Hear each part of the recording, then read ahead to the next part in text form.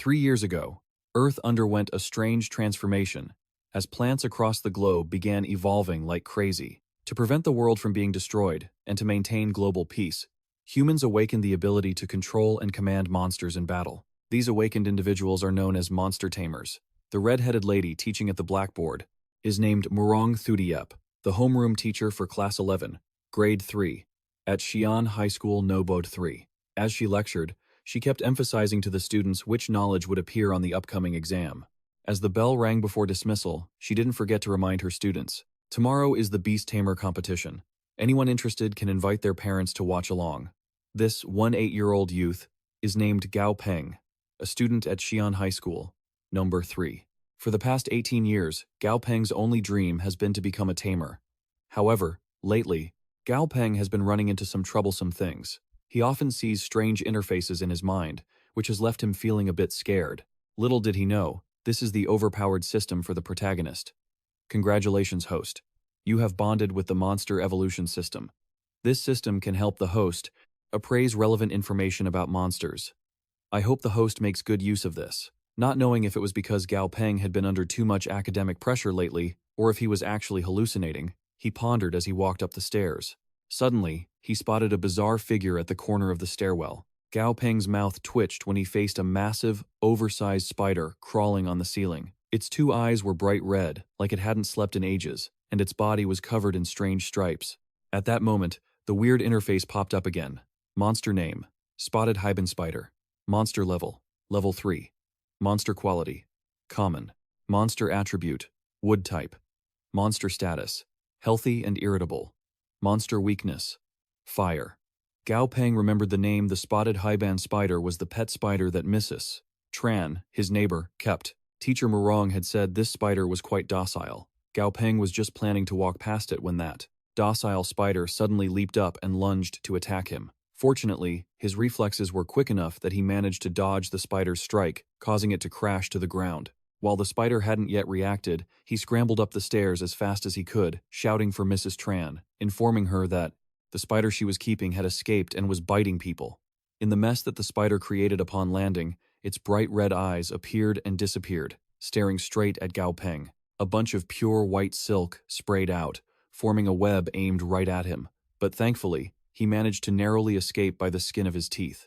After running a distance, Gao Peng thought he had lost it, but the spider came charging toward him at breakneck speed. In a moment of desperation, not knowing what to do, he remembered the interface earlier, saying the spider's weakness was fire. Luckily, he used a traditional lighter instead of an electronic one, so he immediately pulled out the lighter from his pocket and threw it straight at the spider that was crazily chasing him. The flames flared up, causing the spider to tumble backward. It struggled in panicked pain, but the fire was still too small for such a spider.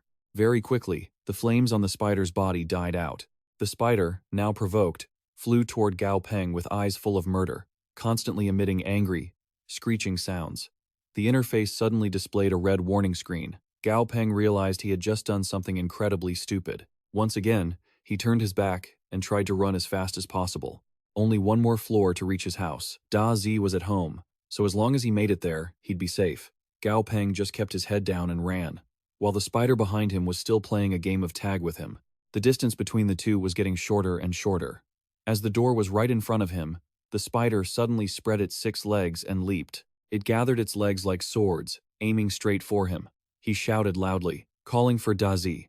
The door to his house was quickly flung open with a bang. Something massive stretched out toward the doorway. Gao Peng quickly ducked as the massive thing reached out, whipping straight into the spider, sending it flying away. Seeing a long, thick figure moving toward him, the spider suddenly became terrified. Its screeches became pathetic, no longer as aggressive as before, as if it were looking at its natural predator. A giant centipede appeared behind Gao Peng, giving him more leverage. He looked at the spider with a provocative gaze, daring it to keep playing if it wanted to. As soon as he finished speaking, the spider was so scared it jumped onto the ceiling and scrambled away from him. Gao Peng didn't bother chasing it. He pushed up his glasses, narrowed his eyes, and put on a cool expression. Da Zi was Gao Peng's beast friend. After establishing a contract, he and Da Zi could communicate mentally. Just then, Da Zi suddenly nuzzled its head into Gao Peng's shoulder, reverting to its non-combat state, constantly begging for food like it was collecting a debt. Monsters have 2 forms, combat form and non-combat form. In the non-combat state, Monsters shrink their physical size to reduce energy consumption and can slowly recover from minor injuries. Seeing Dazi constantly begging for food because it was hungry, Gao Peng smiled indulgently, ruffled its head, and stepped into the kitchen to make dinner. Gao Peng rolled up his sleeves, grabbed a knife, and showed off his top-tier blade skills. He skillfully sliced the meat into thin slices, then tossed a carrot into the air and danced with his knife, turning the carrot into small, even pieces. The result was a nutritious dinner specially prepared for Dazi. It was ready. Dazi looked at the food on the table, its eyes sparkling with drool, and rushed over to its meal, devouring it like it had been starved for 3 years. Gao Peng turned his gaze toward Dazi, and the interface appeared again with Dazi's information. Monster name: purple-backed yellow-clawed centipede. Level: Level 7. Monster quality: common. Monster attribute: yin type, poison type. Monster status: healthy and happy. Monster weakness: lightning, fire. Once Gao Peng finished reading Dazi's information, he suddenly realized something. On the attribute board, a small square appeared, representing the ability to upgrade the quality for the monster's quality. Wait, what the heck? Dazi went from common quality to elite quality? Monster qualities range from low to high, divided into common, elite, and perfect quality. The quality determines the growth limit of the monster. The higher the quality, the greater the potential. Gao Peng was beaming with joy, thinking that if Dazi could upgrade to elite quality, it meant that in the future, it could still be upgraded to a monster with perfect potential that could break through legendary barriers and evolve into a leader. Just the thought of it gets me excited. Gao Peng couldn't hold back his thrill. He happily hugged Dazi, who was still chewing on food. Thinking about how he was going to get rich because of Dazi, he firmly declared that he would eventually raise Dazi to the elite grade. Dazi just kept chewing, looking clueless. Not understanding a word of what Gao Peng said, he tapped on the interface to check Dazi's evolution requirements. The screen popped up. There are 3 types of materials needed to evolve to elite. First is yin-born grass, a special plant that grows in areas dense with yin energy, which naturally attracts yin attribute monsters. The required quantity is 10 stalks. Next is lightning-struck wood, a material produced when lightning strikes a tree, possessing both wood and lightning attributes. The required quantity is 1 piece. Finally, a lightning attribute core, produced from within the body of a lightning attribute monster, containing a massive amount of electric energy. The required quantity is 1 core. Looking at the list, Gao Peng thought it over repeatedly. Yin grass and lightning-struck wood can be bought with just a bit of money. The tricky part right now is the lightning core. Ordinary 5-element cores usually cost 8 credit points. Therefore, this lightning core must cost at least 10 credit points. Feeling a bit broke, Gao Peng put away the system. After the World Alliance was established, the standard currencies were set as Alliance coins and credit points. Credit points are a high-level currency based on Alliance coins. 10,000 Alliance coins can be exchanged for 1 credit point. Gao Peng remembered when his parents had their accident. The government gave him 20 credit points to help him out. Now, Gao Peng's account only has 11 credit points left, even though this amount can barely help Dazi level up. I'm afraid after the evolution, we won't have any money left to live on. Dazi finished the food and crawled over to Gao Peng, demanding more. Gao Peng helplessly reminded Dazi to remember that it's a centipede, not a pig. Ignoring his words, Dazi reared up, throwing a tantrum, demanding more food. Gao Peng sighed in frustration and gave Dazi more. Watching Dazi eat happily, his mind was drifting. Even though he had the method to evolve, he didn't have the money to buy the ingredients. Suddenly, a thought flashed through his mind. If the method recorded on the system is real, then perhaps I can become a top-tier beast tamer of this era. The requirements for monster evolution have always been a secret that beast tamers spend their lives researching. Since I can see them directly, it means I can become the greatest beast tamer of all. Just thinking about it, Gao Peng happily dreamed of the day when he would have all the money he could ever want. Speaking of beast tamers, Gao Peng suddenly remembered that the beast tamer competition was tomorrow. He quickly opened his phone to check the registration time. There were only 3 seconds left. Gao Peng didn't hesitate. He quickly tapped register to get it done. The next day, Gao Peng and Dazi were standing at someone's door. The door cracked open. A girl, still wearing a sexy thin nightgown, opened the door while yawning. This is Duong Duong, Gao Peng's neighbor.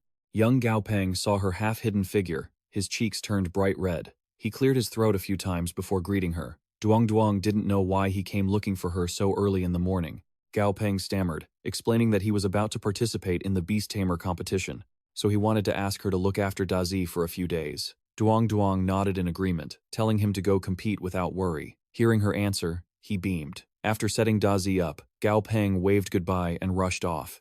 But just seconds after Gao Peng left, Duong's attitude changed immediately. She glanced at Dazi with disgust, judging it. It has average potential, and isn't even cute. I don't understand how Gao Peng could even sign a contract with it. Hearing that, Dazi held a grudge and lunged, ready to attack Duong, but with just one pat on the head from her. It froze for 5 seconds. If the old man knew about this, he'd definitely be furious. Once inside, Duong sat on the chair, crossing her legs and calling the old man. Old man, I have something to tell you. Don't get too worked up. Little Bong has signed a beast contract with a purple-backed emperor, centipede of common grade. The person on the other end erupted in immediate rage. He scolded her for not talking Gao Peng out of it. Duong felt helpless. She walked toward the window and replied to the person on the other line. How could I have talked him out of it? This grandson of yours is just like you. On the surface, he acts like he doesn't care about anything, but in reality, he's stubborn as a bull. It turns out, Dazi was left to him by Gao Peng's parents. Duong played with a strand of her hair and asked about how things were being handled over there. If it were her, she would just kill anyone who didn't listen, and replace them with people who do. But she didn't say anything more about this shady business. She just told the old man to rest assured about Gao Peng, saying that with her here, he wouldn't be in any danger. After saying that, she hung up. On the other end of the line, a wealthy-looking old man in a suit stood looking out the window. After a moment of thought, he instructed his secretary to tell the lab he would give them 5 months.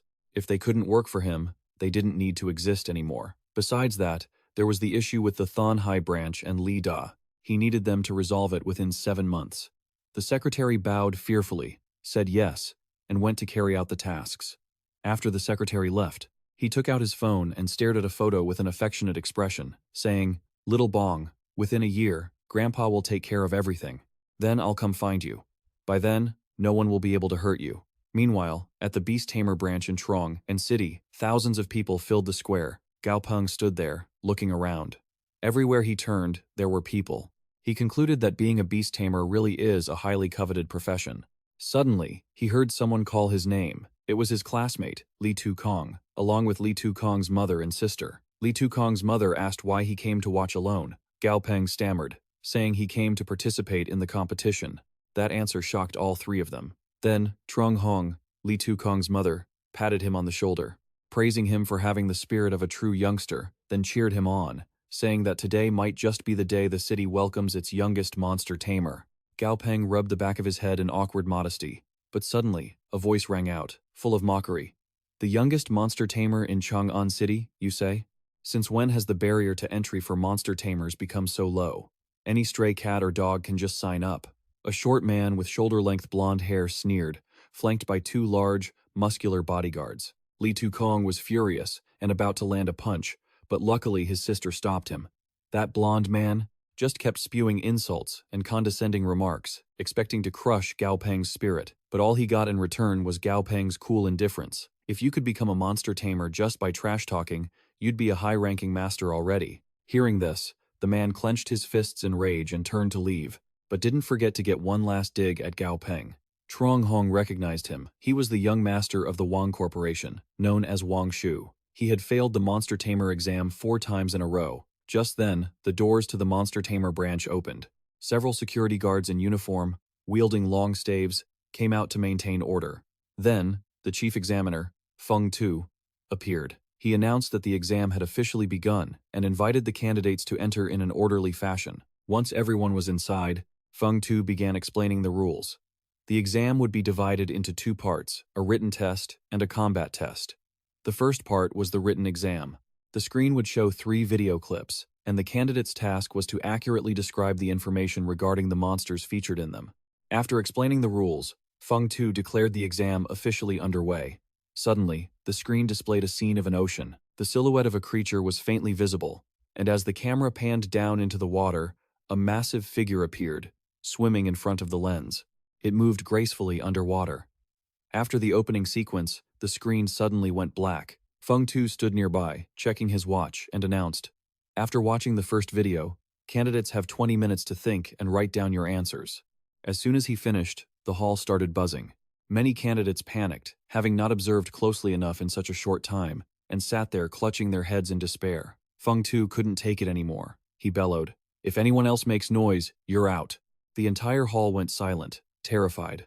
Wang Shu smiled deviously, thinking to himself, this year's written exam is the hardest in recent history, but he was smug because he had already obtained the answers beforehand. Suddenly, he squinted and glanced at the table next to him, noticing that Gao Peng didn't look worried at all. He sneered, assuming the kid was just putting on a brave face. While Wang Shu was busy being condescending, Gao Peng was actually beaming. His system had been influenced by his own subjective intent, providing him with all the details he needed about the creature shown in the video. The storm whale loves soothing music, enjoys sunbathing, and likes to eat shrimp and fish. It is weak against dark attribute attacks and dislikes being disturbed by sonic waves. Gao Peng quickly jotted down everything he saw from the system. After that, the screen showed more videos of monsters. These were all newly evolved species, so very few people knew their details. Gao Peng's only job was to transcribe the information he was given. The third video was of a scythe mantis, brave and aggressive, a carnivorous monster that loves eating insects and fears fire-based attacks. Just like that, the written exam ended, and all papers were collected. An hour later, the results were in. Feng Tu began announcing the list of those moving to the next round. After reading the names, he began to comment on them. Even though there were many mistakes in the papers, the results are still valid. Hearing this, Wang Shu turned to Gao Peng with a nasty tone, because he hadn't heard Gao Peng's name on the list. Gao Peng sat there, deep in thought, swallowing hard. How could this be? Was the information from the system wrong? Just then, Feng Tu spoke up again. "Oh, that's right. Who is Gao Peng?" Hearing the examiner call his name, he jumped up, surprised. He thought something bad had happened, but to his shock, Feng Tu began clapping and congratulated him, as he was the top scorer of the written exam, praising him endlessly. Gao Peng. As soon as Feng Tu finished, the hall erupted in noise. In the blink of an eye, he became the center of attention. Regaining his composure, Gao Peng looked at Wang Shu with a proud gaze. "Gao Peng, the candidate with a perfect score. I hope I didn't disappoint you." Wang Shu was grinding his teeth in rage. Vile words were ready to spill from his mouth, but he didn't dare say them in front of the examiner. After finishing part 1, Feng Tu led the qualified candidates to the venue for the second test. As they stepped through the door, a wide, brightly lit space opened up before them. Feng Tu began announcing the rules for the combat test. It was simple. In the room behind him, the association had provided various monsters. Candidates had 1 week to level up the quality of their monster to pass the test. All materials consumed during the examination would be covered by the association. However, if a candidate failed to level up the monster's quality, they would have to compensate the association at market price. More importantly, the materials provided had strict limits. Exceeding that limit would count as a failure. A proctor named Lai Tian then walked in and invited everyone to draw their room keys. Finally, Gao Peng understood why the Monster Tamer certification was one of the hardest to earn. With this random draw, you never knew what kind of monster you were going to get. Wang Shu, standing in line behind him, wore his usual spiteful face, mocking Gao Peng. He was clearly plotting something to embarrass him in front of everyone. When it was Gao Peng's turn to draw, he prayed for a good one. But there was one thing he didn't know. Inside the foam box, there was a beast waiting for him. The drawing you got was rigged from the start. The proctor watched you pick your ticket and wore a wicked smile, as if everything had been planned out beforehand. Once all the candidates had finished drawing, Feng Tu announced the official start of the competition. Almost immediately, Gao Peng headed to the door of room number 10. The person in charge of this room, Chun Wen, stepped forward to shake his hand. Gao Peng swiped his card and opened the room door. His expression shifted instantly to one of pure shock. Before his eyes was a cage holding a monster so terrifying it made people tremble just by looking at it. Just then, the system displayed the monster's information board. Red Flood Beast, Level 10. Monster Quality. Normal Attributes. Wood-type monster. Status. Pathological infection. Negative mental state. Low monster points. Gao Peng immediately asked Chun Yuan what on earth was going on. Chun Yuan dodged his gaze and said, "This red flood beast had been used for experiments way too many times. Its body was still filled with a massive amount of excess, waste, gas, and energy. They were clashing with each other. Originally, this beast was supposed to be culled, but the association had no other monsters left for Gao Peng to nurture. According to Chu Nguyen's memory from a few minutes ago, this plan was intentionally orchestrated by Proctor Li Tian. He had taken money from that bastard Wang Shu, so he had to make sure Gao Peng wouldn't pass this round. Chu Nguyen felt powerless and insignificant. He could only helplessly say that the fact this red flood beast had survived until now was thanks to its own strong will, but the possibility of it evolving was now a pipe dream, far beyond the normal level of difficulty. If you want to keep your current score and take the martial arts exam directly next time, I'll help you. Gao Peng thought it over for a moment, then turned to stare at the red flood beast. He then turned down Chu Nguyen's offer.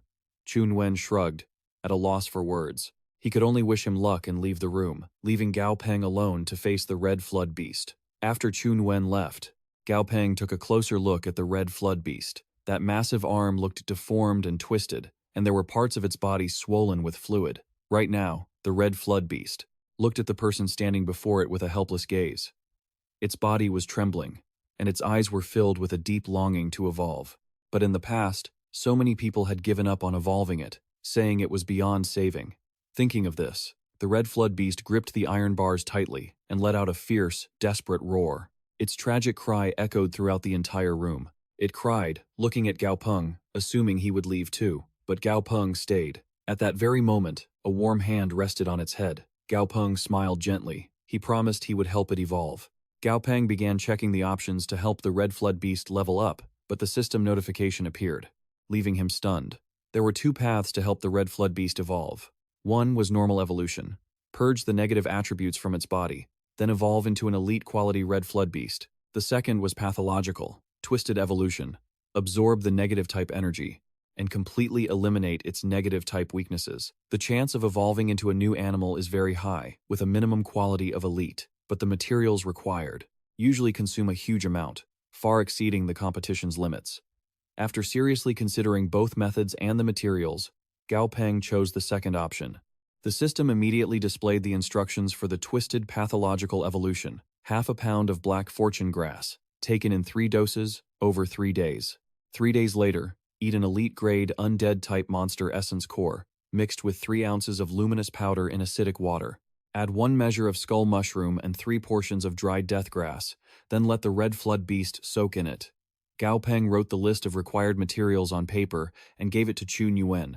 After reading it, he hesitated, feeling suspicious, and asked again, because the list contained toxic materials. The staff member didn't understand if Gao Peng wanted to nurture the red flood beast, or kill it. Gao Peng replied confidently, "You have to fight poison with poison," and told the staff member not to worry, because he knew his limits. He then slammed the door shut, leaving Chu Nguyen holding the list with many questions. Chu Nguyen turned away, and his attitude changed immediately. He scolded him, calling him a bookworm who only knew how to memorize things. 3 days later, the martial arts candidates were eliminated one by one. Some went in with their chests puffed out, but came out on stretchers, carried by others. Some went in with thick, black hair, but came out bald. As for the red flood beast, it had been taking the poison for many days in a row, yet its mental state was getting better and better. The previous wounds had almost all healed. The undead-type monster essence core had also started to take effect. Now, only the final step remained, letting the red flood beast soak in the acid. But the problem now is, monsters without a blood contract are difficult to connect with via complex thoughts. Originally, the monsters the association provided had no offensive nature. But this red flood beast had been used for experiments and tortured no less than 10 times, so there was no guarantee it wouldn't attack. Gao Peng thought for a while. Letting it out now still carried certain risks, but having come this far, if he gave up now, all his previous efforts would go to waste. Now he had no choice but to trust the red flood beast. Gao Peng took a deep breath and opened the cage door. Suddenly, a figure dashed towards him at high speed. He thought the beast would attack, but it rubbed its head against him affectionately. Gao Peng comforted it gently, then reached out to pull back the white curtain. Before him was a tub filled with specially prepared green acidic solution. The water in the tub was still emitting black smoke. It was an acid bath containing every poison under the sun. He told the red flood beast to tough it out and soak in the tub, guaranteeing it would be transformed immediately. The beast quickly plucked a clump of fur from its behind and threw it straight into the water. Very quickly, the tub let out a puff of black smoke, terrifying the red flood beast.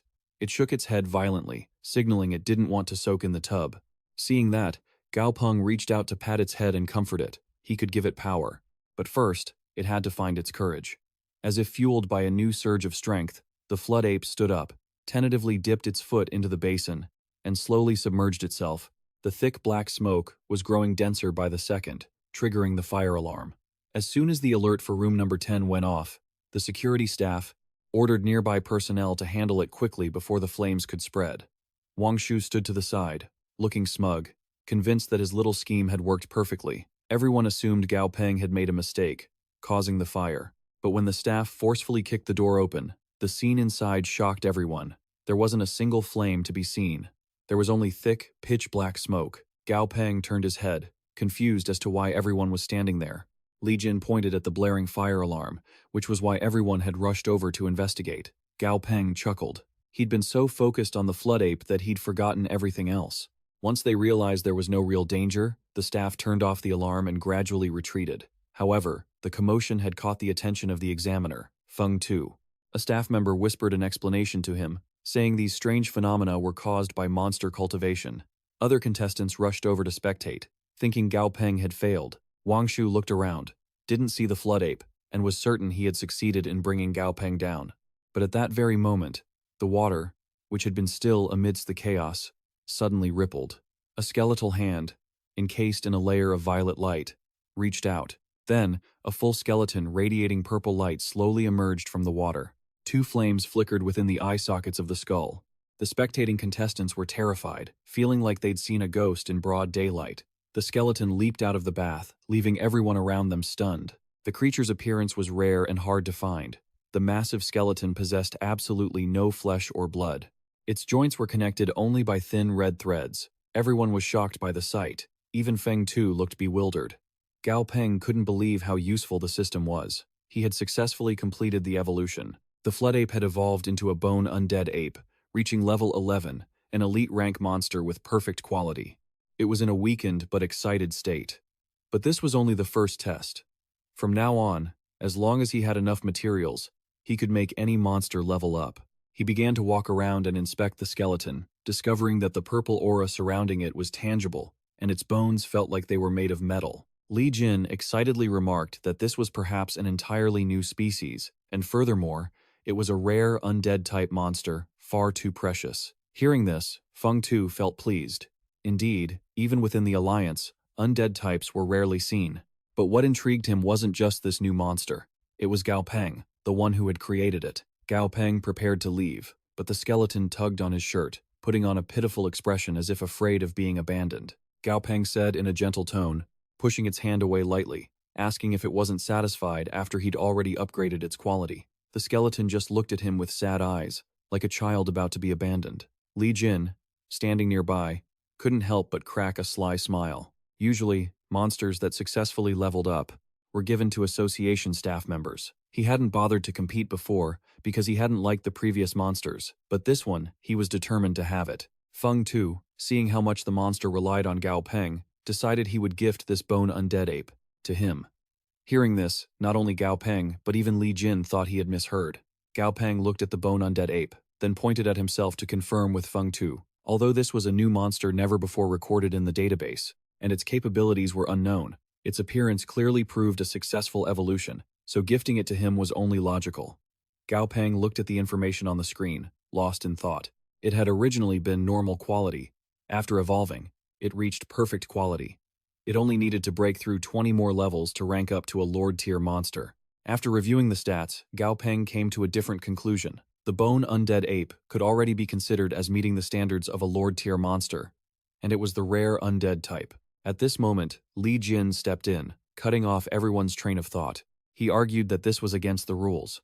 According to association custom, successfully evolved monsters were typically rewarded to association staff. Furthermore, this flood ape had undergone 6 previous experiments. There was no guarantee this session was what actually caused the evolution. Before Li Jin finished, Wang Shu ran over to fan the flames, claiming that Gao Peng was just a kid and couldn't possibly have leveled up a monster that was on its deathbed. He insisted that Gao Peng must have cheated. Feng Tu coldly asked the two of them, who were acting like they were in a scripted play, how exactly Gao Peng had cheated.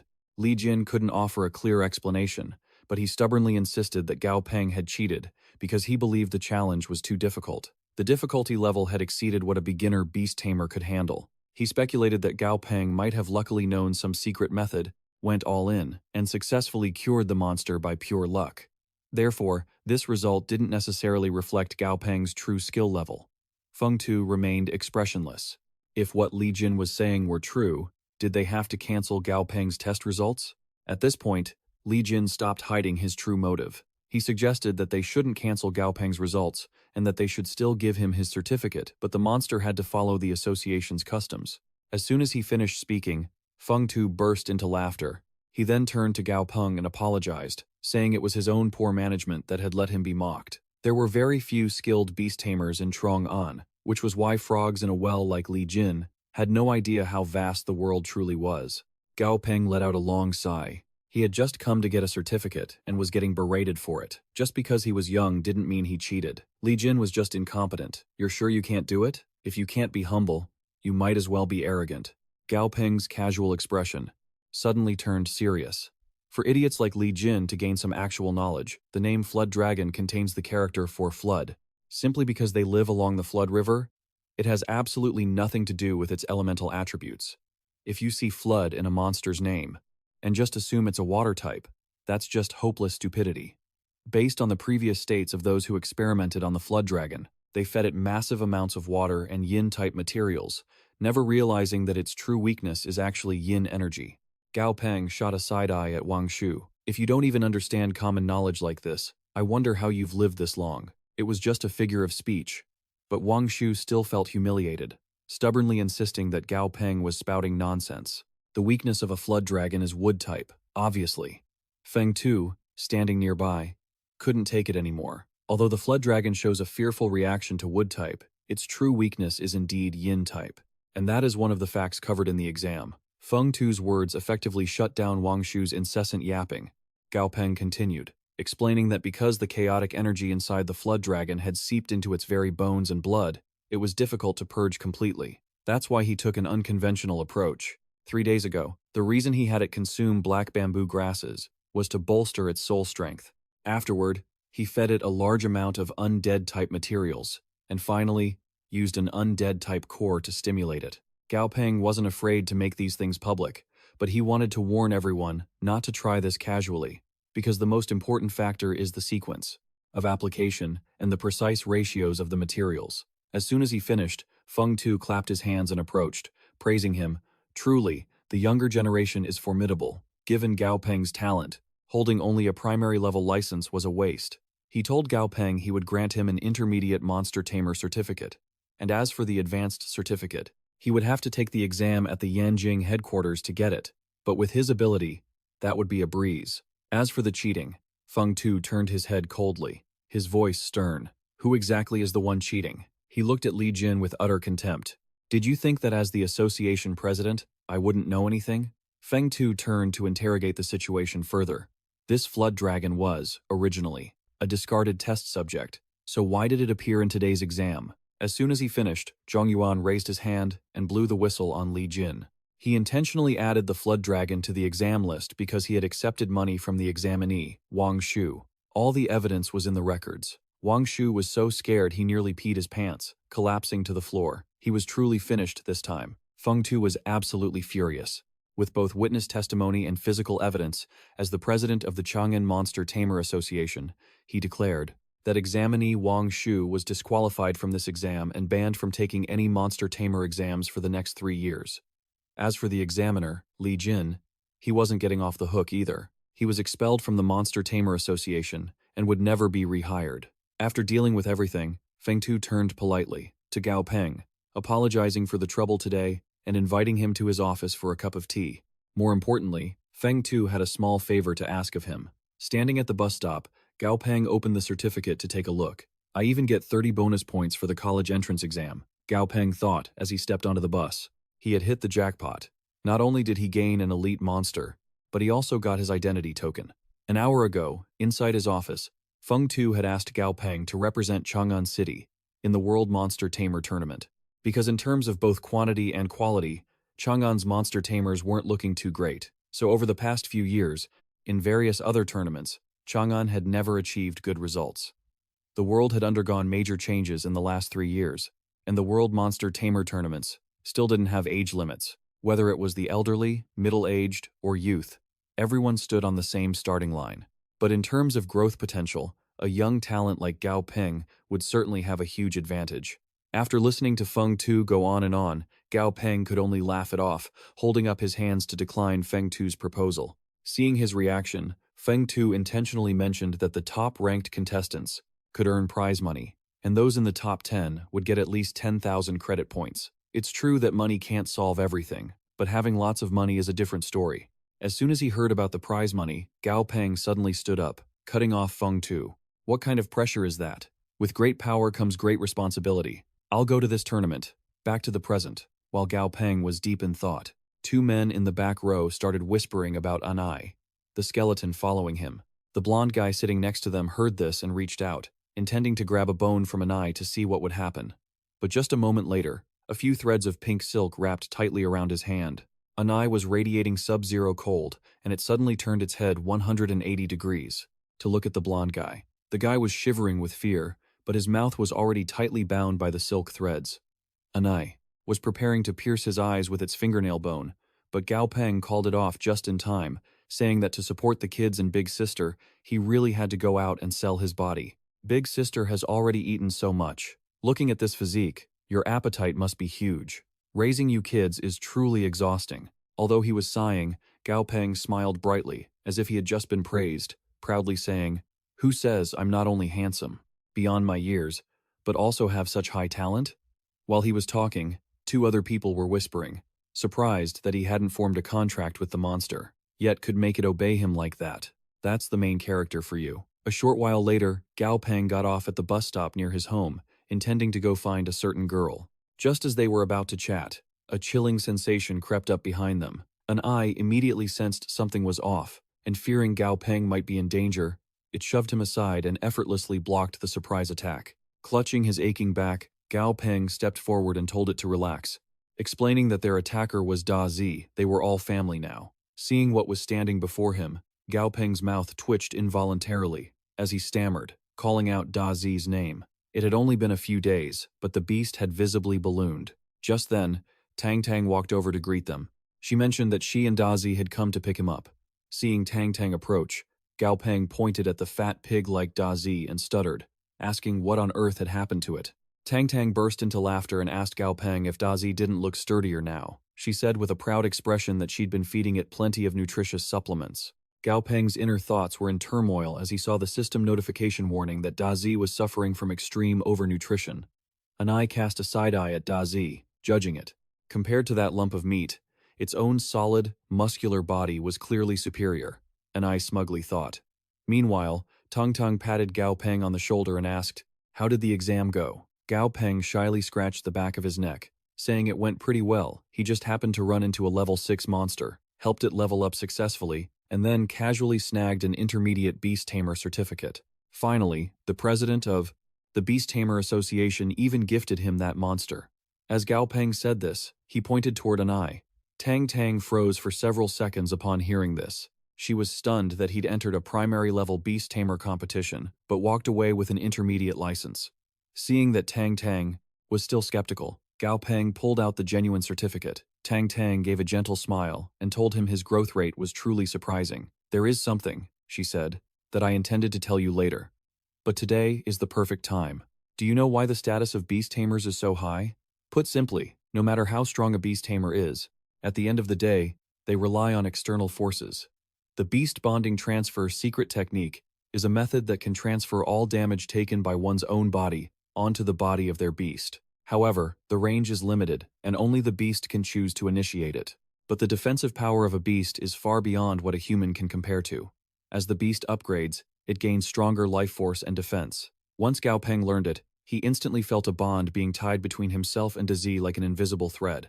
Lost in thought, Gao Peng suddenly found himself doubting Tang Tang's identity, wondering how she could possess such a secret manual. As he zoned out, his eyes landed on Dazi's face, which looked no different from a purple sweet potato. Seeing Dazi retort, he signaled for an eye to bring a mirror over. Dazi turned to stone upon seeing its own reflection. It lay motionless on the floor, looking as if it had lost all will to live. Gao Peng reached out to pat its head, telling it to quit playing dead. He demanded that Dazi start exercising to lose the fat over the next few days, so he could upgrade its grade. Imagining himself riding a chubby, bloated Dazi to fly through the sky, Gao Peng's hair stood on end. On the second day, at the Chang'an Center, Gao Peng arrived at the meeting spot to see Tong Tong. She had asked him out because she wanted him to join her small company that specialized in cultivating monsters, as her partner had recently run off with their money, leaving them short on staff. But before she could finish, Gao Peng suddenly grew suspicious because Tang Tang's company was located in the most affluent part of the city center. The rent couldn't possibly be cheap. Tang Tang was startled and stammered that business had been booming before, which was why they rented there.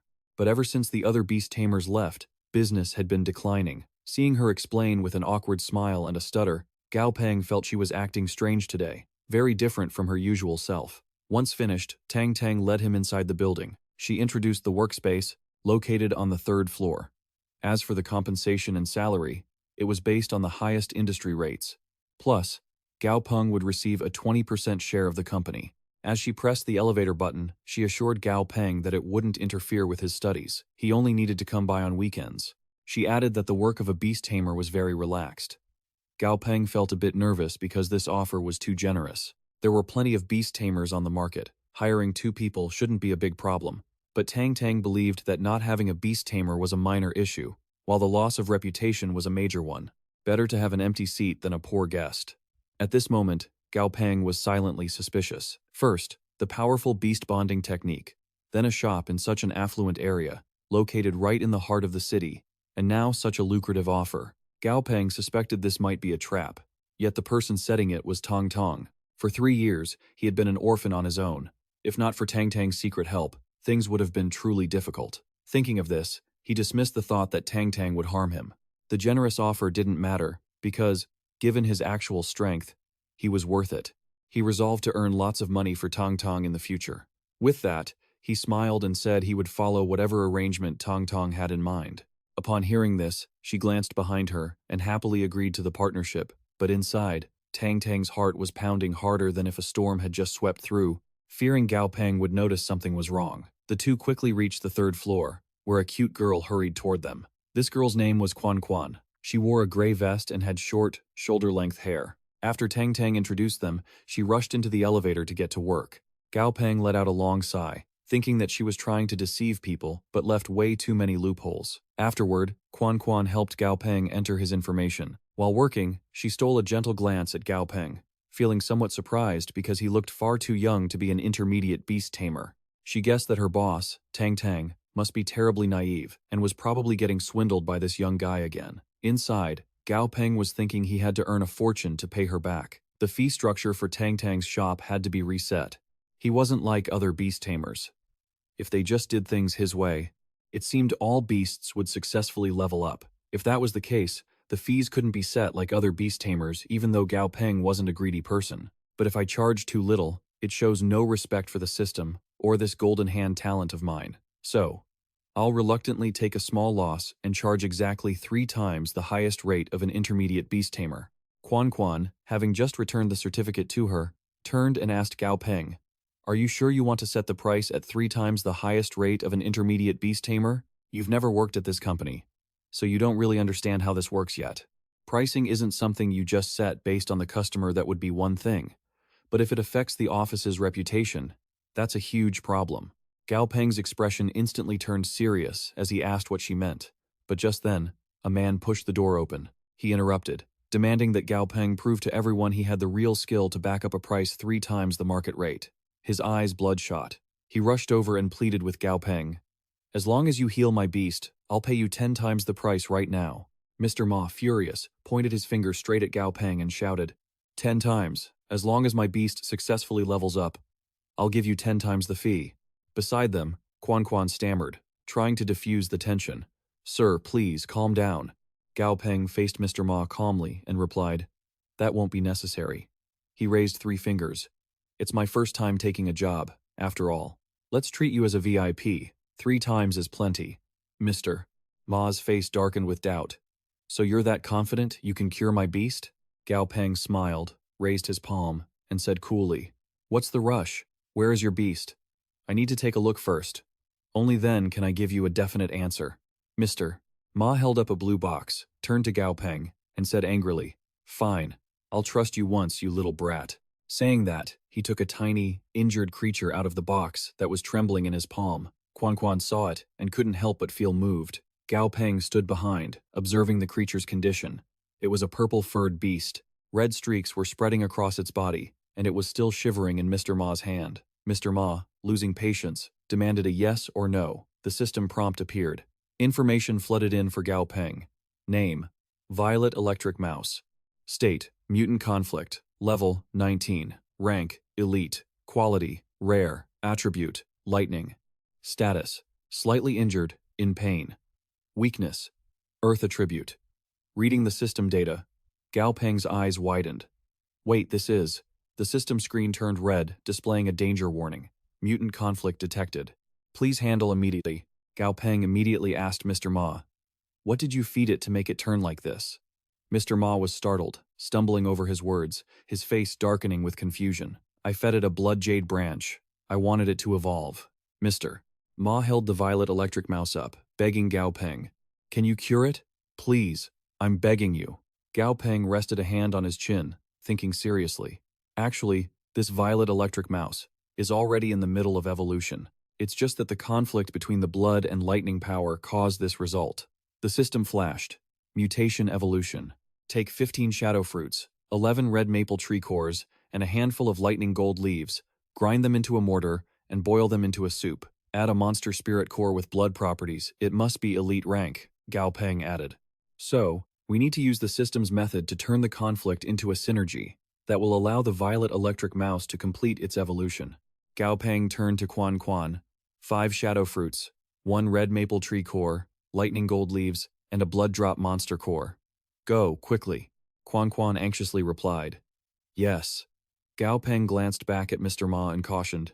You know the rules of beast tamers, right? We provide the plan, and you cover the cost of the materials yourself. If you're okay with that, we'll proceed. Mr. Ma immediately said, No problem. Gao Peng looked tenderly at the shivering mouse and said, Little one, don't worry. With me here, it'd be hard for you to fail this evolution. The room door closed. Gao Peng was fully equipped, wearing gloves under the lights. Quan Quan and Mr. Ma watched, shuddering at the sight. Mr. Ma asked, Is this really the way to make my violet electric mouse level up? Are you sure, Mr. Cao?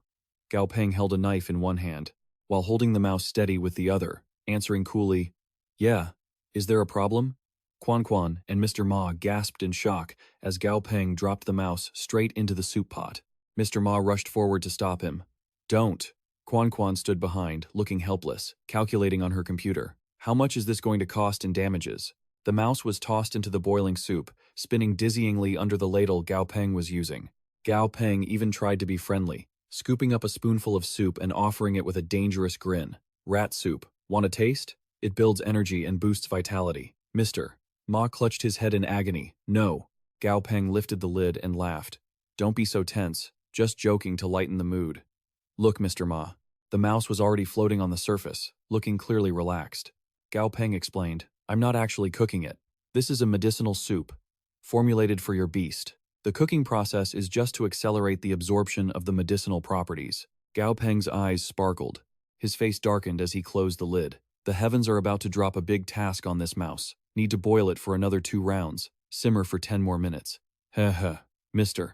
Ma looked at Gao Peng's wicked expression and thought, I have to stay calm. I have to stay calm. There are only 2 high-level beast tamers in the entire Chang'an city, and they're both high-status big shots. I could never get an appointment with them. Mr. Ma gritted his teeth, thinking, for now, I can only let Gao Peng try. At least he's an intermediate beast tamer. But if anything actually happens, it's not like I don't have other means. Time flew by, and 10 minutes passed. Mr. Ma impatiently asked Gao Peng, Is it done, Master Cao? Isn't the cooking time a bit long? Gao Peng reassured him, Don't worry, it's almost finished. Just as he finished speaking, he looked at the pot. It's time. A sound erupted from the pot, making the lid rattle. Mr. Ma stood by, dazed and confused, when a loud explosion suddenly rang out. Following a trail of white smoke, the pot lid popped open. Through the haze, a small purple electric rat appeared, curled up inside. Suddenly, its eyes snapped open, glowing with a crimson light. The purple electric rat darted out of the pot, sending it flying. It then zoomed past, knocking over the keyboard and scattering documents everywhere. It finally landed on the desk. Mr. Ma was thrilled, shouting, Success! My beast pet successfully evolved. But Xuan Xuan, standing behind him, didn't look nearly as happy. She clutched her head in distress and muttered, "Oh, for heaven's sake." A system display appeared, showing an image of the purple rat with red streaks on its fur. It displayed the new info. Blood electric rat, level 20, elite rank, perfect quality, lightning, and blood type. Gao Peng was delighted, saying, "You hit the jackpot, sir. It's not over yet. At perfect quality, with a little more training, it can evolve into a leader-level beast." Mr. Ma cradled the blood electric rat in his hands, doting on it. Looking at it happily, he said, "I apologize for my rudeness earlier. I never expected it could actually evolve. Thank you so much, Mr. Gao Peng." Gao Peng smugly held out an invoice to Mr. Ma and said cheerfully, "No need to thank me. You pay, I provide the service. Oh, and this includes the damages to my office, plus the consultation fee. Please settle it shortly." Mr. Ma didn't hesitate, saying, "No problem at all." Gao Peng turned to Xuan Xuan, handing her the invoice with instructions.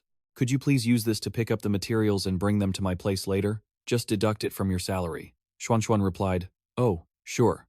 Mr. Ma looked completely awestruck, his eyes sparkling as he stood before Gao Peng with the blood electric rat, saying, "Mr. Gao Peng, my other beast pet, I'd like to ask you to take a look at it too. Do you have any availability for an appointment tomorrow?" Gao Peng looked troubled and said, About that." Mr. Ma eagerly held up 3 fingers and insisted, "Mr. Gao Peng, money is no issue. Triple the price. I can." Before Mr. Ma could finish, Gao Peng raised his hand to stop him. "It's not about that. I have to go to school tomorrow. I don't have the time." "Mr. Ma said in disbelief. "Go to school? With your level of expertise, you still need to study? Is it an association training class, or are you an apprentice to some master?" Gao Peng calmly grabbed his coat and said, "What are you talking about?" He draped his white jacket over his shoulders. He grabbed his bag, stood by the door, and turned back to say, "Standard high school education. All right, I've got to head home to do my homework. Xuan Xuan." And Mr. Ma stared, their jaws dropped in shock. Mr. Ma muttered, "Are high school students these days really that terrifying?" Xuan Xuan said, "Sister Tang Tang bought this office at a high price a few days ago, dismissed all the beast masters, and even told me to keep it a secret and lie to Gao Peng. I thought she was just a rich girl playing around, but it turns out she's a real powerhouse. Is she training him?" Elsewhere, a hand held a spirit core and said, "The quality of this spirit core is not bad." Tang Tang sat on a chair, legs crossed, holding a wine glass while watching with her phantom dragon. Tang Tang raised the arm holding the spirit core and commanded, "Take it to him." The phantom dragon glanced over and vanished. Sunlight streamed through the window. The phantom dragon was cloaked in invisibility, clinging to the wall outside the window, monitoring the great rat's actions. The phantom dragon dropped the spirit core through the window gap. It rolled right in front of the great rat. The great rat, curious, was hiding under the chair. It poked its head out to look, then crawled out, staring at the spirit core. Adai, behind it, looked confused. Without hesitation, the great rat crawled over and ate the spirit core. The great rat's expression shifted from joy to disgust as it started chewing. Then, it jerked violently, making Adai worried outside. Gao Peng, carrying 2 bags of groceries, muttered to himself as he walked. 15 pounds of dark blood, enough to feed Adai for a month. Adai is already at perfect quality. If it evolves again, it'll reach epic quality. Epic quality monsters. I've only ever heard of those in books and on TV. It's better to let Adai supplement its nutrition for a while before thinking about further evolution. That would be safer. Gao Peng's expression suddenly soured, showing his anxiety. He said, "I definitely can't rush things with the great rat. If I want to upgrade, I need a lightning-type monster spirit core above level 10. That stuff is incredibly hard to find," Gao Peng said with a heavy heart. "Besides, even if I found one, I couldn't afford it." Gao Peng suddenly sensed something was wrong from his room and said, "Something feels off. It's like it's Adai." His face darkened as he worried. "That's not right. Something happened at home." Without hesitation, he dropped the 2 bags of groceries and sprinted back to his room. Gao Peng hurried, his feet moving rapidly as he took the stairs, rushing toward his door. He slammed the door open and shouted, "Adai!" In front of him, the great rat was lying on its back, rolling on the floor and foaming at the mouth, while Adai stood by watching. Suddenly the system chimed, displaying the text, "Name, Purple-backed Emperor Clawed Rat. Evolving. Original quality. Common. Level. 8. Absorbing massive amounts of blood. Flesh and spirit core of a lightning diamond centipede. Due to sharing the same Z-type lineage, The evolution path of the purple-backed emperor clawed rat is currently evolving. Gao Peng looked at the system notification, stunned, his eyes wide as he asked, "Evolving? With a lightning diamond centipede spirit core?" Gao Peng sat down, looking at the trembling great rat, putting a hand to his chin as he thought, how did it get hold of such precious stuff? Who could have? He opened his eyes and glanced toward the door, saying, "Sister Tang Tang?" Tang Tang stood at the door holding a bag, looking flustered. She said, "Ahem, ahem." Gao Peng looked at Tang Tang and asked, "Sister Tang Tang, did you give this spirit core to the great rat?" Gao Peng started to lose his cool, standing in front of Tang Tang, saying, "Sister, why go through all that trouble? You could have just told me beforehand." Tang Tang was speechless and could only say, "Ah, ha, ha." She tried to keep her composure, holding up the bag in her hand and saying, "Oh, I just came to bring you some things." But in her heart, Tang Tang thought, "If I told you, you definitely wouldn't have accepted it." Tang Tang set the 2 bags down and said, "Look at you. You left your things halfway and didn't even care." Then she quickly bolted toward the door, waving her hand happily and saying, "Really? You just started making money a few days ago and you're already being this wasteful?"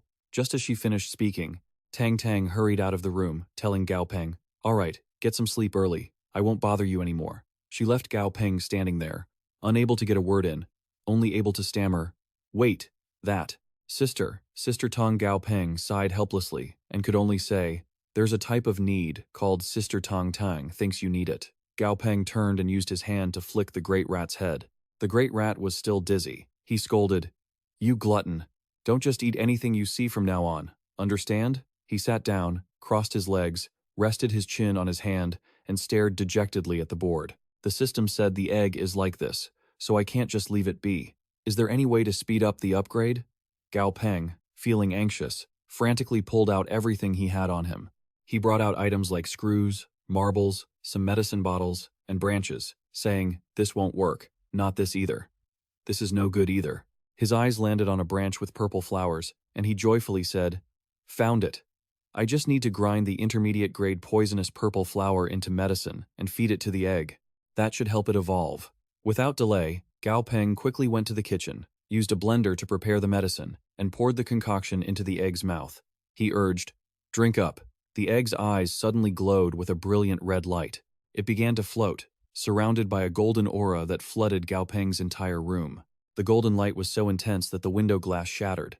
Through the clearing smoke, the image of a long horn and a massive body began to emerge. Radiating a golden glow, the egg appeared in its new, powerful form right in front of Gao Peng. The system interface popped up. It displayed information on the egg's new form. Name: Purple-backed Thunder Goose. Level: 9.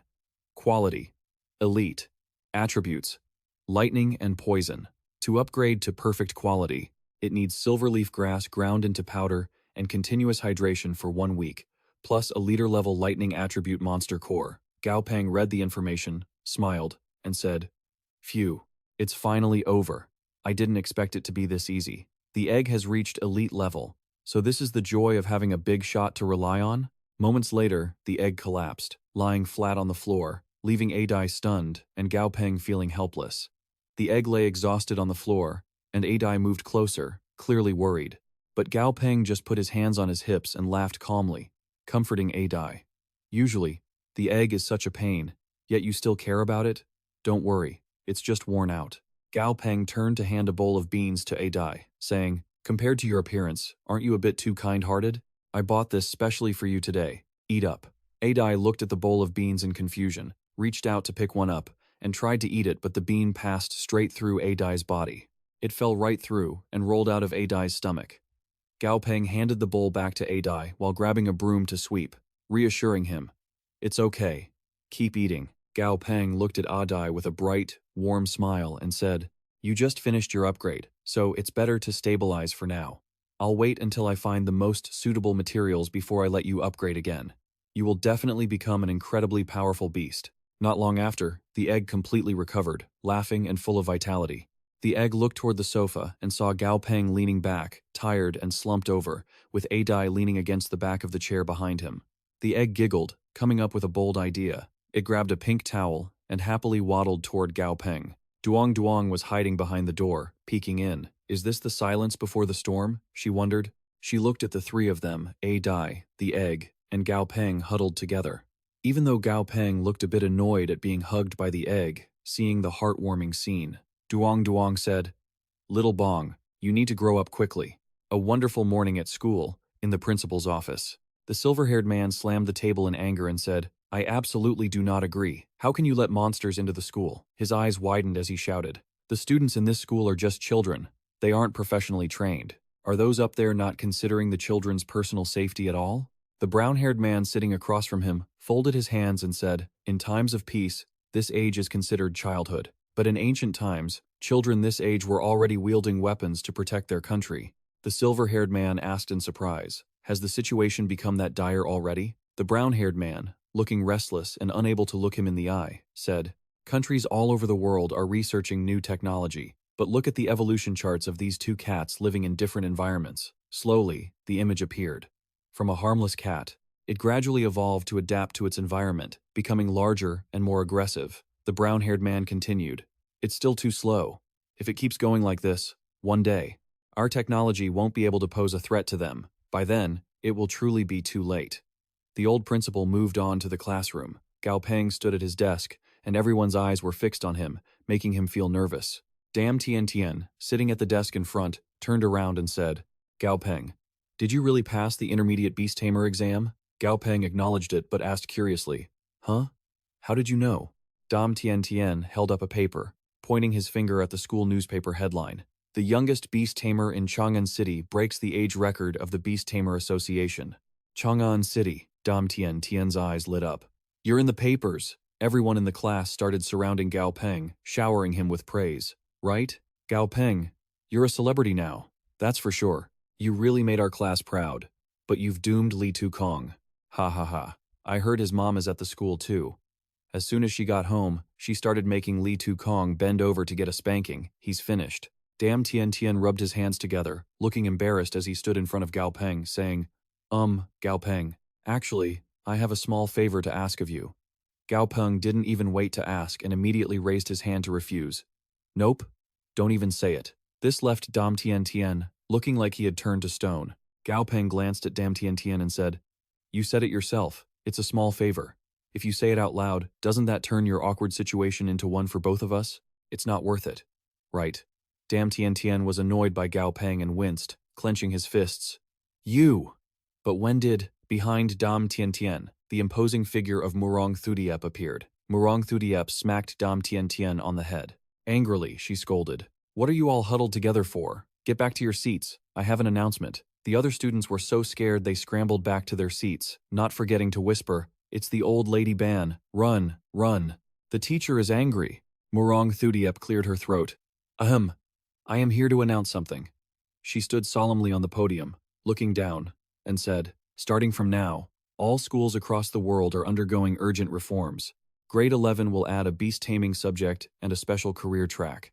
The TV broadcasted the beast taming school reform live, featuring reporters and footage of two high-ranking officials, shaking hands. The report stated, "This is a project managed jointly by the Ministry of Education and the Military Alliance. Students from beast taming schools with excellent grades."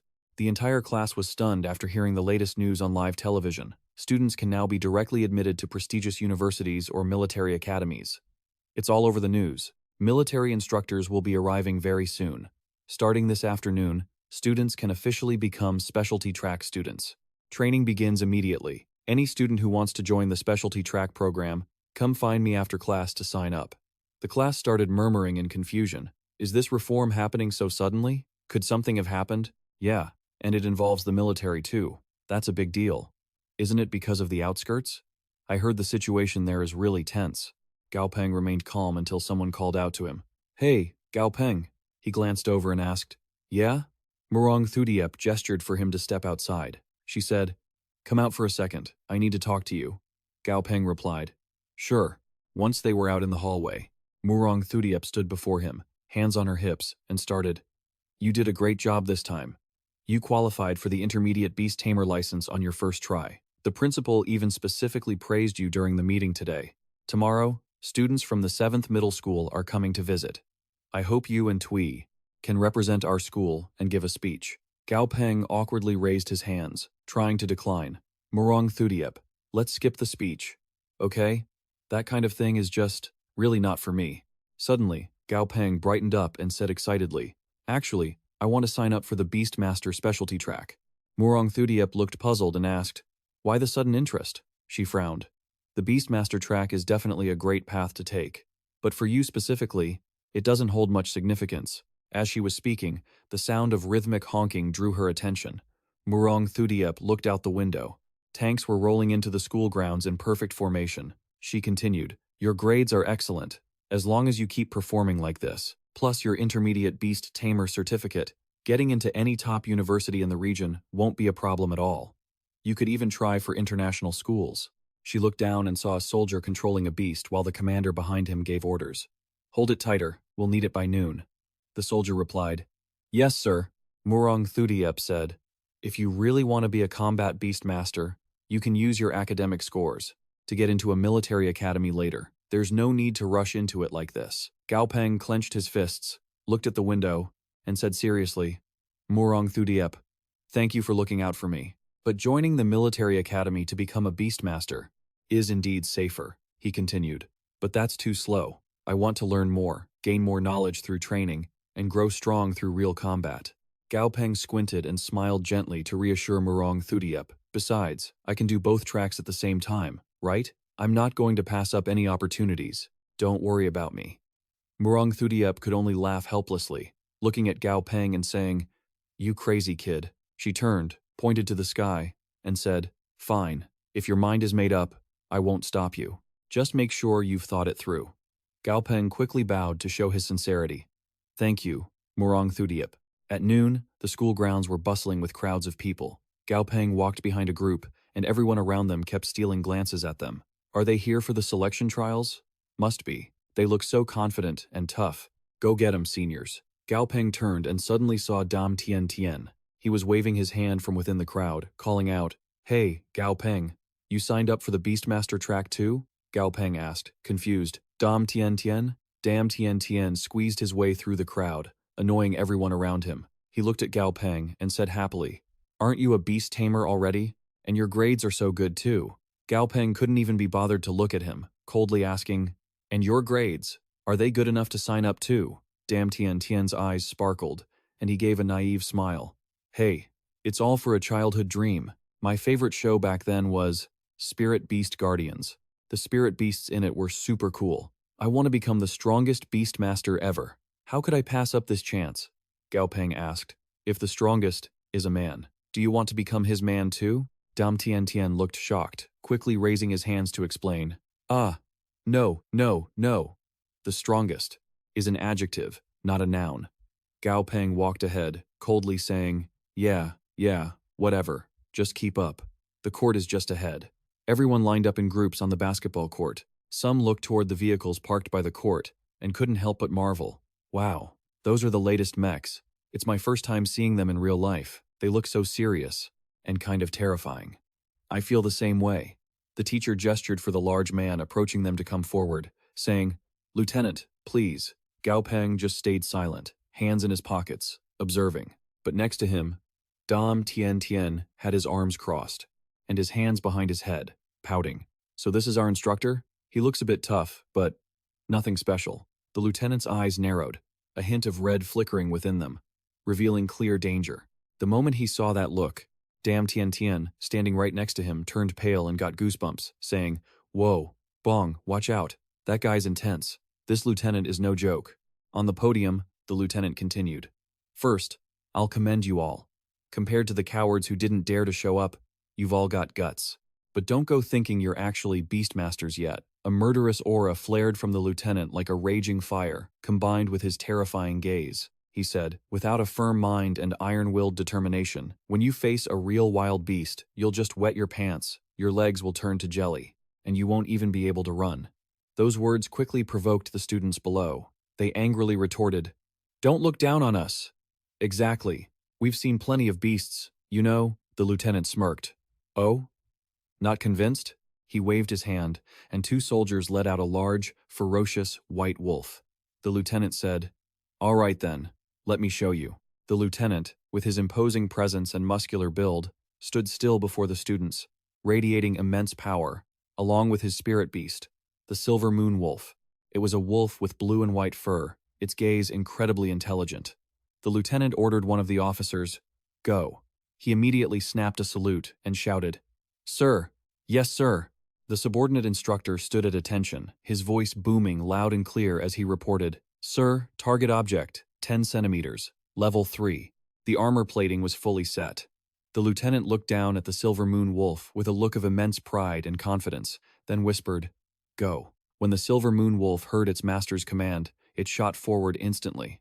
The wolf surged toward the armor plating, moving faster than a fired arrow. The silver moon wolf leaped high into the air. Without breaking a sweat, it sent the heavy armor flying. The plating was tough as nails, but it was instantly cracked in two by the wolf's claws. The students witnessing this were all left gaping in shock. Some were even breaking into a cold sweat. Gao Peng was just as stunned. He stared fixedly at the beast, muttering in disbelief. To smash through a plate that thick in a single blow. The lieutenant turned back to the crowd, his tone hardening, sounding more like a warning than a speech. "You see that clearly now? That is the destructive power of a trained beast. That is the kind of monster you will face in the future. They will have that much destructive power, or even more." The lieutenant stood tall, his voice echoing across the students gathered on the stadium field. "So, this is your last chance. Anyone who wants to drop out, step forward." At first, only one person took a hesitant step forward, but then, one by one, others followed, walking away. Gao Peng watched his peers turning their backs to leave and felt a wave of anxiety. There were so many of them. It seemed like quite a few people had just been here on a whim to watch the show.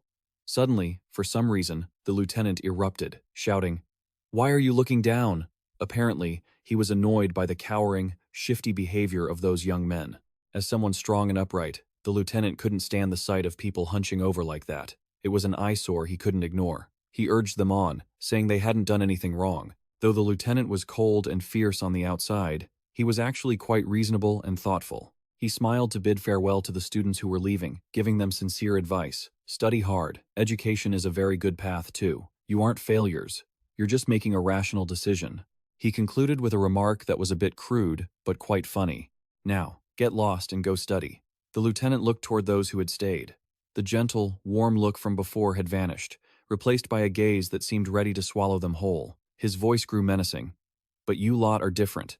You chose to stay. From this moment on, if anyone quits, they are a true failure, and I don't want to see any failures here. Do you understand?" The students who stayed didn't dare speak up, mumbling in their throats. "Understand." Understood. But the lieutenant wasn't satisfied with their timid, hesitant attitude, so he barked an order. "A bit louder. I can't hear you." Instantly, all the students on the field shouted in unison, "Understood." A stark contrast to the heated atmosphere from before. Outside, the air was peaceful. After a few hours at the academy, Gao Peng had finally returned home. As soon as he entered, he flopped face first onto the couch with a thud, sighing, "I'm exhausted." Gao Peng sighed wearily. Even though he had braced himself, the situation was more serious than he had imagined. Suddenly, his cute beasts saw Gao Peng return, and immediately crawled over, whining and acting spoiled. Hungry. He was dead tired, but he still had to feed them. Gao Peng sighed. "Oh boy." Gao Peng walked over to the fridge, still pondering the principal's words. According to what Principal Chen said today, in 1 month, there were 1,200 students enrolled across all the city's schools for this category. Gao Peng was secretly panicked. The failure rate was way too high. He opened the cabinet and found it empty, exclaiming, "Huh?" Gao Peng looked here and there, acting like he wanted to lift the whole cabinet and shake it. He asked blankly, "Da Zi, where's the frost pine needle?" "Da Zi, I left a ton of them here. Where did they go?" Gao Peng looked blankly at the single needle left in his hand, murmuring, "Just one left?" Gao Peng rushed out to interrogate the beasts. "What is going on here?" The feisty Da Zi immediately pointed at Adai and tattled, "He ate it! He ate it!" Gao Peng stared, stunned. Adai was gentle and didn't dare say anything harsh, just let out a weary sigh. "Adai, really?" Gao Peng slowly offered a gentle smile. "Next time you want to eat more, just tell me, okay?" You know, when Adai saw Gao Peng angry like that, he was afraid Gao Peng was still mad at him. He was so ashamed he buried his face in the wall, it looked so pitiful. Seeing this, Gao Peng was a bit surprised. I really didn't misjudge him. He's so silly." Gao Peng returned to the couch to study the system, reading attentively. According to the attribute screen, Adai needed to absorb 600 pounds of frost pine needle to complete the first stage goal. Gao Peng looked at the phone screen display. Order successful. 30 pounds of frost pine needle, 10 pounds of thunder fruit, 1 pound of frost pine needle, 1,000 alliance dollars. Eating 15 pounds a day is only 1.5 credits. This won't even cover the cost. Gao Peng thought of Adai and felt secretly happy. Being able to eat was a good thing, helpful for absorbing more substances. It would also lead to the next evolution faster. Adai was currently an elite-level monster. Waiting until he was a higher rank, the materials required would be even more precious. Some materials weren't even for sale. That was when it would really start burning money. Gao Peng glanced lightly at the snake. Da Zi. And this? Da Zi. Gao Peng watched Da Zi eating happily, and was pleased, but he still had to calculate carefully. To upgrade to perfect quality, Da Zi needed to eat 200 pounds of thunder fruit. Thunder fruit was cheaper than frost pine needle, only costing 200 alliance dollars per pound. Gao Peng sighed in despair. The life of a single parent was truly exhausting. Raising a family is really not easy. Just like that, a day had passed. The next day, Gao Peng stood at the school, looking on in shock. He asked himself, is this an open zoo? The school courtyard was currently a chaotic and noisy mess, with students trying to control their own beasts. Screams rang out endlessly. Stop those two divine beasts from biting each other. Little flower, come back. And come down. You lazy pet, stop lying on the tree. Gao Peng fixed his eyes on a giant pig that was blocking his view and the entire walkway. He let out a long, heavy sigh. Other things are whatever, but this pig is just too extravagant. Gao Peng walked over and cautiously asked the girl, is this your beast? It's pretty strong, huh? Can you ask it to make a little room? The female student jumped, letting out a startled ah. Gao Peng said, feeling a bit awkward. Sorry, your beast is blocking the doorway. The female student was incredibly embarrassed, stammering, She recalled how this piglet looked when she first bought it, tiny, cute, and obedient. It looked like such a sweet little baby. She remembered that time, her eyes welling up, and she suddenly vented. Before I bought it, it wasn't like this at all. Gao Peng was confused and muttered to himself. She clearly didn't understand what he meant. Just then, an instructor walked over, saw them standing there aimlessly, and asked loudly, what's going on? Gao Peng spoke up gently, Instructor. The instructor took one glance and immediately realized they were being blocked by the beast. He turned to it and said softly, Silver Moon Wolf, move. The Silver Moon Wolf immediately obeyed, shooting a fierce glare at that stubborn little pig. In its small, agile form, the Silver Moon Wolf, radiating a terrifying and chilling pressure. The other beast, seeing that, scrambled to its feet, body trembling, and hid behind its owner. The instructor smiled and asked, Show's over, right? If you're done acting, let's start the training. The students were all gathered on the field today. Every student had their own beast. The instructor spoke up loudly. I know some of you are definitely thinking about bonding with multiple beasts later on to form a complete combat squad. So today, we are training your command ability with your beasts. This is basic, and it's a very important step. The instructor stood with his hands behind his back, speaking sternly and clearly. Otherwise, even if your beast is powerful, if it doesn't follow commands, it's all for nothing. Contrary to the instructor's stern attitude, the Silver Moon Wolf was sticking its tongue out, wearing a playful, cocky expression. The instructor's voice continued steadily. The girl with the piglet beast was still blushing, head hanging low, clutching her skirt. The instructor continued teaching the students. I'm sure everyone just saw the flip side of things. Then, the instructor knelt on one knee and scratched the Silver Moon Wolf's head. It nuzzled him affectionately. The instructor then began his lecture. To train a beast, you must understand its preferences and habits to build a good relationship with it. The instructor took very careful and thoughtful care of his Silver Moon Wolf. He recounted, for example, with my Silver Moon Wolf, since I specialize in buying the black-skinned pork it loves to eat most, I feed it personally. He didn't just feed it. The instructor also played and spent time with it. Whatever experience he had, the instructor tried his best to pass it on to the students.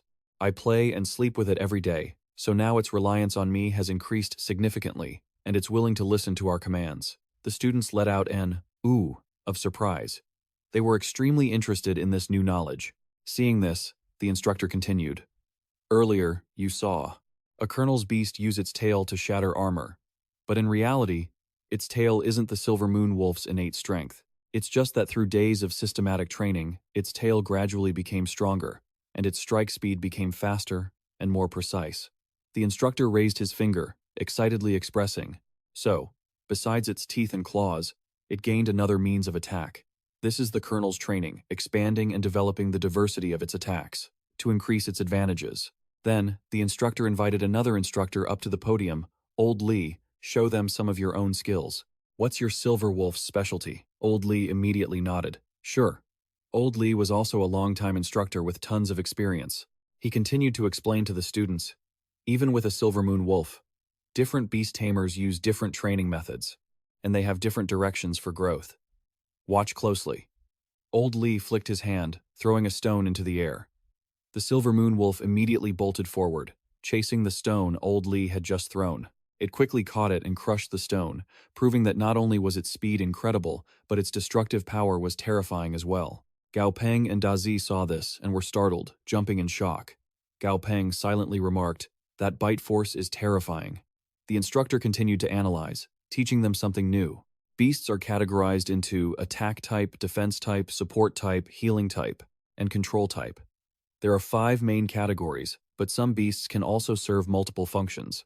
The instructor gave an example to make it easier to visualize. For instance, the demon vine can act as a defense type and a control type at the same time. Some elite beast tamers can even train it to become an attack type. Finishing his point, the instructor clapped his hands once and set the assignment for today's lesson. "I have demonstrated it for you. Now, the training officially begins. I suggest starting with simple materials for now. For example, to train, bite force, choose wood first, then gradually increase the hardness." At this moment, the ape-shaped beasts were actively transporting various materials. The instructor continued. "As for the source of the materials, we have provided a large amount of training materials, so everyone doesn't need to worry." The instructor gestured to the right and said, "Once you've chosen your training path, you can go register and pick up your practice materials." Gao Peng thought to himself, hesitant. Dazi still needs to be strengthened, right? Gao Peng looked at Dazi, who hadn't decided yet. Since it already learned the damage transfer secret technique, let's prioritize increasing its defensive ability. How should I train it? To improve its defense? Gao Peng recalled the image from just a moment ago. Come to think of it, such a small ape was able to carry such a big barrel. It must be a strength type. Wait, an ape. Right. An ape. Gao Peng remembered a book he had once read and realized he had seen the information in the files at his office. He had seen a type of ape-like monster with very little fur called a raging power ape. Its temperament was fierce, and it was extremely aggressive, but its defensive power was very low. At that time, the ape beast was very unruly, so the raging power ape, since its birth, had been trained by its parents to crazily slam its own body into trees. When it first started slamming into wooden trees, its strength was such that even rocks would shatter. Gao Peng remembered it vividly.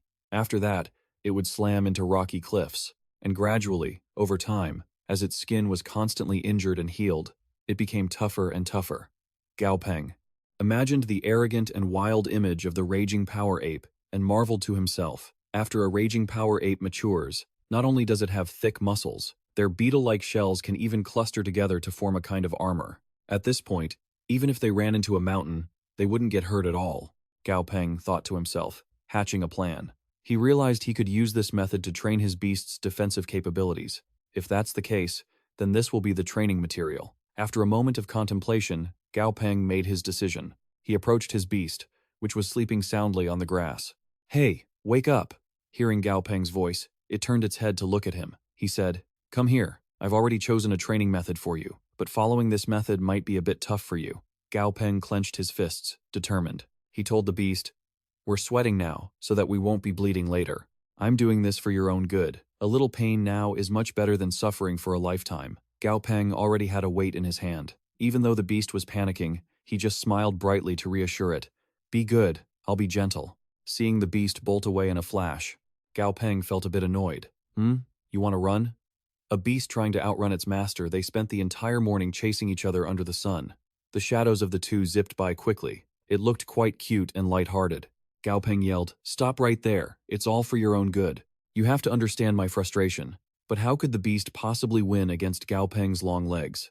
After a while, it was caught. Gao Peng was panting, completely out of breath. In the end, the beast was caught.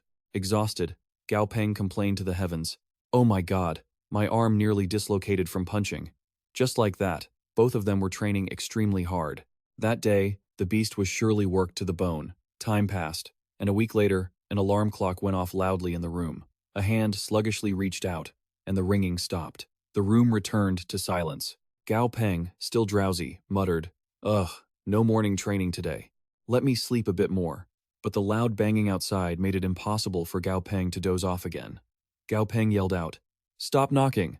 I'll make breakfast right now." It turned out to be the beast trying to wake Gao Peng up because it was hungry. Gao Peng still wasn't fully awake. Mumbling, he got up to make breakfast for the beasts, lamenting to himself, "I clearly leveled you up, so why am I the one suffering?" It seemed that not only had its strength increased, its speed was faster, and his egg-frying skills were getting more and more proficient. The beast and Adai were already sitting right there, waiting for food. The beast's hungry face looked mischievous and cute. Adai just sat there with a gloomy expression, looking forward to the hot meal. Gao Peng was still complaining at length. It's lucky that during this period, the extra meals weren't in vain. The beast hasn't just grown in size, it's also successfully reached level 10. Level 10 monster. Adai didn't waste the effort either. It leveled up too.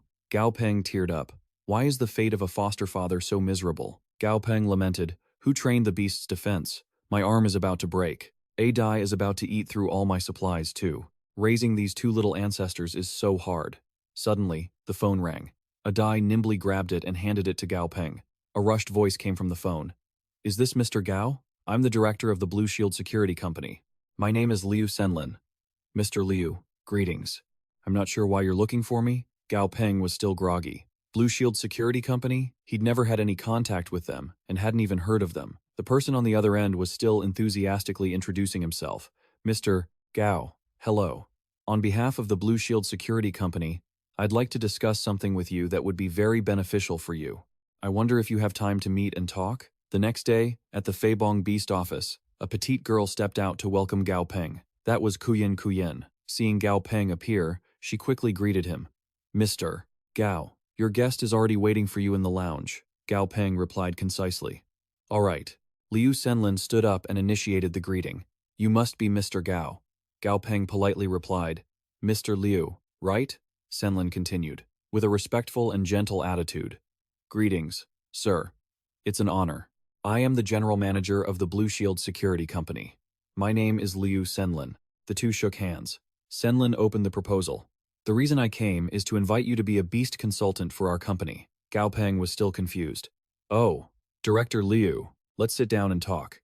Gao Peng asked about the doubt in his heart. "Why look for me? High-level beast tamers, and mid-level ones in Chang'an City, aren't just me, right? I don't know if I have such a reputation that a general manager of a security company as big as Blue Shield would come to my door." Senlin laughed heartily. "Haha, Mr. Gao, you're too humble." Then Senlin explained clearly. The reason he called Gao Peng there were indeed high-level beast tamers in Chang'an City, but one was President Tran of the Beast Tamer Association, who has no time to be a consultant for our small company. Senlin continued to explain. The other person is Mr. Ko Kwang Lam, but he is also a consultant, specializing in government beasts. Senlin gestured toward Gao Peng with a respectful attitude. "As for other mid-level beast tamers, compared to them, I am more willing to trust you, Mr. Gao, a talented young man." Gao Peng replied, his expression still filled with surprise. "Well, first, let me state my requirements. If you can accept these conditions, we can continue. Otherwise, there's no need to waste everyone's time. First, Monday to Friday, I have to teach classes. Except for extremely urgent situations, don't bother me. Second, I'll be the beast consultant, no problem. But I won't sign an exclusive contract. I can only guarantee I won't work for your competitors."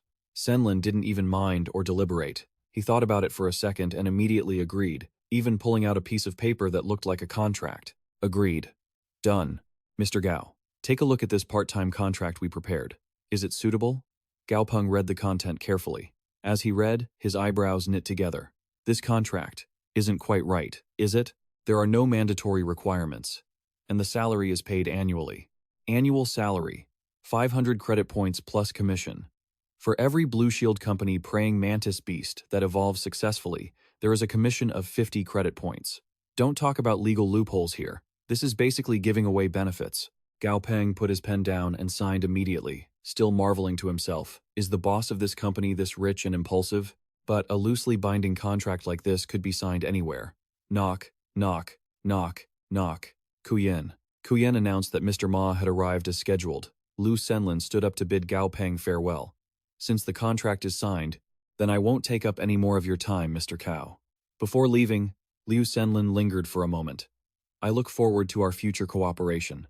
Mr. Cao, Director Liu, you're too kind. Gao Peng stepped into the elevator, ready to leave. Wait, no, it was Liu Senlin. He was on the phone with someone. His expression held a hint of mystery, and his voice dropped, losing the excitement from earlier. Is that you, child? The contract is signed. Mr. Cao chose the non-specialized contract? Child, I don't understand. Why are there so many intermediate beast tamers in Chang'an City? You must. All right, I understand. After the meeting, the two headed in separate directions. Who knows where Gao Peng was headed? After the meeting with Liu Senlin, Gao Peng was in the treatment room, examining his new beast and asking, Mr. Ma, earlier you said it was. The owner said happily, that's right. The system interface appeared. Monster name, 4-season begonia flower sprite. Rank, level 3. Quality, common. Attribute, wood. Status, healthy and happy. Additional attributes, lightning and fire. Requirements for quality upgrade. 100-year-old spirit flower tree. Spirit flower dew. Gao Peng looked at its appearance and guessed. So, it's a plant-type beast? Gao Peng was quite fond of it, gushing. This little flower is so cute. The edges of the leaves had purplish-red patterns and serrations, giving off a faint, sweet scent. You want to evolve this flower sprite? Mr. Ma chimed in. But his tone was a bit awkward. That's right. Half a month from now, Chang'an City is hosting a King of Flowers beauty pageant. I'm planning to take it to compete for the title of King of Flowers. Gao Peng was left bewildered by his words. Wait, a King of Flowers competition? Isn't that just a beauty pageant? Gao Peng wore a hilarious, deadpan expression. Although wild plant mutations were common, plant-type beasts capable of developing sentient consciousness were extremely rare. Because they possessed healing properties, they were actually more sought after than spirit-type beasts. And he wanted to take this to a beauty pageant? This kid's luck makes one green with envy. Kuyen, standing by, was just as confused as Gao Peng. But wait, a King of Flowers competition? Isn't that usually for girls to enter? Mr. Ma had to admit, I know. A grown man like me entering a beauty pageant. And looking at it from the outside, it really is quite strange. Mr. Ma slowly reached out, and the begonia immediately wrapped its vines around him, gently nuzzling. But it's my second beast. Mr. Ma looked at the begonia with deep affection, his voice dropping low. I just hope to give it a good start. I believe my way of thinking isn't wrong. I just want it to be happy. Mr. Ma turned to Gao Peng, his attitude full of trust. So, Master Cao, you absolutely must help it evolve. That way, it'll have a better chance of winning. Gao Peng was stunned. His mouth fell slightly open. He hadn't expected someone like Ma Jian to care so deeply for his beast. Not wanting to let Mr. Ma down, Gao Peng smiled reassuringly. Sir, leave it to me. Gao Peng snapped his fingers decisively. Same old rule. Triple the fee. Kuyen immediately pulled out the card reader, her eyes sparkling. Please, swipe your card. Mr. Ma was left staring blankly. Oh, Gao Peng instructed his secretary, Kuyen. Prepare these materials. 2 100-year-old spirit flower trees, spirit flower dew, 150 drops, 1 spirit flower leaf, 1 golden spirit seed, 1 great ocean root, 1 caddy of black wind grass. Kuyen replied swiftly. Got it. These are common materials we keep in stock. I can use them right away. Kuyen's voice was clearly brimming with excitement. Master Cao, the materials are ready. Gao Peng nodded. Very good. Very good. Now that he had all the materials, he switched attitudes faster than flipping a pancake. You two, head out. Don't disturb me while I work. Seeing Mr. Ma sneak a peek, Kuyen quickly whispered a warning, her face pale with fear of being scolded. Mr. Ma, please don't peek. It's not good to disturb Mr. Cao. Gao Peng, for some reason, broke into a sinister, devious grin. Heh. Gao Peng approached the little begonia, his voice sounding oddly savage. Be good now. It'll hurt for a second, so don't be afraid. Despite Gao Peng's reassurance, the begonia curled its tiny body up, breaking out in a cold sweat. Zip. Zap. Gao Peng quickly gave the begonia an injection. It hurt so much it was on the verge of tears. Mr. Ma couldn't bear to watch the pain. He was about to rush forward, but Kuyen held him back. She shouted in a panic, "Whoa, whoa, whoa. Mr. Ma, please stay calm. This is all for your beast's own good." Gao Peng finished and announced to the two, "All right, you can come in now." A complete success. The begonia now had a new, stronger form while keeping its adorable features. Gao Peng spoke confidently to them. "You two should learn from this. Have you ever seen a level 4 plant-type beast? Monster. 4-season begonia flower sprite. Rank. Level 4. Quality. Elite. Attribute. Wood. Status. Healthy and happy. Additional attributes. Fire and lightning." Mr. Ma was ecstatic. He cheered. "It's a success," Kuyen added. "It's so beautiful." Mr. Ma rushed over and hugged Gao Peng tightly. "Master Cao, thank you so much." Gao Peng, being squeezed a bit too hard, blurted out, "Thanks is fine, but please, keep your hands off me." Their laughter echoed through the room. In another place, Mu Tiying was there. She was clinging to a beast that had fainted. She sighed. "Failed again, huh?" Elsewhere, 3 students were talking among themselves. "Tell me, what are we risking our lives for like this? Even if we pass the test, it doesn't mean we'll get into a prestigious school. Once we graduate, isn't it just back to the grind, 9 to 5? Maybe by then, we won't even be able to be beast tamers. Or even find a job." Exactly. But it's not easy to quit now. It's fine. Besides, didn't they say they were only taking 1,200 people? Why don't we just endure for a month? We can come back to take the academic exams in a month, so let's just treat this month as a break. Mu Tiying heard them talking, her expression souring. She cursed under her breath at the idiots who think they're so smart. Regardless of what anyone else does, I have to try again. I have no choice but to find that person. Classmate Gao Peng, wait for me. The scene opened up to a vast forest, with rolling hills as far as the eye could see, all covered in lush green. Something's moving in the grass, making the blades sway. Turns out, it's just a little beast. Looks just like a chipmunk. Its round, wide eyes are adorable, and its light brown fur is even decked out with a few pieces of armor. This cute little chipmunk. It spots some delicious-looking mushrooms in the distance, eyes lighting up and drooling. But the innocent little thing has no idea it's actually a trap. As soon as it arrives, it gets snatched up. It shivers, eyes looking back pitifully. Oh, turns out this little guy isn't so easy to deal with. In a flash, sharp thorns and claws sprout out. Spikes even pop up on its back, looking way more powerful and intimidating. The little chipmunk spins a few times, and the silk threads that were stuck to it just now are instantly flicked off. The threads snap. The little creature falls straight toward the ground from the reflex, but it doesn't land on the surface. It drops straight into a deep pit. Dust and sand fly up, and at the bottom, a den full of venomous spiders appears. They've been waiting for this prey, the little chipmunk. It's still stuck tight in the spider silk. Seeing the commotion, other venomous spiders come swarming in from everywhere, heading toward the pit. The scene shifts to another location. This time, it's at the Tran trading materials shop. The person at the counter asks, "Gao Peng, what are you here for?" Gao Peng answers quickly, "Old Tran, the usual. Give me 30 pounds of yin snow pine gold." Old Tran, toothpick hanging from his mouth, says with a shrug, "Boss Gao, we're seriously short on stock for that. Only 10 pounds left." Gao Peng is stunned and exclaims, "Out of stock? Doesn't the suburbs have that farm? That place is supposed to supply the yin snow pine gold. How could it be out of stock?" Old Tran suddenly slides his iPad over for Gao Peng to see. "Don't even mention it. A week ago, some vicious swarm of spiders crawled out from nowhere and ate all the medicinal herbs in the garden. That whole area is on military lockdown now." The screen flashes an emergency alert. Terrifying giant spider. Super brutal. With a civilian's account of the most harrowing night, I almost became spider food. The Chang'an City, Black Forest area has a completely new type of spider monster. The whole place is under total lockdown now. The government has warned everyone. Absolutely no trespassing in the Black Forest area. Old Tran continues. He clenches his fist and slams it on the table. Out in the mountains, even the other monsters have become their food. Word is, if the farm owner hadn't run fast enough, he would have been eaten too. Another customer walks in and shouts, "Boss, do you have mountain essence wood grasses?" Boss Tran yells back, "Yeah. How much do you need?" Old Tran turns back to Gao Peng. "Boss Gao, we're running a business here. I've got to attend to him. Anything else you need?" "I'll let you know later." Gao Peng nods. "All right."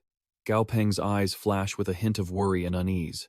He starts piecing together the events of the past few days. He organizes every detail, feeling like something is off. First, the incident with the military, then the security company reaching out, and now these unknown spiders appearing. A voice echoes inside Gao Peng. Something big is about to happen. A phone ringtone snaps Gao Peng out of his thoughts. The voice on the phone seems to be from the forest company. Boss Gao, have you heard about the brutal demon-slaying spider recently discovered in the Black Forest? Gao Peng mutters the name to himself. Brutal demon-slaying spider. Gao Peng falls into deep thought. Where is all this heading? At the Blue Shield Security Company, on the first floor. Liu Senlin rushes out and shouts, Boss Gao. Liu Senlin hurriedly briefs Gao Peng on the urgent situation. No time for small talk. Let me sync the background info with you first, Boss Gao. The situation is extremely dire. Because a large number of brutal demon-slaying spiders are attacking multiple resource sites, the government is now mobilizing security companies and several private organizations to explore the Black Forest. The goal is to uncover the weaknesses and behavior patterns of these spiders.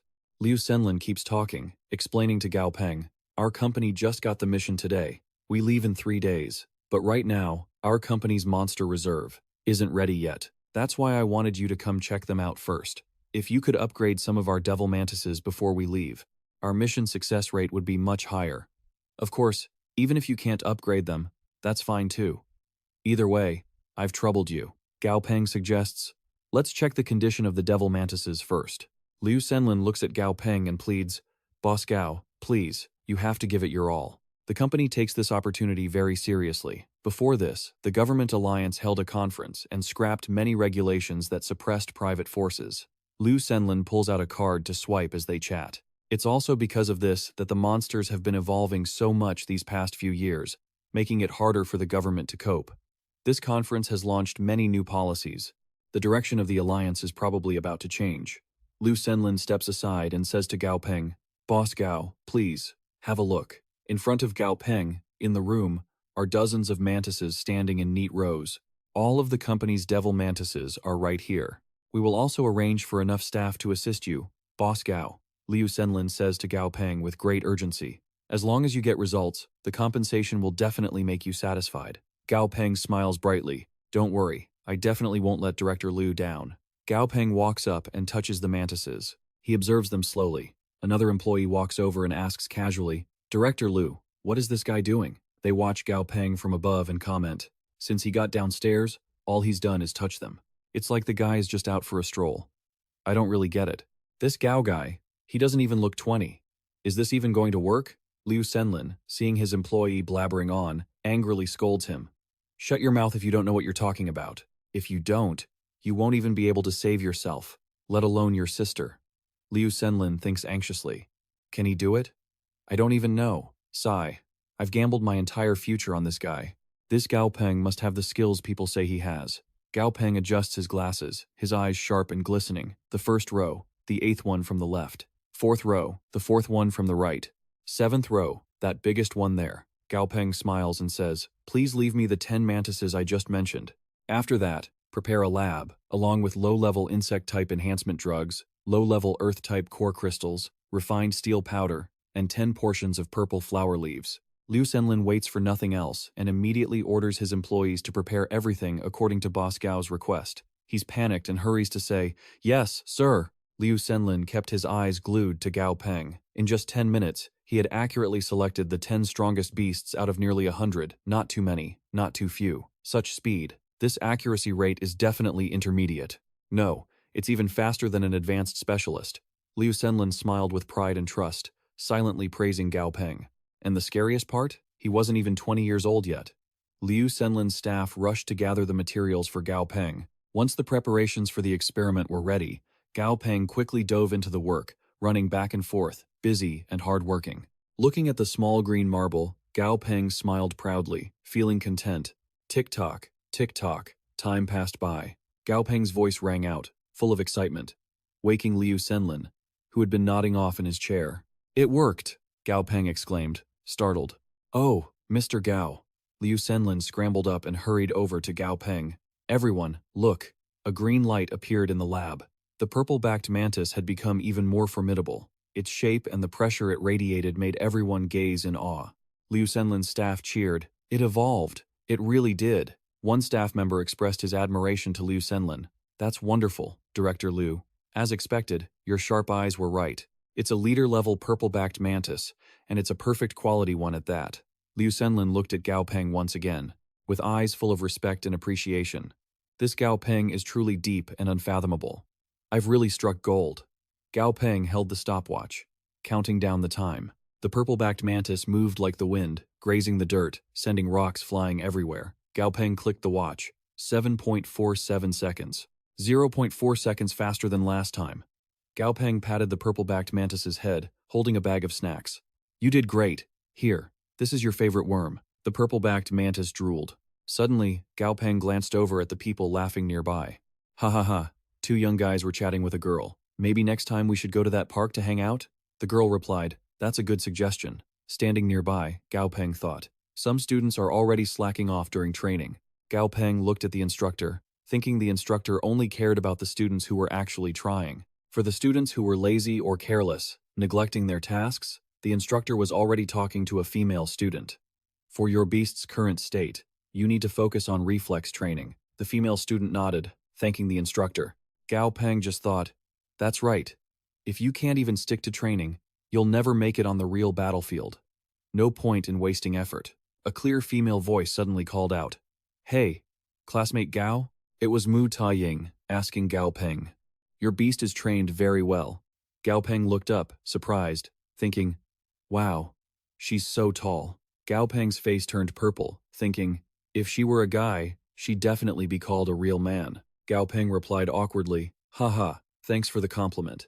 Mu Tiang reached out her hand and said, classmate Gao, I came here because I want to team up with you. Gao Peng couldn't believe it and asked, why me?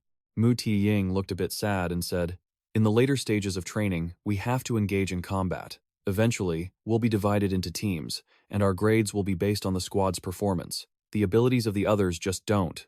It's hard to communicate with them, Gao Peng thought happily. Oh, this classmate Mu seems simple-minded, but she's actually pretty sensible. Gao Peng lowered his voice and asked, where's your beast? Mu Tiang smiled, looking a bit worried. Oh, this. Wait a second. Mu Tiang brought her hand to her mouth and whistled. A massive creature came running from afar, which took Gao Peng by complete surprise.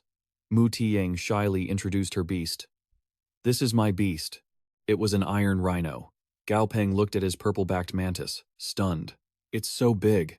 Mu Tiang stroked the rhino with one hand and said, but before you consider teaming up with me, I have something to say first. The rhino was a bit timid.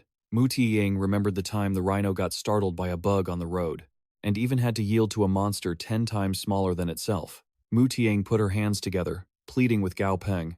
As it is now, it's quite suitable for defense. Maybe it's because its sense of pain is a bit slow. It has a very high pain tolerance. Gao Peng stroked his chin, thinking, actually, teaming up with classmate Mu isn't a bad idea.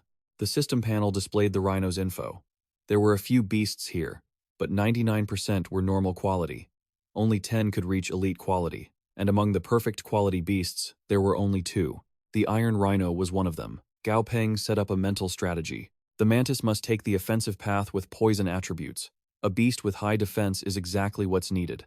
Together, we can create more opportunities and space for the mantis to attack. There will also be more tactical options. Mu Tiang looked worried, thinking, classmate Gao has been hesitating for so long, as I thought. It's not happening, is it? Mu Tiang turned around, reluctant to leave. The iron rhino might really not be suitable for combat. A beast like this isn't fair to you, classmate Gao. Sigh. Gao Peng suddenly raised his hand to stop her. Wait a minute. Mu Tiang, I accept your invitation. Mu Tiang was shocked. What? Gao Peng reached out, his hand, signaling his agreement. It's a gentle personality. That's fine. We can train later. Plus, I also find it exhausting to deal with other students. Mu Tiang's face lit up with joy. Mu Tiang shook Gao Peng's hand, so happy that she lifted him off the ground. That's great, classmate Gao. Outside the Grey Forest joint operation, the instructor invited all the team leaders and coordinators to gather at the clearing. Captain Tong waved his hand and said, I didn't expect to meet the famous Director Liu here. Director Liu laughed and said, haha, Captain Tong, you're joking, Director Liu said with a sharp look. According to the latest intelligence from the state, the brutal man-eating spiders have a clear, fearful reaction to fire. Everyone knows your team is the best at fire-type attacks. It seems like for this mission, Captain Tong will have to take the lead. Captain Tong replied, I wouldn't dare. the demonic. Mantis of Director Liu's is called the Assassin of the Deep Forest. I'm afraid you'll complete the mission first. Director Liu and Captain Tong looked at each other, tense. The instructor said, "Everyone, I'm glad you could make it. You must have seen the new files yesterday." A cave filled with many glowing red eyes appeared. The brutal man-eating spiders. They are hunting in large numbers and bringing food back to the lair. It is very likely to ensure enough food for their offspring. And everyone understands, once the mother reaches a certain amount of food, it means even more terrifying spider swarms will be born. The instructor clenched his fist, saying seriously, "Therefore, this mission is very important. Once the mother specimen gets enough food, the swarm will produce even more terrifying spiders." The instructor clenched his fist, his expression serious, and said, "That is why this mission is so crucial. I hope everyone can agree to cooperate. Prioritizing the mission is everything. As long as we get it done, the rewards will be substantial." The other team leaders whispered among themselves, "The military is really something else. They're probably just worried that us civilian organizations will fight amongst ourselves and fail the mission. If we turn on each other, we'll wear ourselves out," Team Leader Tong noted. "Director Liu, what do you think?" Director Liu replied, "No rush, let's wait and see." The instructor kept his hand on his headset and spoke up. "It seems you all have no objections. Then, the mission begins. As requested, we will provide suppressing fire. Sector 3, open fire." The soldiers received the order and immediately launched their attack. Sector 3, open fire.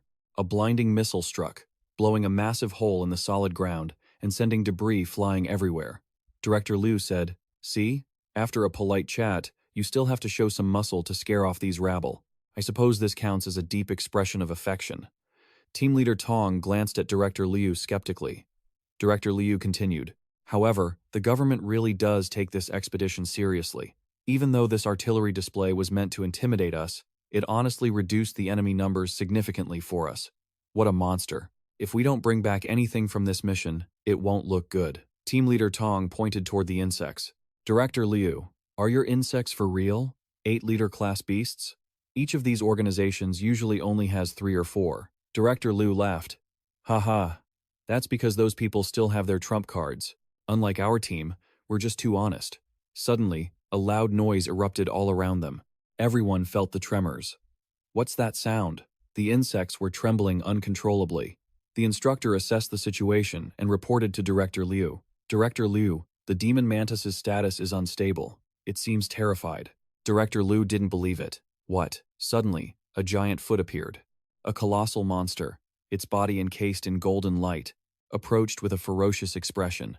Director Liu, standing below, looked up in horror and stammered, This aura. It's a leader-class beast." The monster's eyes were glowing a fierce red. Director Liu screamed, "This is the overlord of the Black Mist Forest, a leader-class monster." It stepped into the crowd, opened its massive maw, and let out a deafening roar. The people below began screaming and running in every direction. "Run, quickly. Don't panic. Don't run. Listen to my orders. Don't block the path. Follow the command." The instructor watched the chaotic scene, frowning and clicking his tongue. Pathetic. Truly useless. A streak of golden light flashed past. From within that light, a radiant bird appeared. The crowd pointed at the bird and shouted, "It's the Golden Spirit, the military's ace. We're saved." The Golden Spirit soared above the leader-class monster. The monster kept beating its chest and roaring. The Golden Spirit unleashed fire at the beast, forcing it to block with its arms. The monster retreated, looking somewhat intimidated. The leader-class monster sat down heavily on the ground. The area fell silent. The roaring had ceased. The others were helping each other up. "Let's go, that was too dangerous. Thank goodness, I thought I was a goner." Director Liu was talking to the instructor. "I suggest you all act quickly. Our support can only reach this far. Understand?" The instructor ordered everyone. "Workers, gather up. Security team, move in." The instructor frowned. "Humph. A bunch of amateurs. Why should we even let these people get involved when the military could handle this ourselves?" A blue-haired man wearing glasses spoke up. "Even though we got a head start, discovered the anomaly, and seized the initiative with plenty of preparation, the world is changing faster than we thought. The situation is becoming increasingly critical. To prepare for what's coming, we need to get the team leaders involved immediately." Below in the cave, the team leaders were scouting. Team Leader Tong commanded his beast to move forward and use fire to eradicate the spiders. Ban Liu Zhaowu spoke up. "Team Leader, if we keep going like this, We'll waste too much energy. Even though our beasts can easily kill elite-class monsters here, there are just too many of them. It won't be long before our beast's energy is completely drained, Team Leader Tong commanded. Adjust the formation. Defensive beasts in front. Support beasts in the center. Attack beasts on the flanks. Frontline melee.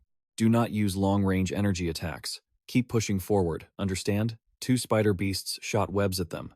Ban Liu Jiawu gave the order to his flower spirit to move up. Flower spirit, use thorn armor now. The flower spirit cast a spell on the Black Knight Hound, which was covered in spider silk. Team Leader Tong held a small red mouse in his hand. It's up to you now. The small mouse leaped out and breathed fire, incinerating the 3 spiders. Ban Liu Jiawu was impressed. Wow, that didn't consume much energy at all, and you took out 3 spiders in one go. The tactics we practiced really work. Team Leader Tong stroked the small mouse, saying, "Well done." Sounds of fighting erupted from up ahead. Ban Liu Jiawu said in a panic, "Someone beat us to it. Sound carries very far inside caves. That means we're still some distance from the target." Team Leader Tong shouted, "Run forward, move quickly." The new recruits yelled, "Yes, Team Leader." Below in the cave, they were fighting. The commander's voice could be heard, organizing the battle formation. "The formation is a mess. The left flank's attack is too weak. Reinforce them." They were desperately attacking the giant spider, but they were stopped by a defensive shield. Lu Senlin commanded the group. "The female spider doesn't have much attack power left. Don't be fooled by its size. It's only like this because it's protecting its offspring. In reality, its combat strength is extremely low compared to others of its rank." Liu Senlin was covered in sweat, saying urgently, "Everyone, work together to kill this female spider. We'll divide the contribution points based on the damage dealt. If you trust me, Liu Senlin, I guarantee a fair split. Follow my lead. Back row, attack from long range. The rest of you, keep attacking its legs." The recruits shouted in unison. "Yes!" They aimed for its eyes, but suddenly, the eyes also had a defensive shield. "Damn it, and it's absorbing our attack power." Ban Liu Jiawu ran over to Team Leader Tong and said, "Team Leader, look at the situation. We have to go down and help them soon. If we don't, the military might deduct our contribution points after this. The other teams will ostracize us too." Team Leader Tong looked worried. "You're right. Sitting on the sidelines watching tigers fight only brings trouble. We have no choice but to go down there now. But the female spider's condition, something isn't right. I have a bad feeling about this." Everyone kept attacking the female spider relentlessly. Just then, the female spider's defensive shield suddenly shattered. Seeing this, Liu Senlin screamed, "The eye's shield is broken. Attack now." The demon mantis heard the order and leaped to strike the female spider. He slashed twice at the female spider with his bare hand. Suddenly, the spider's eyes glowed with a golden light. Seeing this, the captain reached out to stop the rookie, warning him that things were going south. The female spider let out a deafening screech. It was so piercing that everyone had to cover their ears in pain, crying out, "Ah, my ears, it hurts so much." They kept screaming, wondering how something with no offensive power could do this. Director Liu covered his ears in frustration. Liu Senlin's eyes widened. "Wait, that's," he continued, "the halo of an overlord." Liu Senlin sat atop the ghost mantis and spoke. "This is a peak-level overlord monster in the middle of evolving, and it's clear that we've interrupted its evolution process." The group scrambled to retreat. "This isn't something we can handle. Run!" Meanwhile, the 3 people standing outside discussed the situation. "It's been 3 hours, and no one is back yet. It wouldn't be that fast. The time frame given by the unit is 5 hours. Hey, look, there's a shadow in the sky. Someone's back. That was fast." "They already finished the mission?" The instructor looked up and spoke into his headset. "All units, stay alert. Prepare for combat." Liu Senlin shouted from the sky, "Don't fire! It's us! Friendly fire!" The ghost mantis landed, and Liu Senlin collapsed to the ground, coughing. "Why is it just you? Where are the others? What happened?" Liu Senlin grabbed the man by his lapels and screamed, "The government sent us out there to die, didn't you? What female spider with no attack power? That female spider was upgrading to an overlord." The instructor stepped in and pulled Liu Senlin away. "Calm down and explain the situation clearly." Liu Senlin released his grip. "While we were scouting the cave, we ran into the female spider evolving. Because of the massive gap in strength, we were just being slaughtered unilaterally. To complete the mission, we sent in our best pets. Now, they're all dead. I don't even know how many subordinates managed to escape. The casualties and losses are a staggering number." The instructor remained expressionless and said, "So this is the result of your government research institute? You researched a spider that you claimed had no combat strength?" The people from the institute just mumbled and stammered. Suddenly, someone came running out of the forest, clutching his arm. Everyone looked in that direction. "Look, someone else is back." The instructor asked the man, "Where is the Spider King? Did you bring it out?" The rookie replied, "I don't know. I think it went off chasing someone else." After we got out, we all split up and ran. The lieutenant and the instructor exchanged glances. The crowd whispered, "Oh, old Lee is back too? Yeah. I need to go check on my lieutenant. I'm sorry, Captain. I failed to protect Da Liu and Aling." "It's a good thing you two made it back alive," the instructor said, folding his arms. "If we had known this Spider King was evolving into an overlord, we never would have sent so few people." "Exactly," the instructor replied with a somber expression. "If we could have brought it back to the military district to nurture it, it would have boosted our power significantly. Those bureaucrats in the office just know how to mess things up." The instructor put his hands behind his back and said, "But this Spider King failed its evolution, so it has no more value. We don't need to worry about the rest. Two tigers cannot share the same mountain. The Overlord Black Calamity will definitely not let it off." Dazi sprinted over at high speed. Gao Peng patted its head. "Well done." The young man nearby saw this and scolded his own pet. "Look at that guy's pet," his pet protested. "Grr, grr." Gao Peng continued petting Dazi, thinking to himself, "I didn't expect that. Just by taking one government mission, I'd run into 2 Overlord-class monsters and 1 semi-Overlord. The wilderness hunting environment is getting more and more dangerous." Gao Peng thought further. The carcass of an ordinary monster is worth pitifully little. The carcass of an elite-class monster would only be enough to buy A Dai some snacks. I need to get A Dai and Dazi to the Overlord level quickly. That way, my success rate in the wilderness will be much higher. Besides, once I level up, my reputation as a monster trainer should really take off.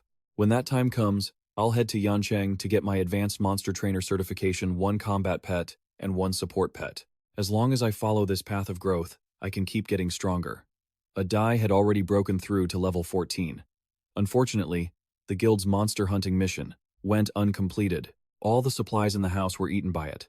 The image of a skeleton sitting in front of the fridge, just sitting there blankly, looking like a total idiot at the fridge. Gao Peng watched Dazi playing. After this period of training, Dazi had reached level 13. At this moment, Mu Tiang walked over to Gao Peng with a notebook. "Gao Peng, this is that manual on training defensive-type pets that I summarized." Gao Peng took the notebook and examined it.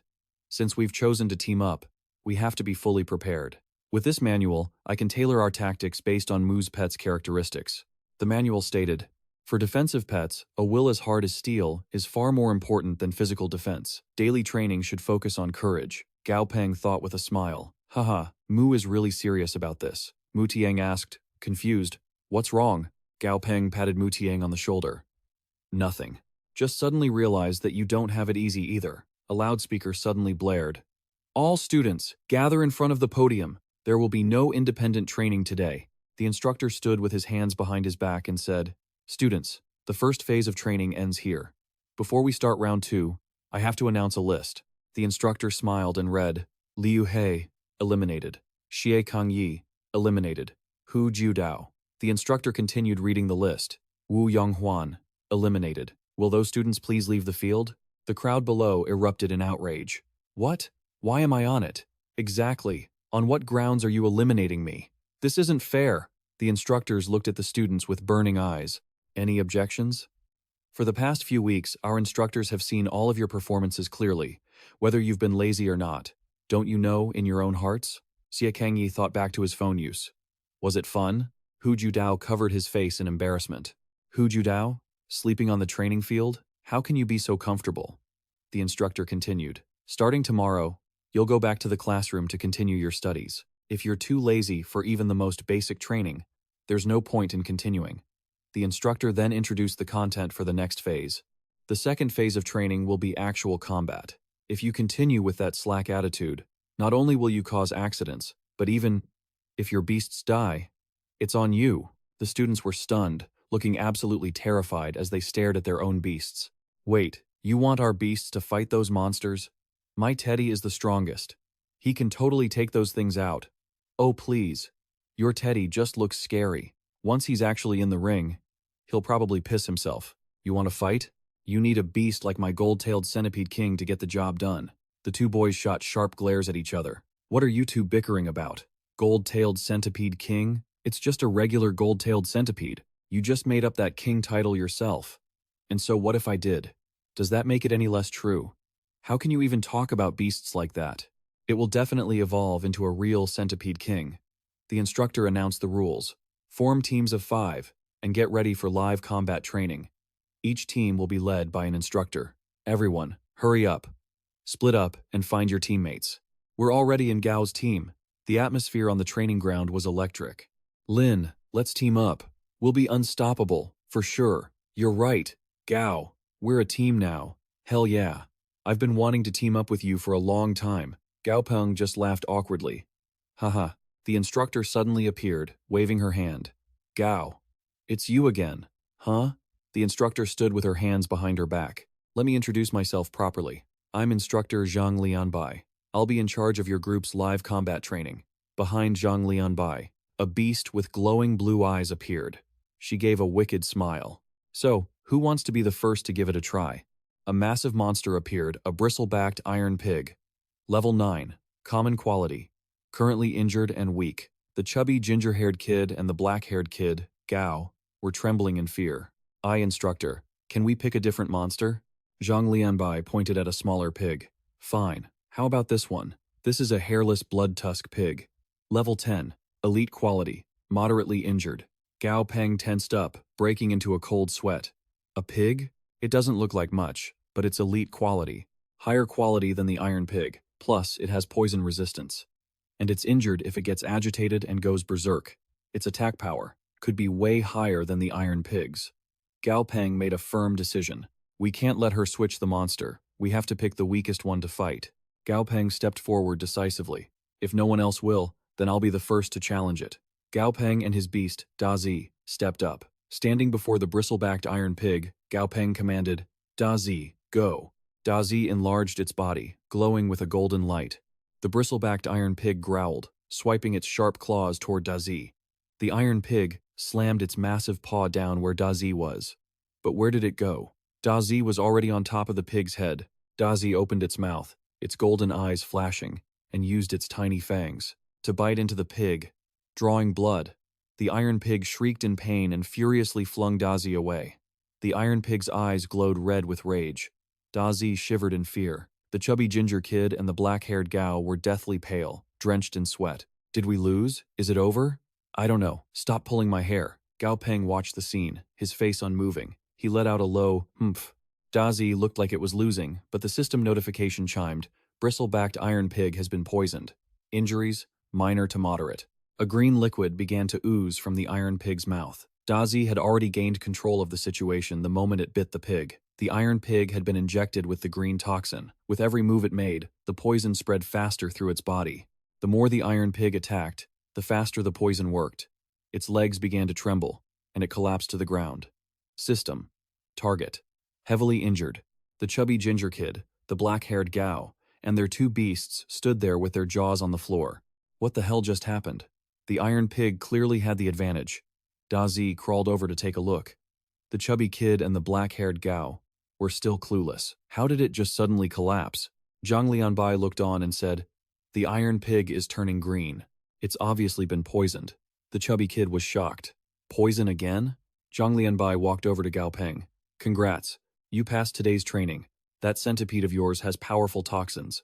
It's great for combat, but try not to rely on it too much, or your own combat skills won't improve. Besides, if you run into an enemy that's immune to poison, you'll lose your main advantage. Gao Peng nodded after hearing the advice. Thank you for the instruction, instructor. Gao Peng habitually rewarded Da Zi with some food. Good job. Zhang Lianbai looked on, stunned. This guy is turning a centipede into a house pet, isn't he? Zhang Lianbai asked. The iron pig can still fight. Who's next? The black-haired Gao petted his beast and said, I think my beast is ready for the second round. The chubby ginger kid standing next to him crossed his arms. Ha! You're only good at kicking a dog while it's down. The black-haired Gao stuck his tongue out. Bleh! The chubby kid is right. I can only kick a dog while it's down. What about your teddy? The chubby kid said angrily. You! Zhang Lianbai cut their bickering short. Enough talk. Continue the training. The black-haired Gao ordered his beast forward. Golden-tailed, Scorpion King, go. The scorpion lunged toward the bristle-backed iron pig, striking it with its tail. Now's our chance. Finish it off. Use your venom sting and poison it to death. The black-haired Gao imagined the iron pig dying, and laughed. Ha ha ha. As expected of my golden-tailed Scorpion King, it beat the iron pig so easily. Just then, he looked up. The golden-tailed Scorpion King was lying on the ground, foaming at the mouth. What's going on? Why did my scorpion collapse? Gao Peng called out from the sidelines. It's been poisoned. The black-haired Gao turned around, shocked. Poisoned? My scorpion is poisoned? Mu Tiang said to the black-haired Gao. Gao is probably right. The black-haired Gao didn't know why that would be, so he asked, huh? Mu Tiang explained to him, Gao's beast. It poisoned the scorpion. And besides, the toxins remained inside that monster's body. Plus, it's not like every beast has toxic attacks. They'll have resistance to it, the tall guy with black hair replied, scratching his head. So you're saying it basically poisoned itself? The chubby guy with orange hair laughed from the sidelines. You tall guy. What's with all that golden-tailed Scorpion King talk? You're killing me. The tall, black-haired guy snapped, cursing the chubby guy. Yeah, shut your trap, you fat idiot. The tall, black-haired guy pointed behind the chubby guy. You're still laughing at me? Look at your own beast. The chubby guy turned around. Huh? As the chubby guy turned, he saw his beast sprinting toward that huge pile of waste. He screamed, Wait! Oh God! What are you doing? The chubby guy scrambled to stop his beast. No, you can't. That's a no. Seriously, don't. Mu Tiang turned to talk to Gao Peng. Gao Peng, I have a few questions I'd like to ask you. Meanwhile, the tall, black-haired guy was feeding his beast some antidote. There you go. Be a good boy and drink up. Zhang Renbai put his hand to his forehead, thinking, Team 5 is not easy to manage. In the city, morning sunlight sparkled through the high-rise buildings. Adai stood in front of the fridge, opened the drawer, and saw nothing. Adai closed the fridge drawer and opened it again. Still nothing. Gao Peng watched this scene, crossing his arms as he looked at poor Adai, as if doing that would magically make food appear. So stupid, yet so adorable. Dazi was still munching on its own food. Suddenly, Gao Peng's phone rang, and the screen lit up. Gao Peng picked up his phone and checked the display. The number read 0101101. The Monster Association? Must be the silver snow ginseng that arrived. Gao Peng picked up the call, and the employee's voice came through. Respected customer, your order with tracking number 0134872 has been completed by the Monster Association, according to schedule. It will arrive at the collection point soon. Please be ready to receive it. Gao Peng rushed outside, hurriedly putting on his shoes. Finally, the supplies are here. If we were short on supplies any longer, I would have considered changing Adai's evolution path. A robot stood by, carrying Gao Peng's package. He waved his hand, saying, Over here. Inside, the boss and second-in-command stood nearby, pointing at Gao Peng. Boss, that must be the guy who spent a fortune to buy the silver snow ginseng. The boss nodded. You're right. We followed the delivery truck from the association's warehouse. There's no mistake. The boss gave a wicked grin. Tonight, we're going to score big. Third-in-command stepped out and asked the boss and second, Boss, is it really okay to do this? The boss shot the third-in-command an angry glare. Useless coward. Second-in-command angrily tapped third on the head. What are you afraid of? This world is survival of the fittest. As long as we don't get caught, we're golden. Third-in-command clutched his head and yelled, Stop hitting me, it hurts. The boss looked down at second and chuckled. Second is right. Besides, we aren't moving in just yet. We're just tailing him. If he turns out to be someone we can't afford to offend, we pull out immediately. Second-in-command said, Well said.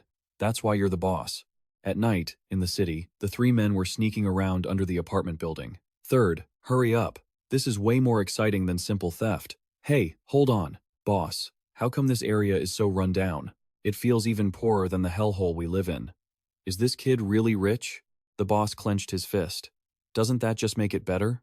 Look at this kid. He didn't have any background before, just got lucky recently. That makes him the perfect target. The three of them whispered while sneaking around.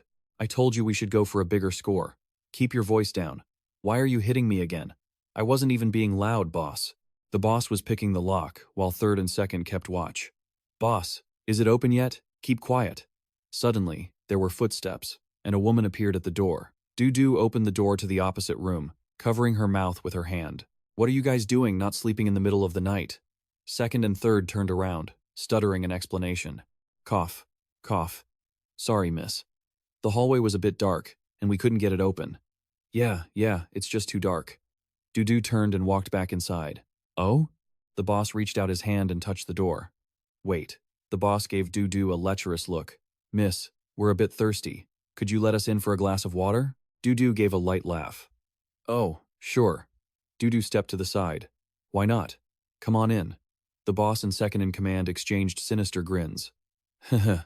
The boss told second and third, "Aren't you going to thank this young lady?" Second said, "Thank you, miss." The boss, second, third, and Du were all in the room. Second reached out and locked the door. Du noticed and asked, "What are you locking the door for?" The boss rubbed his hands together. "It's late, and we don't want to disturb the other neighbors." Du smiled calmly and said, "Oh, you don't need to worry about that," Du said ominously. "My walls are built with top-quality soundproofing material. Even if we had a wild party, it wouldn't disturb the neighbors next door." The boss, second, and third turned pale with fear. Wait. Behind Du, a green chameleon appeared, and Du's eyes turned a haunting, glowing red. "What is that?" The boss and second in command jumped in shock. Breaking into a cold sweat and trembling, the boss pulled a blade from somewhere. "Humph, you filthy woman." The boss lunged at Du with the blade. "Don't try to scare me with your tricks." Du didn't seem fazed, and with a swift motion, the knife in the boss's hand went flying. Du's eyes burned red, and her hand was wrapped in a crimson aura. The boss knelt on the floor, clutching his hand. "Ah, my hand." Second and third were terrified and panicked. "Boss, the poison hedgehog. Go help him." Third ordered the poison hedgehog to attack. As the poison hedgehog lunged, it was quickly snatched up by the chameleon's long tongue. Second and third were stunned, not knowing what to do. "What? My precious hedgehog," Du stroked her beast. "Oh, what are you eating?" Just then, sharp rays of light flew toward Du. The boss clutched his wound with one hand while calling out to his beast. "Nice work, Sandalwood Rat. Now, let's see how arrogant you can be, you filthy woman." A piece of Du's shoulder sleeve was ripped, and when they saw the scratch on her shoulder, the boss asked in surprise, "How are you not hurt?" Du exuded killing intent. "Huh. If I told you the answer, you wouldn't understand anyway." Du stared at them with glowing red eyes. "But that's okay. I'll teach you personally. We have plenty of time." Du laughed, a haunting sound that chilled the boss and second. The third guy was terrified, trembling as he begged, "Don't come over here." Back at Gao Peng's house, he was quietly weeping. Outside, the sound of wailing filled the air. She messed up, Gao Peng thought. Seriously? Can't even sleep in the middle of the night? Over at Duong's place, she was on the phone, while the boss, the second guy, and the third guy were all tied up. "Hey, old Tay. You sent people to my place, and 3 of them volunteered. Don't worry, I've already straightened them out. I guarantee they'll hold the border defense until the very end." That morning at school, Datu, Rich, Yellowtail, and Teddy were all sprawled out on the ground. The chubby guy with orange hair, the guy with black hair, Cow, and Gao Peng were all shocked.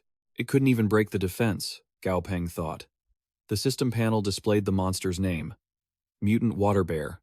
A new type of monster. Level 12. Elite grade. Common quality. Status. Healthy, but lazy. Weaknesses. 1. Fire element. 2. Drain its water quickly. Force it to dry out and die. 3. If it's chopped into pieces, it will die. Special trait. Encystment. Once the encystment state is activated, the water bear's metabolism drops to near zero.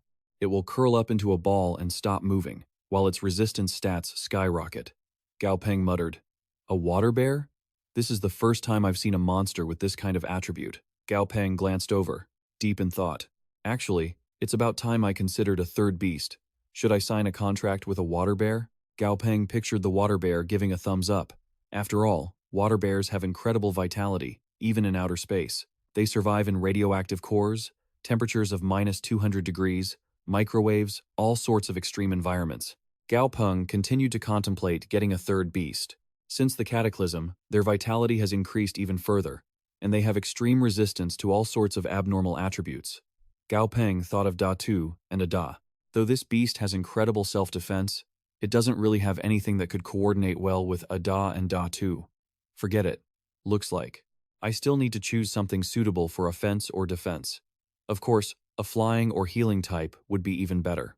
The three of them suddenly heard a loud noise and turned to look. Lian Tu used its massive body to crush its opponent. Mu Tieying stood below, cheering the beast on.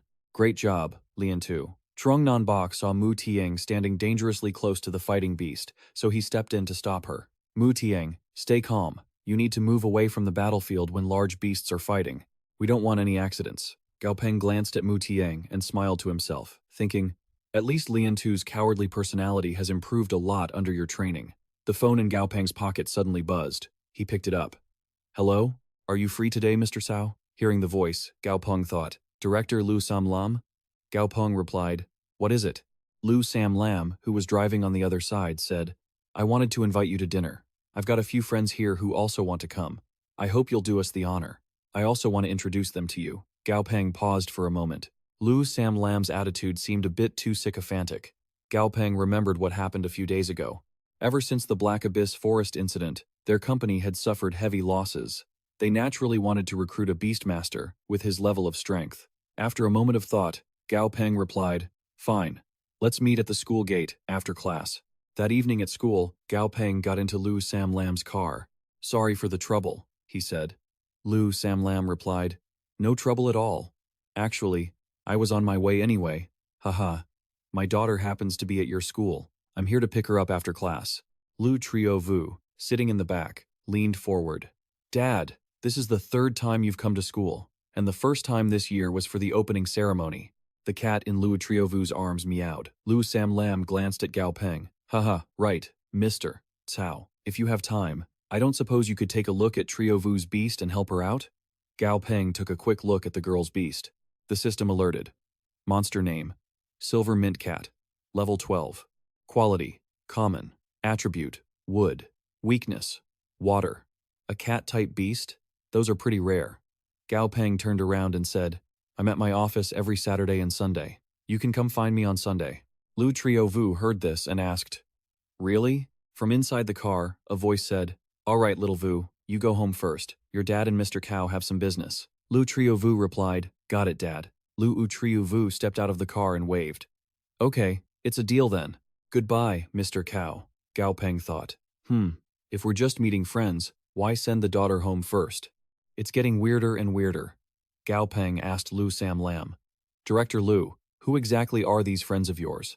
Lu Sam Lam said, Mr. Cao, you'll see when we get there. Lu Sam Lam gestured for Gao Peng to enter. Mr. Cao, after you. Lu Sam Lam walked ahead, and Gao Peng followed, thinking, this place is decorated in the style of a traditional garden. It must be the work of a master who understands northern and southern design. Eating at a place like this, it seems the friends of Director Lu are no simple people. Lu Sam Lam led Gao Peng to a room. There were many people there. You've arrived, Mr. Cao. Come, let me introduce you to Mr. Cao. Lu Sam Lam introduced them one by one to Gao Peng. This is Captain Tong Tu of the Fire Battalion. Tong Tu raised his hand in greeting. Nice to meet you. Lu Sam Lam continued. And this is Captain Jiang Ko of the Heavenly Star Battalion. Jiang Ko said, Heh, old Lu. You made him sound so legendary before. Didn't expect him to be just a kid. Gao Peng's eyes went cold as he looked at them. What a coincidence. This whole room is filled with what kind of squad? Gao Peng clenched his fists. The way these people looked at him, full of probing and suspicion, made him feel incredibly uncomfortable. Luo Sam Lam spoke up, cutting off Gao Peng's train of thought. If everyone is here, let's eat. Jiang Ko looked fierce and said, hold on. The burly Jiang Ko looked him up and down, radiating killing intent. Mr. Cao, you don't look too happy. Did we arrive too suddenly and spoil your mood? Gao Peng didn't answer, just thinking to himself. Tong Tu walked over holding a wine glass. Come on, Captain Jiang, why are you trying to scare a kid? If word gets out that we're bullying a student, I'll never be able to show my face in public again. Lu Sam Lam was sweating, his brow furrowed. It's a misunderstanding. A total misunderstanding. I didn't coordinate well with Mr. Cao. He didn't know so many friends would be here today. My lack of consideration. I hope you brothers will overlook it. Jiang Ko laughed heartily in response.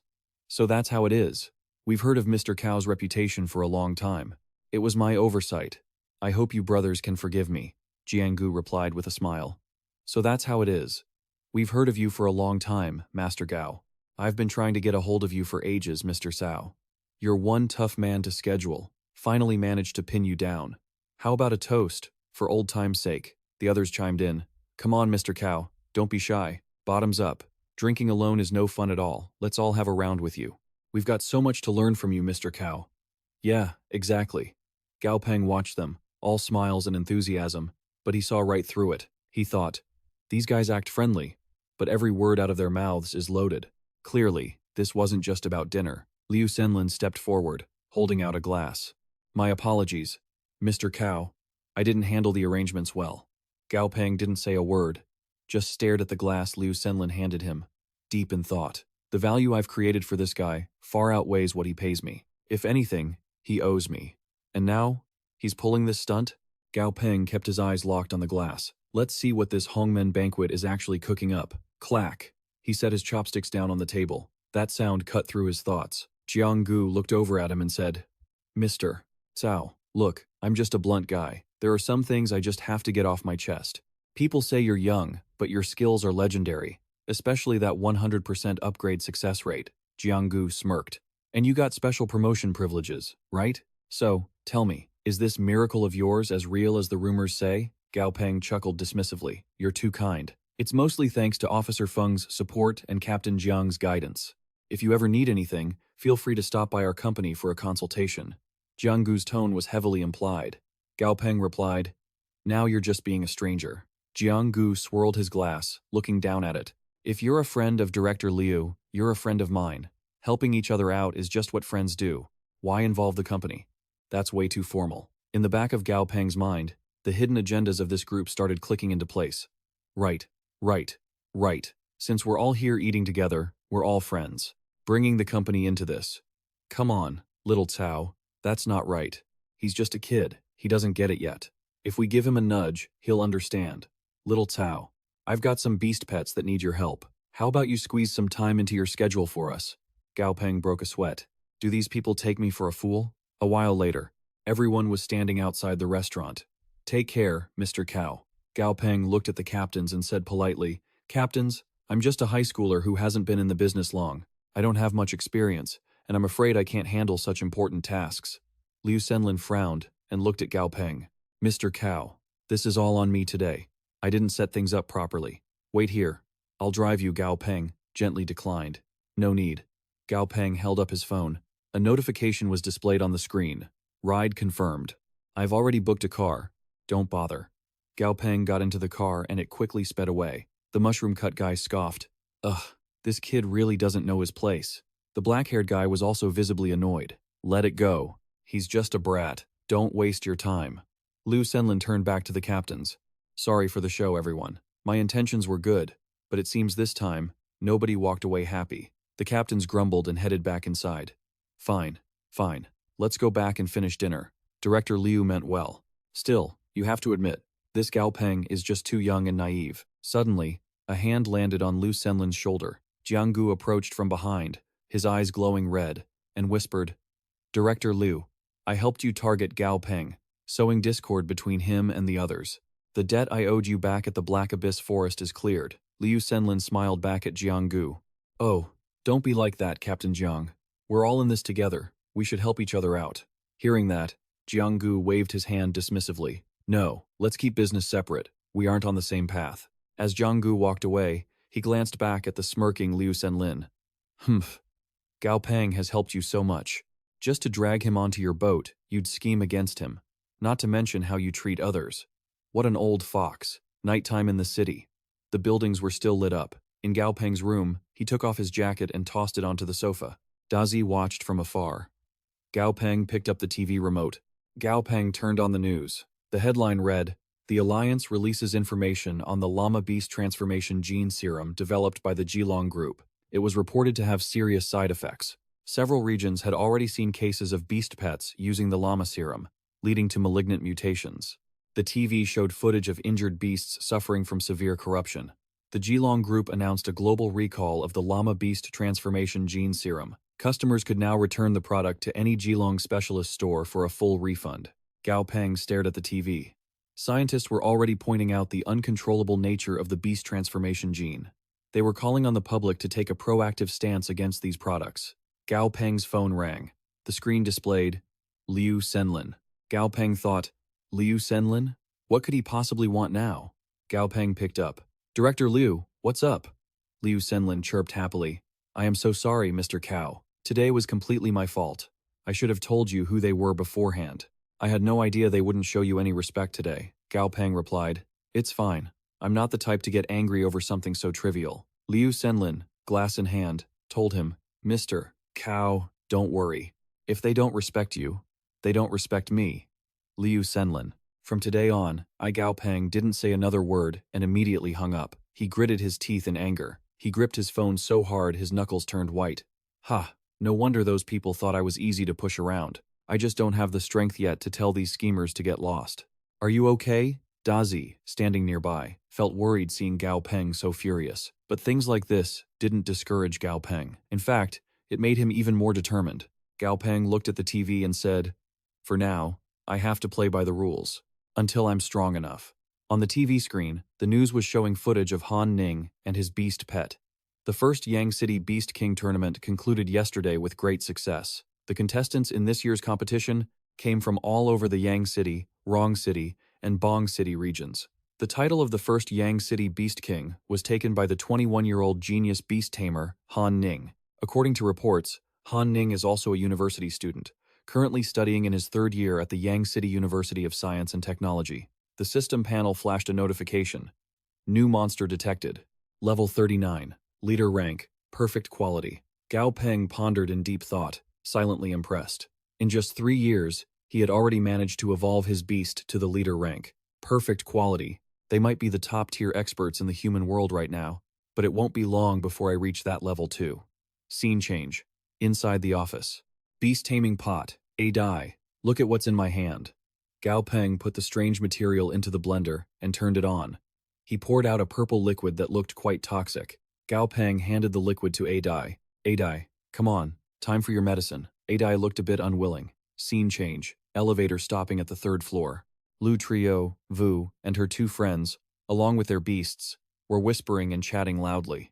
Lu Trio Vu asked, Is this really the office of the Uncle Cao you were talking about? Lu Trio Vu replied, That's right. You said that Uncle Cao is the same age as us. Doesn't he look really old? Lu Trio Vu turned around, annoyed. She started tickling her friend. Oh, really? You dare call me old? Take this. Her friend laughed uncontrollably. Ha ha ha ha. All right. Stop tickling me. I was wrong, haha.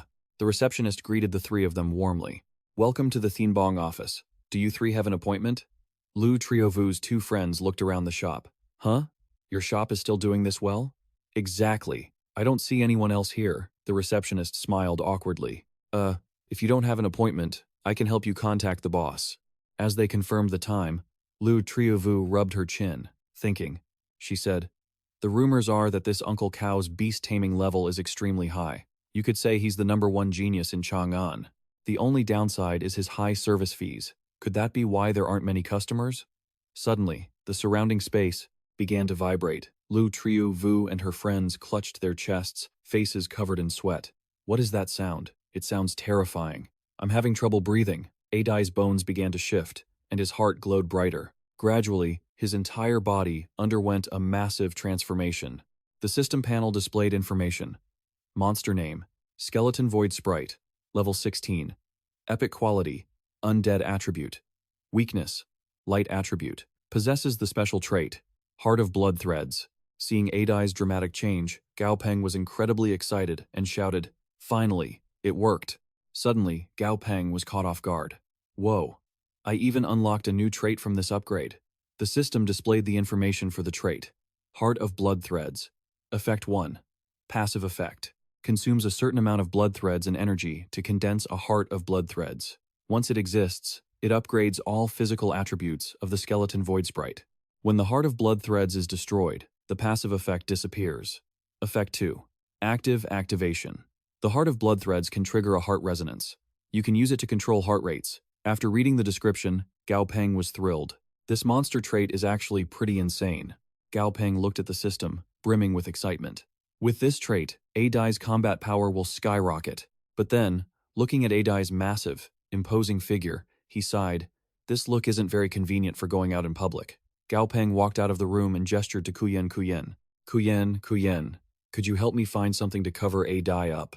His appearance right now isn't suitable for the streets. Kuyen was shocked when she saw a die. Oh my, she thought to herself. In just this short amount of time, he upgraded another beast? Gao Peng is getting more and more terrifying. Lu Trio Vu called out, Uncle Cao?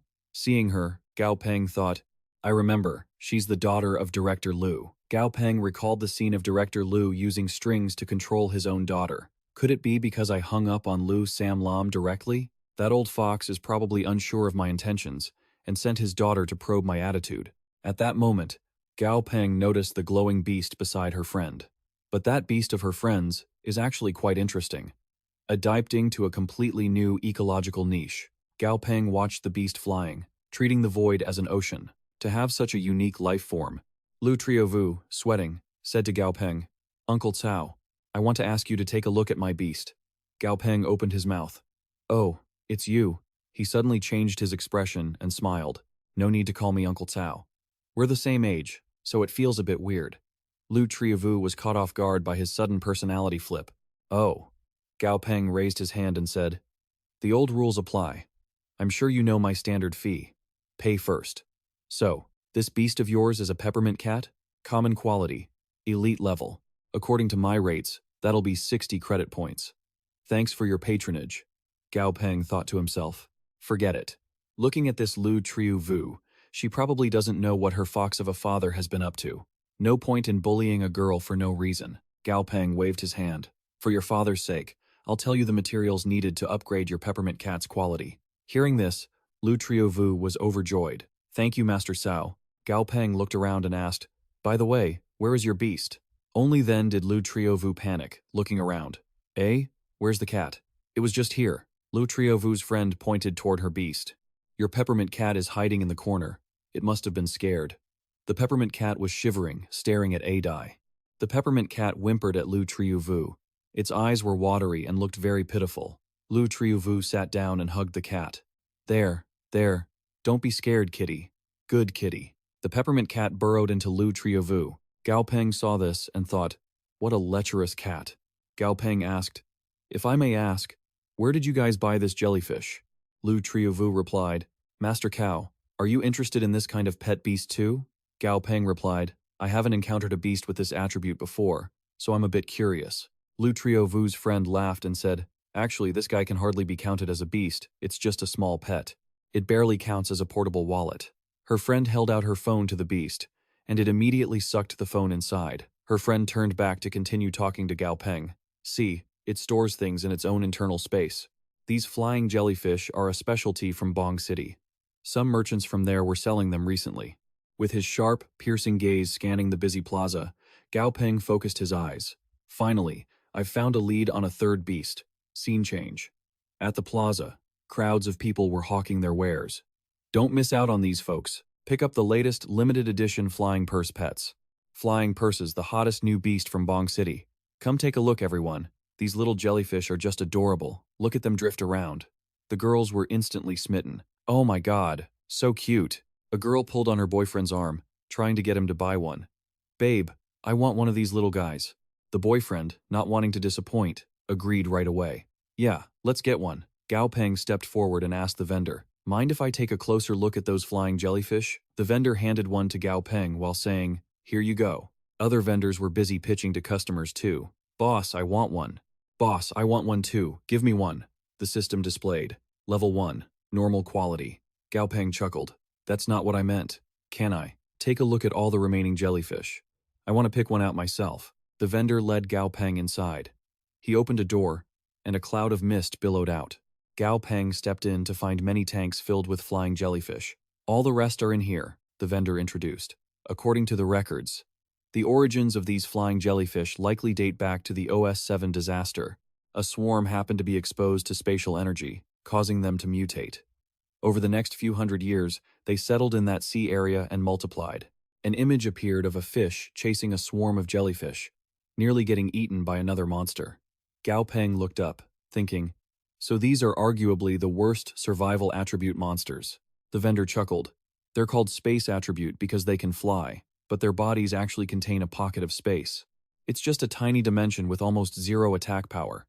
If they didn't look so pretty and didn't taste so. Wait, they aren't even good to eat. They probably would have gone extinct long ago. Gao Peng stared intently at the swarm, wondering, wait, so they aren't good to eat? The tanks were packed with level 1 and 2 jellyfish. The grades of these captive jellyfish weren't much different from the ones outside. Suddenly, Gao Peng paused. Hold on. These jellyfish in the tank are so quiet. Not a single one is energetic. Why does that one feel so different from the rest? While the others were just drifting aimlessly, only that one was bouncing around like crazy. Gao Peng turned to the vendor. How much for this one? The vendor replied, oh, kid, you've got a sharp eye. The vendor continued, my boss says this is a rare mutation, a jellyfish king, perfect quality, mutant speed. It's yours for 100 credit points. A bargain. Gao Peng laughed and started haggling. Come on, man, let's be honest here. A mutant jellyfish? That's a bit of a stretch, don't you think? How about 50 credit points? The vendor didn't say much and quickly agreed. Fine, you're a pro at this. 50 it is. Consider it a deal. Gao Peng took out his phone and transferred the money. He didn't hesitate, figuring that even at 50 points, they were still making a profit. The vendor added, hey kid, if your friends want to buy any, bring them to us, and I'll give you a discount. Gao Peng thought. They were asking for 100. What kind of discount is that? Sure, just don't give me any more sky-high prices. Gao Peng smiled, but this time he knew he hadn't lost out. The system notification popped up. Monster name, Flying Jellyfish. Level 4, Elite Quality, Space and Wind Attribute. Likes, Sweet Fruit Juice. Weaknesses. 1. Lightning Element. 2. Ice Element. 3. Scared of fish and birds. It will shrink when facing these two types of creatures. The vendor was still rambling about bringing friends, but Gao Peng was distracted by the prompt. 2 attributes, Space and Wind. Elite Quality. This is going to be a great addition to our team. Gao Peng looked at the jellyfish and chuckled. You look just like a balloon. I'll call you Dumby. The flying jellyfish just looked confused. Scene change. At Gao Peng's house, Dazi was lying on his favorite pillow. The door handle turned. Gao Peng called out, I'm home. Hearing his voice, Dazi bolted upright. Gao Peng was holding the cage with the jellyfish inside. Dazi, this is the newest member of our family. Hearing that, Dazi froze, then scurried into his room, standing by the door and waving his claws. Dazi's reaction left Gao Peng confused. Huh? Dazi slammed the door shut. Seeing this, Gao Peng understood immediately. Oh, so you've learned how to be jealous, huh? Gao Peng cracked his knuckles, a dark aura radiating from him. You little ungrateful brat, let's see how I handle you. Gao Peng said softly, Dazi, I bought those dried breadworms you love. And the sword beetle dried insects too. And the leaf worms from the spirit leaf forest. Hearing that, Dazi was startled. Gao Peng leaned closer to the door, whispering, and to help you level up, I specially posted a high-priced bounty to acquire level leader lightning attribute monster cores for 301 credit points. That's 1 point higher than the average price. That's enough to support a whole family. Hearing this, Dazi began to drool, his eyes shining bright. He reached a claw out, and slowly, Dazi opened the door. Gao Peng asked with a grin, Hey, want some? Dazi drooled. Want? Gao Peng teased him, pulling the bag away every time Dazi tried to grab it. Not so fast. You slammed the door in my face. I'm returning the favor. Dazi scrambled after the bag. Give it to me. Give it to me. Gao Peng and Dazi continued to play around. All right, you've even learned how to talk back. Take this, you little brat. Adai ignored the two of them and kept staring intently at Dumby. Gao Peng rubbed his shoulders and walked over. One day without a fight, and you'd tear the roof off the place. Gao Peng ignored Dazi, who was sprawled on the floor, dazed. Gao Peng approached the tank containing Dumby and channeled his energy into his hand. Dumby's level showed, level 0. My psychic energy should be enough. Time for the contract. Gao Peng placed his hand on the tank. Dumby saw this and clutched his head in panic. Gao Peng closed his eyes tight. Dumby's consciousness space is even smaller than Dazi's was at the start, and weaker too. This is going to be a headache.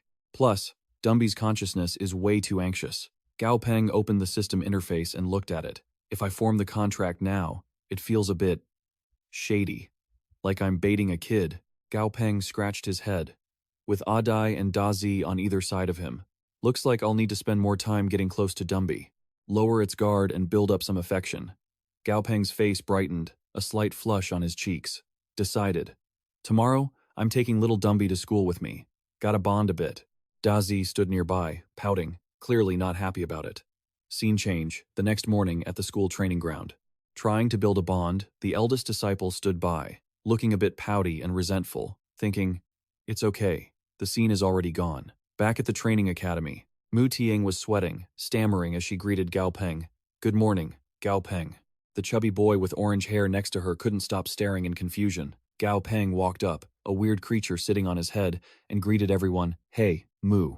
Other students stared at him, whispering, look at that thing on his head, it's so ugly, haha. Gao Peng reached into the space inside Asu, pulling out a bottle of water. Right. Gao Peng handed the water to Mu Tiang. Want some? It's not chilled. Mu Tiang was stunned and shook her head. No, no thanks. By the way, that hat of yours is. Gao Peng laughed and pointed to the creature on his head. It's not a hat, it's a sky jelly, a beast with spatial abilities. Mu Tiang stroked her. Lianzi gently smiling. Oh, I've heard of them, but they're supposed to be pretty timid, right? Let's put that aside for a second. Have you seen the monster we're training with today? Lianzi purred happily as Mu Tiang stroked it. The crowd, along with Gao Peng and Mu Tiang, stood before the monster's enclosure.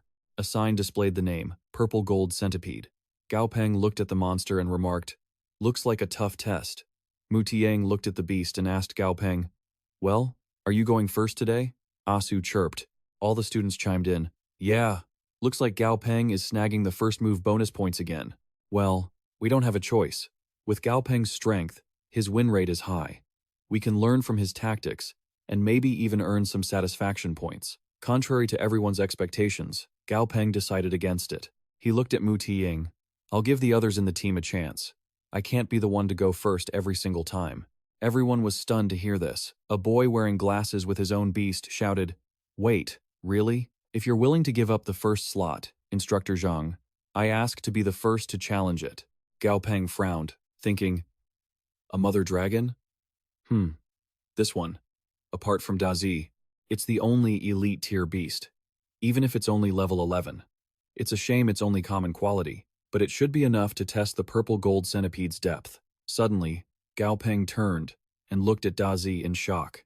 Dazi was staring blankly, drooling everywhere. Gao Peng smacked Dazi on the head. Stop staring. Where are you even looking?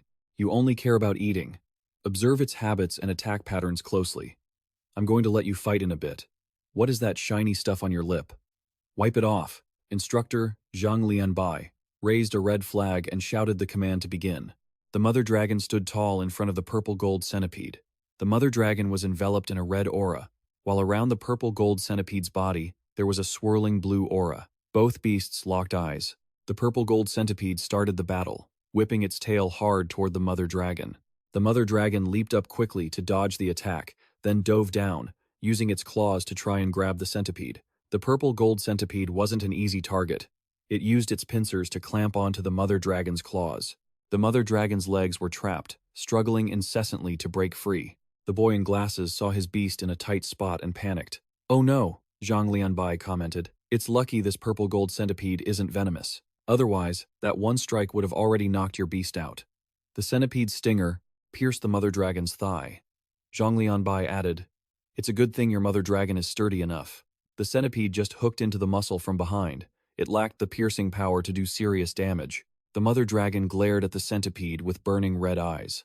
The mother dragon pecked directly at the top of the centipede's head, causing it to bleed profusely. The mushroom-haired boy in glasses cheered. We won. Asu frowned, using its two tentacles to cover its mouth. Gao Peng was deep in thought. Not necessarily. The purple gold centipede lay on the ground, but its eyes suddenly flashed with a fierce red light. It used its pincers to hook the mother dragon's legs, pulling hard. The mother dragon's legs were forced apart, and it let out a cry of agony. The mushroom-haired boy panicked, screaming. The mother dragon's two eggs let out a splashing sound.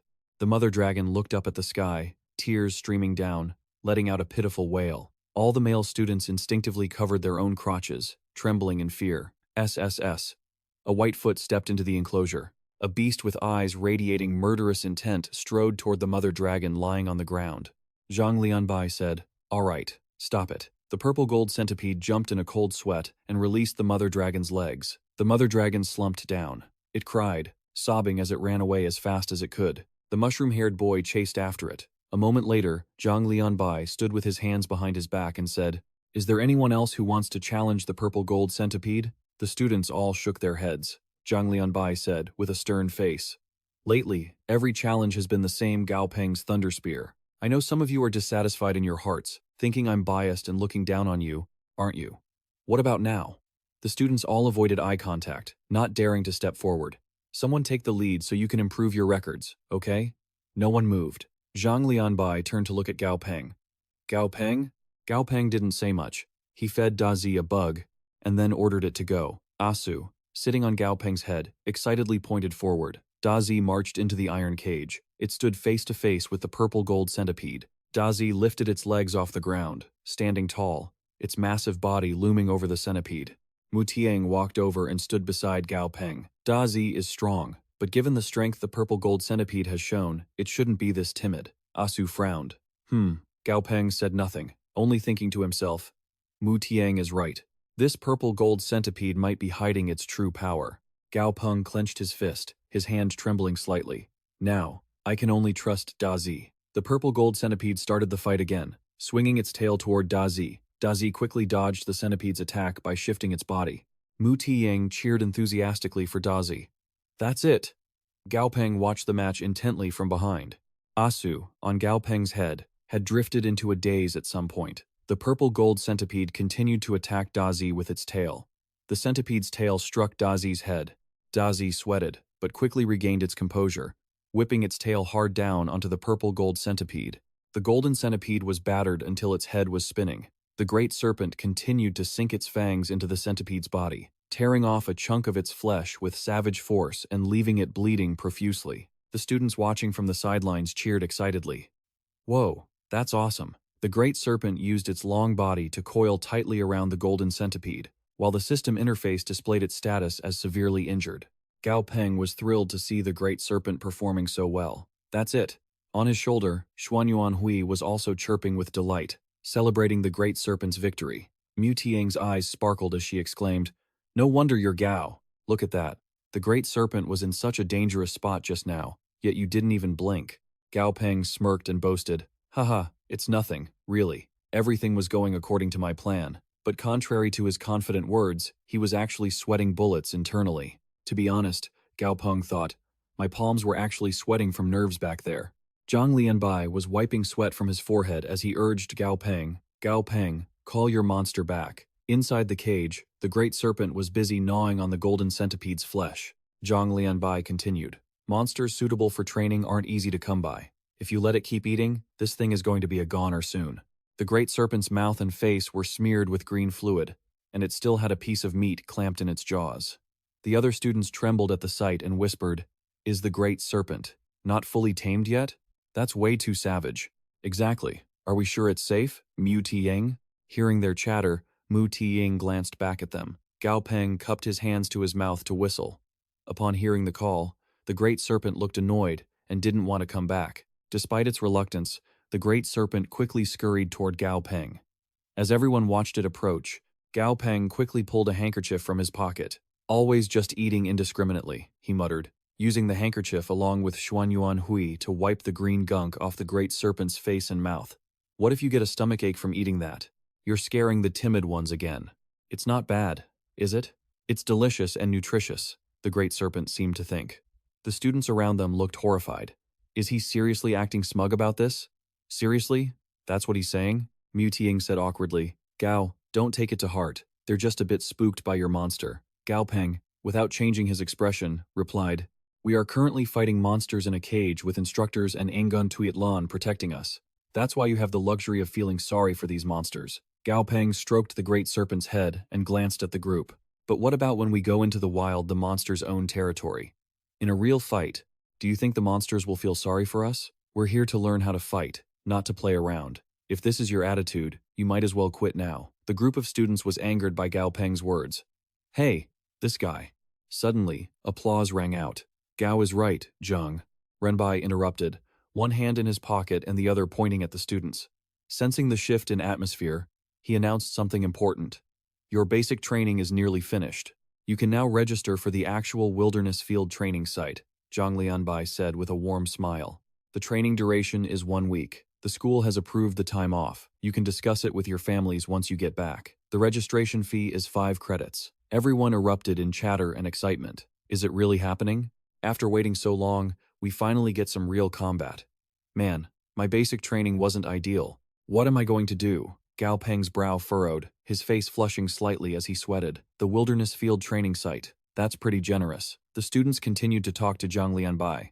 Instructor, do we really have to pay for this registration? Seriously? Shouldn't the school let us train for free? Why wouldn't you have to pay? Zhang Lianbai flashed a devilish smile, radiating a threatening aura. You can choose not to go, or go to the wilderness training site. The dark-haired student and the mushroom-cut boy with glasses complained. Pushing your luck. Traveling there for a week would cost at least 20 credits minimum. 20 credits is just for the ticket. If you want to enjoy other equipment or materials, you'll have to pay more. The students grew gloomy upon hearing the costs. Man, it all comes down to being poor. I'm seriously going to have to ask my dad to borrow some. Zhang Lianbai pulled out a paper with a devious smile. Aside from paying your own way, there is another way. Signing a contract with the Alliance. In that case, all training fees will be covered by the Alliance entirely. The students stood straight, looking solemn. Those who sign the contract must enlist for 8 years after graduation. After that, you are free to choose whether to stay or leave. Additionally, if you get accepted into a military academy, your study time at the academy counts toward those 8 years. Mu Tiang crossed her arms and said, "It makes sense. 5 credits for a normal family, while not impossible to scrape together, is definitely not a small amount. This policy is actually quite humane." Gao Peng replied, "This policy is very clever. It leaves the choice to us whether to enlist or not. There's no forced conscription." Gao Peng's expression darkened. "But regardless of whether you graduate from a military academy and serve for 4 years, or enlist as a regular soldier for 8 years, in the end, you're in the military." Zhang Lianbai continued, speaking to the students with a final, solemn warning. "If you sign up to participate, you must sign a death waiver." The students were all terrified. "Wait, if we sign that, are we going to die?" Zhang Lianbai explained so the students could understand. The high school graduation exam for students of the Beast Tamer major is unlike any other exam. Therefore, you must treat this field training opportunity with the utmost seriousness. Signing a death waiver doesn't necessarily mean you will die. But if your intelligence remains at its current state, that death part might very well be waiting for you. The students laughed at that, and the girl asked the instructor, shyly scratching her head. Mu Tiang glanced at Gao Peng. "So, Gao, partners tomorrow?" Gao Peng and Mu Tiang bumped fists. Gao Peng said happily, "It would be my honor." Behind Gao Peng, Xuanyuan Hui poked its head out, laughing playfully. Military vehicles were racing down the road like the wind. The iron trucks looked simple, but were incredibly powerful. A female student looked out the window from inside the truck. "Whoa, it's so beautiful." The students inside the vehicle were getting rowdy. "Hey, look over here. That mountain is so tall. Haha, it's so high. Over there, look, there are wild monsters too." Just then, the truck hit a rock. The truck jolted violently, tossing everyone inside around. "Ugh, seriously? What the hell was that?" the soldier driving asked, glancing back with a smirk. "My bad, hit a rock on the road, didn't see it," he added. Gao Peng sat with his arms crossed, brooding. A crafty old soldier. He thinks we're too noisy, so he's pulling this stunt, he sighed to himself, remembering what happened earlier. That morning, before they left, he'd knocked on Miss Tang's door, but she hadn't answered, and she wasn't picking up her phone either. Logically, Miss Tang's skills weren't exactly weak. Surely she'll be fine. Then, a thought crossed Gao Peng's mind. Could this be related to that secret she just refuses to tell me? The truck lurched again, snapping him out of his thoughts and throwing him out of his seat. Ah! Gao Peng winced, sweat breaking out on his forehead as he gritted his teeth. "Are you kidding me? This again?" Everyone in the truck was covered in bruises. Angry, they marched up to the soldier to complain. "This is going too far. Yeah, you can't just bully people like this." The soldier broke into a nervous sweat, chuckling to smooth things over. Sorry. That one wasn't on purpose, I swear." At the entrance to the wilderness training camp, 3 military trucks were parked. Their destination had arrived. Everyone hopped off and gathered in one spot. They listened to the announcement from Instructor Sun. "Behind me lies the wilderness training base for all of you. Every inch of this valley has been cleared out. We've left only common and elite level monsters. There are absolutely no leader level monsters here." The lieutenant held up a watch and began introducing it to the students. Each of you has been issued an ID watch equipped with a GPS positioning system and an emergency distress button. Your mission is to survive in here for 1 week. Gao Peng stared at the watch on his wrist. Deep in thought, the lieutenant continued. Once wilderness training begins, there's no turning back. If you quit, it counts as failing. He leaned in, his voice hardening. Any questions? The students looked terrified, cold sweat on their brows. Is there a designated supply point in the training ground? The lieutenant pulled out a small rag and scoffed. In the valley, there are safe houses built with special reinforced steel. Only monsters at the leader level or higher can breach their defenses. There's also a limited supply of food inside. The lieutenant stood with his hands behind his back, speaking sternly to the students. So, if your only goal is to just survive for 7 days, it's not impossible. It all depends on the choices you make. Get moving, you little chicks. As the valley gates opened, everyone rushed in excitedly. Die long. Quick, follow me. Let's go find a safe house first. Got it. This time, we're definitely going to prove our strength. Mu Tiing looked at Gao Peng, and the two communicated with a brief glance. The instructor yelled through a megaphone. Pick up the pace. If you aren't careful and end up getting eaten by monsters, our positioning system will help us find where the monsters are, and we'll come to avenge you. Keep moving. Stop staring. Mu Tiang walked over to Gao Peng. Top student, what are you looking at? Gao Peng turned back and replied, a sparrow. This kind of sparrow likes to gather in humid environments near water. They are extremely sensitive to rainwater. If it's going to rain anywhere, they'll fly there. That's why they're called rain birds. Mu Tiang smiled slightly, agreeing with Gao Peng. I remember the city weather signal towers keep rainbirds. Their attack power is really weak, but they're incredibly fast. The rainbird spread its wings and soared high. Gao Peng watched it intently. It really is different when you see things out in the wild. It's not as boring as the city. The wilderness has all kinds of beast pets. It's a paradise for monsters. Mu Tiang stood with her hands on her hips, watching Gao Peng and laughing. A top student really is a top student. Everyone else rushed into the valley, but only you, Gao Peng, have started observing the surroundings. No wonder you have the skills you do with that kind of mindset. Gao Peng turned back to look at Mu Tiang and spoke up hurriedly. That's not exactly it. I just hate crowds, so I stayed behind for a bit to let them pass first. Hearing Gao Peng say that, Mu Tiang looked blank and skeptical. So, can we go now? Gao Peng turned and started walking. Let's go. Mu Tiang followed behind, beaming. Yep, let's head out. Gao Peng's expression tightened slightly. Did I see that wrong? Just now, it looked like there was a shadow on those tree branches over there. Gao Peng suddenly looked down. On the shelf are bottles of water and food. As he packed the supplies, Gao Peng said, there are 5 ration boxes on the shelf and 10 bottles of mineral water. If we eat sparingly, we can basically survive for a week. So, the military is still testing the students' true strength. Otherwise, if we had to fight monsters while also needing to forage for food ourselves, the casualty rate might actually go up. At this moment, Mu Tiang was wearing a full set of armor. She hadn't changed into the protective gear. Why, student Cao? Gao Peng saw this and was confused. Oh, Mu Tiang saw Gao Peng looking puzzled and answered cheerily. Deep in the forest, there are some small mosquitoes with pretty strong toxins. If you get stung by one, it's really miserable. Gao Peng gave a strained smile and raised both hands, disagreeing. No need for that. I've already applied some medicinal herbs, so I'm fine. He turned away, coughing a few times. Let's hurry up and check around to see if we can hunt some prey. I don't want to eat compressed biscuits for 7 straight days. Gao Peng only had a single backpack on his shoulders. Now that they had a safe house, he could rely on Lian Tu's physique to quickly clear a path. Even if something happens, we can always retreat to the safe house. When Mu Tiang heard that, her eyes sparkled. Not a top student for nothing. His planning really is thoughtful. Lian Tu relied on his massive build to lead the way and clear a path. Behind him, Da Zi kept a lookout to see if there were any dangers. Gao Peng walked ahead of Mu Tiang. Let's find a water source around here first. Usually, the area around a water source is a natural hunting ground. Mu Tiang followed behind. Got it. Suddenly, a faint purple scent wafted toward Mu Tiang. In this forest, the floral scent is way too strong, and there's also a rotting smell. I think I'm going to pass out. Mu Tiang clutched her head, stumbling and unable to stand steady. Hey! Gao Peng reached out and steadied Mu Tiang, stopping her from falling. Mu Tiang, now supported, went to say, thanks Tha. Before Mu Tiang could finish, Gao Peng put a hand over her mouth and signaled for her to be quiet. Shh!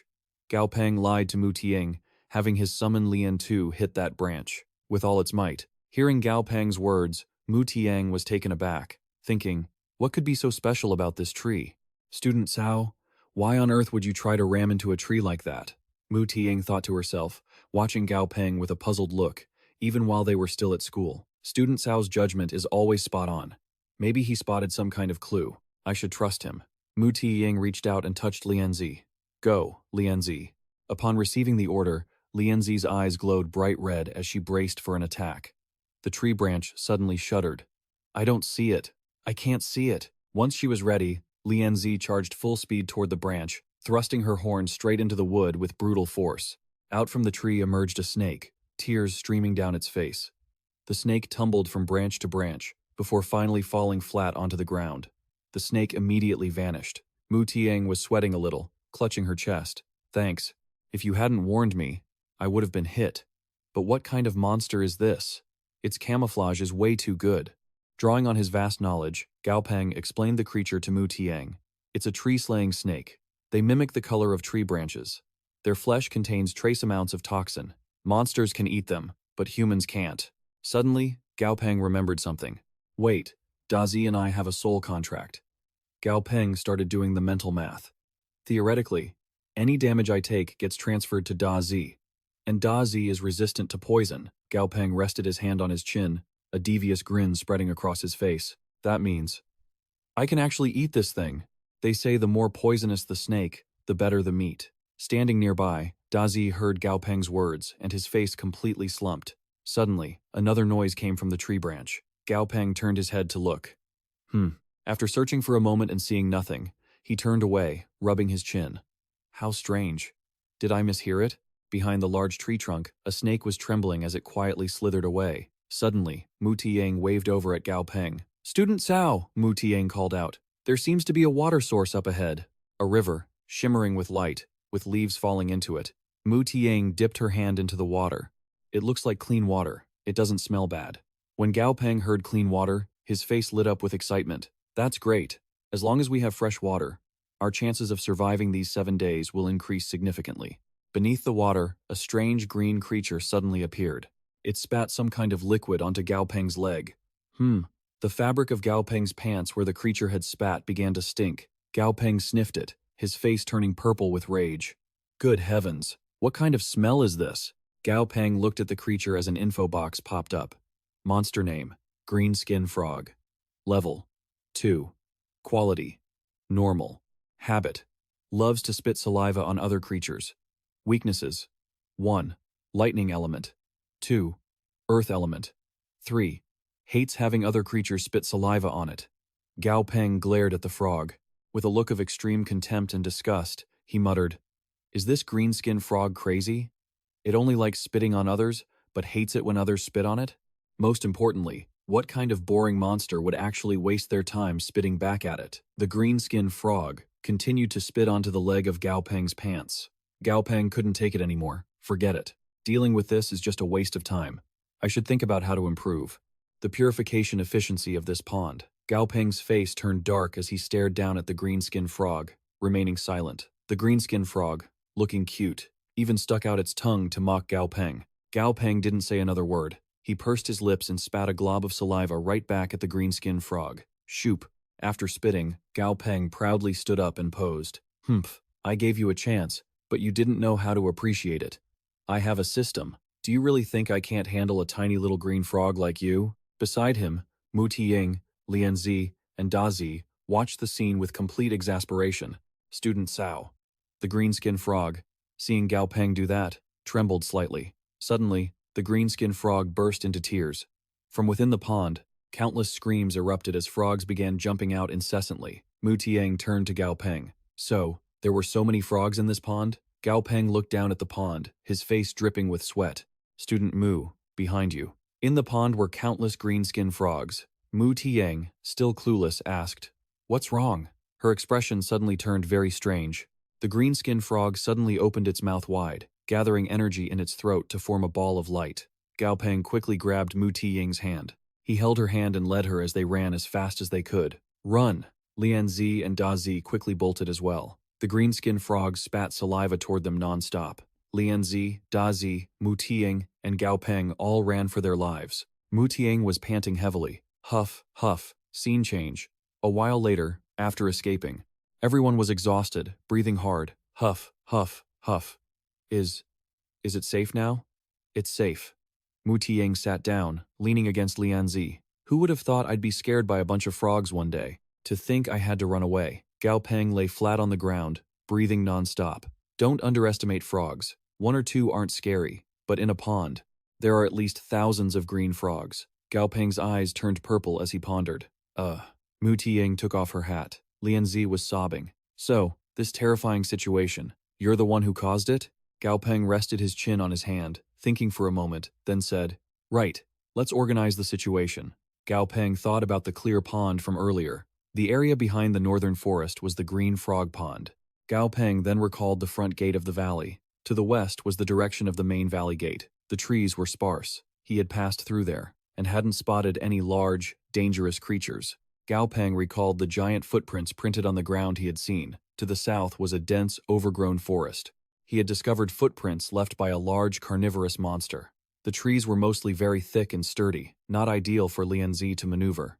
That only left one direction, the east. Gao Peng remembered the east.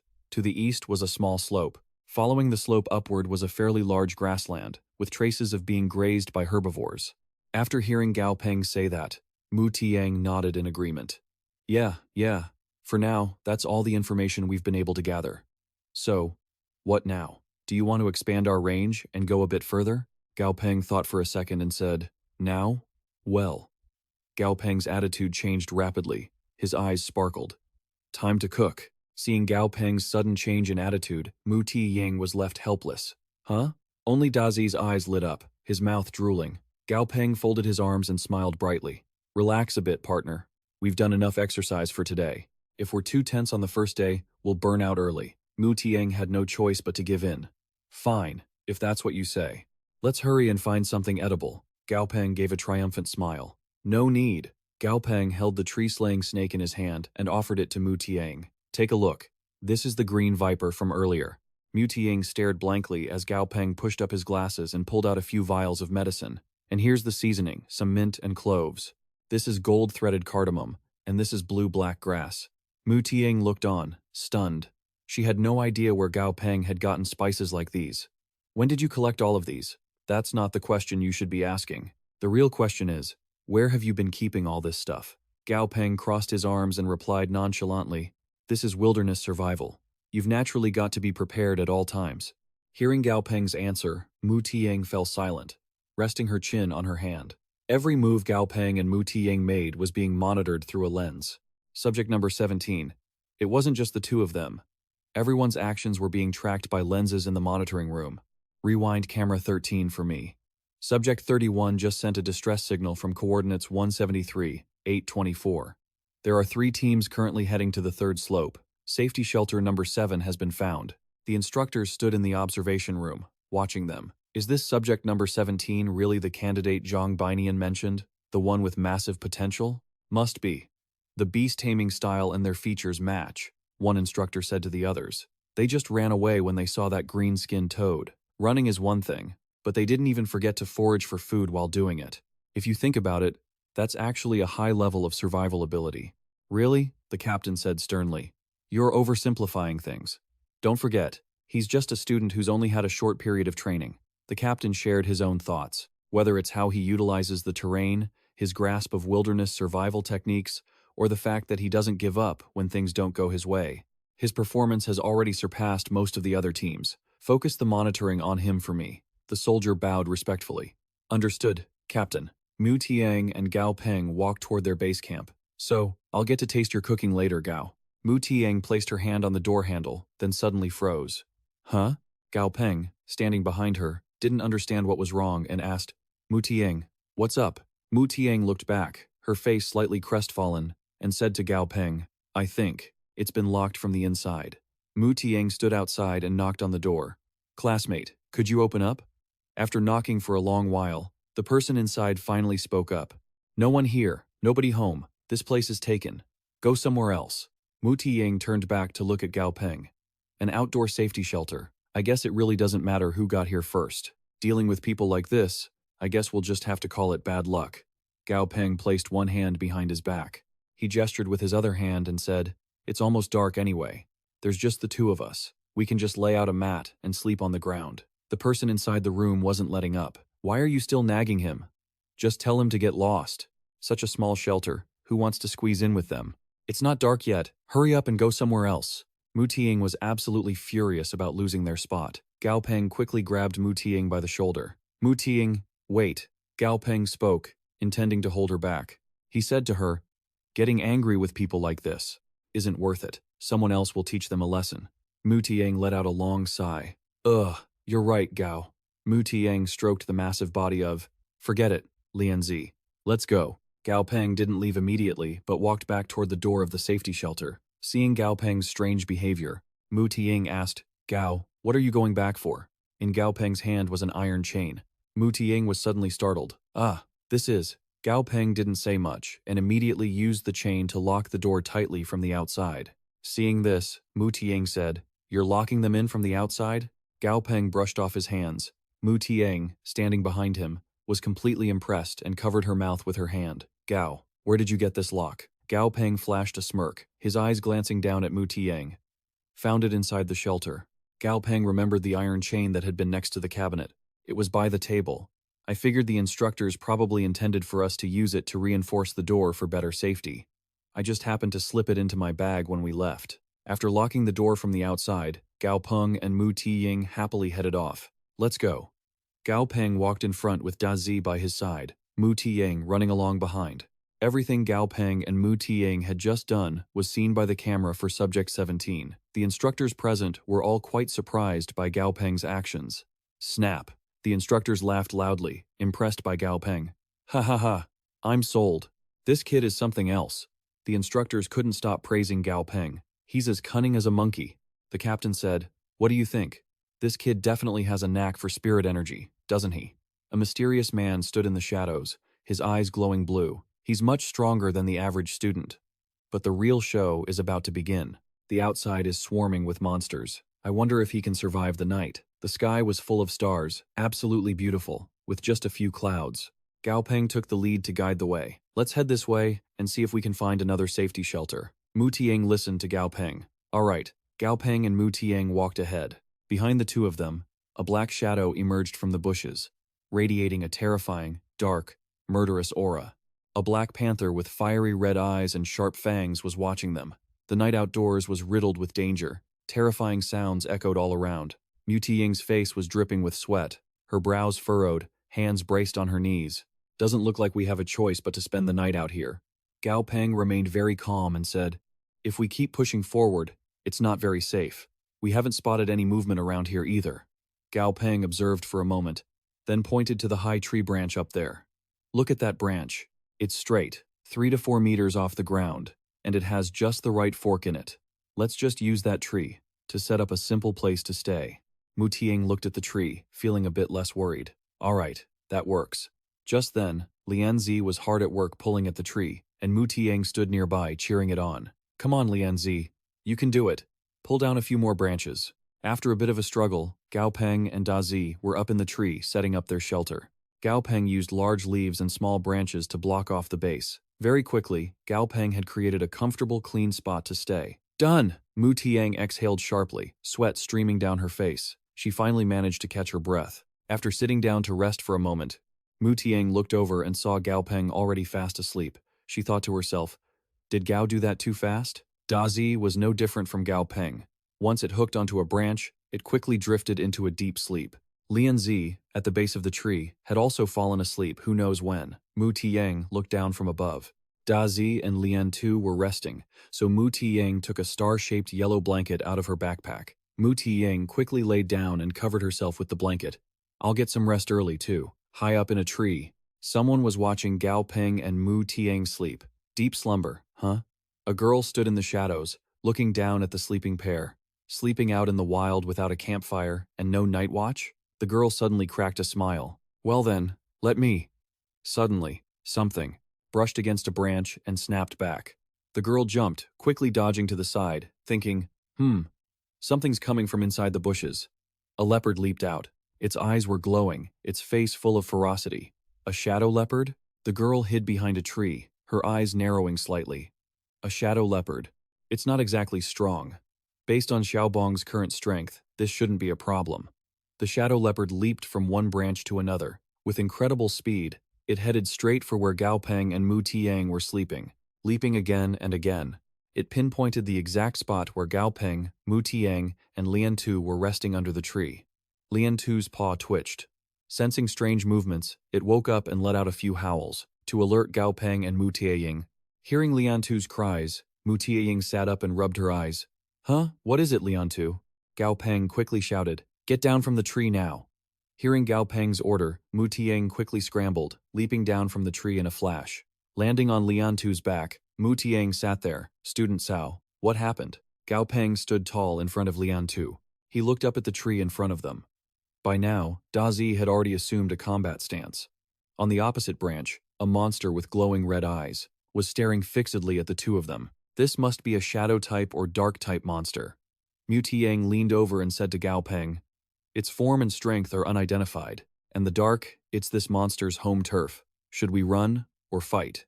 Gao Peng didn't say anything for a moment. Just then, his system panel appeared. He glanced at the system panel to check the monster's info. The panel showed the monster was at level 15. Seeing that, Gao Peng thought, "Level 15, Shadow Leopard, common grade." After observing for a moment, Gao Peng told Mu Tiang, "Running means turning our backs to a beast. It will only trigger the creature's predatory instincts." The monster flew off the opposite branch, heading straight for Gao Peng and Mu Tiang. The shadow leopard used its immense speed and swung its razor-sharp claws toward Gao Peng.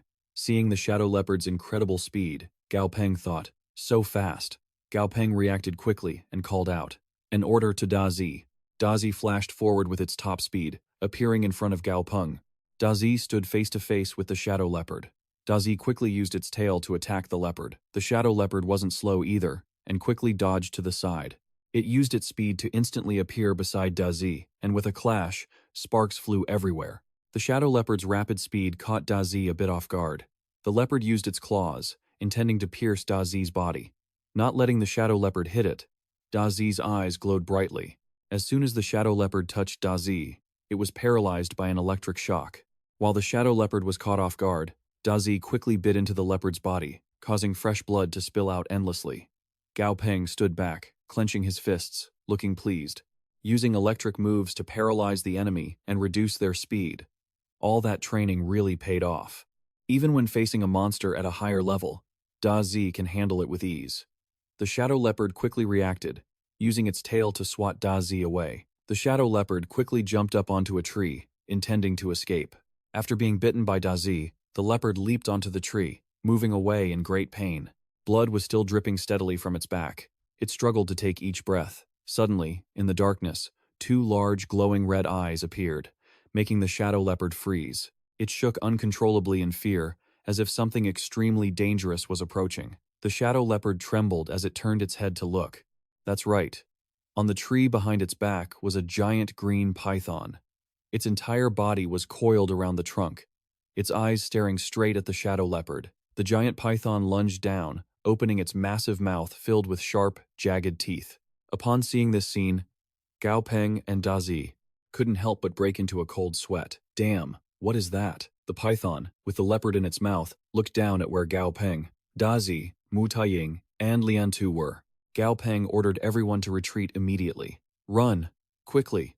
Gao Peng and Mu Tiang sat on Lian Tu's back and quickly fled. The python watched them run away from above. The python didn't seem interested in them and turned its head away. The python bit tightly onto a branch with its teeth. The woman standing on another branch watched the python. "Looks like you aren't interested in them. You're a smart one. Otherwise, fighting you would create too much of a commotion, and I might blow my cover." After standing there for a moment, the woman quickly left at high speed. On the surveillance screen, the instructors at Station 17 saw the appearance of the python and immediately reported, "An emergency situation has emerged." The instructor turned to look at the lieutenant in charge. "Do we need to deal with this mutated giant python?" one man asked. "No need," Instructor Tran replied, explaining, "The giant python is actually docile in nature. It's not a very aggressive species. For these students, it's just a test."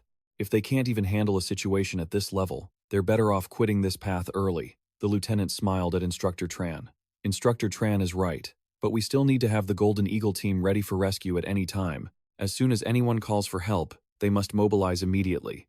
Instructor Tran replied respectfully, "Yes, sir." Scene change. In the forest on the second day, sunlight filtered through the branches. Mu Taiying was still leaning against Lien, too, sleeping soundly. The sunlight hitting her eyes caused Mu Tiang to gradually open her eyes and wake up. When Mu Tiang opened her eyes, she saw Gao Peng standing in front of her with a smile. "You're awake. Perfect. We can set off right away." Mu Tiang was still quite sleepy. As they set off, Mu Tiang asked with a puzzled look, "Gao Peng, where are we going?" Gao Peng, calmly feeding a bug to Da Zi, replied, "To yesterday's campsite. I want to take a look. We were in such a rush yesterday, we left a lot of gear behind," Mu Tiang said, sounding worried. "But are you sure that giant python is still there? And we don't even know how it attacks, or what its weaknesses are. We don't have any of the critical info we need. Going back there is way too dangerous." Gao Peng listened to her protest, then explained. "Exactly because we're missing that information, we have to go back," Gao Peng said, while continuing to feed Da Zi. "Understanding these monsters is part of a tamer's strength. You never know when this information might end up saving your life. In this world, we have to survive in a reality that's already changed," Gao Peng said as they walked. "If you think you can just hide in a safe zone forever, like you did before, you'll only keep getting weaker." Hearing this, Mu Tiang fell silent and followed him. "Hey, wait for me," Mu Tiang called out, hurrying after him. "You're walking so fast, I can't keep up. If you don't keep me close and we run into a monster, are you just going to use Da Zi to run away?" A girl stood hidden in the trees, watching them.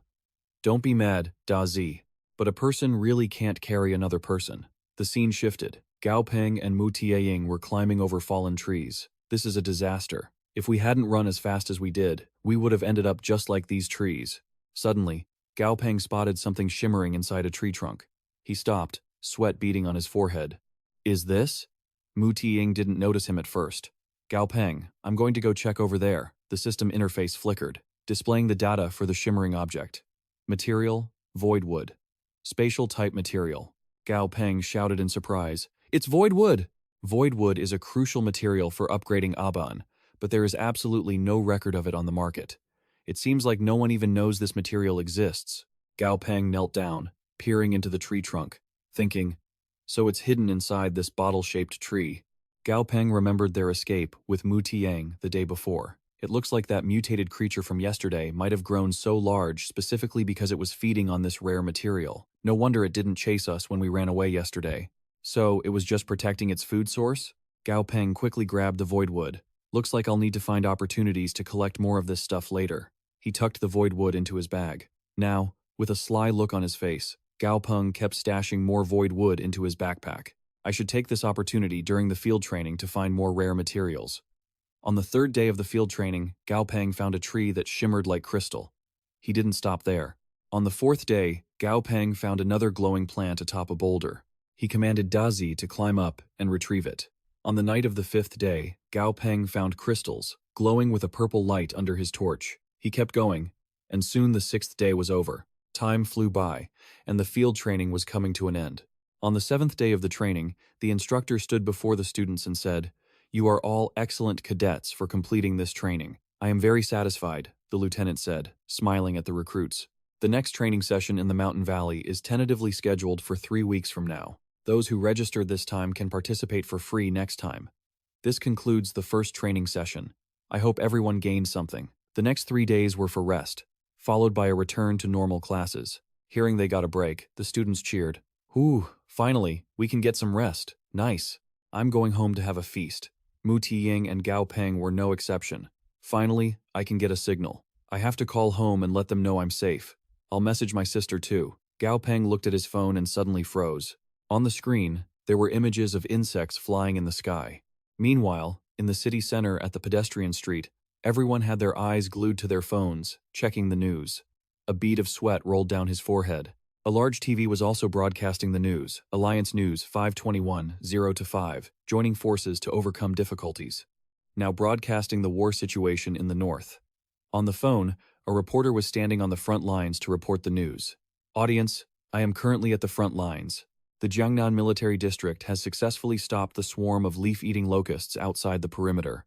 Gao Peng sat at home with Ada, Dazi, and Aban, watching the news. According to the latest research results from President Feng, the Chang'an Tamer Association states, on the TV, they showed photos of President Feng, followed by images of a leaf-eating locust. This species is known as the leaf-eating locust, and it is extremely afraid of fire. Based on this weakness, we have successfully managed to hold them back. A massive cloud of locusts swarmed through the sky. There were estimated to be billions of these leaf-eaters. Each adult locust was 30 centimeters long. Gao Peng sat watching the news, looking deeply pensive. The situation isn't looking good. Gao Peng's phone suddenly rang. The screen displayed President Feng's name. Gao Peng happily answered. It made Aban feel a bit itchy. Hello, President Feng? A voice replied from the other end of the line. Little Gao. Training is over, right? Come to my office at noon. The scene shifted to President Feng's office. He was talking on the phone with Gao Peng. The military has a new batch of hollow-bellied gold beetles they want us to upgrade. Do you have time to come by the association tomorrow? There's no payment, he added. Gao Peng was shocked after hearing this. Hollow-bellied gold beetles? Could the military be planning to use them to deal with the leaf-eating locusts? President Feng answered honestly. Yeah. On the other end, Gao Peng shouted, What? Two middle-aged men, standing in President Feng's office, looked very surprised. How does he know the military is using those? President Feng glanced at them, then continued the call with Gao Peng. You're right. The military's plan is exactly that. Using firearms to wipe out the leaf-eating locusts is too inefficient. We still need to find a solution based on the laws of nature. The two people who were just talking are now shaking with fear. Gao Peng, on the other end of the line, furrows his brows slightly, considering the laws of nature. Finding its natural predator? That's a highly feasible approach, Director Feng says with a smile. What do you think, little Cao? Interested in joining this research project? We can discuss the compensation. Gao Peng coughs a few times. Director Feng, since you've put it that way, I won't stand on ceremony. Can we exchange the payment for monster cores? A single Lord-level lightning-type crystal would suffice. Gao Peng waits anxiously for a reply. Director Feng is silent for a moment. Then he says, Well, in theory, that's not allowed. But for you, little Cao, this is definitely a special case. We can make an exception, no problem. Great. See you tomorrow. On Monday, at the lobby of the main building, Bong enters the hall. His name is called out. Gao Peng, little Cao. Director Feng walks over from a distance, warmly greeting Gao Peng. Welcome back. Director Feng beams with joy, welcoming him. Haha, I've been waiting for you for a long time. Two receptionists look on with curiosity, wondering about his identity. Who exactly is this young man? Director Feng came down to greet him personally. Could he be the son of some high-ranking official? Director Feng gestures for Gao Peng to follow him toward the elevator. Yesterday, the military transport arrived with the hollow-bellied cicada. Let's go. Gao Peng replies. Understood. The elevator shows floor B15. Gao Peng looks at the dark circles under Director Feng's eyes. Did you stay up all night? Director Feng replies gently. Yes, Gao Peng. I spent the whole night looking into it. Director Feng says seriously. Still, there hasn't been a single lead. The elevator reaches floor B55. We're here. The elevator doors slide open. Gao Peng is quite surprised by the room's size. Wow, this space is huge. Director Feng points the way for Gao Peng. Welcome, little Cao, to the Beast Tamer Association's laboratory. Director Feng introduces him to the environment. Our laboratory is over here. The hollow-bellied cicada is inside the cage. Little Cao, take a look. This is it. Gao Peng stands there, thinking to himself. The hollow-bellied cicada evolved from a common breed. It has incredible jumping power and is Earth-type. A lab technician brings over some items for Gao Peng. Mr. Cao, please look over here. Gao Peng looks down at what the staff member is holding. On the tray is prepared yellow leaf cicada. The staff explains. This is grilled yellow leaf cicada with a hint of fennel. It's the favorite food of the hollow-bellied cicada. You can try feeding it. Gao Peng picks up a skewer. It tastes delicious, and he gives a thumbs up. Fragrant, fresh, rich, but not greasy, and the outer layer is crispy. The meat of this grilled yellow leaf cicada is a 10 out of 10. The technician is shocked to see Gao Peng eating it with such gusto. Everyone there, including Director Feng, stares at Gao Peng with strange looks. Little Cao. The hollow-bellied cicada sees him holding its skewer and squeals, jumping up and down. Seeing this, he holds out the other skewer to it.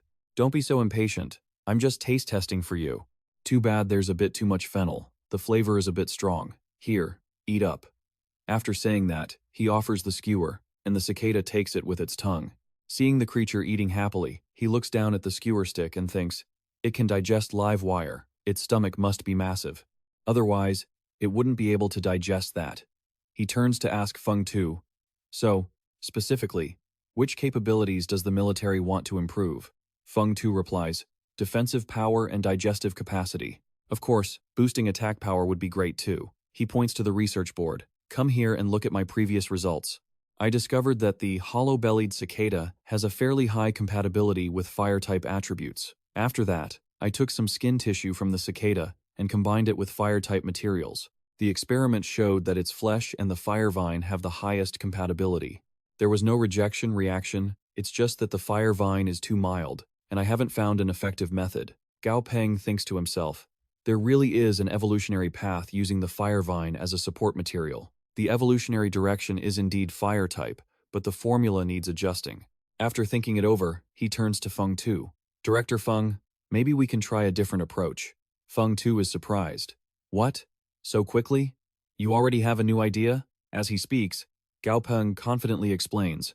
For example, suppose we prepare 3 dishes using the fire vine to soak the hollow-bellied cicada, but the fire vine's flavor is too subtle and difficult to permeate. At this point, we could consider changing the preparation method, for instance, adding strong spices and cooking it over high heat to improve absorption.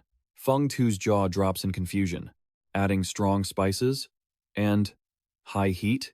Gao Peng replies mysteriously, exactly. Feng Tu feels like he's discovered a new horizon. Let me think. Ghost-faced chili peppers? Gao Peng maintains a confident smile. Director Feng, you can give it a try.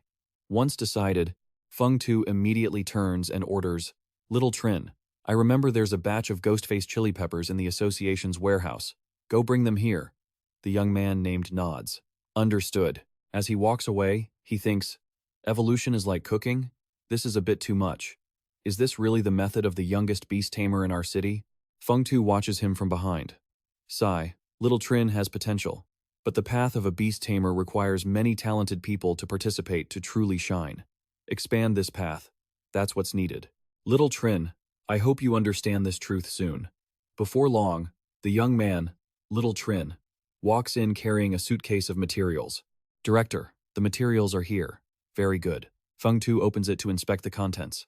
The quality is 000.0. Little Trin smiles coldly, glancing sideways at Gao Peng. Of course, we must choose the best. That way, after failing, this Mr. Cao won't have an excuse to blame the material quality. Feng Tu puts the materials into the machine, and slowly, the ingredients are ground into a paste. Looking at the color, the medicinal potency seems a bit too strong. Afterward, Feng Tu turns to Little Trin. Little Trin, get a bit more tohum wood, king ginseng, and moon eye angelica. Little Trin nods immediately. Yes, Director. Gao Peng looks on and falls into deep thought. Still missing other supporting materials, but giving direct suggestions now might be a bit too deliberate. Better wait for the experimental results first. Over here, Feng Tu has finally finished the serum. He's thrilled. The final evolution serum is finally complete. He then reaches his hand into the cage. He injects it straight into the hollow-bellied golden cicada. The moment it's injected, a burst of red energy erupts from the creature's body. It grows stronger and stronger until, boom, a massive explosion sends everything flying. Feng Tu immediately turns to instruct Xiaozheng. It failed. Xiaozheng, go check the blood. See what caused the failure, he adds. Xiaozheng replies quickly, yes, sir. I found the cause of the explosion. It seems like it absorbed too much fire element. The energy conflicted, causing it to detonate inside the flesh and blood. You can still see a lot of unabsorbed fire elemental residue. Feng Tu repeats, conflicting energy? Xiaozheng continues. According to your past experimental data, sir, if there was any chance of success, we might be able to find it in the residual flesh and blood. We could extract a small amount, or at least a portion of the fused fire elements. That way, we just need to keep refining the formula and adjusting the ratios. Then, he turns to look at Gao Peng and continues. But the energy conflict also proves that these two energies simply don't fuse well together, which means this experiment is a total failure. Feng Tu remains calm, responding, it's too early to say our approach is wrong. Continue the experiment. We need more data. Seeing Feng Tu being so stubborn, Xiaozheng shouts, Sir, But Feng Tu is completely unfazed. Stop talking. Go get another batch of materials. But the second experiment fails, and the third one is the exact same. Another explosion. Another failure. Everyone watching, seeing it fail 3 times in a row, starts to get suspicious. 3 failures in a row? The formula is definitely the problem. Just like Xiaozheng said, the approach is wrong. Ugh, Gao Peng is just a kid. He's exaggerating, some whisper. But hearing everyone talk, Gao Peng just wears a confident smile. He stands behind Feng Tu and says, Guildmaster Chen, you've tried so many materials. I feel like maybe it's just the red-faced demon chili that can't be used as the primary ingredient. We could try a different primary material. Hearing this, Feng Tu is skeptical. 2 primary materials? That's a bold idea. Gao Peng remains confident. After all, you already trusted me once, so trust me again. Feng Tu is a bit impatient. What kind of primary material are you planning to use? Gao Peng answers confidently. Black soil. Black soil is an earth attribute spirit material. It's quite damp and carries negative energy. It can help the hollow-bellied golden cicada digest the food and protect its internal organs. Then, add some stripped bark wood to assist. The demon chili acts as the primary. Wood feeds fire, and fire feeds earth. Feng Tu looks at the remaining materials. Having failed so many times, he says, mutual generation and destruction. Huh? Let's give it a try.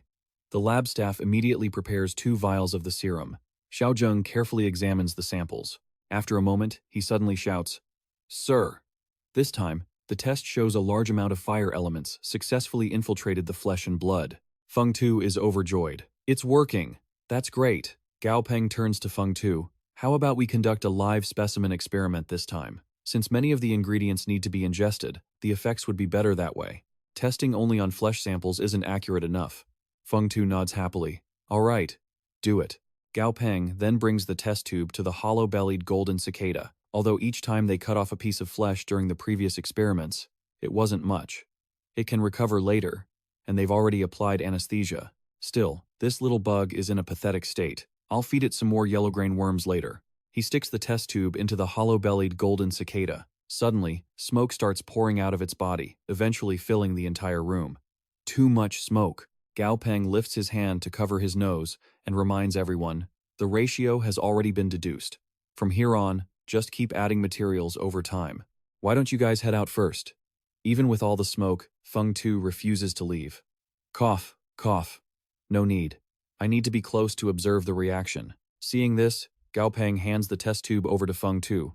Then I'll go outside for some fresh air. Feng Tu agrees. Fine, go ahead. Gao Peng heads out to catch his breath and mutters, this demon chili is seriously potent. He then falls into deep thought. Just now, I acted quite naturally, so no one should be suspicious. If they knew I already had the formula well, I only offered a few suggestions. The actual formula was still derived from Guildmaster Feng's experiments. Still, I have to be careful. If someone with bad intentions finds out, I'm in big trouble. This is the first time I've researched the evolution of the fire system hollow-bellied golden cicada. As a high school student with no power or influence, how could I possibly have known the formula before the experiment?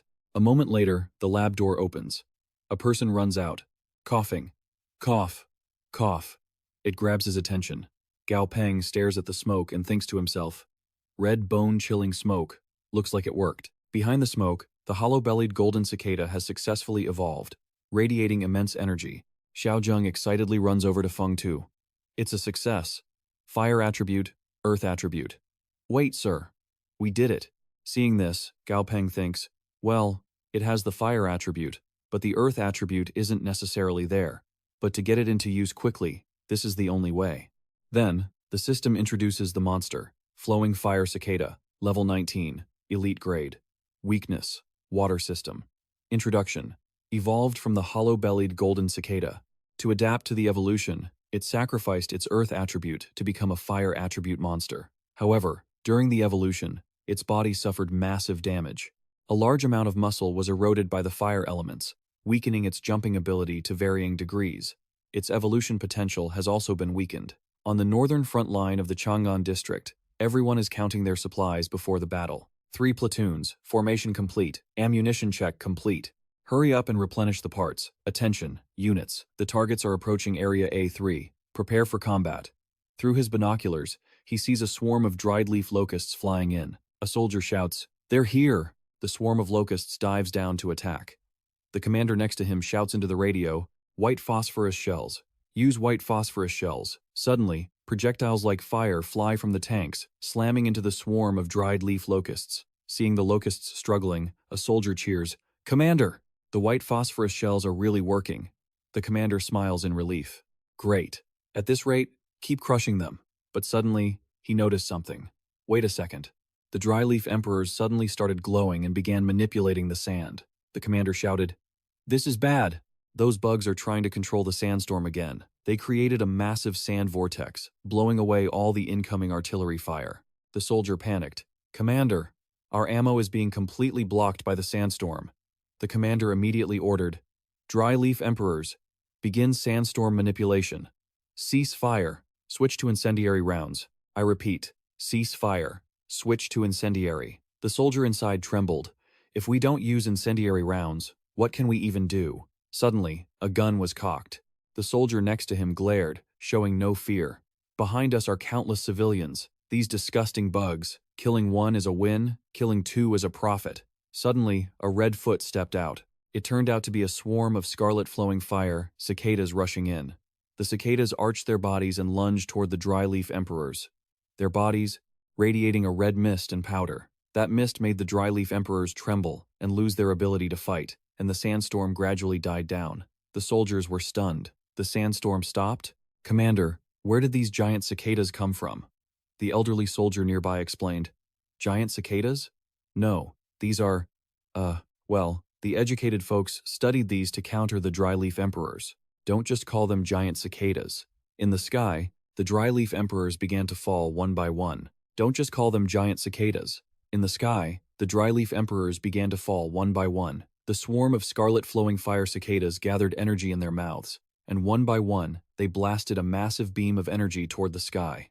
That energy struck the dry leaf emperors, making them explode. The corpses of the dry leaf emperors fell like rain. The scarlet flowing fire cicadas then swarmed over the remains and gobbled them up. The soldier nearby watched with his jaw dropped. A single attack wiped out hundreds of them. The old soldier was overjoyed.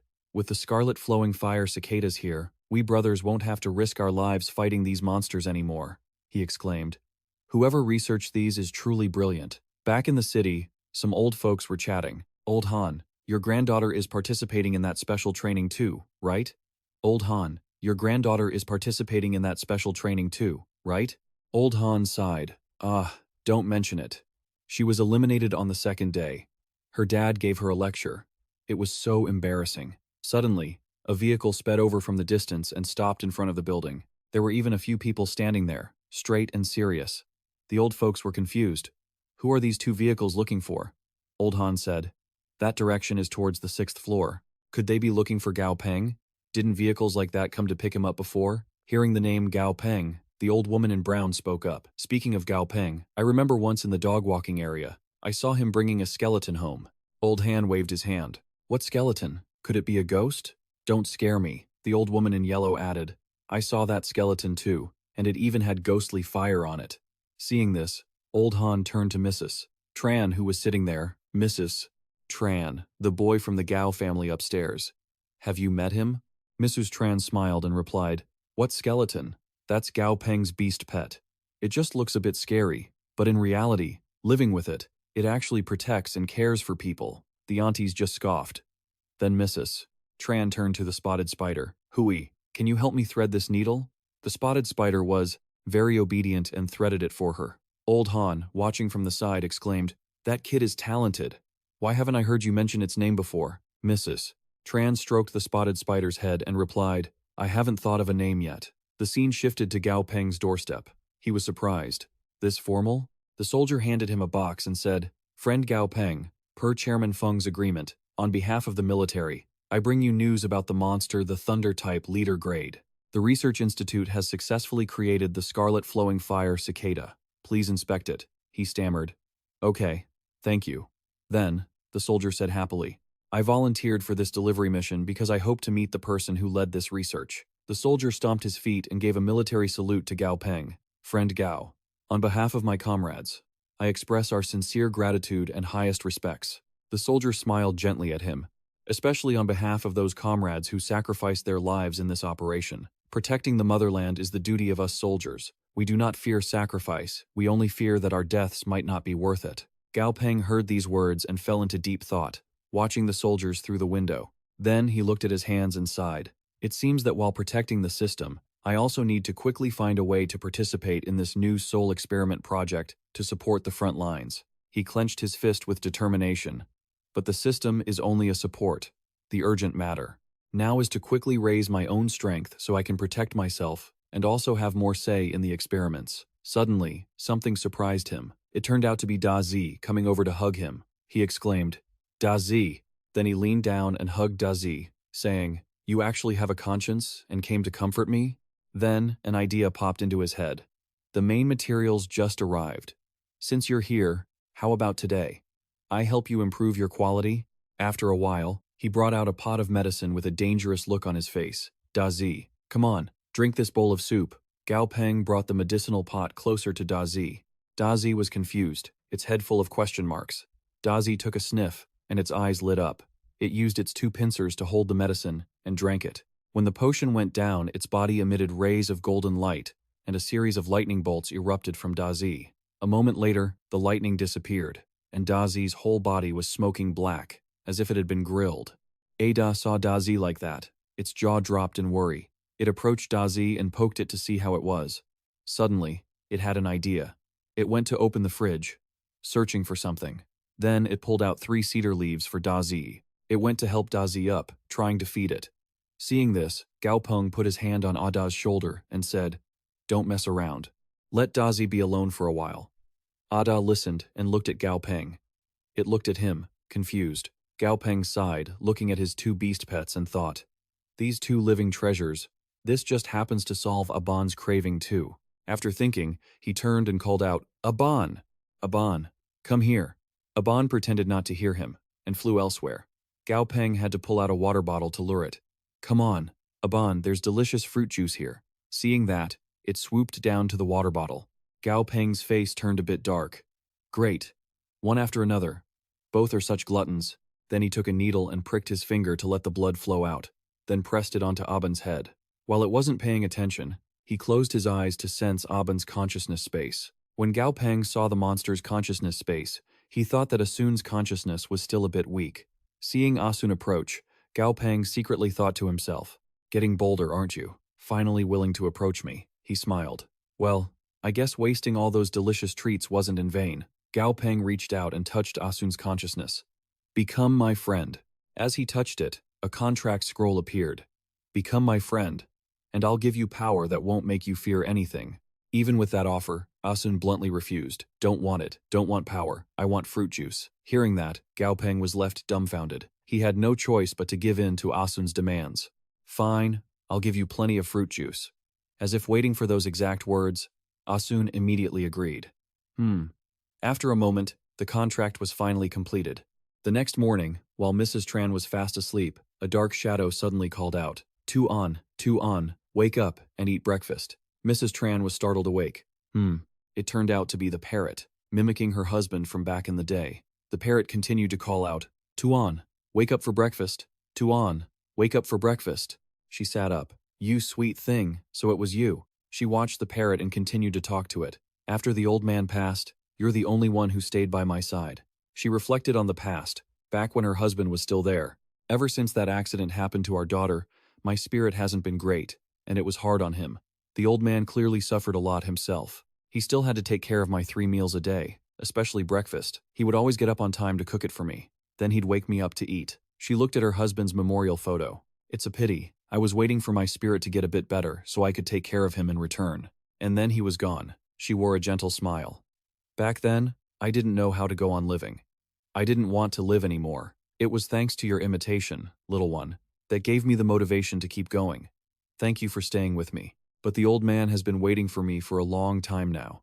I have to go find him." Suddenly, a voice called out to her, "Tuan." She was stunned to see her husband standing right in front of her. "Tuan, I've come to find you." Overwhelmed with emotion, she stammered, "Old man." He held out his pinky finger to her. "Can we not be apart anymore, this time?" She also raised her finger and hooked it around his. We won't be apart anymore." Just like that, her arm went limp. She passed away peacefully, with a smile still on her lips. Back in Gao Peng's room, he was still snoring away when he suddenly heard Dazi crying out in pain. Still groggy, he sat up. Dazi, what's wrong? Dazi was screeching loudly, rolling back and forth. Itchy. Hurts. Itchy. Gao Peng panicked when he saw this. He jumped off the bed to hold Dazi up. Did something go wrong with the evolution? While he was worrying, he noticed something. He looked down at Dazi's fangs. A system notification appeared. Perfect quality. Status: teething. Seeing this, he was surprised. Teething? Centipedes can even teeth? He wondered if the world's mutation had caused centipede genes to mutate as well. He smiled gently and patted Dazi's head. I suppose so. In your current form, Dazi, I can't really judge you by normal standards anymore. Don't be afraid. This is the pain you must endure as you grow. Just experience it. After that, he put Dazi down and walked outside to call Asun. Asun, come here. As soon as he stepped out, Asun joyfully jumped onto his head. He stood in the middle of the room, thinking about Asun's evolutionary path. Which evolutionary path should I choose? Support or damage augmentation? He stroked his chin, lost in thought. If I use the empty eye I found last time as the main material for the evolution path, it will become a wood spirit water mother, dual attribute, with healing capabilities and spatial abilities. Gao Peng imagined Asun attacking with spatial type skills. If the damage was increased, it would be terrifying. If I give up the direct attack path and turn into a support, I just feel a bit unwilling. Gao Peng thought about the piles of money he would have to spend, piling up like a golden mountain. But the cultivation process would definitely require a significant amount of time and energy. If he evolved towards a support role, the process would be relatively quick. Ultimately, pressured by his finances, Gao Peng chose the support path. Forget it. Let's stick to the support path and upgrade to the wood spirit water mother. Once I become stronger, what kind of beast can't I cultivate? The best choice for now is what's most suitable. The scene shifted to the street. Gao Peng stepped out and felt confused. Why is it so lively today? Everyone was whispering. Mom, what is that? Oh my, is my eyesight failing me? Everyone looked up at the sky with surprised expressions. It's a manifestation. It's an old friend of Mrs. Tran's coming to pick her up. Look at the sky. It must be Old Man Tran manifesting. Gao Peng was also confused and looked up. When he looked, he was too stunned to speak. This was. The system notification appeared. Name Soul Guardian. Level 25. Quality perfect. Attribute soul type. Description: a powerful obsession-based soul. When it guards the mortal realm, its form is undefined. Once its obsession is fulfilled, it will return to the underworld. The old man next to him exclaimed excitedly, I see it. They're flying up. The two bodies on the gurney have turned into light particles and are flying away. The parrot and the person were clearly already dead. The man urged everyone to be calm. Gao Peng whispered to himself, Did Mrs. Tran pass away? Gao Peng suddenly remembered something. That's right. He recalled his encounter with the spider. He remembered Mrs. Tran had a spotted spider. After the master dies, the pet is no longer bound. If it heads into the mountains, it returns to nature. But if it stays near the mansion, it might change its temperament drastically, turning aggressive and attacking others. Thinking of this, he ran off to find that spider. No, I have to find it quickly. After running for a while, he arrived at Mrs. Tran's door. He was panting, wiping sweat from his face. He saw the door was locked. Locked. No movement inside. Where would it hide? Perhaps he narrowed his eyes and looked elsewhere. Based on the behavior of a spotted spider, maybe it would be. Gao Peng looked up at the corner of the wall. Found you. He called out to Dazi to prepare for battle. Dazi, come here. When the spider saw him, it slowly crawled down. Dazi crawled over as fast as lightning. It circled around Gao Peng, its eyes glowing red like lanterns. The spotted spider on the wall was stunned and started sweating profusely. It fell off the wall. Gao Peng and Dazi were left baffled. What? Did I scare you so much that you fell? The spotted spider was trembling behind his shadow. In its eyes, the words Mrs. Tran had said appeared. I'm getting old. I'm going to die soon, so I won't sign a contract with you anymore. It remembered when she patted its head. Forgive me too. I didn't give you a name, so you could meet new destiny. At that moment, Gao Peng reached out and patted its head as well. You must be very lonely, aren't you? With a gentle smile, he reached out and said, If you're willing, why don't you come home with me? Passers-by on the busy street wrinkled their noses in confusion. What was going on? It turned out Gao Peng was wearing black sunglasses, grinning ear to ear, walking with a funny pigeon-toed gait, followed by a few beasts. The locals recognized him and whispered to each other, "Wait, is that the Five Venoms cult leader, Gao Peng? My beast taming lineup is currently missing a tanky beast with high health and defense," he thought. "I could really use one." It sounded a bit wild, but then Gao Peng started considering the evolution paths for the spider. The ash-striped spider's evolution path actually allows it to become a solid tank, and the materials aren't even that hard to find, he thought while pressing the elevator button. If I contract with this little spider, and then focus on strengthening it, I can accumulate a massive amount of soul power, he continued thinking. With the soul power from Ozzy and Axuan added in, I'm sure I can contract with Adai soon. He then started tearing up, thinking back. I shouldn't have upgraded Adai's potential so early back then. I should have done it all at once. But the soul power required is just too hard to gather. Seeing Gao Peng like this, Ozzy tilted its head in confusion. Gao Peng waved at the girl in front of him. Morning, Xuan Xuan. Seeing him, Xuan Xuan ran over and chirped, Good morning, boss. Gao Peng was speechless at the nickname. Boss? Doesn't this kid usually call me Master Gao? But no, Xuan Xuan's eyes were sparkling, staring right at him. It's been a long time, boss, Xuan Xuan said. Gao Peng stammered, Haha, yeah, I guess it has. Xuan Xuan furrowed her brows, then a mischievous smile spread across her face. Boss, lately so many people have been asking about you. Some customers even specifically asked for you by name. Even when I told them you weren't available, they insisted on waiting. But I couldn't get a hold of you. Xuan Xuan huffed, steam practically coming out of her ears as she marched toward Gao Peng. Seeing this, he quickly tried to smooth things over. Hehehe, I have time today. Let's take it slow, okay? Gao Peng handed her a list. Could you please gather these materials? Hang on a sec. I'll buy you some bubble tea later. Xuan Xuan was still annoyed, but she snatched the list from his hand anyway and turned to leave, only saying a sharp, Gao Peng was speechless and let out a long sigh of relief. Phew. Ozzy stood by, looking at him with utter disdain. Humph. In the lab, Gao Peng used his energy, surrounding himself and the spider in a green glow. He whispered, Don't be afraid. Become my companion, and I'll give you a warm home. The spider responded. The contract paper ignited in a flash of light. Gao Peng happily patted its head. All right, let's start the evolution. The clock hit 12 midnight. Gao Peng reached out to turn off the alarm. He stared at the bubbling chemicals on the table and added a single drop of green liquid. Instantly, the green drop turned into a ruby red. Seeing the test tube start to smoke, Gao Peng cheered. Success! He turned to the spider and said, Your fur is gray with ash-colored stripes.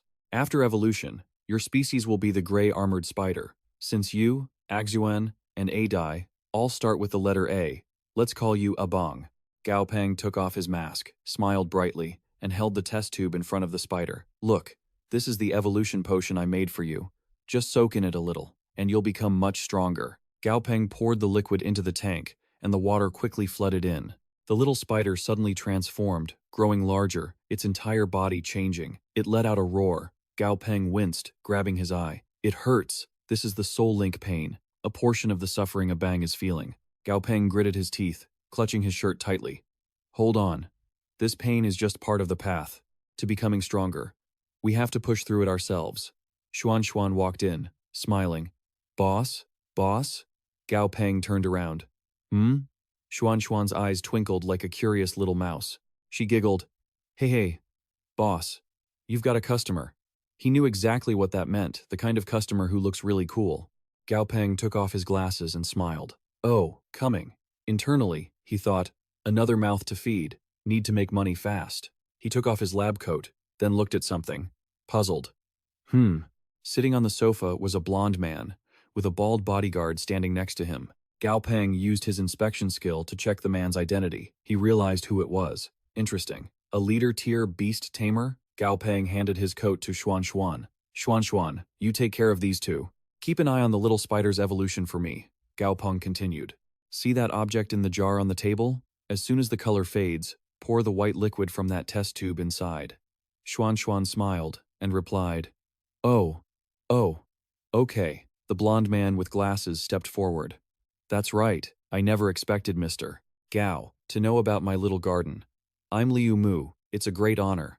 He thought, this guy is way too enthusiastic. My reputation couldn't possibly be that big. Mr. Liu reached out his hand to explain. Mr. Gao, by the look on your face, you probably don't know that I had the honor of attending the military banquet a while ago. During the party, I heard Chairman Feng talking about your research on the Scarlet Flow fire toad. Your contribution is absolutely number one. The bald bodyguard behind him pulled back a curtain, revealing a metal cage and a dark silhouette. Mr. Liu pointed at the cage. I want to strengthen this beast. I thought about it. And you're the only one I trust. So I brought it here. Once the curtain was pulled back, it revealed a dog with a menacing appearance, sharp spikes, and many fangs.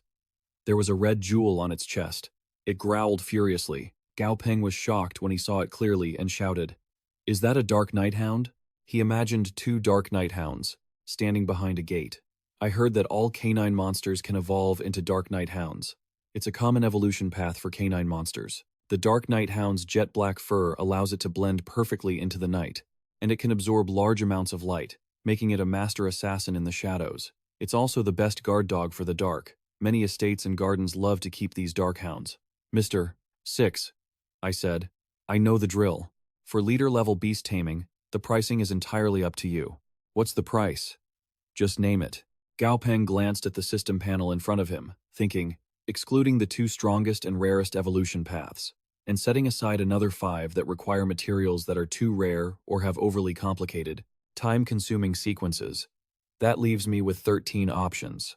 Gao Peng looked at Mr. 6 and said, improving the quality is definitely not an issue. Besides, I have a few excellent evolution paths here that we could choose from. The power difference after evolution will be significant. Mr. 6 clenched his fist and said, I understand. Then let's go with the most expensive one. Gao Peng smiled and held up 5 fingers. All right, that'll be 5,000 credits. Mr. 6 and his bodyguard broke into a cold sweat. 5,000? Gao Peng shook his client's hand, smiling. Mr. 6, that is truly a wise choice.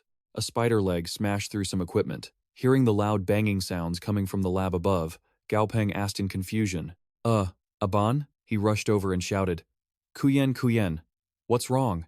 She stood there trembling in fear. Oh my God! Before them stood a massive, giant spider. Kuyen pointed at it, terrified. Boss, look, Gao Peng whispered to himself. Huh? The system sent out a flurry of notifications. Evolution successful. Evolution successful. Gray armored spider. Gao Peng was thrilled. It worked, but he stopped mid-sentence as he saw the pile of shattered items on the floor. Gao Peng angrily scolded it. Aban, why did you break the equipment in the lab? And you scared Kuyen too. The newly evolved spider, small in spirit, didn't know how to explain itself. It looked sheepish. Gao Peng reached out and rubbed Aban's head. He crouched down slightly and said, no matter how strong you become, in the future, you must learn to control your own power. Understand? The spider blushed. Aban quickly lifted its 2 front legs to cover its face, shyly agreeing with him. But he noticed something weird. He was puzzled. Wait. Aban tripped over a piece of wood and immediately rolled over, falling and knocking itself unconscious. Gao Peng was stunned by the sight. He stood there blankly, like a confused deer, thinking, why is every beast I raise a little bit of a dimwit? They say you become what you're around. No, that can't be it. Gao Peng rubbed Aban's head and said, all right, Aban, you go outside so I can have some peace and quiet. Don't go knocking things over. Aban nodded in obedience, but instead of walking normally like other spiders, Gao Peng's spider began to walk sideways like a crab, leaving everyone there stunned and confused. Gao Peng worriedly thought, why is it walking sideways? Gao Peng reached over, helped Kuyen up, and said, my apologies. Please replace that broken barrel with a larger one. Charge the cost to my account. After that, prepare the evolution materials for the Black Knight Hound. Before our appointment, we start the trial next week. Gao Peng crossed his arms and said, get someone to clean up the lab. Put that on my tab too. The equipment is ruined and we can't continue for now. I have some business to attend to. Kuyen stood up, her face darkening. She muttered, great. More money down the drain. Gao Peng and his beasts walked away, thinking, with more mouths to feed at home, it's time to find a place with more space. Preferably in the suburbs where it's easier to train or forage for herbs. Let me contact the agent first. Then he turned and looked at the little spider, breaking into a cold sweat. Gao Peng tilted his head in confusion, wondering, did I calculate the recipe wrong? Did I give it the wrong potion? Why did it evolve into a crab? Gao Peng kicked its leg and shouted, walk properly. You're a spider, not a crab. Aban didn't understand. Gao Peng sighed and rubbed his head, feeling defeated. Outside a shop, A staff member saw Gao Peng and smiled. He approached and said, "Mr. Gao, right? I'm the staff member you spoke with on the phone earlier. You can just call me Little Liu." Gao Peng asked, "You mentioned earlier that I could view some houses today?" Little Liu guided him. Yes. Right this way. We even have a private car to take you. Please, follow me." Per your request for a large house with a garden, a basement, and a suburban villa in a quiet area, I have just the one that fits perfectly. The staff member handed a tablet to Gao Peng and said, "Mr. Gao, please take a look here. These are photos of the villa." Gao Peng gazed at the images on the tablet. On the screen were photos of that very villa, a white villa, surrounded by a green forest, basking in sunlight, with a large entrance, spacious sides, and airy windows. The staff member said, "Although this villa doesn't have a basement, it has a huge area around it that belongs to the property, so you can build your own." Gao Peng was quite pleased. He asked about the location. The staff member hesitated. She cleared her throat and coughed a few times. "It's around Longjing Lake. The price is very cheap, only 2,000 credits. Then she leaned in and whispered in his ear, "Although it's in the suburbs, the management is very loose. Aside from the villa's footprint, there's a large plot of land that comes with it. It perfectly matches your requirements." Gao Peng spoke slowly. "Don't be in such a rush. I still have a few questions. These photos were just updated, right? But these were taken before the cataclysm, weren't they?" He pointed at the plants outside the villa. "The plants don't look mutated at all." Gao Peng held the tablet out in front of her. "You aren't hiding any important information from me, are you?" Little Liu nervously deflected. "How could that be? Just think about it. A standalone villa before the cataclysm, including over 10 acres of gardens in our Chang'an city, is something you could never buy. 2,000 credits is incredibly cheap now. Even though it's remote, there's a road for cars at the foot of the hill. You can just buy a car. It's very convenient to get in and out." The image showed a racing track at the foot of the mountain. Gao Peng pushed his glasses up, a cunning smile spreading across his face. "For other people, that might be a problem. But for me, having these guys is enough. Who knows? They might even provide a free side dish."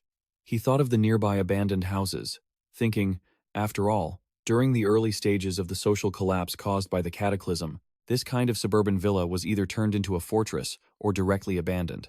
So, as long as the house is 60% like the photos, I'll be satisfied.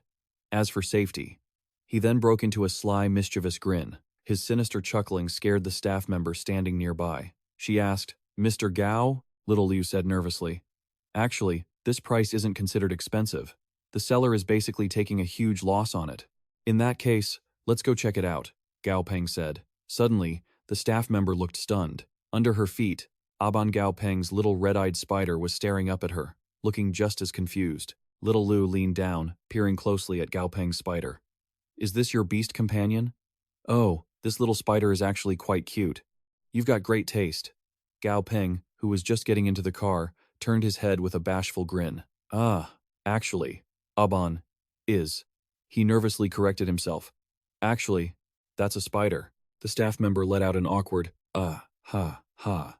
Suddenly, Gao Peng noticed someone, hiding behind a wall, stealthily tailing him. Seeing this, Little Liu asked, "Mr. Cao? Mr. Cao?" Abruptly, the area behind the statue went strangely silent. Gao Peng turned away, dismissing it. "It's nothing. I must be seeing things. Let's go." The staff member didn't quite understand, but replied, "Yes, sir."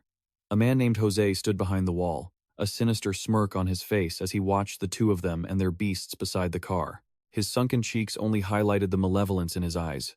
He muttered, "The infamous young Master Cao. Finally found you." The bus sped down the road. Along the way, Little Liu announced, "We're here." Little Liu smiled, gesturing to Gao Peng. "Mr. Cao. Look, this is the house I told you about." Gao Peng suddenly froze, eyes wide.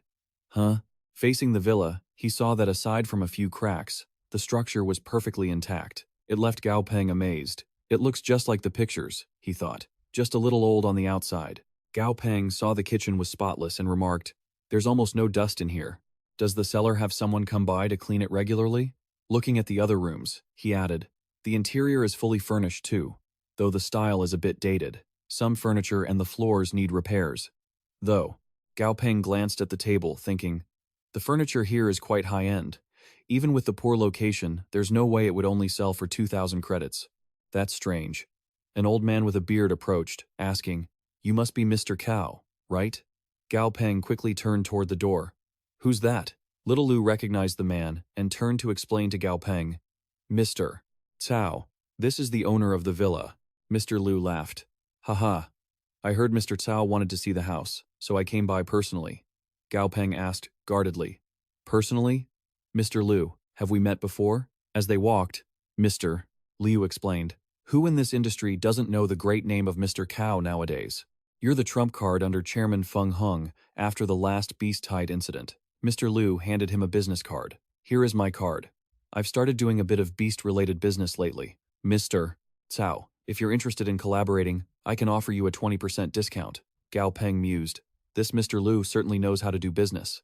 Mr. Liu continued. Mr. Cao, what do you think of my house? It's well maintained, right? I have someone come to clean it every season. If you want to buy it, you just need to cover the maintenance costs and you can move right in. It's very convenient. Gao Peng replied. I won't lie to you, Mr. Liu. Your price is very generous.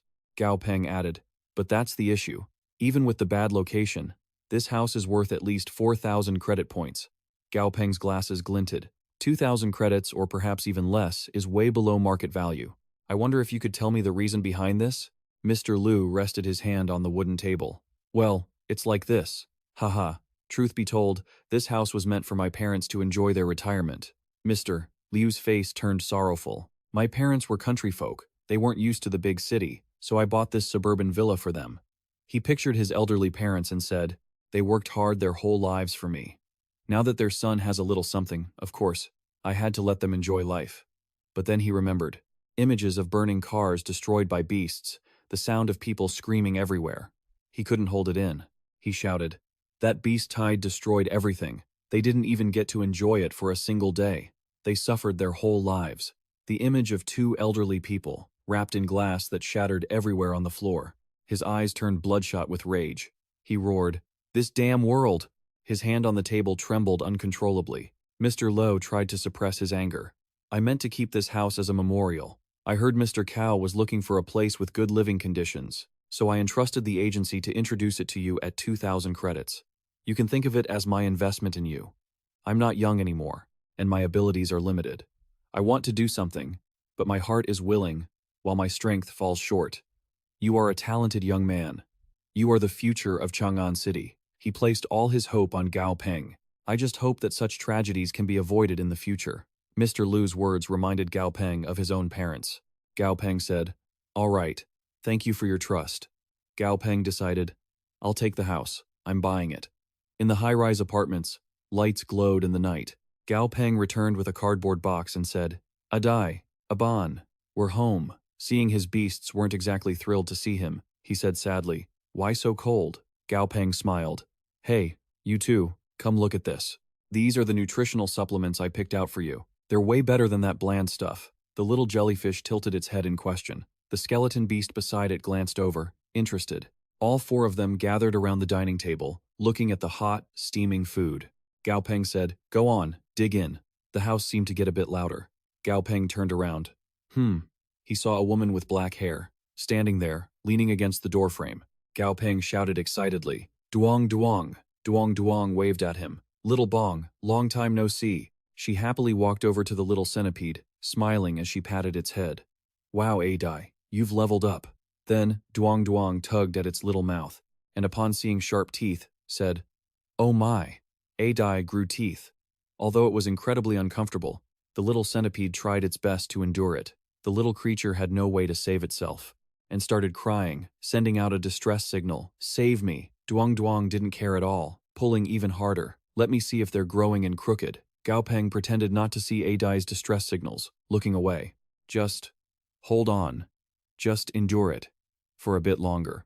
His attitude shocked the little centipede. Then, Duong Duong asked, right, little Bong. She looked at him. I heard you bought a house? Gao Peng was surprised, but answered, yes, Duong Duong. Your news is quick, but my place still needs some renovation and redecorating before I can move in. I can't clear it out that fast. Gao Peng's eyes lit up. He rushed over to shake her hand and said, let's go together when the time comes. There's a lot to consider with renovations, and I lack the life experience. Don't get scammed by anyone, she said worriedly. Got it. Gao Peng waved goodbye. Then it settled. I've got things to do. I'm heading out, she said. Gao Peng broke into a sweat, suddenly suspicious about why the house was so cheap. The door slammed shut. Gao Peng smiled and muttered, "Perfect. When the time comes, I can naturally just buy the house next to hers. We'll be neighbors again, sister." A breeze rustled through the green leaves. Gao Peng rested his hand on a tree trunk. He and his little beasts were hiding behind the trees, looking down at the military vehicles below. "I think I've reached the checkpoint," he thought, turning around. If so, the purple peace forest shouldn't be far now. He stepped onto the leaves. Gao Peng walked while thinking, "It would be best to collect enough wood heart today. I've got 3 days off, and today is the last one. If I can't get enough wood heart today, I'll have to wait until next week's break to continue.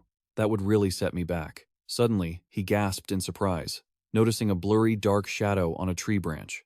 He spoke up. "What is that?" he yelled out loud. The first monster they encountered outside the forest perimeter was an elite-grade creature. It wasn't an easy life. On the branch sat a black leopard with long fangs.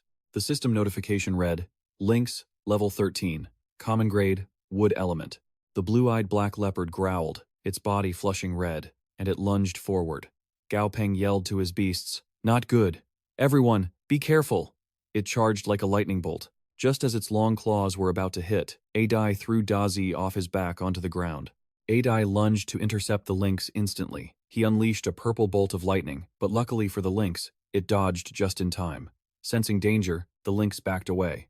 Adai grew furious, his whole body glowing red as he roared, "Your opponent is me." The lynx bristled, and just the force of Adai's steps sent dust flying everywhere. He charged toward the lynx, scaring the wits out of it. The lynx ran for its life with everything it had. Adai wouldn't let it go, gathering a red aura of energy in his hand. Then, that red energy coiled tightly around the lynx's legs. Adai took the opportunity while the lynx was immobilized, trembling like a sewer rat, and unleashed a thunderous punch.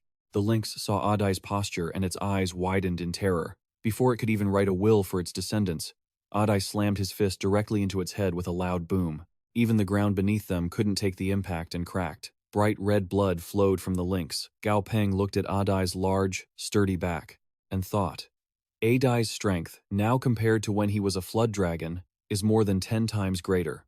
I knew he would be strong, but I didn't expect him to be this strong. Suddenly, Adai raised his hand and stared at it sadly, which Gao Peng found strange.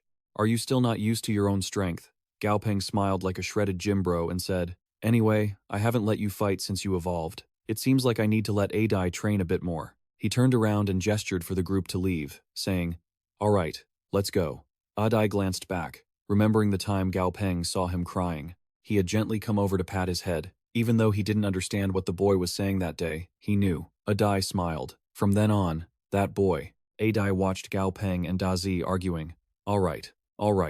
Adai, I only threw you because it was an emergency. Stop being mad. If he hadn't thrown me, I would have protected you first." I know. Dazi is the best, and Adai is great too, but he threw me." "All right." Adai looked at Gao Peng, happy to just be there. That was his whole world. Gao Peng, along with Aban, Adai, and Dazi, walked along, saying, "We've been searching for 3 hours. We've basically checked all the suitable areas. Finally found the purple peace tree. The tree had rough bark with vines wrapped around its branches." Gao Peng said, "Last time, it was also in this area that I discovered the green vine snake. Perhaps this kind of snake has a special fondness for the purple peace tree." Suddenly, Adai's eyes lit up. He realized the vine wrapped around the branch wasn't a vine at all. It was a camouflaged snake. Adai quickly rushed over and grabbed the snake, leaving it completely stunned and bewildered. Adai looked at it with disdain, used both hands to snap it in two, and pulled a green crystal out from inside the snake. Adai brought the crystal to Gao Peng. He thought, "Is this a green vine snake's core? You silly thing. What's a green vine snake core? It's just a crystal. Today's mission is to find enough wood heart." The flying jellyfish didn't understand either. Gao Peng smiled sheepishly. "But this crystal is Adai's intention. I have to accept it." Then, Gao Peng happily pointed at the purple peace tree. "Adai, break these trees down for me."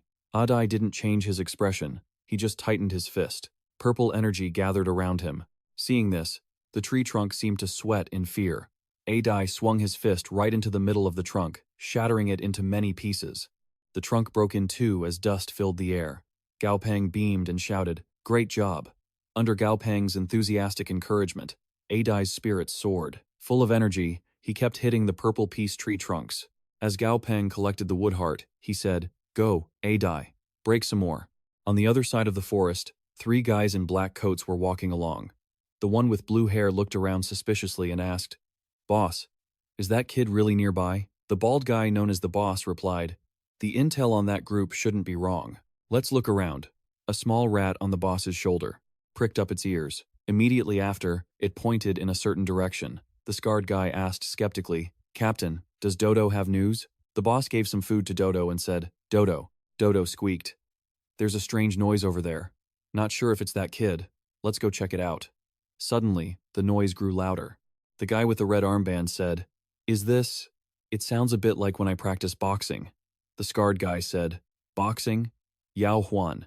Did practicing boxing make you stupid? Who would practice boxing in this monster-filled forest?" The boss reminded them, "Deng Sen, don't be careless. We can't miss any clues. It was hard enough to get a mission with such high pay. Have you forgotten your younger sibling is waiting for tuition money? We have to finish this." The boss said, "Go over and check it out. Keep it quiet." The 3 of them snuck around, hiding behind a tree, and saw Adai destroying the trees, muscles bulging as he hammered his fists into the trunks. Their expressions darkened instantly. Yao Huan exclaimed in shock, "Damn, that big guy is strong. One punch to snap a tree like that?" The leader warned them, holding up a photo of Gao Peng. "That kid is our target. But what could he possibly be searching for in that pile of broken wood?" Sweating profusely, Yao Huan said, "Captain, let's just leave. The people who paid us only wanted us to investigate that kid's beast. We should just watch from here, or we'll get caught." Deng Sen added, "Yeah, exactly. Look at that giant centipede." Gao Peng's massive centipede was toying with a bug. Deng Sen continued, "That beast looks extraordinary at first glance, and that big one next to it doesn't look like an easy target either. Let's go," the leader said, putting a finger to his lips. "Shh. We're just small-timers picking up scraps, living day to day, picking up corpses like this. Haven't we had enough of that life? With our current strength, we can't possibly survive deep in the terrifying Black Forest. Now that an opportunity is right in front of us, we obviously have to try." The leader frowned, deep in thought. That kid is suspicious. A beastmaster, for no reason, just wandering in the forest, making such a huge mess just to see how thick the trees are. If we can figure out if there's something valuable inside that wood, and since there are so many trees in this forest, wouldn't we be rich? The leader ordered, "Deng Sen, hide in the shadows for now. Have your beast attack him directly. Yao Huan, you're with me to handle that big monster." The 2 subordinates nodded obediently, and the leader smirked triumphantly. "Let's test the waters. Who knows? Our fortune might finally be changing. We won't have to live day to day, terrified like we have been, anymore." With the rustling of the leaves, Adai and the centipede suddenly grew defensive. Gao Peng, confused, asked, "Centipede?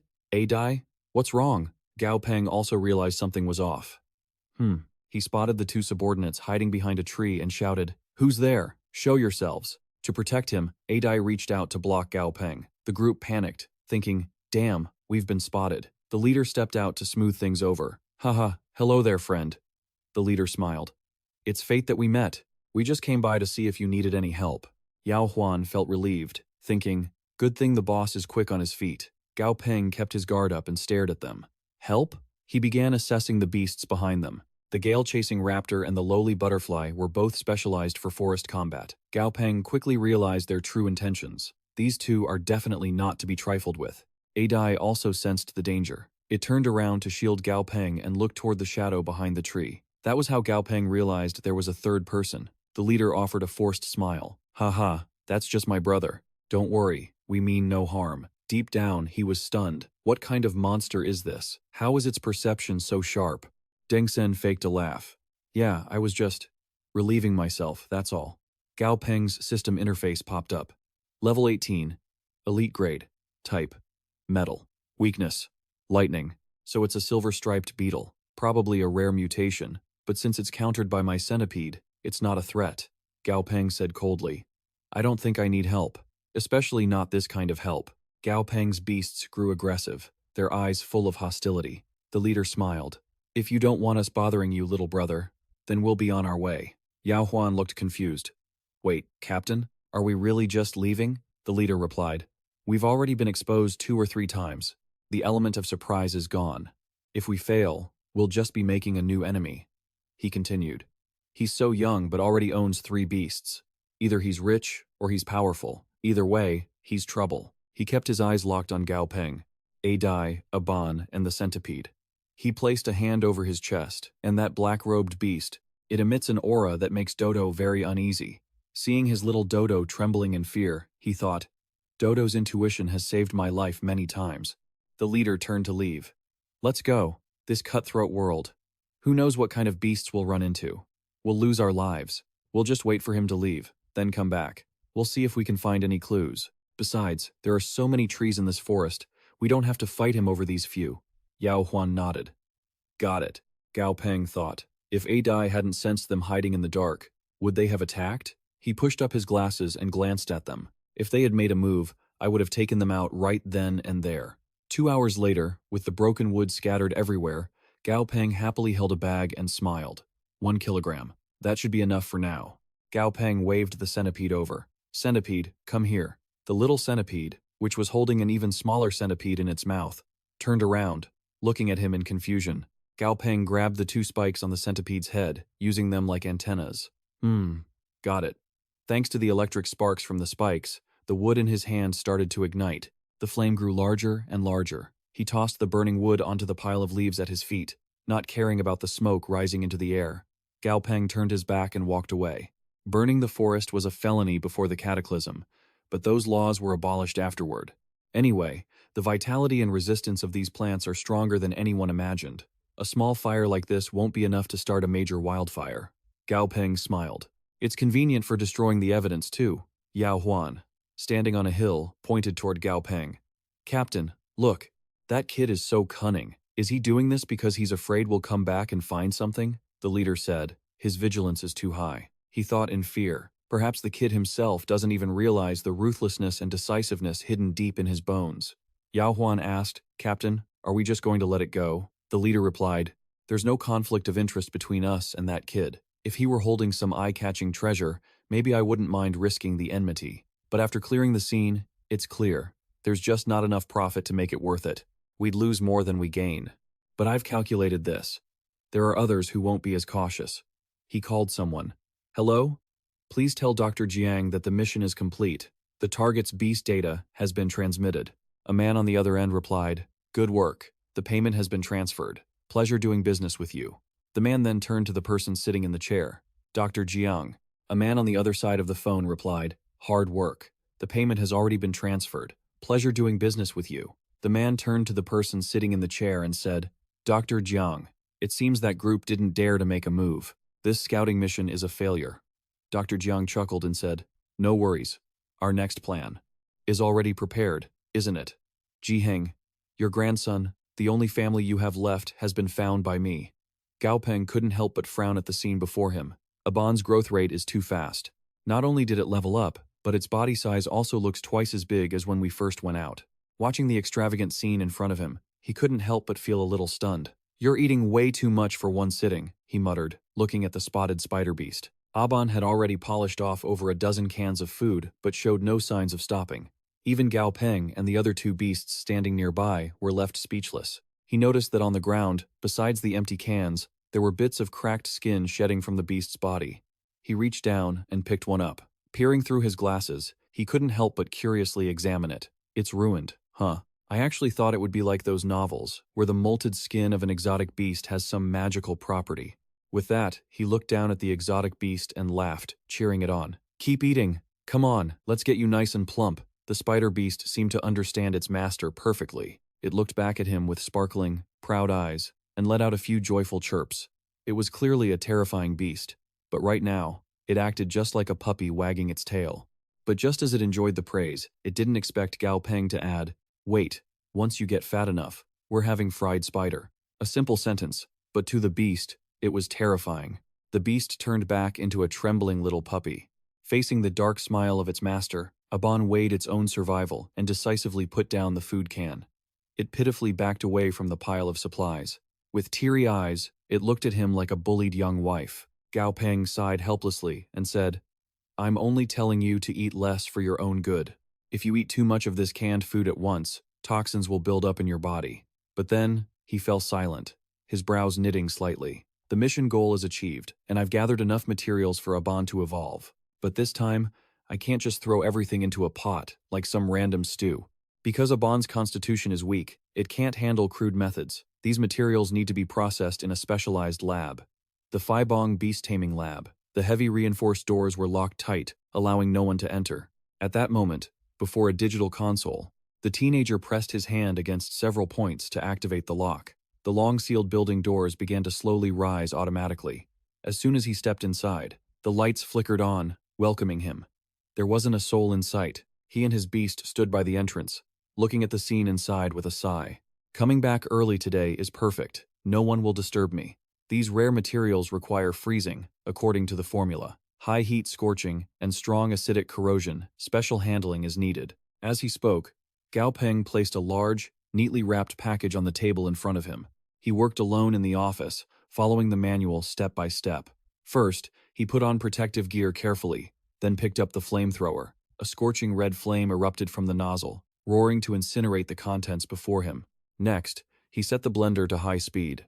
He ground the ingredients into an eye-catching green solution. After some effort, Gao Peng happily held up a test tube filled with glowing, fluorescent liquid. He laughed proudly. Finally done. It smells so sweet. Aban is definitely going to love it.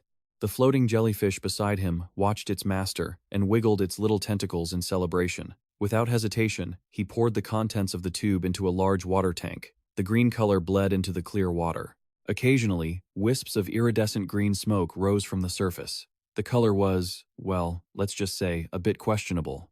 But that rising green smoke was an irresistible temptation to the beast. Looking at the jellyfish drooling and following the scent, it was clear how attractive it was. It chirped a few times, implying to him that the stuff smelled just like human apple juice. Seeing it so happy, Gao Peng chuckled and reached toward the tank, saying, "Come on, jump in and soak." Before he could finish his sentence, the little jellyfish was even faster. It couldn't wait any longer and lunged toward the tank. Watching the beast slowly submerge into the glass tank, its body relaxed. It floated uncontrollably within the solution. He was completely speechless. "I wasn't done talking yet. You're way too impatient." Suddenly, he exclaimed. His eyes widened, his red pupils constricting. In the large tank, the beast was lying there looking incredibly satisfied. The way it looked so relaxed was honestly kind of asking for a beating, but its body inside the solution was undergoing a change. It shocked him. This color isn't right. Why is Aban turning green? I remember its favorite spot is the top of my head. Thinking of this, his mouth twitched, feeling like he'd swallowed a fly. Imagining that beast jumping onto his head, combined with this color, it looks like I'm wearing a green hat, and a glowing one at that. No matter how he looked at it, it was bizarre. He secretly regretted it. Suddenly, I feel like this wood spirit evolution path might have been a wrong decision. His internal voice began to scream, "Save me! I don't like fluorescent green." Looking again, the jellyfish body was turning completely the green of the solution, and it seemed to be getting even plumper. He silently pondered. Also, the materials needed to upgrade to epic quality are way too rare. What the heck is void system material anyway? Looks like Aban can only reach perfect quality at most right now. At this moment, Gao Peng closed his eyes and focused. A strange blue flame enveloped him. Feeling the surge of power in his body, he had some guesses, but as Aban leveled up, his own soul strength had also improved significantly. Based on his estimates, he was still a little ways off from signing with Aban, but with a bit more effort, it should only take a few days. Suddenly, at that very moment, he felt a gaze burning into his back. A dark shadow was lunging toward him. Sensing something, Gao Peng felt a chill run down his spine. He immediately spun around, desperately resisting the floating jellyfish. "Hey, don't come over here!" But its tentacles were like superglue, sticking to him and refusing to let go. Finally, the image appeared of a man and a beast, both exhausted, walking out of the shop. Gao Peng sighed, his face showing a look of helpless resignation, while Aban successfully climbed onto his head, firmly planting itself there like a green hat. It looked as cheerful and joyful as if spring had arrived. Just as he had walked a few steps, his phone in his pocket started vibrating.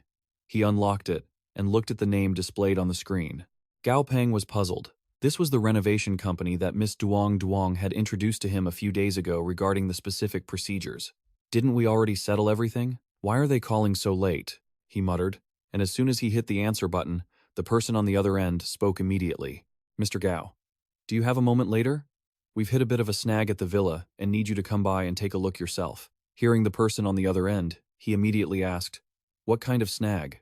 The other person, waiting for exactly that, spoke in a rush. We discovered some mutated plants. In the villa. If we don't clear them out, we can't continue with the renovations, but if we want to remove them, we'll have to dismantle some structural parts. So, we need you on site to give instructions. Gao Peng walked leisurely, one hand in his pocket, and coldly agreed. Fine. No sooner had he finished speaking than he heard the voice on the other end full of excitement. That's great, Mr. Gao. Right now all the workers are here. Please, come as soon as. Before the other person could finish, he fell silent for a second or two and cut him off. Wait a second. His tone carried a hint of danger. Director Lai, you said all the workers are there waiting for me right now. Do I have that much prestige? It's so late, and you have that many people working overtime. For my house?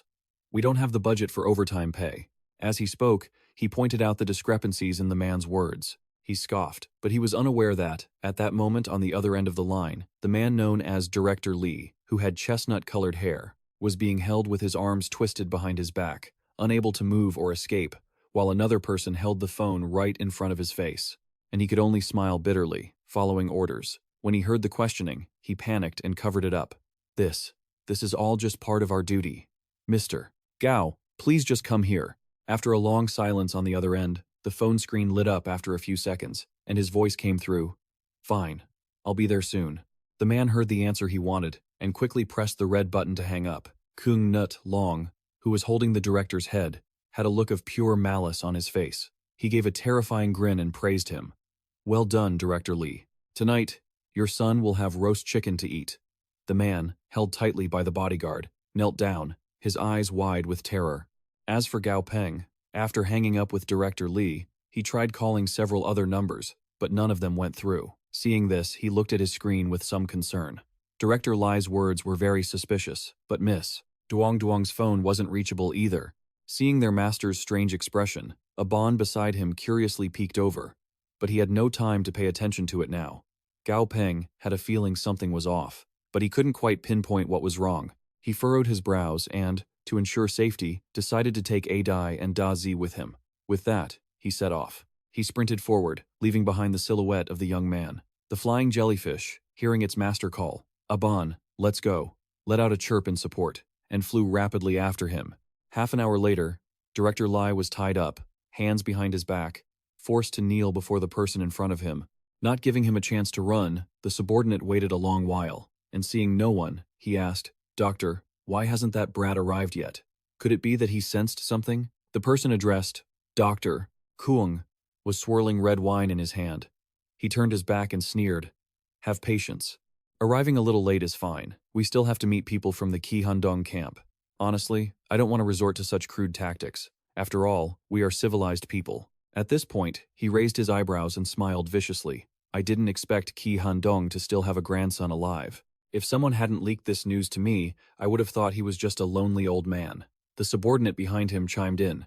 If the news that Ki Handong still has a grandson alive were to get out, surely many people would secretly move to eliminate this threat. Kung Nut Long raised his glass, looking at the swirling red liquid inside. His pupils, the same color as the wine, flashed with a faint light. A killing intent emanated from his eyes, and he smiled cruelly. After all, Ki Handong has no relatives. He will eventually grow old, and his grandson is still very young. Money and power sway people's hearts. Today, the Nam Thien group has developed into a giant. There are many high-level powers, and everyone has their own agenda. His retort left his subordinate sweating nervously. "Doctor, based on your plan, we're going to eliminate Gao Peng. But why don't we just strike now, instead of probing around over and over again?" Dr. Kung heard this and poured the red wine onto the floor. The deep crimson liquid flowed like blood. He replied, "Ki Handong has gone to great lengths to hide and protect his grandson, so he is certainly very concerned about his safety. He must have arranged for people to secretly protect him. If we strike directly, it would be easy to make a mistake. If we alarm him, it will be troublesome. Besides, who said I wanted to kill his grandson? I only want to capture him and negotiate terms with him." He turned around, his gaze somber. "Do you think that just based on us, we have the qualifications to contend for power within Nam Thien?" As soon as he spoke, the wineglass in his hand dropped and shattered. Kill his only relative, and what awaits us is his wrath. In the end, The ones who would benefit are those who actually have the qualifications to contend for that position. Comparing it to the base of his research lab, Dr. Kung gritted his teeth. Compared to the research units of the Namthian group, my research institute counts for nothing. At the very least, they have over 30 specialized labs. Besides, apart from the research units, there are several other major security units. Even if the sole heir of the Namthian group were to die, that position still wouldn't be mine to sit in. And the security units he mentioned, they consist of people who are well-trained, ready to use force or underhanded tactics to achieve their master's goals. Speaking of that, he raised an eyebrow. Why should I dirty my own hands? Making a mess of everything actually works in my favor. Besides, look at it this way. Gao Peng is the future heir. He's most likely going to inherit the throne. Even though he and I are at odds right now, the definitions of friend and enemy in this world have never been that simple. Jiang Yilong said that while glancing at the watch on his wrist, tracking the seconds ticking by, as he calculated the moment he would reap his rewards tonight. Once the lab is expanded, he might just accept my submission in the future. He said this while looking back at Director Li, who was still forced to kneel on the ground. It's almost time. Ji Handong's people must have arrived by now. Hearing that, the man trembled and shouted, questioning him. Wait, you said you wouldn't hurt me. Jiang Yilong didn't feel a shred of pity. He raised a finger, revealing a black and white butterfly with strange patterns on its wings. It spread its wings and flew toward him. Don't be so tense, he said, though his gaze from above was far more ruthless than the man's. As a man of science, surely you aren't like those savages. As he spoke, the moth on his hand took flight. It flapped its wings a few times, shedding dust everywhere. Director Li inhaled the powder, his vision blurring, his eyelids growing heavy. After a moment, the man collapsed helplessly to the ground. Jiang Yilong watched with complete indifference. Rest up now. You won't be around for what happens next. It's a shame I'm missing a witness to my success tonight. Just as he was gloating, a whirlwind of dust kicked up from the air, and a flash of light tore through the sky. A subordinate pointed upward. Doctor, look at that. He immediately sensed something was wrong. Both men looked up at the sky. A massive mythical dragon had appeared. It stood so proudly, it struck fear into their hearts. The old master, he came personally. Meanwhile, at the Chang'an military district, atop a high tower, a phoenix, clad in feathers red as the sun, was resting. Its eyes were tightly shut, as if in deep sleep, but suddenly, the divine bird snapped its eyes open, emitting a brilliant light. It stretched its massive wings toward the sky. The entire body of the great mythical beast rose as well, a golden glow enveloping it. 2 guards. Hearing the commotion on the tower, they looked up. They saw the giant bird emitting a powerful light with their own eyes. One of them yelled out, "What's going on? Has the beast from the Black Abyss forest broken out?" But the other was more rational. "Don't sound the alarm. The divine bird is in the south. Go check it out quickly." As the two were about to run, a voice boomed from behind them. "No need to check. It's the boss from the Nantian group coming to Chang'an." Both turned around. A middle-aged man in a high-ranking officer's uniform walked toward them, leaning on a cane. They called out, "Chief!" The man looked stern, pointing his cane at them. "Nothing to worry about. Just keep guard as usual." Receiving the order, they both performed a sharp military salute and shouted clearly. Once they returned to their posts, the chief looked toward the top of the tower, his face darkening as he sighed. "A storm is coming." Back to Dr. Jiang. He stared in terror at the man before him, backing away repeatedly. Even in this disadvantageous position, he didn't forget to issue a threat. "Chairman, wait! I have Gao Peng's child." Before his words, the man who had just arrived showed no hesitation. He glared down at him, like a supreme lord looking down at a lowly peasant at his feet, while behind him, the divine dragon glared at Jiang Yilong with murderous intent. It looked ready to devour him whole. "Think carefully before you speak," he asked him. Around them, the bodyguards Jiang Yilong had brought were all lying on the ground, bleeding. Seeing the miserable scene, he couldn't help but gulp, his voice trembling.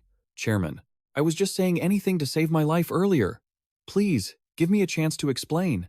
At this moment, the silver-haired man standing before him wasn't listening to a word he said. His eyes darkened coldly. "Who told you about the business with Little Bong?" Sensing that the situation had turned dire, Jiang Yilong had cold sweat pouring down his forehead. He was terrified, but he tried to keep his composure. "Take it easy, Chairman. I haven't told anyone else about Gao Peng yet, but I've set up a program. If I don't decrypt it on time, the program will automatically send Gao Peng's information to every employee in the Nantian group."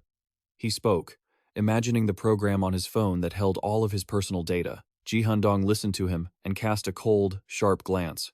If you don't want to talk, fine. Everyone has their own ambitions. I won't force you. He turned and walked away, leaving Dr. Jiang crawling on the ground, trying to drag himself up to chase after him. Sir, don't go. I'll tell you. It was Shu Qili. He never expected the man in front of him would go completely off the script he had planned. At this point, he could only grovel, his face a mess. Chairman, I just wanted more funding. I never wanted to hurt Gao Peng. As long as I have enough money, I guarantee I'll bring huge profits to Nantian. He just didn't expect that the man had no interest or patience for those flowery words, and waved him off without hesitation as he left. You did make some contributions in the past. So, I'll let you die painlessly. Hearing that, he reached out to grab the hem of his coat but only grasped at the air, his mouth still begging. Chairman, I was wrong. Suddenly, his voice went silent, his pupils dilated in terror. In his vision, he only saw a sharp, cold claw descending. In the quiet night setting of the villa, there was only one gut-wrenching, agonizing scream. No. And then, the scene fell back into total silence. Jiang Yilong, who was so arrogant just a moment ago, scheming against Gao Peng, had now become a cold corpse. There was a bloody gash across his chest, and he died slumped over a rock. The older man, already turned away, glanced back at the lifeless body. He huffed coldly, cursing. Fool, Ji Handong has never tolerated any form of blackmail. At that moment, a signal light on his wrist flashed red. He immediately touched it. A voice came through. Board chairman? He looked at the device on his wrist, his gaze hardening. Investigate Jiang Yilong. He might have set up a program. If you can find the program, cancel it. If you can't destroy it, tell them Gao Peng, the young master of the Namthian group, said so. That's the truth. At worst, just leak the news. After hearing his words, the person on the other end immediately acknowledged the order. Understood. After Ji Handong finished handling everything himself, he relaxed and gazed at the sky ahead. The night sky was filled with sparkling stars like an endless galaxy, with a few clouds drifting lazily. The beauty of the scenery made him unwilling to look away. I love this simple world. But that beautiful atmosphere was suddenly broken by desperate, agonizing cries. Help. Please, no. Right at that moment, a woman walked over and knelt on the ground. She raised her head to look at the tall back in front of her and respectfully called out, Teacher. The leader glanced at the girl kneeling behind him. You've worked hard lately. Truly. He called her by her name. She was a beautiful, charming woman with wavy black hair, red eyes, and soft pink lips. She always wore a faint smile. Hearing him call her name, she stood up to follow. Ji Handong ignored her and looked away. Reminiscing, he remembered back when he first returned from abroad and couldn't fully control the company. The internal state of the group was a mess. Plus, at that time, the news of his parents' passing overshadowed everything else. I could only go with the flow and send people to clean up the remaining leads so he could grow up in peace. Now, the situation within the group seems stable, but on the other hand, there's no need to rush Xiaopeng back yet. This method of letting him be free can better temper his will, and Xiaopeng's talent truly far exceeds my expectations. Saying that, he approached his soul beast, stroked its head, and said to Duong Duong, The group still has matters to attend to. I'll leave the cleanup to you. The white dragon felt the warmth from its master's hand and closed its eyes, looking incredibly content.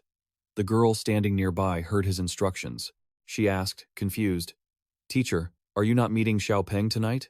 But hearing that, he just smiled gently. Wait for a more suitable opportunity. For Xiaopeng, compared to external objects he can get at any time, a heart as firm as iron is more necessary. My dear, let's see just how much you can grow. Meanwhile, the person being mentioned, Gao Peng, had chased his way to the villa, with Aban, Adai, and the flying jellyfish, Agsuan, by his side. Arriving there, he looked at the chaotic scene in front of him in surprise. Director Lai and the workers, where are they? I haven't been able to reach them for a while. What happened? Just then, he noticed deep, gouged marks in the ground. The more he looked, the stranger it seemed. This didn't look like any repair work. He squinted to look closer, his mind racing with guesses. This looks like claw marks. Just as he was deep in thought, a slender, graceful figure stepped forward from the side. She crossed her arms and said, I didn't expect to have underestimated your growth rate after all. Her voice was neither loud nor soft, perfectly pleasant, and carried a gentle tone. As soon as she stepped forward, he turned around, instantly alert. Who? The girl with wavy hair smiled. It's me, little Gao Peng. Seeing it was Duong Duong, he actually shrugged nonchalantly. Oh, it's you, sister. Duong Duong. No wonder Adai didn't warn me. Seeing his smug look, she was speechless. Wait a second. What's with that expression? Why do I feel like there's a hint of disdain? This time, she stood her ground seriously. She pointed a finger at his face, scolding him. In a situation like this, don't just lower your guard. How can you be sure I'm not an enemy? Seeing her worried, Gao Peng grinned and pointed back at her. All right, Duong Duong. If even you are someone I have to be suspicious of, then there's no one left in this world I can trust. Ever since I became an orphan, before he could finish his sentence, she spread her hands, trying to refute him. That's not it, Xiao Peng. You are not an orphan. Your grandfather is still alive. Hearing her words, he suddenly froze, asking in disbelief, My grandfather is still alive? Duong Duong looked at him, a sharp light flashing in her eyes. She spoke sincerely. Back when the upheaval happened, he was trapped on an island abroad, trapped on an island with several of his loyal followers. She recalled the days on that island before, where besides massive ancient trees and sand, there was nothing but the vast, deep ocean all around. The island was a tropical environment with countless monsters, surrounded by the big sea. The difficulty level of that startup, one could tell just by thinking about it. At that time, Gao Peng's grandfather stood facing a monster covered in sharp spikes and a hard shell. It was baring its fangs and claws at the group. The situation was extremely tense. Duong Duong recounted, if life in the city is normal difficulty, then his was hell-level difficulty. After all, there was no army on the island. But heaven never closes all doors. Later on, your grandfather was lucky enough to encounter an opportunity, then used his immense willpower to continue surviving on the island, constantly training his spirit beasts. Right at the moment, he was surrounded by many fierce, armored monsters, Ji Handong, even though the clothes on his back were no longer intact. His messy appearance couldn't hide his majestic aura. He held a source of power in his hands, standing before those beasts and asserting his dominance, to the point where every spirit beast on the island had to bow before this man. After listening to Duong Duong describe her grandfather's glorious journey back then, there were only two words in his heart. Impressive. She told him, Your grandfather actually cares about you very much. That's why he entrusted me to stay nearby to look after and protect you. The reason he didn't meet you is also because he has his own hidden burdens. Contrary to her worry that he would feel resentful or blame his grandfather, Gao Peng looked excited. I understand. It's still the heaven is about to place a great burden upon one's shoulders routine. The eyes behind his glasses flashed as he said calmly, That's my grandfather. I understand him. Perhaps he feels that being by his side isn't safe, so keeping me in the dark is easier for my protection. Plus, he's testing me, hoping I can grow up on my own quickly. Seeing that although he was still young, he was mature enough to understand his grandfather's heart without a hint of blame, she softly called his name, Xiao Peng. Her voice was tinged with sorrow, but he looked into the distance with great determination. Duong Duong, he is the only family I have left. You don't need to worry that I'll misunderstand or resent him for not coming to see me sooner. Saying that, he smiled playfully, leaning in front of her. So, what kind of spirit beast does my grandfather have? What level is it? Is it very strong? Seeing the kid in front of her keep pestering her, she couldn't help but give in. To settle his inquisitive spirit, she laughed and waved her hand, acting mysterious. You'll know later. On this side, Gao Peng didn't get the answer he wanted, so he put on a look of disdain and let out a while they were chatting away happily, completely unaware of their every move. The observer Han Dong stood high above on the back of his white dragon. He watched and listened to their entire conversation, his eyes sparkling with a knowing light. He smiled subtly, a look of pride on his face. Little Peng, you really understand me well. Let's just wait and see. As the darkness faded, the first rays of the new day began to emerge. The clouds were dyed a fiery red by the dawn. The next day, as the sun rose high, right in the academy courtyard, the students were packed tight. Hey, make some room, make some room. Seeing the massive, crowded scene before him, Gao Peng walked over with his familiar, feeling surprised. What happened? Just as he entered the crowd, he saw a young man being carried away by paramedics. Is it really this intense, so early in the morning? Did he just slip? Gao Peng wondered. Suddenly, a female student walked over to help him out. It wasn't an accident. That guy, Gao Peng, the Beast Master, attacked him and caused the injury. She began to tell the story. Word is, there were two students who always had beef with each other. Later on, one of them became a spirit beast master. This morning, right in front of the school gate, the two of them clashed, and the spirit beast master ordered his beast to attack. It looked like he was trying to end the guy. She gestured as she spoke, describing the scene of someone commanding a massive, fierce beast to charge with its razor-sharp claws. It attacked that boy head-on. Everyone around was terrified, but he didn't care. The boy was badly hurt and collapsed on the spot. Just then, two others spotted Aban clinging to Gao Peng's shoulder. The guy with red hair chimed in with a snarky remark. "Look at him, becoming a spirit beast master." "Exactly," the other guy replied with a scoff. Another guy next to them glanced at Gao Peng and whispered, "Stop it. Be careful, or you'll get a beating." Over on the other side, a timid-looking female student stood in the middle, looking frightened, as she gave her statement to the teachers. Actually, the student who attacked today, he grew up being weak-willed, so he was always being bullied by others. The guy who got beaten today? He was the most arrogant one back then, the one who loved to bully him the most. Once she finished speaking, the students split into two factions and started arguing. That's right. Back then, he relied on his strength to bully so many people. Now that someone else is stronger than him, why can't he bully him back? The other side argued back. You can't say that. Regardless of the reason, using violence is wrong. Hearing that, some people started criticizing him. What era do you think this is? Saying violence is wrong? Why don't you go lecture the monsters outside the city with your logic? The guy was rendered speechless and could only get angry. You're just talking nonsense. The noisy debate over the incident dragged on and on. Gao Peng didn't seem to care at all. He simply walked away with his beast. He wondered what the school and the military would do. Would they move the training grounds out of the school entirely? While the outside was loud and chaotic, inside the principal's private office, the white-haired principal was furious, slamming his desk. Why must we ban students from carrying knives in school? Because their age and mindset make them prone to acting on impulse, and beasts are far more dangerous than any knife. If they continue to stay in the training school, the safety risks are much higher. It's also unfair to the students who don't have beasts. The man sitting opposite him, who was being yelled at, could only try to de-escalate. Please calm down, principal. We didn't want this to happen either. Only then did the old principal calm down, a look of worry flashing in his eyes. I'm sorry. I lost my temper earlier. This isn't about anything else. I'm just thinking about the students' safety. Hearing his explanation, the military lieutenant offered some comfort. It's okay. I understand. He stepped away from the chair, faced the principal, and said, I will consider your proposal. I will also report it to my superiors, but I cannot guarantee what the outcome will be. After speaking, he turned to open the door and stepped out, looking back slightly before leaving. The look under his cap became somber, because, in truth, there was no place that was truly safe anymore. The only things we can rely on are the law and force to keep things in check. Hearing this, the old principal lowered his head, his gaze becoming dejected. He let out a helpless sigh. At the military base in Xi'an, on the top of the Golden Spirit Tower, things had become much quieter than the night before. It lay there, enjoying the breeze and the gentle sunlight shining down. The man from the principal's office had returned. He stood at attention, reporting everything that happened.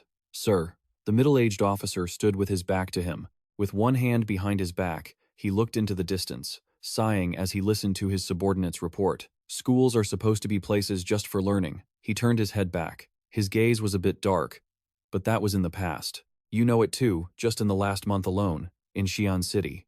There have been over 300 cases of beasts attacking humans. And because of the destructive power of beasts, most of these incidents have been very serious. And that's just in Xi'an.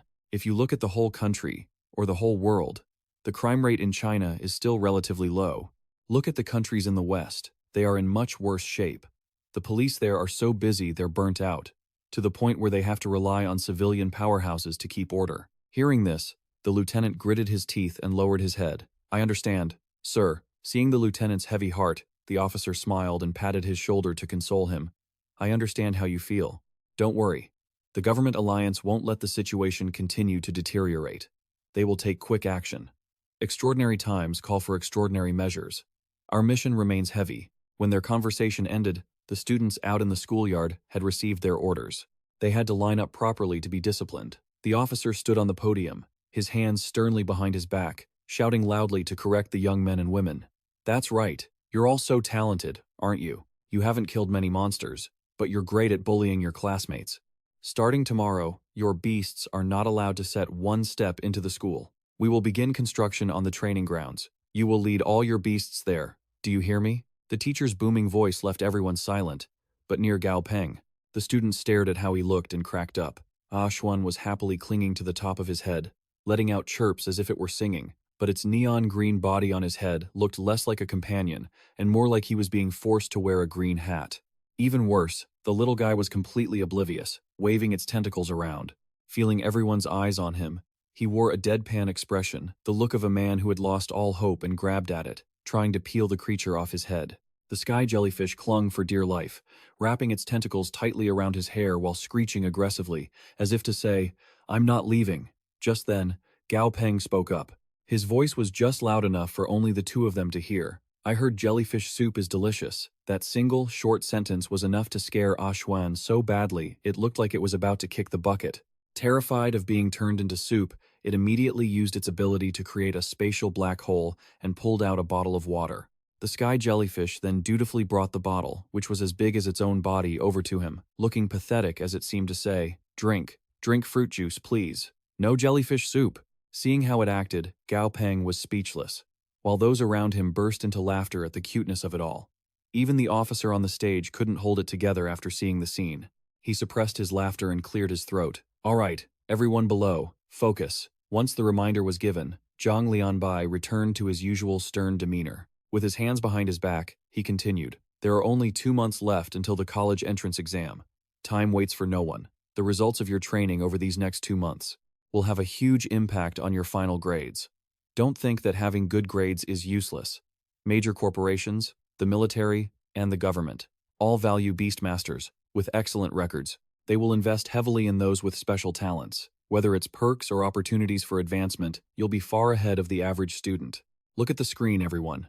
Yesterday, the curriculum for the first round of the Beastmaster College entrance exam was sent out to every corner of the globe. As the instructor spoke, the large screen behind him lit up, displaying the bold heading for the Beastmaster exam. He continued his explanation. According to the official documents, everything is divided into 3 rounds. In the first round, the whole country competes. You will lead your own spirit beasts to challenge monsters. You get to choose the level and quality of the monster, but the species of the monster will be randomly assigned. Furthermore, you are not allowed to choose monsters that possess elemental advantages against your own. If the species of the monster assigned happens to counter your spirit beast, you only have 1 chance to request a change. Naturally, if your spirit beast manages to defeat a monster that counters it, you will receive a 10% bonus. Points are calculated based on different levels. Common grade monsters are worth 10 points, elite grade are worth 50 points, and leader grade are worth 500 points. On top of this, elite quality monsters of the same level provide a 50% bonus, and perfect quality monsters provide a 100% bonus. As he spoke, he broke down the monster ranking table and explained how points would be calculated for their future college entrance exams. But he wasn't done yet. The officer continued. Secondly, the number of monsters. You challenge cannot exceed the number of spirit beasts you currently possess. For example, if you have 3 spirit beasts, you can only challenge 3 monsters. This prevents candidates with high-level spirit beasts from picking many low-level monsters just to rack up points. The first round is basically the end of the road for most of you. Only a small number of candidates with exceptional results will qualify for the second round. In the second round, you will actually be fighting out in the wild. Moreover, it will be broadcast live nationwide. Specific rules will be announced right after the first round ends. However, just reaching the second round essentially guarantees you'll get into a top-tier school. As he described the second round, the candidates participating would lead their spirit beasts into the vast forests out there, leaving the safety of the country's borders to face the monsters directly. And those monsters were gargantuan, with bizarre colorings. After a brief overview of the second round, Zhang Lianbai smiled while standing at the podium. His tone became more emphatic. As for the third round, I'll talk about that once you've made it to the second. I hope you won't waste your time. I believe you all experienced the catastrophe 3 years ago. Please remember, the peace we have today didn't come easily. We must cherish it. After reminding everyone, he added a kind note. Our instructors will also be intensifying training for the remainder of this time. Gao Peng, standing among the students, was deep in thought. Given his current strength, although he was only in his second year of high school, he could probably take the exam. The only thing is, he had to speed up Ashan's evolution to perfect quality, he mused. Yet, the very one he was thinking of was currently clinging to Yang Yang's shoulder, weeping, just as he was still lost in thought. The instructor on stage stood behind a large iron cage. Inside was a gigantic monster. I really had to beg to get this mutated dry-leaf grasshopper. Who wants to go first? Monster, mutated dry-leaf grasshopper attribute, giant mutated quality, elite level, 10 level, common. Looking at the beast trapped inside, Gao Peng pondered. He scratched his chin. Ah, Ban has gone through a growth spurt and has successfully reached level 10. Its level and quality aren't too different from that dry leaf grasshopper. It's a good opponent for practice. Plus, grasshoppers are naturally a spider's prey, so Ah Ban has the advantage. The only thing is, he thought about it, then glanced secretly at his own spirit beasts. Each one of them looked nervous. Ah Ban, in particular, was acting like a timid, teary-eyed wife, pushing the centipede out in front of itself as a shield. Seeing it like that, he felt helpless. Why does Ah Ban look so cowardly? It was so ferocious when it ambushed me last time. Could it be suffering from trauma after being so scared? It really needs more training.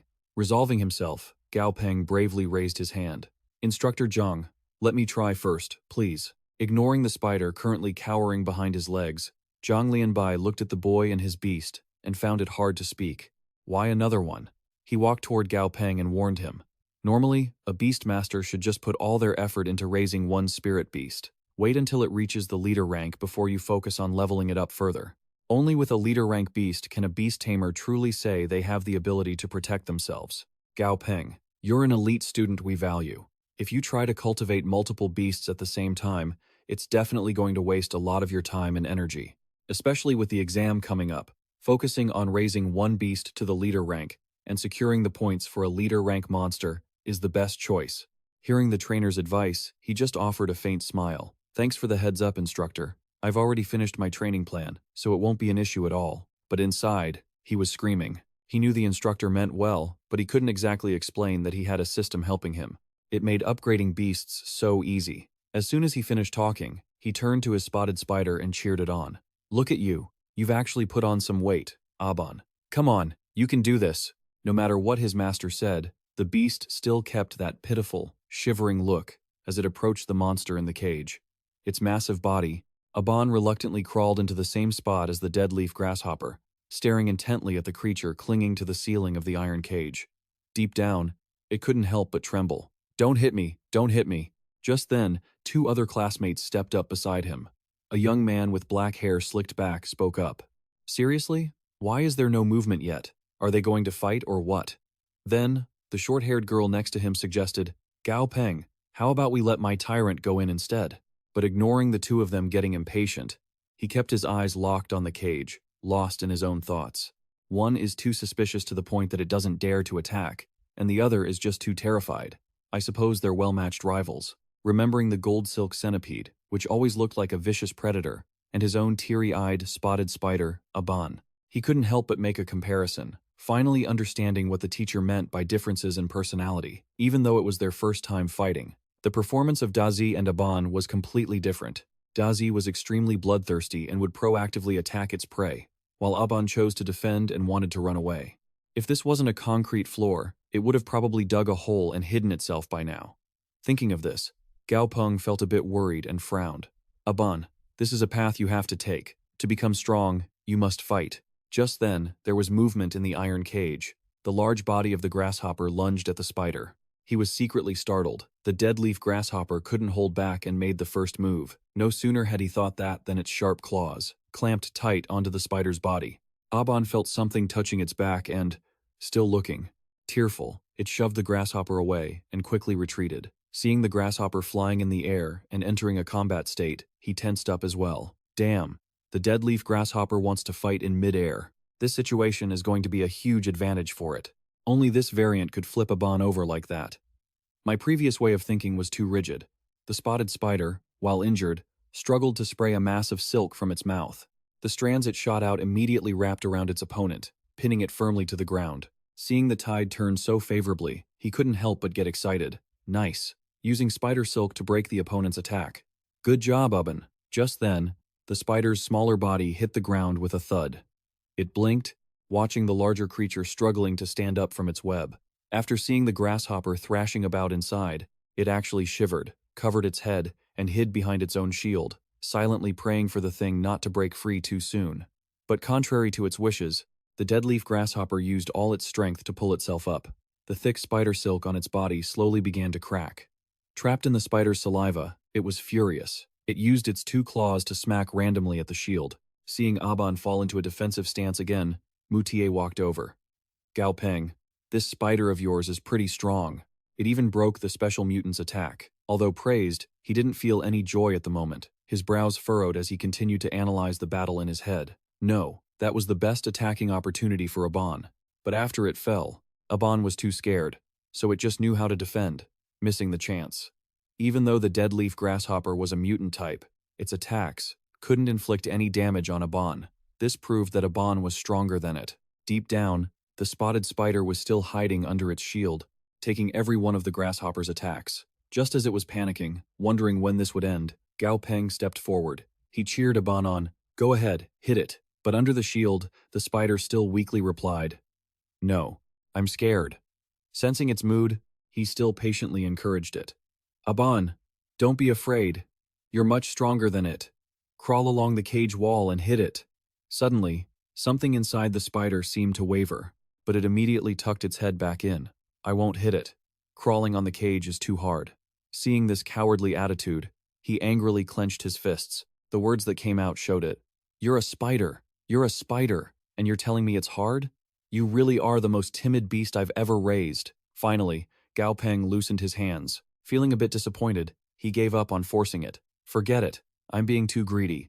Raising a beast isn't something that can be done in a day or two."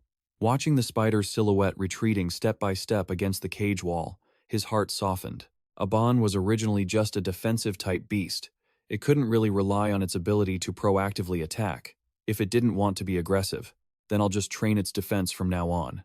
Thinking of this, he called out, "Hey, come back here." He looked at his beast and told it to return, having no intention of making it fight the grasshopper anymore. "Didn't you say you didn't want to fight? Then just come back here." Sensing his mood had turned sour, his voice cold, mixed with disappointment and anger, it panicked. The spider felt hurt. "Master doesn't want me anymore." It sadly remembered the elderly woman with her kind, warm face, who now slept forever in a coffin covered by white flowers. No need to discuss it anymore. He felt a bitter ache, remembering the old woman with her gentle, warm expression, now sleeping forever in a coffin covered in white flowers. But now, he was certain that given Gao Peng's current demeanor, he must be incredibly angry, and even more heartbroken. If my new master isn't happy, I'll be abandoned. I don't want to be abandoned again. I'm scared. Those thoughts haunted it constantly, and at that very moment, Aban's emotions grew volatile.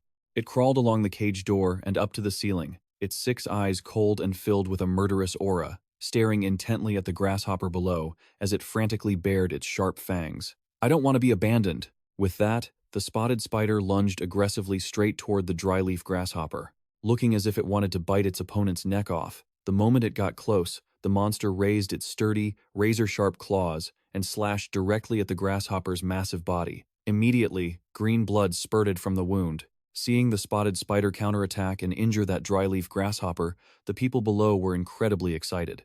The dark-haired young man who had been complaining about how boring it was just moments ago now chuckled and nudged his friend. "Hey, kid, you sure were hiding your true skills, weren't you?" Beside him, Mutai was also thrilled. To land such a heavy blow on a mutated creature with just one counterattack.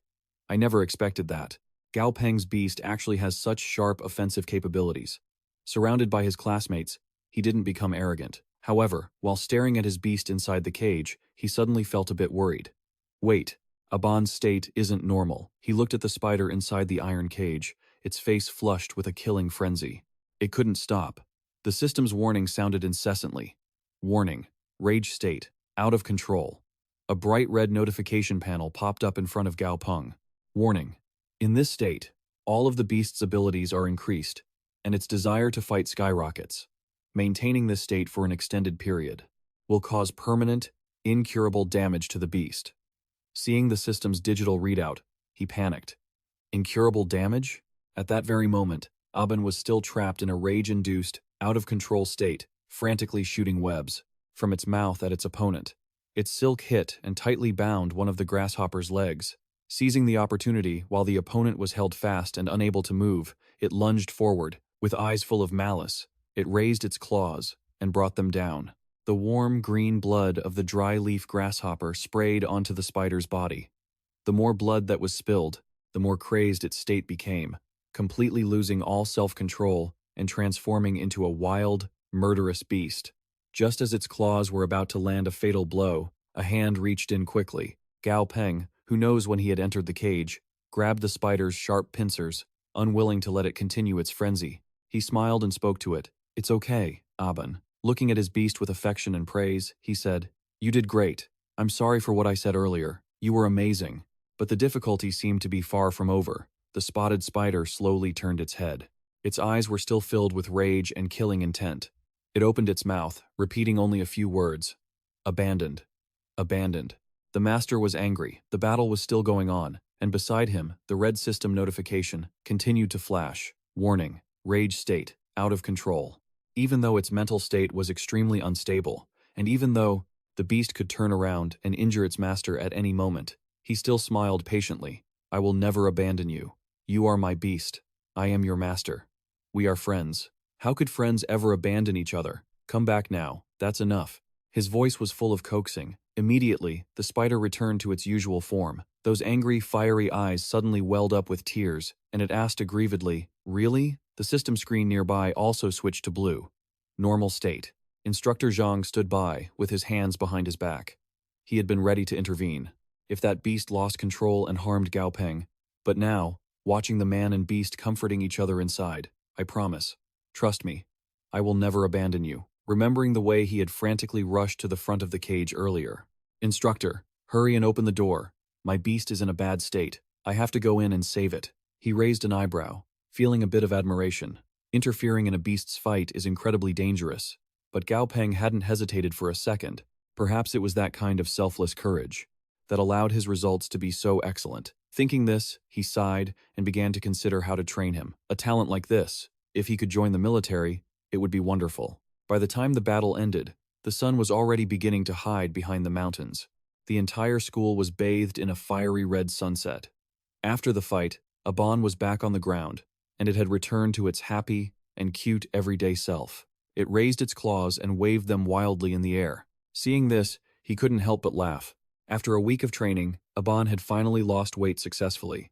Even though Aban was no longer afraid of fighting, he still needed to use his spare time to ask Instructor Zhang more questions, specifically about how to make Aban fight by wearing down the enemy's stamina, to avoid brutal, head-on combat. During this time, Gao Peng had truly studied incredibly hard under the tutelage of Zhang Lianbai.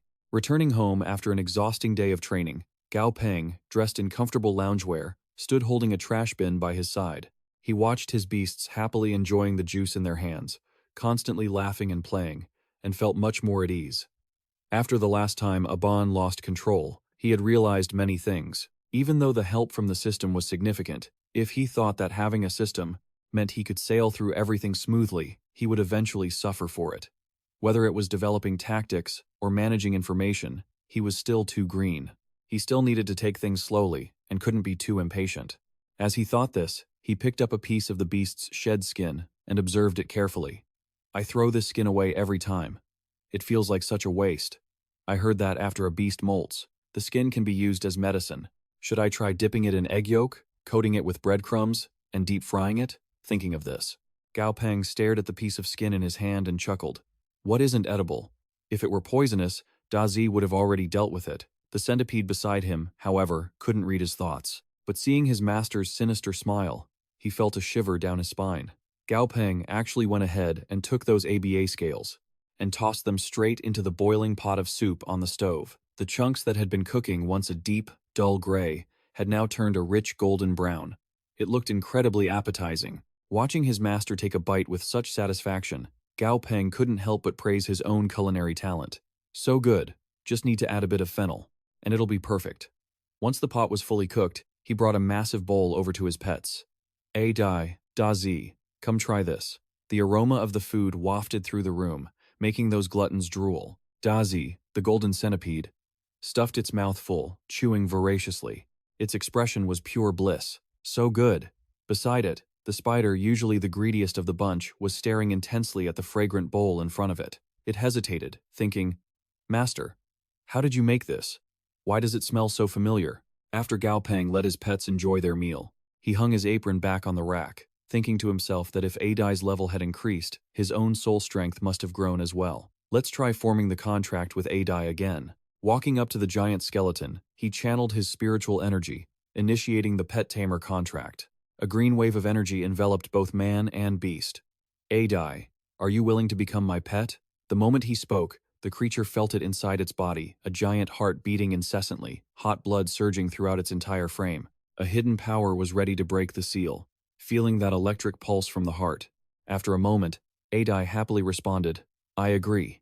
Instantly, the contract was complete, and the covenant bond solidified. Seeing the successful binding, Gao Peng happily clenched his fist, feeling the change in his body. Success.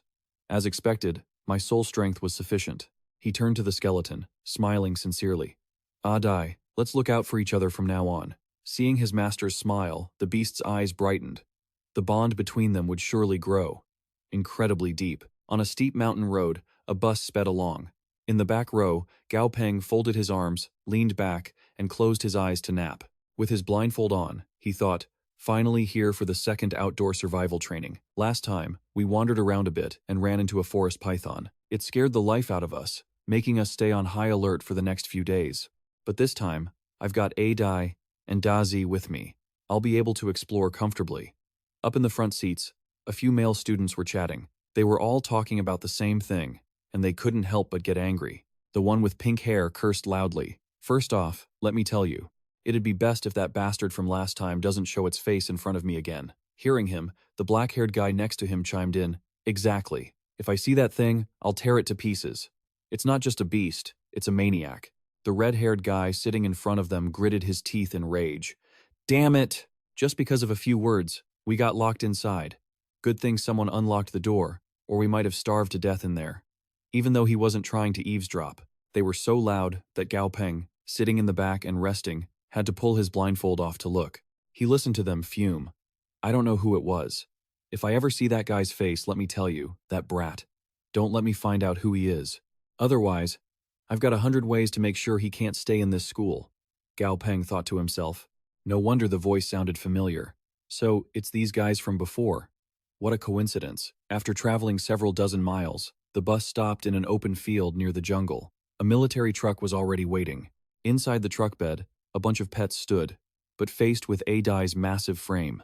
They couldn't help but gasp in shock. They huddled together in fear, hiding to one side. The skeleton stepped off the truck, its giant form, striding quickly toward Gao Peng. Perched on its shoulder, Dazi, the golden centipede, was dangling loosely, its long body conveniently wrapped tight around Adai's frame. Gao Peng watched his pets approach, silently assessing, looks like even though Adai isn't high level, just its quality aura is enough to suppress other pets. It wasn't just the pets, even the other students were startled when they saw its giant shadow. They subconsciously backed away, forcing Gao Peng to reach out and call it over. All right, Adai, calm down a bit. Let's get moving. Another group of guys, seeing Gao Peng leading Adai away, gritted their teeth. They could only curse behind his back. It's just a pet. What's he so arrogant about?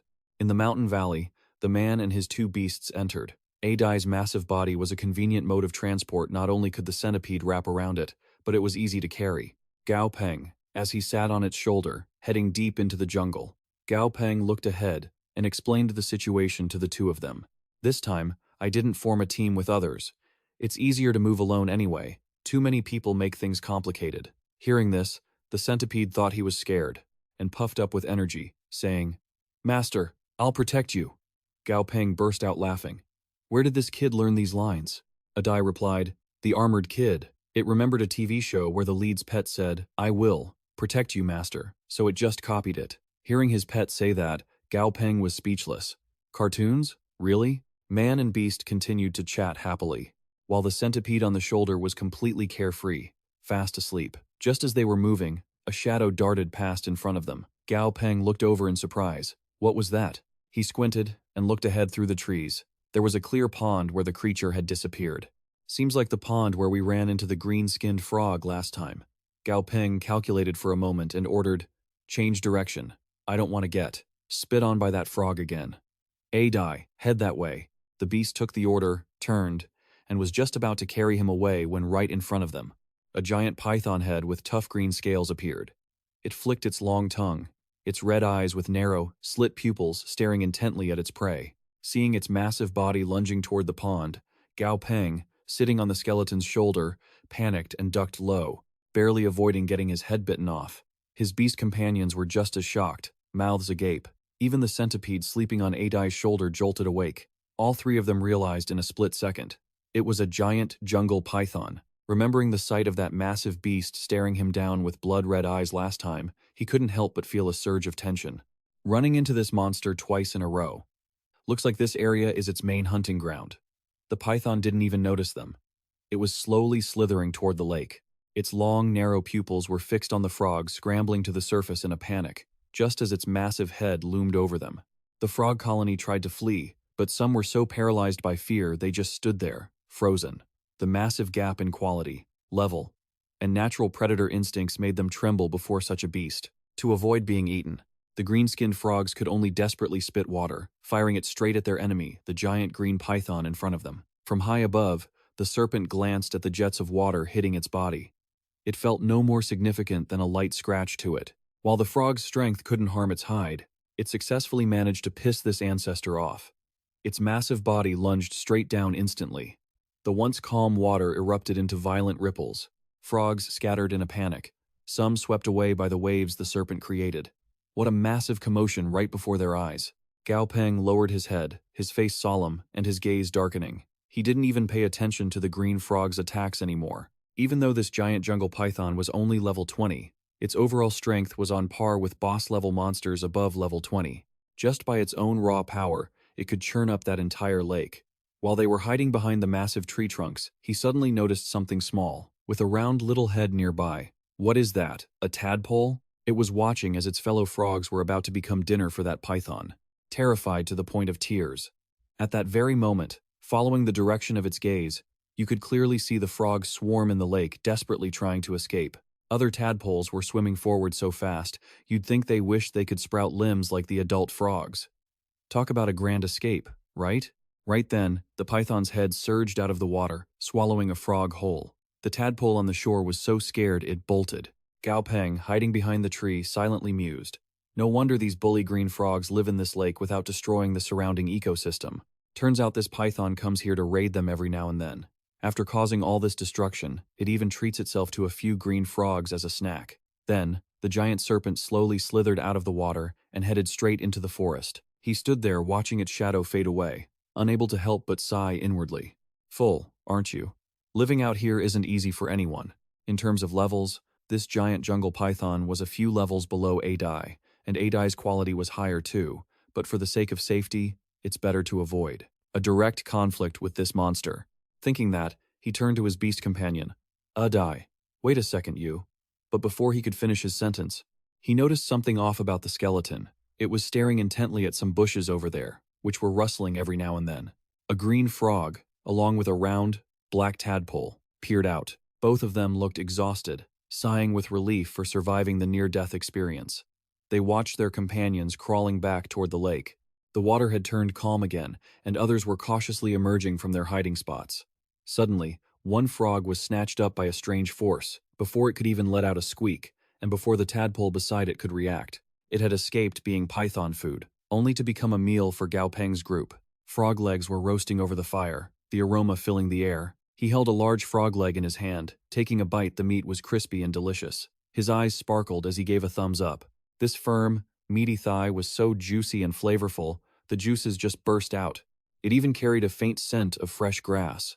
No wonder that giant python kept coming back to feed. Turns out you guys are quite a delicacy. Not just Gao Peng, but his beasts beside him were happily tearing into the frog meat in their hands too. Just as they were enjoying the frog feast, the antenna on Dazi's head twitched. He sensed something. He looked at his centipede, which was mid-chew, and looking up. Lao Lin looked around and asked, "What's wrong?" Dazi looked toward the centipede, and Gao Peng caught sight of a black horse with a mane, emitting a glowing green light, charging out from behind some large trees. Upon seeing it, he was overjoyed. He never expected to encounter a dark light horse here. He felt today was definitely a lucky day. The horse rolled its eyes, staring straight at him and his own beasts. The horn on its nose looked incredibly cool. The monster, Dark Light Horse, is a level 14 monster, elite quality, and darkness attribute. Weakness: water-type monsters. At a single glance, the horse immediately bolted in the other direction with blinding speed. Only a blurred shadow remained. He immediately stood up, still holding the half-eaten roasted frog leg, wanting to chase after it. High lethality, pitch black all over. looking like a spirit-possessed shadow. He really wanted to tame it. Gao Peng immediately imagined the scene of himself riding on the back of the dark horse, looking incredibly cool. His eyes sparkled, and he couldn't stop clicking his tongue. Plus, riding a beast like this would be so badass, but he immediately shook his head to keep his composure. No way, I already have beasts. I already have beasts. He gripped the frog leg in his hand tight, muttering to himself to stay rational. Must act like a good owner. With that, he immediately turned around and headed back to his own beasts. Having just looked away for a moment to gaze at the campfire in front of him, the large frog leg he was roasting had vanished into thin air. Gao Peng barked. Who ate my frog leg? He whipped around toward Adai. The innocent skeleton pointed at itself, using its eyes to prove its innocence. It hadn't eaten it, and it didn't need to eat. He turned his head and looked at the centipede lying on the ground next to him, looking miserable from being too full. Food scraps were still stuck to its mouth. When it felt him staring, it didn't know what to do. Seeing the state of his two kids, Gao Peng curled his lips into a cold smirk.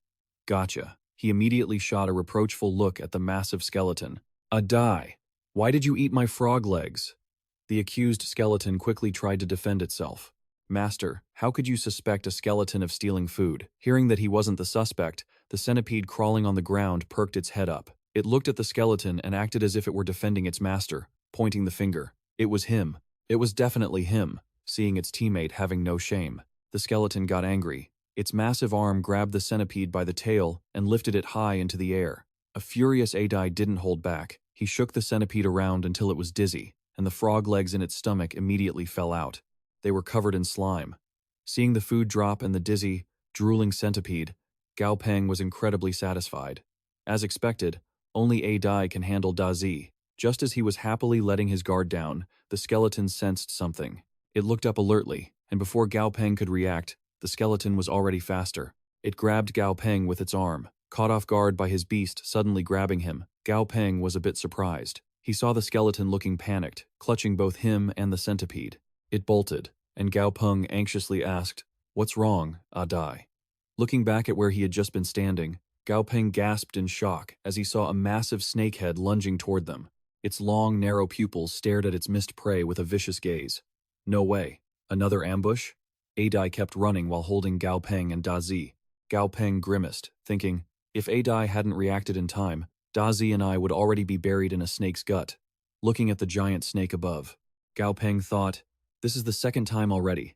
I didn't even provoke you. Coming to my doorstep twice in a row? Gao Peng shouted to Adai. Gao Peng asked angrily, can you kill it? Adai roared aggressively, pounding his chest like a gorilla. Then, Adai leaped onto a tree branch. Once he had a foothold, he stared at the giant snake and launched himself at it with all his might. The giant snake had no idea what was happening. Adai was high up in the sky, plummeting down rapidly. By the time the snake reacted, it was too late to dodge. It took the full force of Adai's terrifying, direct punch. Blood splattered everywhere as scales and flesh flew. The snake shrieked in pain and fury. Immediately after, Adai put all his strength into a blow under the green snake's chin, continuing to pummel its body. The system notified him of minor injuries.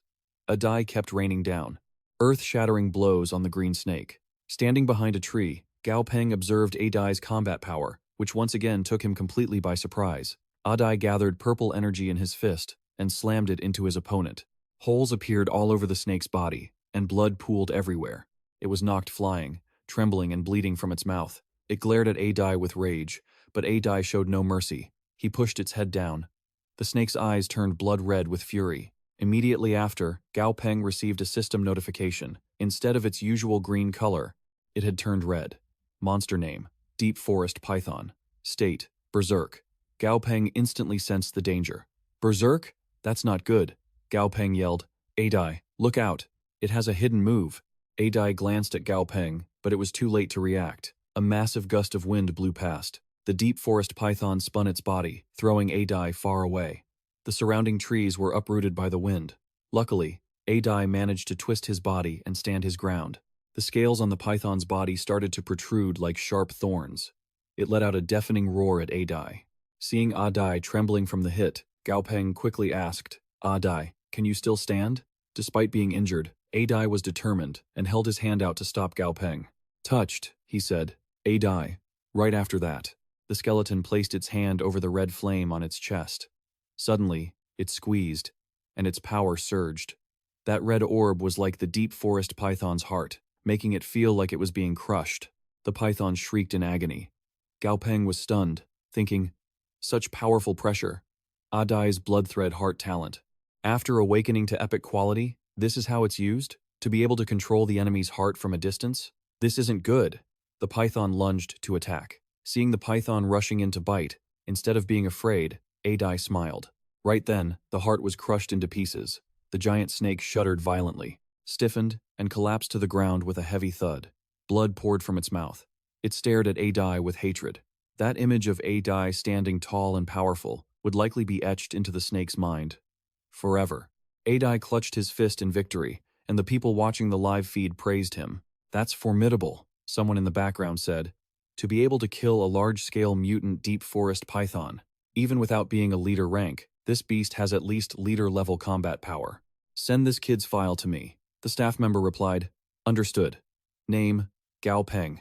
Age, 18. Gender, male. School, 3rd high school, Chang'an. Family background, classified. Access level insufficient. The staff member said, Sir, this kid's file is quite unique. The officer frowned, thinking, a training base with Class C clearance doesn't have the authority? According to pre-cataclysm definitions, only a Tier 1 leader has Class C access.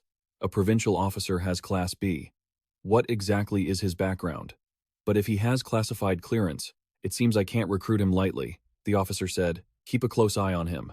Try to make sure no accidents happen to him. The staff replied, understood. Gao Peng pointed at the snake and said, Dazi, come here and slice it open. With just one swipe, the flesh parted. Gao Peng thought, why doesn't this sound like hard skin? It sounds like paper. After seeing clearly inside, Gao Peng was horrified to discover a vine as thick as that inside its body. It makes sense now. That's the only way to explain how such a massive forest python could float in the forest space, and why it didn't create a deep crater when falling from such a height. Dazi pulled out an earthy brown stone and brought it to Gao Peng, showing it off like a child. For you, Gao Peng smiled. Good job. Gao Peng looked at Adai huddled in a corner under a tree, thinking, Adai was in a powered-up state earlier because he activated the blood thread heart. Now that the blood thread heart is deactivated, although it can regenerate over time, with the loss of the passive effect, Adai looks much weaker now. Gao Peng comforted himself, thinking that the blood heart not only boosts the host's power, but also offers many other benefits if he can develop his talent to this level. It will depend on how I, after being reborn, develop and train it. Adai didn't care at all. He was busy chewing on something, making a lot of noise. Adai gestured with his hands and feet, talking about the big guy, the same big guy Gao Peng asked about earlier. Gao Peng quickly ran over and said it was Mu Tiying and Lian Zi. We need to go elsewhere. A mechanical two-horned rhinoceros and 4 people were lying on the ground. The girl with the ponytail said, Ah Wen, Vivi, we have to be careful. Vivi, worried, asked, Ah Wen, are you okay? Vivi replied in pain. My leg. I twisted my leg. It hurts so much. A loud noise erupted as a giant earthworm burst out from underground. They all thought, this is bad. It lunged toward them at high speed. Terrified, someone shouted, Danger! Lian Zi supported the rhinoceros and quickly dashed forward, launching an attack. The ponytail girl hugged Ah Wen and said, Vivi, we have to get out of here. Vivi said, Okay. The ground started shaking and tearing apart, creating terrain that was difficult to traverse. The giant earthworm emerged, shrieking. Mu Tiang thought fearfully, there's another one. She remembered Lian Zi, but Lian Zi was already pinned down by the other one. Looking at Ah Wen and Vivi's beasts, she thought, their beasts can't hold them off at all. We're done for. Just as she gave up, Adai flew in from out of nowhere. He punched it! Mu Tiang shouted. Adai! Adai grabbed the earthworm's mouth and immediately tossed it away with great force. Adai slipped behind it, generated a surge of electricity, and shocked the earthworm, making it writhe in agony. Gao Peng stepped forward and said, Adai, let's help Lian Zi finish off the other one. Both followed his order and ran to the other side, punching those ugly worms to death. Gao Peng reached out his hand to greet her. Mu, are you okay? Mu Tiang cheered. I'm fine. You guys arrived just in time. Otherwise, I would have been the one lying on the ground. Thank you. Gao Peng smiled and said, No need to thank me. We should look out for each other. The announcement speakers blared, Attention, all training candidates. Please pay attention. The Wilderness Canyon simulation training concludes now. The Wilderness Canyon simulation training concludes now. Mu Tiang asked. Something happened again? Gao Peng said. It seems the appearance of these worms isn't normal. Maybe another monster alert has been triggered recently. But isn't that just a regular part of our lives now? Come on, let's go assemble. The people behind them replied, got it. Only Ah Wen was lost in thought, thinking, so cool. Gao Peng thought about what the instructor said.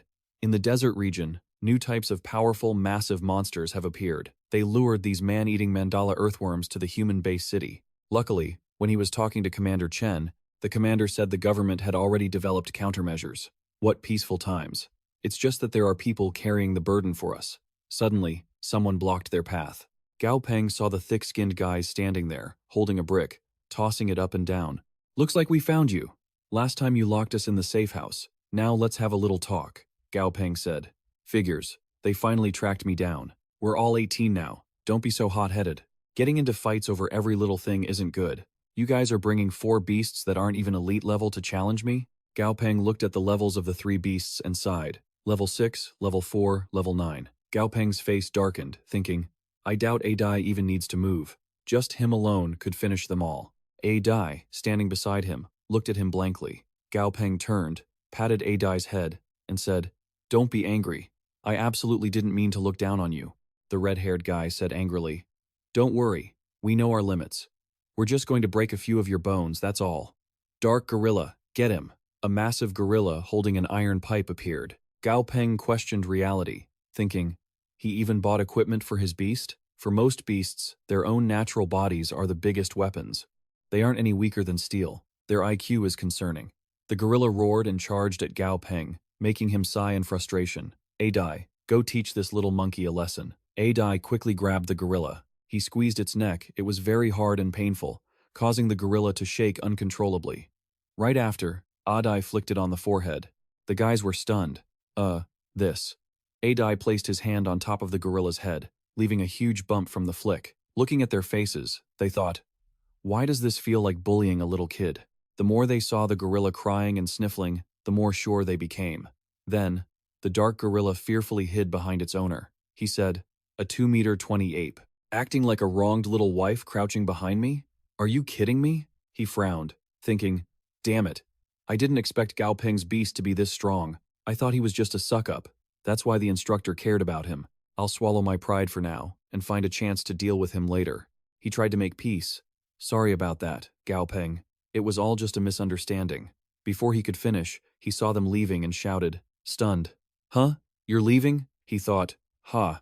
So he didn't even consider me worth his time. The guy standing behind him consoled him. Boss, don't take it to heart. Let's hit the bar tonight to blow off some steam. The boss replied, you guys go ahead. I have some real work to do tonight. The guys replied, oh, all right then. We'll go first. He pulled a piece of paper out of his pocket and said, a bow. He took a handkerchief and wiped the eyes of his dark gorilla, saying, envy and anger are useless. These emotions will only cause me to waste time and widen the gap between me and the enemy. Tonight, let's train together. We'll work hard and get stronger together. He clenched his fist and smiled at Abao. And then, I'll challenge Gao Peng, fair and square. In Gao Peng's office, he stood in front of the computer screen and said, time to mix the medicine. All the data looks correct. This time it should work. After that, he turned to look at the little spider beside him and said, Aban. He called out, Aban, wake up. Gao Peng stepped forward, patted its head, and said, all right, I'll help you become stronger. He pointed to the vat beside him and said, jump in. Then Aban spat silk onto the ceiling and jumped down, causing the medicine in the vat to shake and ripple. Gao Peng felt satisfied, stood with his arms crossed, and said, all right, now all that's left is to wait. The system only provides the guidance. The materials and the operations have to be done by myself. Luckily, now I only need to boil a big pot. Later, when the level is higher, I'll need beasts to cooperate in refining materials, controlling fire, electricity, ice, but even the temperature and the refining time have to be precise down to the second. This is a tough one. 2 dark shadows whisper to each other. One confirms, the AI in this office is gone. Don't worry. I've been keeping an eye on it every single day. The people here already clocked out, the chubby guy in the black cap says. It's reinforced military-grade glass. I don't get it. Why are you so obsessed with robbing this office? We could have just hit a bank, the tall guy replies. Banks use credit points and digital transfers nowadays. Man, what kind of money do banks even have? Offices like this usually keep experimental materials lying around. Just one of those is worth hundreds of thousands. He summons a bubble of water and says, "That's enough talk. Get ready to open the door." With both hands, he conjures water again, adding, "No need to worry about fingerprints this time. Go for it," the short, chubby guy says. That infinite resurrection trick of yours. Even if mine loses a bit of power every time, like those bees trapped in the ice." Then he sticks it onto the door. The tall guy standing behind him says, "Yeah, once we get the cash, we can buy any monster we want." The chubby guy snaps, "Stop yapping. I'm almost done." "All right, get back. Careful, it might blow the glass," he says, pressing a red button on the door. A stream of red gas shoots out, making the insects trapped inside the ice shiver and break free. Immediately, it blasts a hole through. Gao Peng shouts, "What was that noise?" He steps up to the computer to check, muttering, "Seems like it's coming from outside the door." He pulls up the security feed, but the screen is pitch black. He confirms, "The surveillance camera by the stairwell has a perfect signal, but I can't see a thing. Something must be covering the lens. Looks like someone outside is up to no good. They're here. Just don't know if they're here to kill or to rob." Gao Peng picks up the phone to call the police. "Hello? Police? I'd like to report a crime. Someone has bad intentions toward me." The tall guy says, "Stop dragging your feet. Hurry up and finish so we can bolt." The chubby guy asks, "You see any movement over there? There's some kind of machine running over there." His gaze shifts to the light inside the lab door. He shines his flashlight, sees the 3 words on the sign, and shouts with joy, "It's the lab. There's gotta be tons of good materials in there. Let's get in and take a look." He opens the door and walks in. He shines the light on a tank and asks, "What is this?" The chubby guy says, "Who cares? It's definitely worth a fortune. Smash it first, then ask questions." He pulls out a centipede, and it bites his hand. Suddenly, his strength surges, and his muscles bulge. The tall guy says, "Hey," and tosses a hammer over to the chubby guy. Gao Peng, behind the curtain, thinks, "This is bad. If they ruin Aban's evolution chamber, it might fail. I have to find a way to stall them." Gao Peng walks out and says, "Hey," scaring the living daylights out of them. "An AI?" Gao Peng, trying to act friendly, says, "Looking tired, aren't you? Want to sit down and have some tea?" The 2 thieves glance at each other, communicating with their eyes. The tall thief swings his hammer toward the guy drinking tea. "I'll treat you to a hammer, pal." The skinny thief says, "Oh, he's a goner." The guy holding the hammer replies coldly, "Dead, or close to it." In the shadows, suddenly, a dark shadow appears. It's unclear what it is. The 2 thieves continue chatting casually. "Trying to toy with us?" This is the result of a successful dark evolution. The shield demon armor, a mysterious creature covered in eyes, with strange green liquid leaking from the wounds where the eyes are, stares at the 2 thieves with glowing red eyes. "Did you hear a weird noise? Don't overthink it. Just grab the loot." The 2 thieves start frantically grabbing everything in sight. One thief suddenly turns around, looks back, and screams, "What the hell is that?" A giant spider with glowing red eyes lunges its pincers toward the 2 thieves. A while later, a police car parks outside the building. 2 officers stand looking at the hole in the wall, questioning everything, covered in sweat. The young man speaks into his radio. "We've arrived at the scene of the police report. The main door has been smashed." One officer suddenly catches a whiff of blood.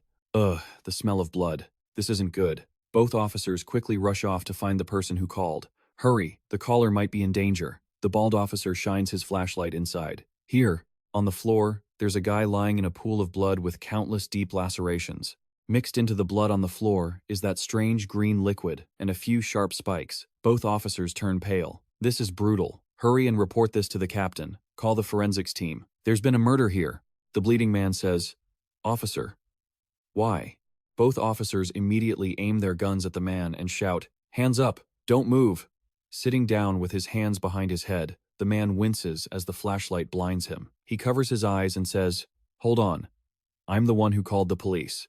It's Gao Peng, his head bleeding, hands raised to the sky.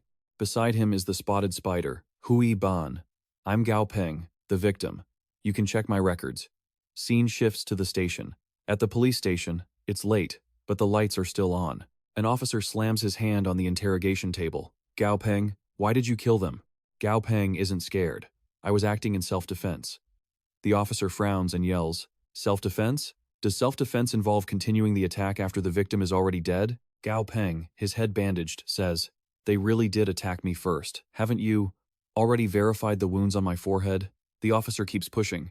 "Stop dodging the question and answer me." Just then, a knock echoes from outside the door. Knock, knock, knock. Outside are the chief and Duong Duong. The chief looks at the officer and says, "Lao Ha, the expert team has already reviewed the camera footage. Those two victims broke into the room to rob him first. Gao Peng acted in clear self-defense. All right, you can release him." Lao Ha, hearing this, has no choice but to let him go. I understand. I got it, chief." Outside the police station, Gao Peng and Duong Duong walk and talk. Duong Duong, "You coming here means Grandpa knows already, right?" "Yeah, he was furious when he heard you were brought into the station today. He's very worried about you. How are your wounds? Should we go to the hospital for a checkup?" Gao Peng refuses to go to the hospital. "Actually, most of the injuries were absorbed by a bon. I only have a few minor cuts." Gao Peng laughs, pointing to his head. "As for this, I hit myself later. If I hadn't, I might have been framed as the perpetrator right then and there." Duong Duong hears this and just smiles, placing a hand on his shoulder. "You handled it well, little Bong. Being kind to your enemies is just being cruel to yourself." Hearing what Gao Peng said, Duong Duong could only smile. She walked over and placed her hand on his shoulder. "You handled that very well, little Peng. Being merciful to the enemy is just being cruel to yourself. Get some good rest. I'll take care of the rest." Scene transition to Gao Peng's house, where he is currently sleeping in bed. A mysterious figure, glowing with a blue light, approaches Gao Peng's bed while holding a knife. Gao Peng is not actually asleep. His eyes remain open, thinking, "Someone's here." The mysterious shadow lunges with the knife, stabbing directly at the bed where Gao Peng was lying. Gao Peng quickly jumps off the bed. He looks at the mysterious figure and says, "Who are you?" The dark, mysterious shadow is none other than the thief from earlier. Seeing that he is still alive, Gao Peng is taken aback. "It's you. Aren't you dead already?" The thief looks at Gao Peng, laughing as he says, "I've come back from hell to take my revenge." The thief keeps lunging at Gao Peng with the knife, but he easily dodges. "Don't think I don't know that when that spider killed you all, you weren't actually knocked unconscious. Why didn't you turn yourself in? You clearly could have let it use its spider silk to restrain you all and hand you over to the police. If you had, you wouldn't have died." Gao Peng asks the thief while dodging, "Then why? You all already attacked me first. If you want to keep living in this world, you have to learn to be ruthless." From behind Gao Peng, a hand covered in blood rests on his shoulder. Gao Peng glances back and is startled. The thief, who had his head missing, is clutching onto his shoulder. Gao Peng swings his hammer, but it stops just inches from his eyes. Gao Peng suddenly wakes up in a cold sweat, panting heavily. Gao Peng sits up, deep in thought. Phew. Another dream like that. Is it because those two are coming for my life, or is it just my own guilt? It seems my state of mind isn't as solid as I thought. Gao Peng turns to look at Dazi and Xuanyuan Hui, who are sound asleep, thinking, living in luxury, dying in comfort. Because we also have to challenge ourselves. In front of a glass cage with a wooden rod, something is being held captive. A man speaks up.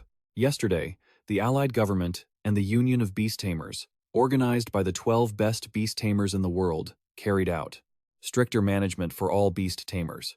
The Monster Association and the Beast Taming Association will also officially announce their entry into the Beast Taming Alliance. They will become the Hunter Department or the Beast Taming Department. They have also officially established the grading standards for beasts: ordinary, elite, leader, and overlord level. Everyone can test for certifications based on these levels, and for all competitions and missions, they will have priority. The lieutenant stands under the cage, speaking with a stern expression. This year, the first Rookie Beast Tamer competition will be organized in full cooperation by the Beast Taming Alliance and the Allied government. With the competition approaching, training difficulty will be increased. This time, the monster is a bone-eating blue bat. Any elite-level tamer who can successfully challenge this monster, a monster resembling a bat, with a blue body, hangs upside down. It is sleeping with its eyes closed. The lieutenant says, "This bone-eating blue bat will belong to the winner." Information. Data related to the monster appears. Monster name, bone-eating blue bat. Status, healthy asleep. Level, 20. Rank, elite. Quality, elite. Attribute, undead. Weakness, 1. Light. 2. Wind. Tran Han Kyo and his beast enter. Instructor, I'll go first. The info board displays details about Tranhan Q's beast. Monster name, Thunderlight Bear. Stage, mature. Level, 18. Quality, elite. Current quality, mature. After evolving past the leader level, it will drop to ordinary. Attribute, lightning. Status, healthy cheerful. Weakness, 1. Drinking water spirit fruit can cause diarrhea and weakness in its limbs. The lieutenant stands with his arms crossed, watching Tranhan Q.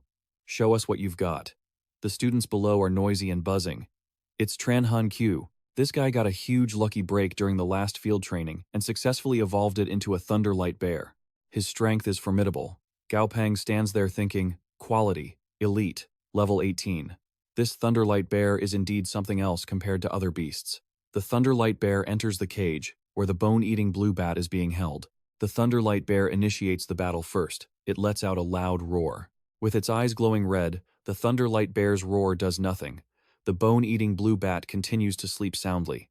Seeing the bone-eating blue bat still sleeping soundly despite its loud roar, the Thunderlight Bear is a bit surprised and confused, not understanding what is happening. The Thunderlight Bear suddenly gets angry. It roars many times, trying to wake the bone-eating blue bat up. The Thunderlight Bear can't take it anymore. It aggressively swipes its claws toward the bone-eating blue bat. Suddenly, the bone-eating blue bat opens its eyes wide. The bone-eating blue bat, from who knows when, has already appeared behind the Thunderlight Bear. Its speed is so fast it catches the Thunderlight Bear off guard, making it break into a cold sweat. The bone-eating blue bat uses a sonic wave to attack the Thunderlight Bear, causing it significant injury. Tranhan Kyo, standing outside, is terrified and sweating, shouting, "This isn't good." The lieutenant orders, "Hurry. Tell the medical team to move up."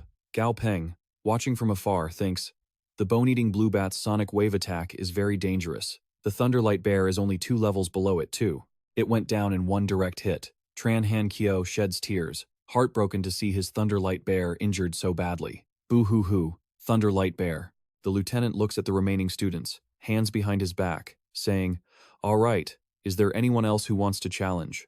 The students don't dare to look the lieutenant in the eye. Everyone looks away, yielding the opportunity to someone else. "Geez, the weather today is." "Yeah, haha." The lieutenant, seeing them acting so cowardly, glances at them. The group is startled. Oh. A young man hurriedly clutches his stomach, lying on the ground trembling. "Ouch, ouch, my stomach hurts so much." A yellow dog behind him stares at him with wide, glistening eyes, tongue lolling out. The lieutenant says sternly, "Forget it. I thought you all graduated from the Central Academy. During normal training, weren't you all acting like you were so great? Why are you scared now?" An arm is raised. "Instructor, I'll go." Gao Peng speaks up. Da Zi, outside, is wearing a black cloak to hide its massive body. Everyone around is whispering, it's classmate Gao Peng. His ranking and scores have never dropped out of the top 5. "Go for it, Gao." Da Zi grabs onto his cloak. With a decisive yank, Adai tore it open, revealing his massive, terrifying frame, and stepped into the cage, leaping up onto the bars. Slowly approaching the bone-winged blue bat, Adai threw a punch, but the creature dodged it just in time. Although it dodged, the side of the bone-winged blue bat's face was still slashed, drawing blood. Everyone watching from outside saw this. "So hyped. That's awesome. I'm suddenly feeling lucky it really didn't care about us. Yeah, it's a shame he didn't land a clean hit. But even a gust from that punch was enough to injure it. That's insane." The young man turned to his beast. "Abao, we have to try our best too." Hearing this, the beast began to tear up. The bone-winged blue bat used its sonic waves to attack Adai. People around were still gossiping. What a pity. If Gao Peng's beast could fly, the situation wouldn't be this tricky. Hearing that, Gao Peng just smiled to himself. Impatient, he glanced at Adai. He'd already planned everything out from the start. Even though Adai couldn't fly, in every other aspect, he completely outclassed the bone-winged blue bat. They just needed to wear it down. By now, the bat was starting to tire, and its attack rate was dropping lower and lower. Adai clasped both hands together like a hammer and slammed them straight down. All he needed was one opening. Adai landed a solid hit, sending the creature crashing into the ground at high speed. He didn't stop, raining blows directly onto the bat's face. Tiska-tiskask, that's brutal. Its nose is bleeding. The guy isn't acting cocky anymore. It almost flew into the sky just now. Did you really think nobody could handle it? Adai stood up, grabbing the bone-winged blue bat by the leg. Gao Peng's strength was incredible. He approached the instructor, looking cheerful and relaxed. "Instructor, that promise you made earlier still stands, right? So, I can do whatever I want with this bone-winged blue bat?" The instructor replied. "Sure, it's up to you how you handle it." Gao Peng raised his hand and announced to the other students, "Anyone interested in this bone-winged blue bat? You don't need 199. You don't need 299. I'm asking for 500 credits. Miss this today, and who knows how many years it'll take to find another suitable high-level beast. Step right up, don't miss out." Watching Gao Peng peddle the beast like that, the lieutenant could only sigh in helplessness. He watched as Mu Tiang walked over from a distance. "I'll buy it, sell it to me." Gao Peng looked at her. "Are you sure you want this bat?" Gao Peng used his analytical ability to explain to Mu Tiang, among flying monsters, the bone-winged blue bat doesn't fly very high. Its speed isn't great either. It can only bully non-flying monsters. If it faces a large predatory beast, it's finished. "Are you sure you've thought this through? Its flight advantage is a bit problematic." The bone-winged blue bat was left stunned by Gao Peng's blunt assessment. Mu Tiying didn't say much and handed over her credit card. "All right, quit dragging it out. You see it for yourself, we treat this bat like a treasure." The credits are sent. Gao Peng picked up his phone, and seeing the balance in his account rise, his eyes sparkled with joy. "Wow, Miss Mu, you're a little rich girl." "Miss Mu, I even cover customer service.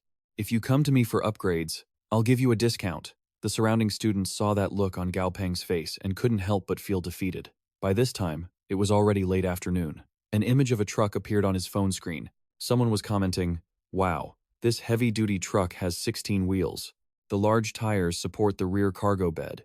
Not only can it be disassembled, but the sides are also reinforced with 2 layers of armor. Plus, the whole vehicle is silver, with black patterns intersecting. The colors are harmonious. The design is really imposing." Gao Peng looked at his phone and talked to his most gentle beast. "Dai. Let's buy this one. It's the Dark Dragon 3 system model, the truck of my dreams. The cockpit is several times larger than an off-road vehicle's. The driving experience is incredible, and the interior is decorated with luxury. I could fit all of you in there." Gao Peng clenched his fist, his determination rising intensely. "Of course, what's more important is the vibe. It's perfect for me. Tough, reliable, a real man's ride." Just as he was getting excited, a girl appeared and cleared her throat, signaling to Gao Peng. Realizing he'd been caught, Gao Peng looked up in a daze. "Oh!" Gao Peng recognized it was Tang Tang, and greeted her with a smile. "Haha, hey Miss Tang. Taking the cat for a walk? This big cat is really beautiful." Tang Tang smiled brightly and said, "It's nothing special. When I found it, it was really dirty, didn't even have enough fur, and had a runny nose."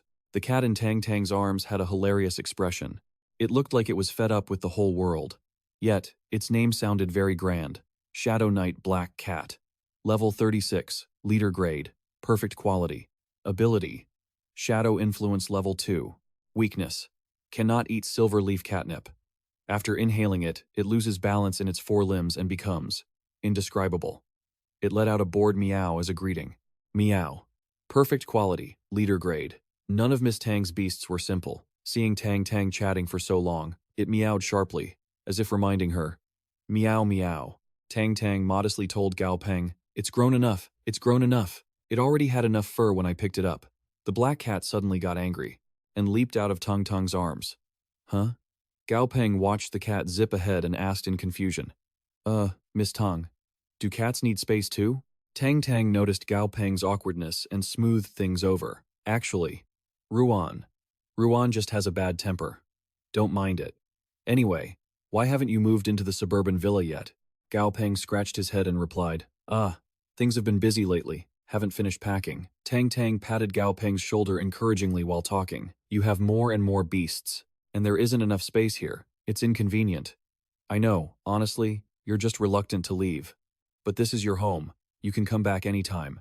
Gao Peng hung his head, looking a bit sad, and replied softly, "Yeah." Gao Peng opened the door and walked over to the nightstand, picking up a photo frame, feeling nostalgic. "Mom, Dad, your son has to move out now. Didn't you both say I should move out when I grew up? I feel like I'm a grown-up now." His hand slowly brushed over the 2 faces he loved so much, confiding in them about his new home. "It's a big villa that I bought with my own money. I can live well on my own in this world now. You two don't need to worry about me anymore. Gao Peng sat on the floor, leaning his back against the bed, continuing to ramble about things that had happened recently. Oh, right.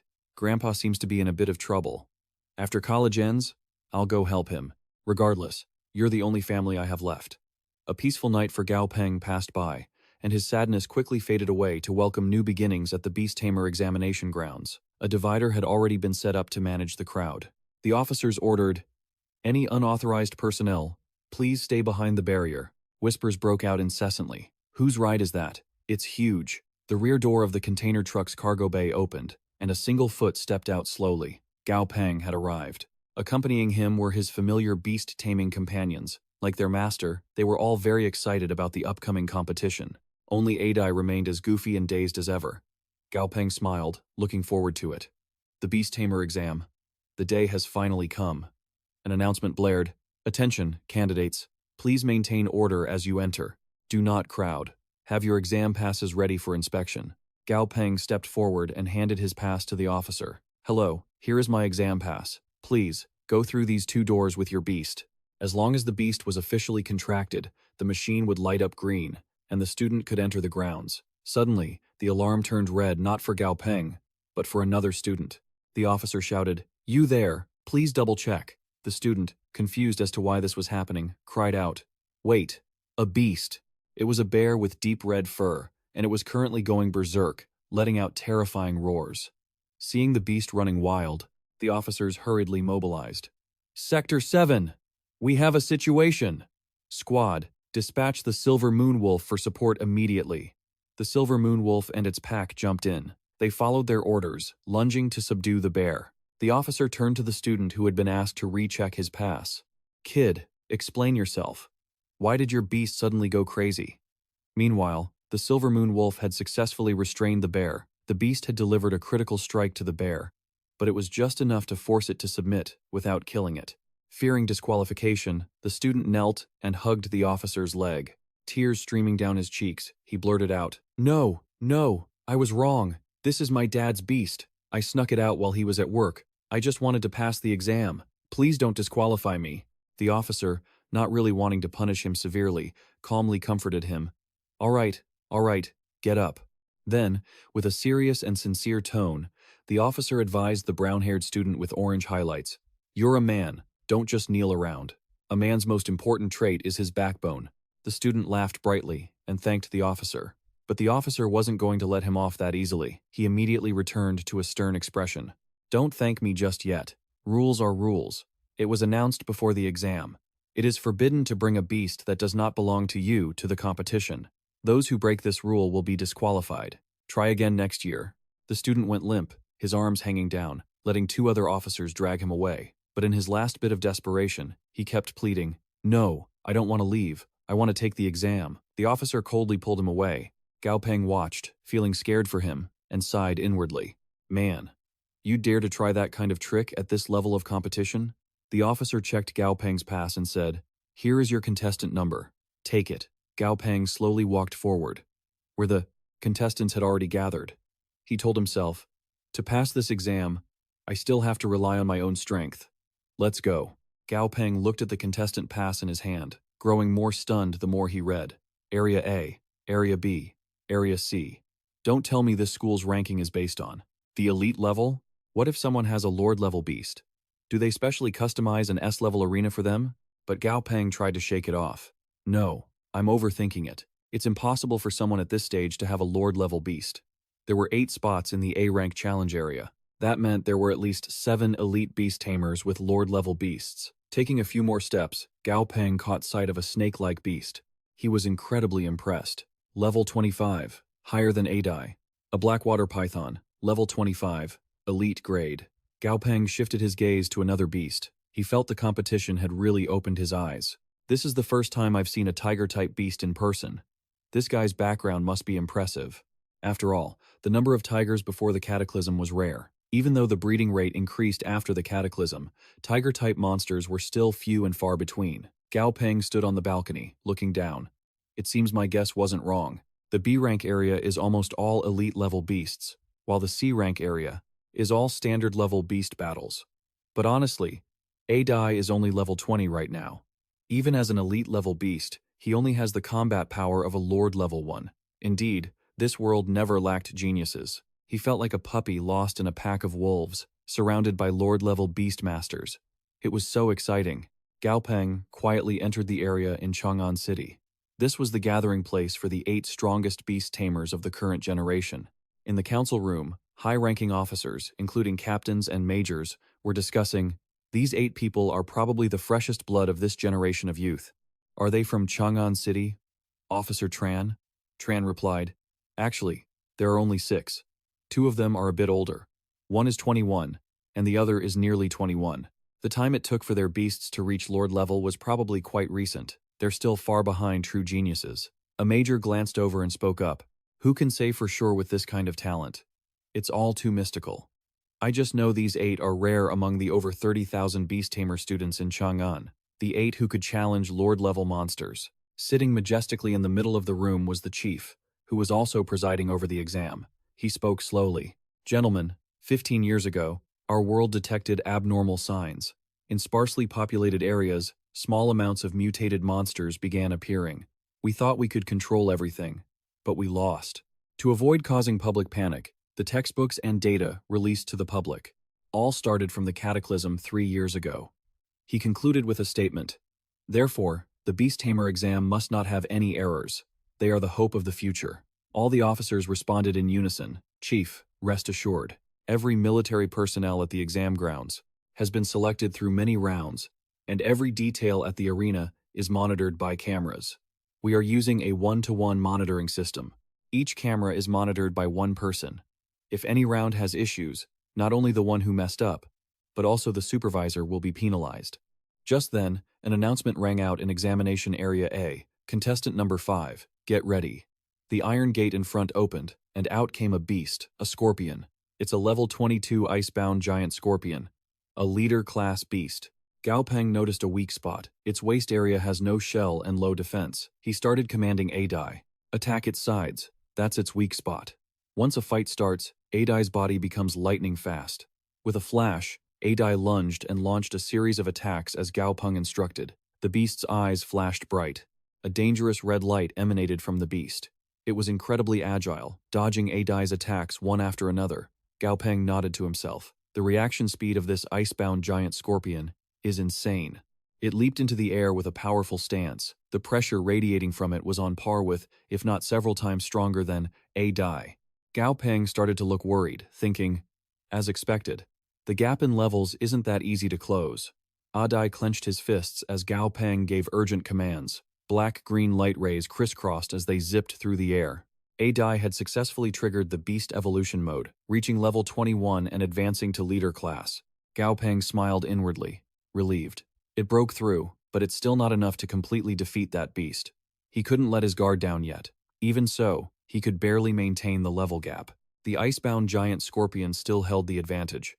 In this fair one-on-one arena, even if a beastmaster has multiple beasts, they can't be on the stage at the same time. Gao Peng observed every movement of both beasts, not rushing to use other moves. Besides, after a monster upgrades to leader class, it gains unexpected, supernatural powers. This icebound giant scorpion had awakened water control, allowing it to manipulate water attribute power in a small radius, constantly eroding Adai. What should I do? Suddenly, his eyes lit up. A system notification popped up. New ability acquired. Gao Peng muttered. This is it. He began transmitting thoughts to Adai. Adai, sacrifice a crucial part of your joints, use the blood silk to stabilize it, and divert all the excess blood silk to your legs. Adai received the information and complied instantly. Red energy began to gather from nowhere. Adai had successfully achieved a new form. The Skeleton Dragon Ape. Ability. Hardened Skeleton, Level 1. This ability maximizes skeletal hardness, boosting both defense and attack. Gao Peng smiled proudly. Looking good. By gathering the blood silk, he gained a burst of power in an instant. Combined with the new ability, even if the icebound giant scorpion's shell is thicker, it couldn't defend against hardened bones. It might not sound as cool as elemental lightning or fire abilities, but combined with Adai's simple, brutal, close combat style, it suited him perfectly. Adai mercilessly threw a punch at the giant scorpion. It hurt, but the scorpion used its tail so flexibly that even Gao Peng had to admire it. To be that heavily injured and still counterattack? Suddenly, Gao Peng's voice echoed, "Grab it." Adai quickly grabbed it, then threw it immediately without hesitation. In this state, he looked faster and more powerful than ever. Gao Peng saw it clearly. Adai was in top shape. Adai swung his fist, now fully powered up, slamming it into the scorpion's body. Gao Peng cheered excitedly. "Hit the weak spot. General, we've won this round." Gao Peng stood by, praising him. "Well done." After the fight, Adai was praised, and his face softened. He seemed to give a light smile, looking tenderly at Gao Peng, then stepped forward and lifted him up. Gao Peng was surprised by this affectionate gesture and blurted out, "Hey, Adai." Adai's voice was soft, coquettish, and sincere. "Thank you, master." Adai looked at Gao Peng with sparkling eyes. He looked adorable, a complete contrast to his intimidating appearance. Adai was baring his heart. "If it weren't for master, I might just be a monkey locked in a cage, counting down the days." Gao Peng was touched. All right. This victory is the result of your own hard work too." Gao Peng pointed to the other three beasts. They were jumping up and down in jealousy, so Gao Peng quickly told Adai, "You've been hugging for so long already. Dazi is jealous now." Dazi was feisty and always bullied Adai. It growled, "Only one hug. It's already been 5. I won't just stand here and be an audience anymore." It lunged forward. "No, I want one too." Gao Peng panicked. He was exhausted by how childish they were. But Gao Peng was faster, quickly blocking Dazi. Gao Peng then noticed the python from earlier. He watched it curiously. It was even faster than himself, and there wasn't a scratch on it. He looked over at the girl, its master. This contestant and her beast are not simple. The instructors were still closely watching every development in the competition, commenting on their age. To encounter a leader-class beast and win so decisively. "That young lady seems to be from the Jun family, right?" An instructor spoke up. Let me see. She's the only daughter of Jun Hang. I heard her name is Jun Jun. Wait, I remember now. Her name is Jun Meili." "Ahem, chief. Don't talk nonsense. I've met that young lady once. Though her personality is a bit cold, she..." No. That young lady's name is Jun Moyi," another instructor chimed in. "Hey, I heard that the young lady from the Jun family basically hasn't been to school after the 12th grade. She just stayed home and hired a few tutors. The rest of the time, she followed the Alliance government's expedition team into the wild zones. I wonder if that's true?" "It's true. This young lady has already become an official member of the Black Flag of the Alliance government." "An official member of the Black Flag? Well, she must definitely have some real skills." Another person joined the conversation, interested. "Ahem, the beast master next to her is also not simple. His beast is an undead type. Undead types are very rare around here. That boy is a student I'm in charge of." The lieutenant crossed his arms. "He is the youngest beastmaster in Chang'an City right now. Back during the Dryleaf Emperor event, he put in quite a lot of effort." The instructors nearby echoed. No wonder he looked familiar. So, it's the young man President Feng was pushing so hard for. Being this young and already able to contribute to the Alliance.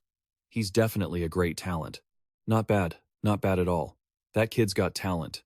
The chief glanced at Gao Peng, then muttered, "That old man sure has a decent grandson." Time flew by during the competition. Before long, the students in Sector A had almost finished. An examiner overseeing the event announced, "Contestant A38, you've completed the test. Can I head out now?" Quan Moyi asked flatly. "Yes." As Quan Moyi turned to leave, she caught sight of Gao Peng and paused. "Huh?" Gao Peng stood there with his arms crossed, praising his beast. "Great job, buddy." Quan Moyi seemed intrigued by Gao Peng, silently impressed. He used an elite-level beast to take down a commander level 1. Sector A5. Interesting. The announcement echoed again. "The third round is about to begin. Contestant A5, please prepare." This new monster looked a bit ridiculous. As soon as it appeared, the system introduced it. Dry Leaf Mantis. Level 16. Common grade, wood type. It was a counter to Aban's earth type. This monster had the elemental advantage. That's a 10% bonus right there. Gao Peng watched as the monster strutted around arrogantly. This thing can mimic human behavior? Its intelligence is actually decent. Looks like it's at least as smart as an 8 or 9-year-old. Gao Peng considered this seriously. Aban's intelligence isn't low either, and he's 2 grades higher. Looks like this round will be a good confidence builder for my timid little spider. Aban. Tick-tock. Tick-tock. The tension of the battle was about to start. The loudspeaker boomed. "Begin." The dryleaf mantis stood perfectly still, looking at its opponent with pure disdain.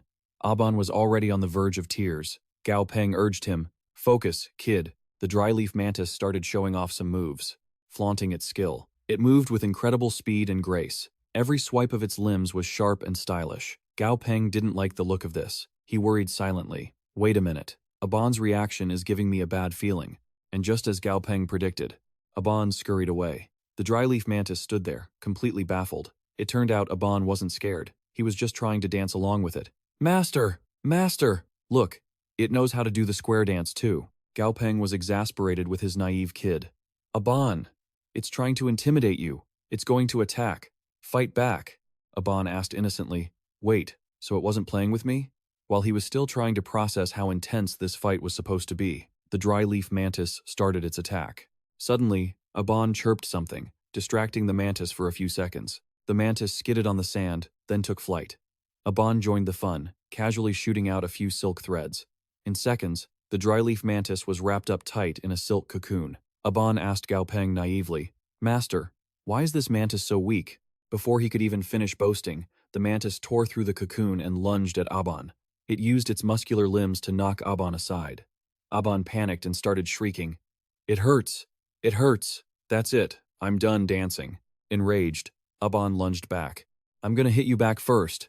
Aban kept his word. He tackled the mantis, drawing green blood. Even the examiner looked shocked. Seeing how bloodthirsty this beast was, the examiner quickly intervened. All right, that's enough. Your match is over. Get off the arena. Once the match ends, head outside. Gao Peng smiled sheepishly. Got it, officer. Meanwhile, in the waiting area, the students had been standing for so long they were exhausted. Someone sighed. The first group isn't even out yet. I'm waiting for round 2. Don't even start, I'm still waiting for round 1. Only that student from Sector A had finished the whole test. She had a military background and was seriously tough. Suddenly, the doors opened. A contestant shouted, Hey, look, the main door just opened again. Did someone else finish? Gao Peng, surrounded by his beasts, walked out confidently. The other students gasped in awe. That's Gao Peng from Sector A. It's Sector A again. Are all those Sector A guys monsters? Look at him, we're still stuck here waiting, and he's already finished and ready to go home. The gap in strength is so frustrating. Leaving the whispers behind, they walked off heroically. A while later, they arrived at their destination. Gao Peng and Aban both froze and let out a collective groan. Gao Peng stared at the villa in front of him. The walls were covered in cracks and moss. He sighed. This is the house I just bought? Did 100 wolves stampede through here? It wasn't just the outside that was a wreck. The inside was even worse. The floor was cracked, and broken furniture was scattered everywhere. Everything was just bad, or worse. There wasn't a single decent corner in the whole place.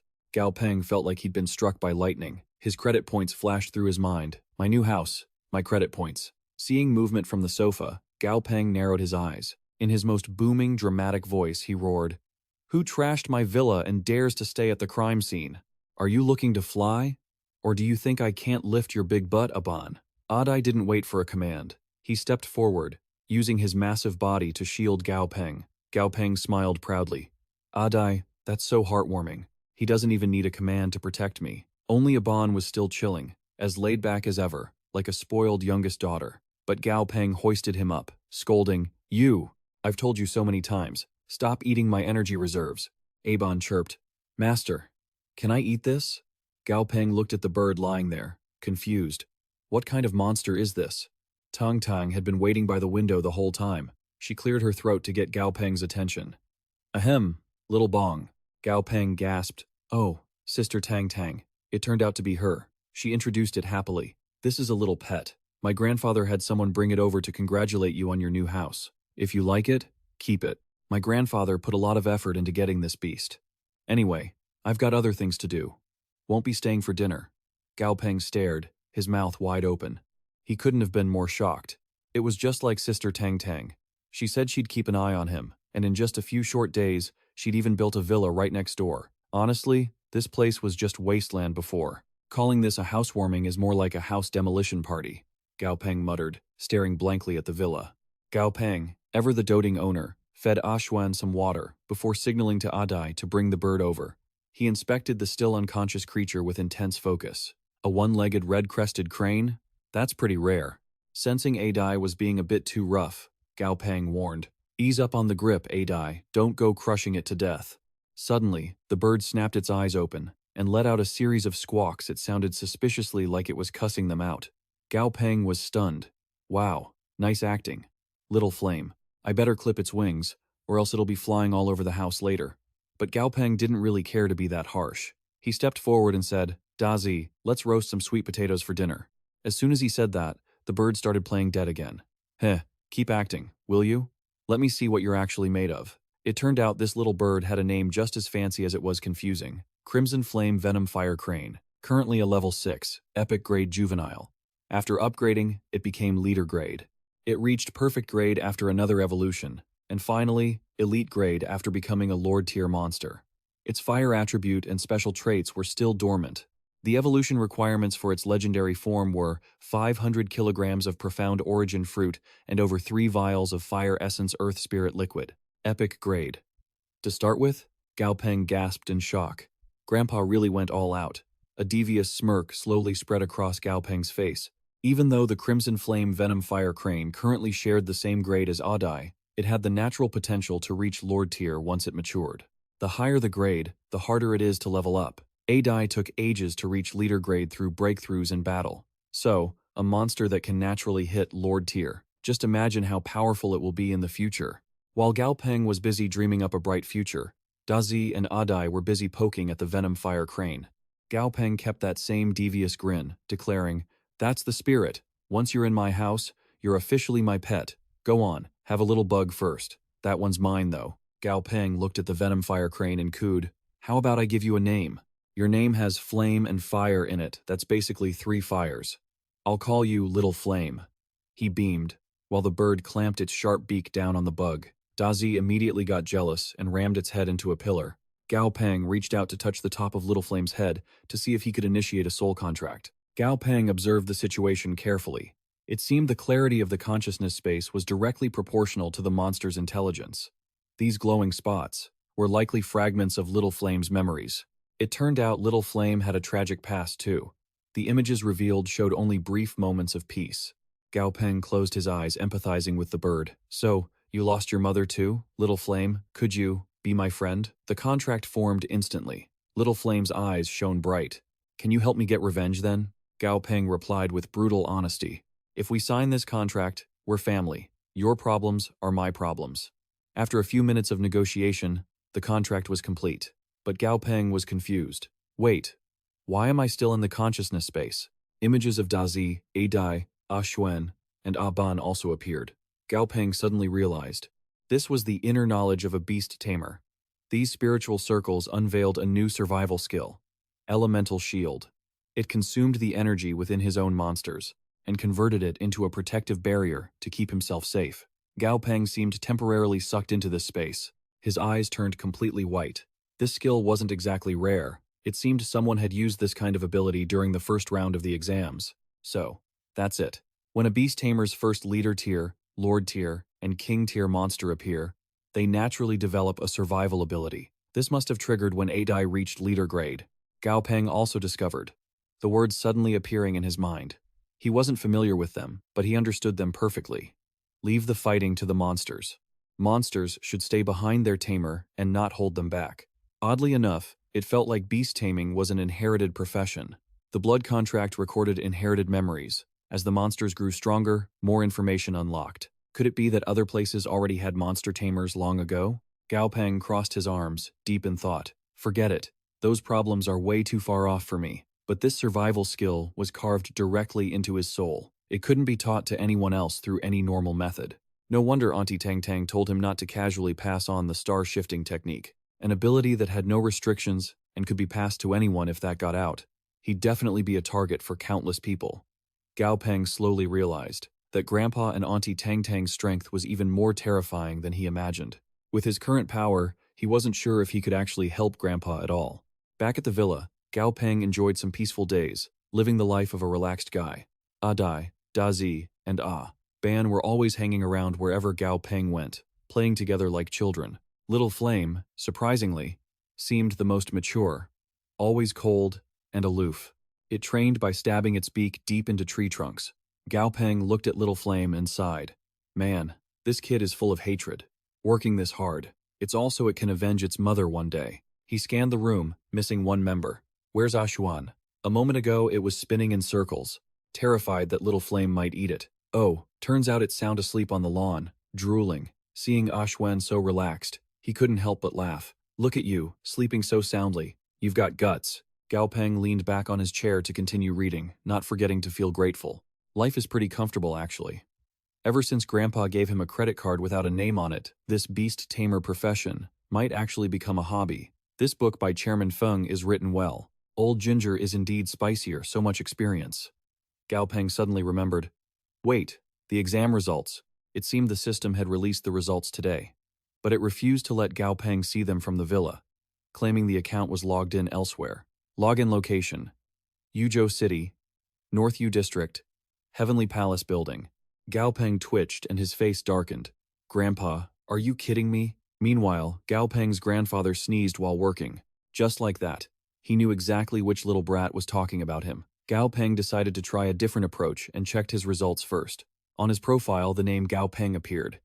Age 18, score 710. A total of 700 points from the 3 exam rounds plus a 10 point bonus. Gao Peng couldn't help but grin. Rank 1-inch Chang'an City. Looks like he did pretty well. Just then, his phone rang. An unknown number flashed on the screen. The person on the other end said, "Hello, may I speak to Gao Peng?" Gao Peng replied, "Speaking." The caller continued. "Hello. You have qualified for the second round of the Beast Tamer examination. Please arrive at the test site for round 1 on the 27th at 9 in the morning. The exam lasts for 15 days. No need to bring clothes or toiletries. Thank you for your cooperation." Gao Peng looked toward where his little flame beast was. Before the exam, he hadn't signed a blood contract with Liu Jiaoyu yet. According to the rules, Liu Jiaoyu couldn't participate in the second round. He needed to find a place for him to stay during this time. Just then, Duong Duong was jogging past Gao Peng's house, waving her hand and flashing a bright smile. "Good morning, little Bong. This is perfect. It's Sister Duong Duong." Wait, no, this is too much of a coincidence. Gao Peng was lost in thought. Grandpa already knew his score, and the exam rules were announced early. It was easy to guess that he needed someone to take care of him. Maybe Sister Duong Duong. Even when they called to notify me about the exam, she knew in advance and had already prepared everything. Duong Duong beamed, her mouth stretching wide. "Geez, it's like you've got 'please help me' written all over your face." Gao Peng chuckled, thinking to himself that she was such a handful. He called out, "Sister Duong Duong, I want to ask you to look after my crane for half a month. Would that be okay?" Duong Duong had been waiting for just that. She patted her chest. "Don't be so formal with me. Just bring him over to my place. Rest assured, I'll definitely feed him until he's plump and healthy for you." Gao Peng felt a bit uneasy. He was restless.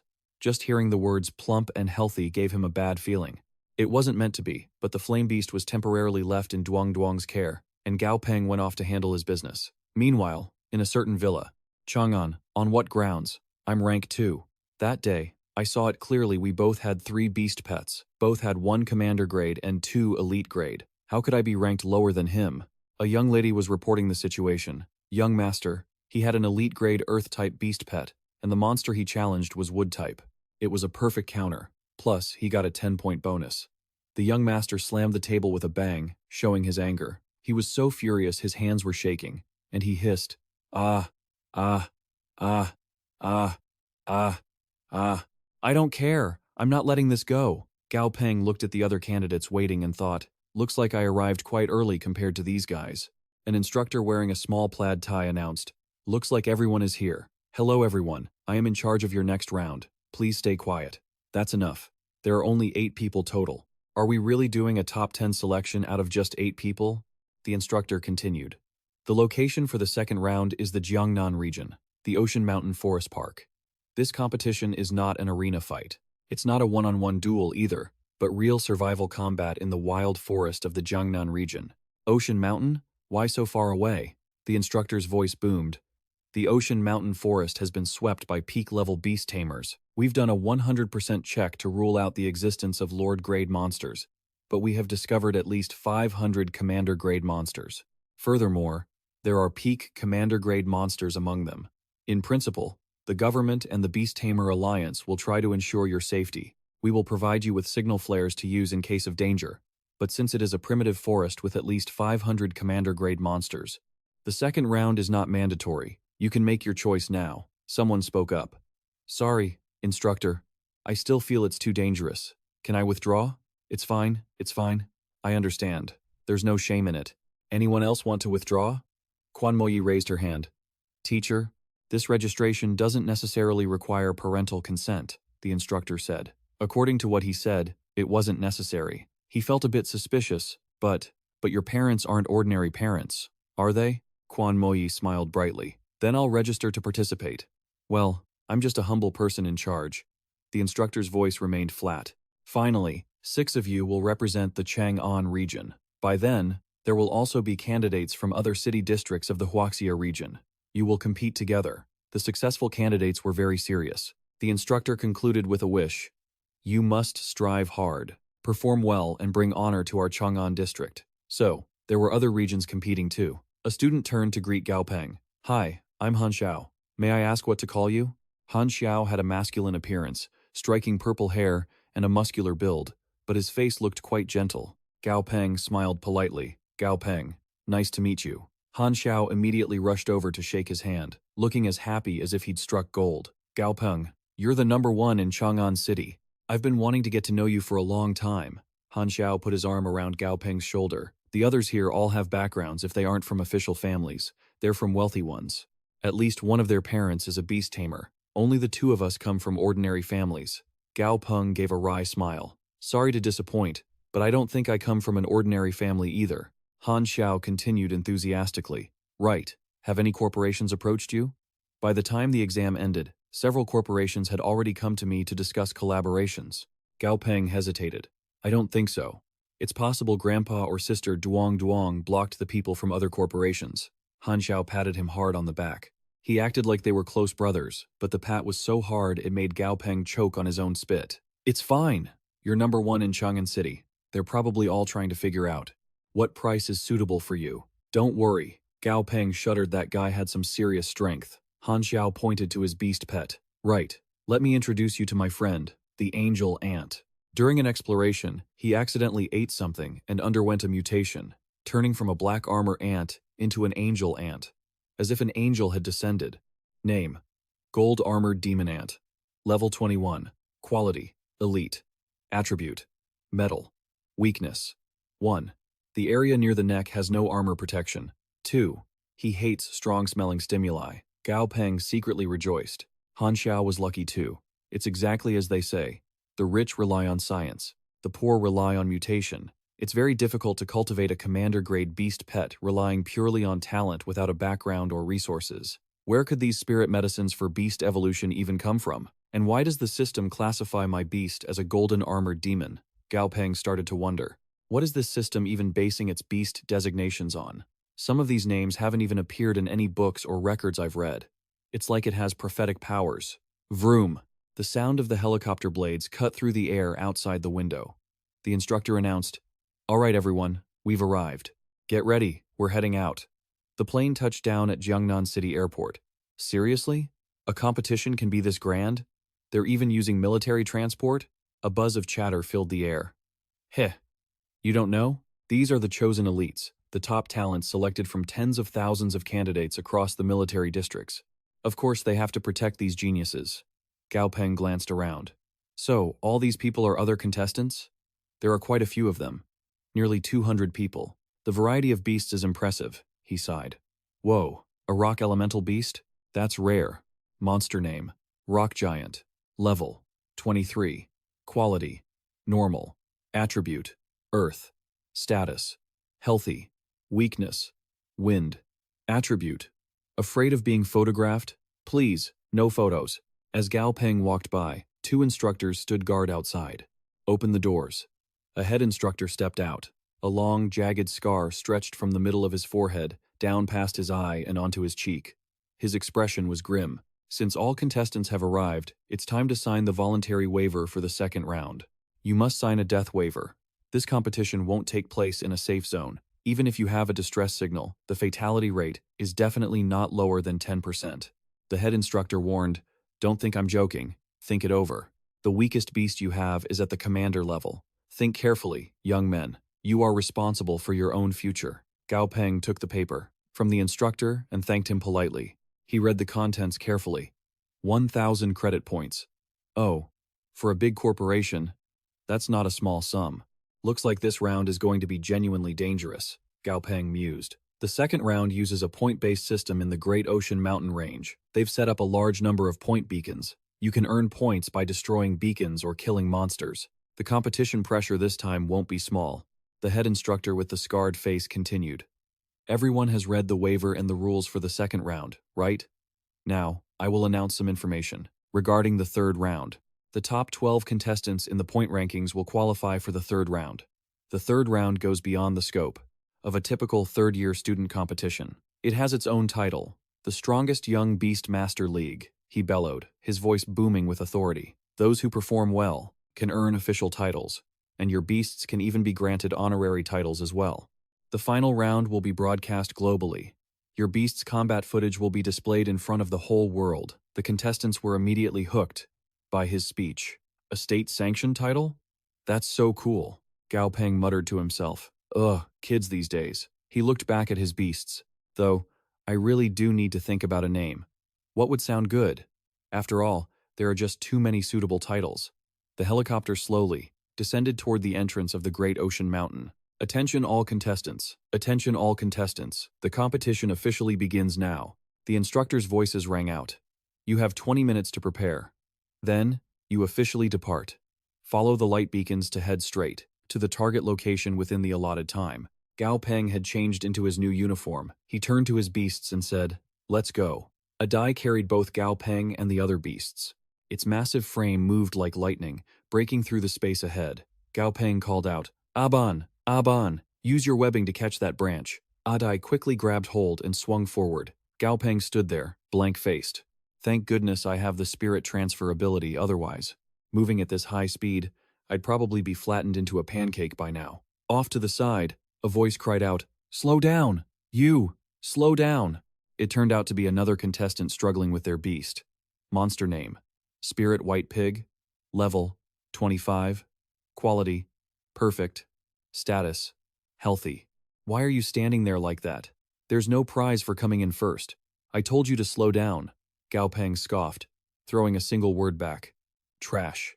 Gao Peng smiled. Usually, the relationship between a master and a beast is centered on the master, though there are special cases. For example, if the master's personality is too weak and the beast's is too strong.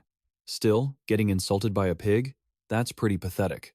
Gao Peng sped off, throwing one last jab. Keep it up, you guy riding the pig. Keep it up. The contestant still hadn't realized the mockery in Gao Peng's tone. Why is he cheering for me? Is that guy crazy?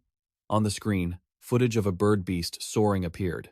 This contestant comes from the Yanjing district and registered a fire-type bird beast. Tang Dang, calm down. Little Flame. Little Peng appeared immediately. Just as he finished speaking, the screen displayed Gao Peng's image. This contestant is from the Chang'an district. He registered 4 beasts and is the #1 scholar of the Chang'an district. He's a hot favorite for the top 12. Tang Dang brought out a tray of grilled fish. Little Flame, eat up.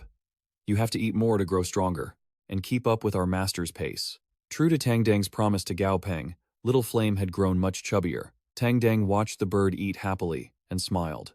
Back at the competition, nearly an hour had passed. The pig from before was in front of Gao Peng, grunting.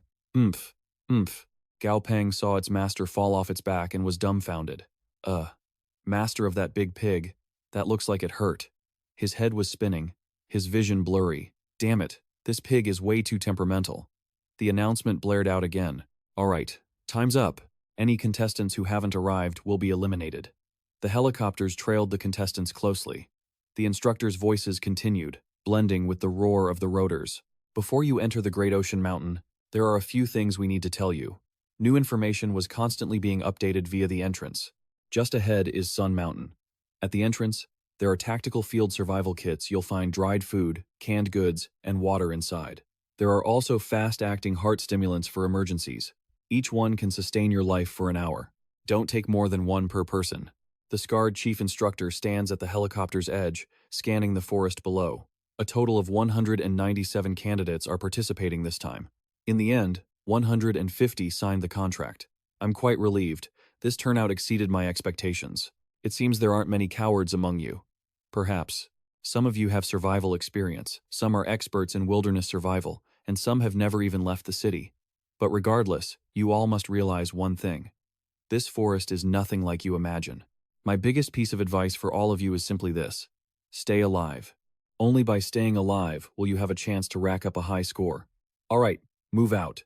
The TV news is already broadcasting the competition. Hello viewers. Welcome to the competition rapid report. Using the GPS trackers on each candidate, we can see their real-time locations. The audience is buzzing. Is that Yin Wu, the cloud-entering dragon from the Imperial capital? I thought Yin Wu didn't like participating in these kinds of shows. This guy has quite the reputation. The powerhouses from the Imperial capital are all top tier. Yin Wu is one of the few young elites over there. He's already made a name for himself. The host points at the TV screen and reports, as we can see, the candidates with higher scores are all heading toward the center of the forest. The scoring pillars are basically all set up in the central area. Currently, the candidate with the highest score is Quan Mo Yi. The runner-up is a girl, which is a bit unexpected. I wonder what Mr. Yin Wu thinks. Yin Wu gives a nod of approval. Not bad at all. The species of this black python is likely a black water python. Its scales have a distinct sheen, and its body is incredibly sturdy. Its quality is likely high. Judging by its combat style, this black water python clearly has plenty of battle experience. It's very well trained. The female host thinks to herself, I asked you to analyze the beast tamer, not the beast. What's so interesting about a big black snake? The audience wants to see the pretty, cold-hearted girl. But since they are live on air, she can't say that. She just gives a forced smile. Mr. Yin Wu, your analysis is very insightful. You can tell at a glance you're a professional. I've heard for a long time that cloud-entering dragon Yin Wu has been single for 10,000 years. Seeing him today, the rumors are true. This guy is single by pure choice. She continues the broadcast. Alright, since we've seen the top ranked, let's take a look at the poor student who's currently in last place. Please look at the big screen. The TV shows a different area. Oh, this candidate seems quite diligent. He's chosen a spot at a certain altitude. It looks like he's preparing something. Let's have the director zoom in. The screen shows the four cow brothers, looking completely relaxed. Gao Peng is sprawled out on a rock, resting, incredibly chill. His spirit beasts are also calmly resting alongside their master.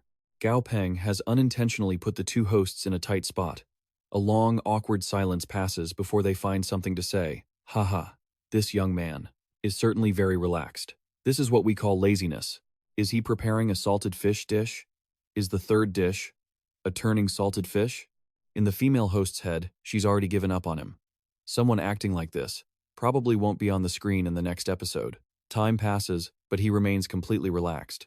Gao Peng doesn't care about a thing, grinning from ear to ear. Lying like this really is comfortable.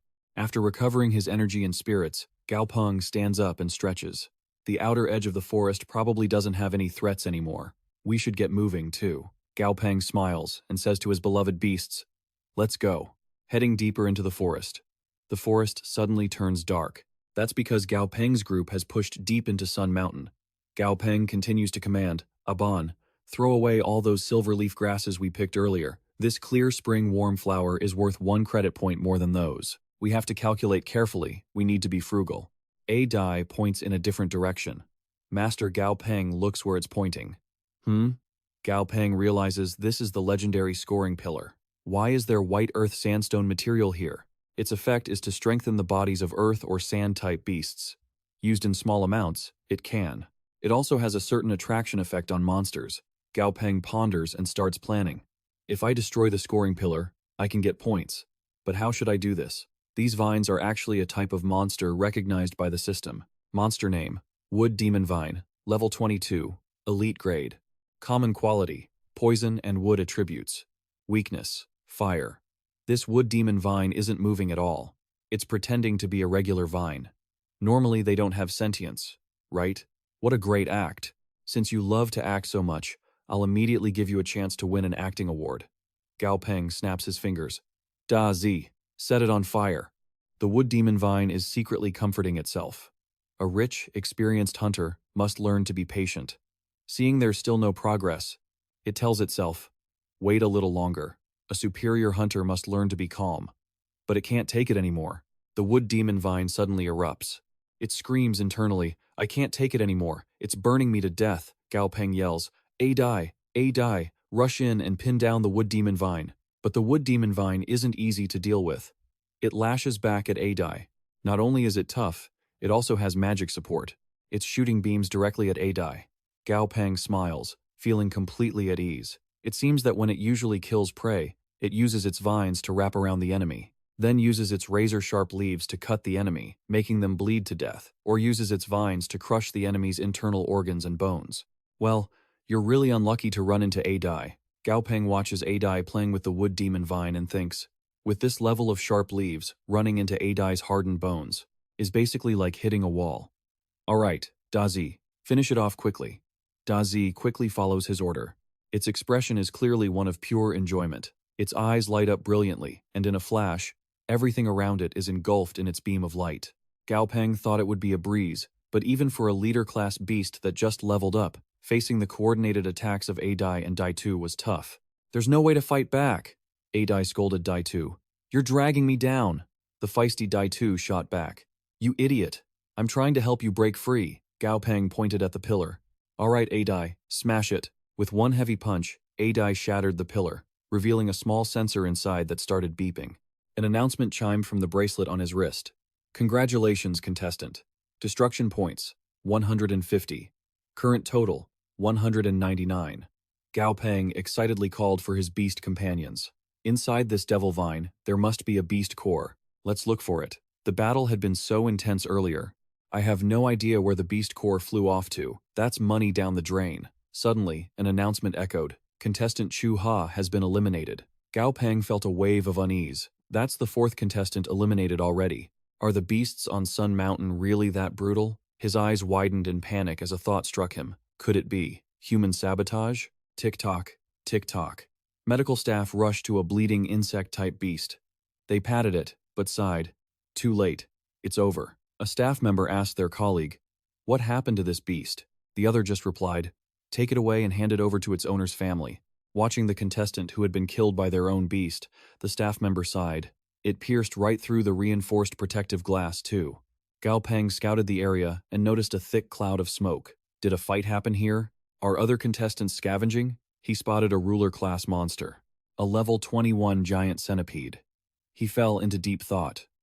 Although the competition rules didn't explicitly say they couldn't fight each other, without clear regulations, he still had to be on guard. The guy next to him innocently remarked, "Man, I didn't expect you to take the point pillar first. Consider it luck this time. Next time, my king insect will definitely get it first. We'll meet again. Let's hope we see each other again." Gao Peng breathed a sigh of relief. Whew, glad I ran into an idiot. The host told Annam. Looks like those two didn't clash. This competition really doesn't restrict contestants from fighting each other. Of course, in reality, that wasn't exactly ideal. Annam replied with a calm demeanor, "That's the only way to make it authentic. This isn't an arena. It won't let them have a fair fight. The wilderness is much more brutal than this, and way bloodier. Murder and looting aren't exactly rare out there. After killing someone, they just dump the body. By the second day, there won't even be bones left.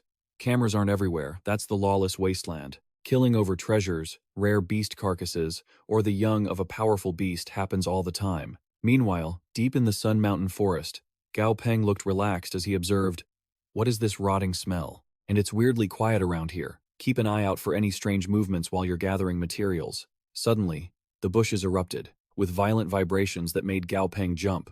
"What's going on?" From the grass, a tiny creature appeared. Gao Peng's group got a fright over nothing. It was just a one-horned rabbit. A few seconds later, while the rabbit was still standing there, it was suddenly struck by a leg resembling that of a giant spider. It was a fatal blow. The rabbit died instantly. Damn, Gao Peng was terrified and stepped back. Retreat. I can't even see its stats. Its limbs are practically invisible. I need to see at least 4 or 5 of its limbs to know what I'm dealing with. The enemy is in the dark and I'm in the light. This isn't the time to act tough. He ran as fast as he could to get out of the creature's line of sight. I'm still lacking long-range attacks. If only I could have scouted its appearance, seen its stats, and its weak points, I wouldn't be in this passive position. He reached the edge of the forest. In front of them was a lake. Gao Peng's group felt a bit more at ease. We're about 4 or 5 meters away now. He hadn't even finished his sentence when the brutal beast's leg surged out from the trees, closing in fast. Gao Peng had no choice but to run for his life. Oh no. Adai saw the leg targeting Gao Peng and lunged outward, fast as lightning. It tried to use its own body to block the beast from reaching Gao Peng, but everything seemed to be calculated by the beast hiding in the shadows. It sensed everything and reacted so quickly that it shifted its leg and struck toward Gao Peng. Luckily for him, he had divine protection, or more importantly, the author's plot armor. Dai 2 used its skill to take the fatal blow for him, transferring the damage onto itself. The savage strike made Dai 2 cough up blood, leaving a massive wound on its body. It proved this monster was no pushover. Seeing this, Gao Peng shouted, "Dai 2, use your elemental skill." Even with the shield, it was badly hurt. There was no time to coddle it. Adai quickly grabbed Gao Peng and took off, while he told Aban to use its spider silk. Hearing this, Aban quickly fired sticky web strands, pinning the beast's leg so it couldn't move. It was struggling hard to break free. Gao Peng didn't waste a single second, rushing away. "Let's go." Meanwhile, at the Special Operations Command observation room, the observers watched through the camera. They reported, "We can't keep this dream-weaving bamboo insect. It's killed summoners before and knows their defensive weaknesses. For a beast, the summoner is the weakest link, so its priority target is always the summoner." Another monitor quickly reported, "White Rose is 5 kilometers away from the target location. She might be able to arrive in time." Hearing this, the team leader felt slightly relieved and replied, That's good. There have already been casualties this time, if more happen. Do you think those people are insane? They have a death quota for this. They're the ones saying it needs to be polished because he's an apprentice tamer, and they're the ones asking for more realism." The team leader crossed his arms. His voice carried a touch of sarcasm, mixed with a cynical chuckle. Now that people are actually dying, they're more panicked than anyone. The other employee chuckled and replied, Team leader, isn't that how they always are? It's not like it's the first time." As he finished, he glanced at the monitor, hesitating as he spoke. "But team leader, isn't this guy a bit too timid?" Hearing this, the team leader frowned, looking annoyed. "This isn't called being timid. This is called strategy. Knowing when to advance and when to retreat. Understanding the gains and losses, that is the mark of a successful person. No one is an undefeated general. If you think you're invincible, sooner or later, you'll be defeated by your own arrogance." The guy gave an awkward laugh. Team leader is right. But since he just made contact, how did he know he couldn't win? While the two were talking, the observer on the other side called out with a worried look on his face, "It's bad. The monster's data is finally appearing on the system board. Name: Nightmare Bamboo Centipede. Level 35. Elite quality: hard exoskeleton. Type: Death Spirit. Weak against fire and metal types. There's a small white dot in the center of its abdomen. Attacking that point can inflict critical damage.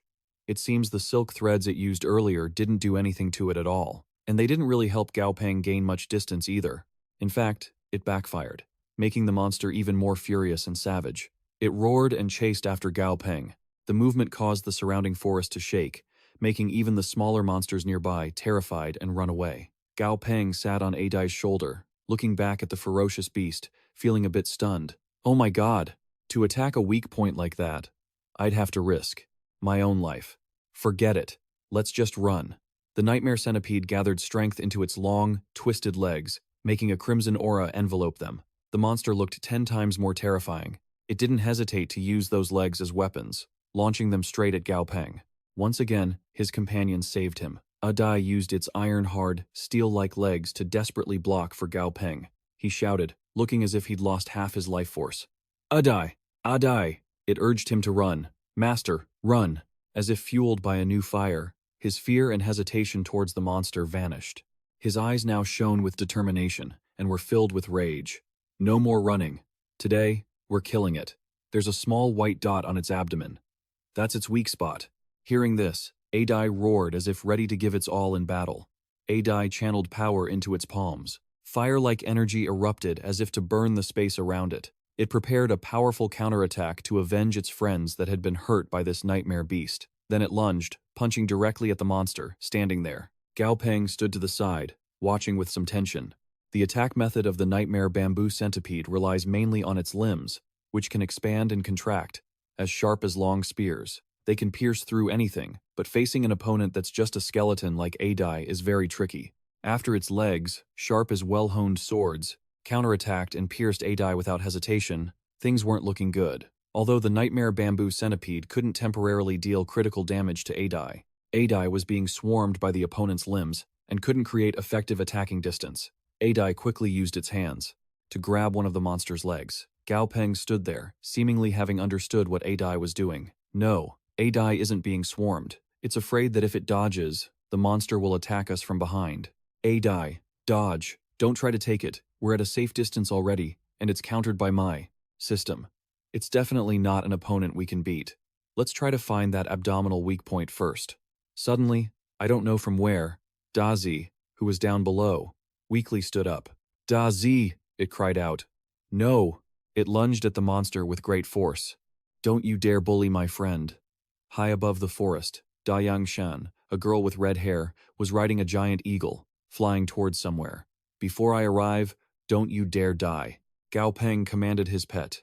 Dazi followed the nightmare centipede's abdomen and crawled up. By this time, Dazi had climbed onto the nightmare centipede and prepared to inject poison. Unfortunately, the monster reacted quickly, throwing it off and inflicting a critical wound. Gao Peng anxiously called out, Dazi, die. Seeing Dazi injured, Dai became enraged and used all its power to snap one of the nightmare centipede's legs. Dazi went crazy, attacking continuously without stopping.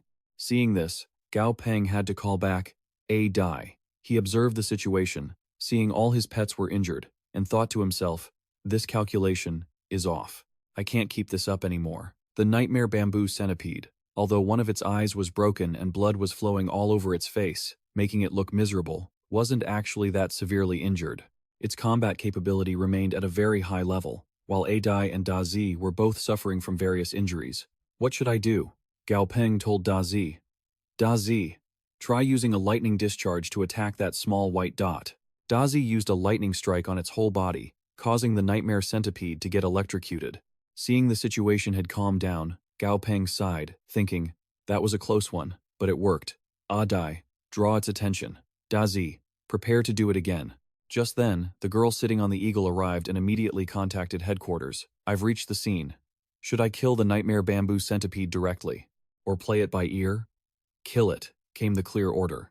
Hearing this, the eagle immediately unleashed a type of energy to destroy the nightmare bamboo centipede. Gao Peng saw the scene and was surprised. So that eagle is a level 38 bright sky eagle? Gao Peng saw this and was startled. Military, a level 38 bright sky eagle. The bright sky eagle lunged at the centipede, clutched it, and carried it away. Gao Peng stood below, witnessing it, not even understanding what was happening. Just like that, it was gone. He tiredly collapsed to the ground and sighed. But that's good. If we kept fighting, there could have been casualties.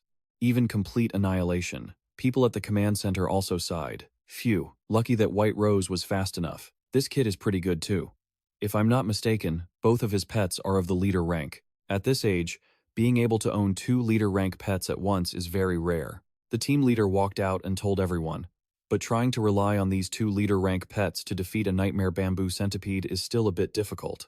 Seeing that, the coordinator asked in confusion, Team leader, why did you let White Rose kill that monster?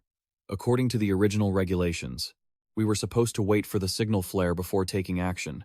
The team leader sighed anxiously. If we waited, the person would be dead. The higher-ups need to ensure the survival count of these beast tamers. This was a mistake. It seems like performing well on the arena floor doesn't mean they'll perform well in live forest combat. They're still too green for the ocean forest. Gao Peng observed his pet and thought to himself, it's already growing flesh? The vitality of this beast is incredible. He looked at Dazi and said, don't tell me. The flesh is still quite soft, like fish meat.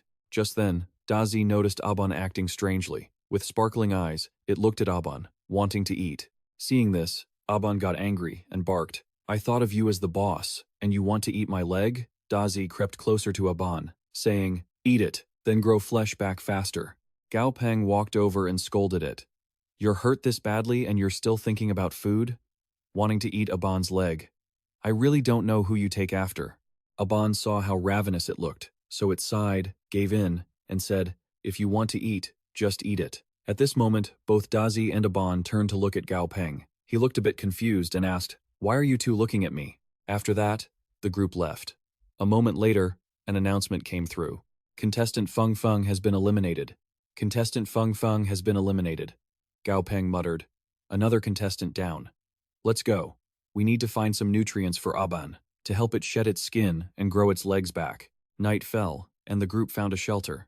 Gao Peng told his beast pets. A whole bunch more got eliminated today.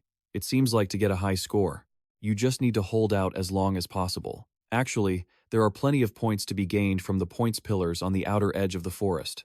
Everyone is rushing to the center now. No one is competing with us. So the remaining pillars on the outer edge are enough. You guys need to rest your wounds. We should still be careful. For now, let's just use the outer ring monsters for training. Dazi nodded eagerly. Gao Peng pondered for a moment and then continued. This leader-level Wind-Earth beast is dual attribute, and its body is full of rich energy. After Aban eats and goes through another molting, it might be able to reach level 20. It's a shame the training time for Aban was still a bit short. Even though it has top-tier defense for its level, facing a leader-level beast still makes it impossible to fight back. He was so lost in thought that he didn't notice. Aban had already turned into a shell. Already? By tomorrow morning, it should be able to molt successfully. Gao Peng crawled into his sleeping bag. He seemed very exhausted after today. The day had felt so long. Sleep now. Everyone is tired today. Early the next morning, Aban's shell had a crack. It slowly crawled out with a completely healthy new body. Healthy, energetic monster, level 20. Gao Peng saw this and felt relieved. Great. Aban has completely recovered. Even its legs have grown back, he said. Now Aban is at level 20, just one step away from the leader level. If I wait for Aban to advance to the leader level, then I'll have a leader-level beast. Plus, Aban specializes in defense and crowd control. It can definitely make up for the weaknesses in our team. Gao Peng called his pets together to set off. Let's find a new points pillar. The four of them continued onward. Everywhere they went, if there was anything to practice on, Gao Peng made them train. They reached a riverbank.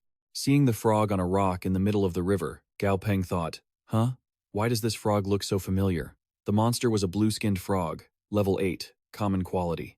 State, healthy, happy, likes, quiet, happiness. Attribute, lightning, hates, noisy sounds. Gao Peng thought to himself. The name is similar too. Is it a relative of the green-skinned frog? At that moment, the frog jumped to the bank and spat something at him. Gao Peng luckily dodged it. Why doesn't the attribute description show this weird habit of theirs? Is this spitting habit something that has evolved into an instinct for the blue-skinned frog? High in the sky, a drone appeared. The commentator, seeing his image on the screen, said, "Does everyone remember the lazy, salted fish expression of the main character? That contestant still hasn't been eliminated. Let's look up his current ranking." They were surprised. That salted fish tamer has reached 15th place? 5th place. He analyzed. This ranking is not low. There are currently 121 contestants left in the Sun Ocean Forest. This 15th place can be said to be the sum of all points from eliminated contestants. The requirement to qualify for the third round is 12th place. His total points are close to 10. He definitely has a chance. The MC just nodded. Oh, okay, because she didn't really understand. She looked a bit confused, stammered, and continued. Then we hope this contestant can, as Master Chin said, smoothly enter the top 12. Next, let's take a look at the other contestants with higher rankings. On the screen, images of the higher-ranked contestants were displayed.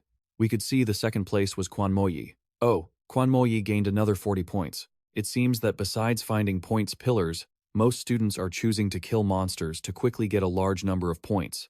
At that moment, the system clock announced, the competition has ended. Points calculation has stopped. All contestants, please go to the designated safe zone for pickup. Gao Peng sighed in exhaustion.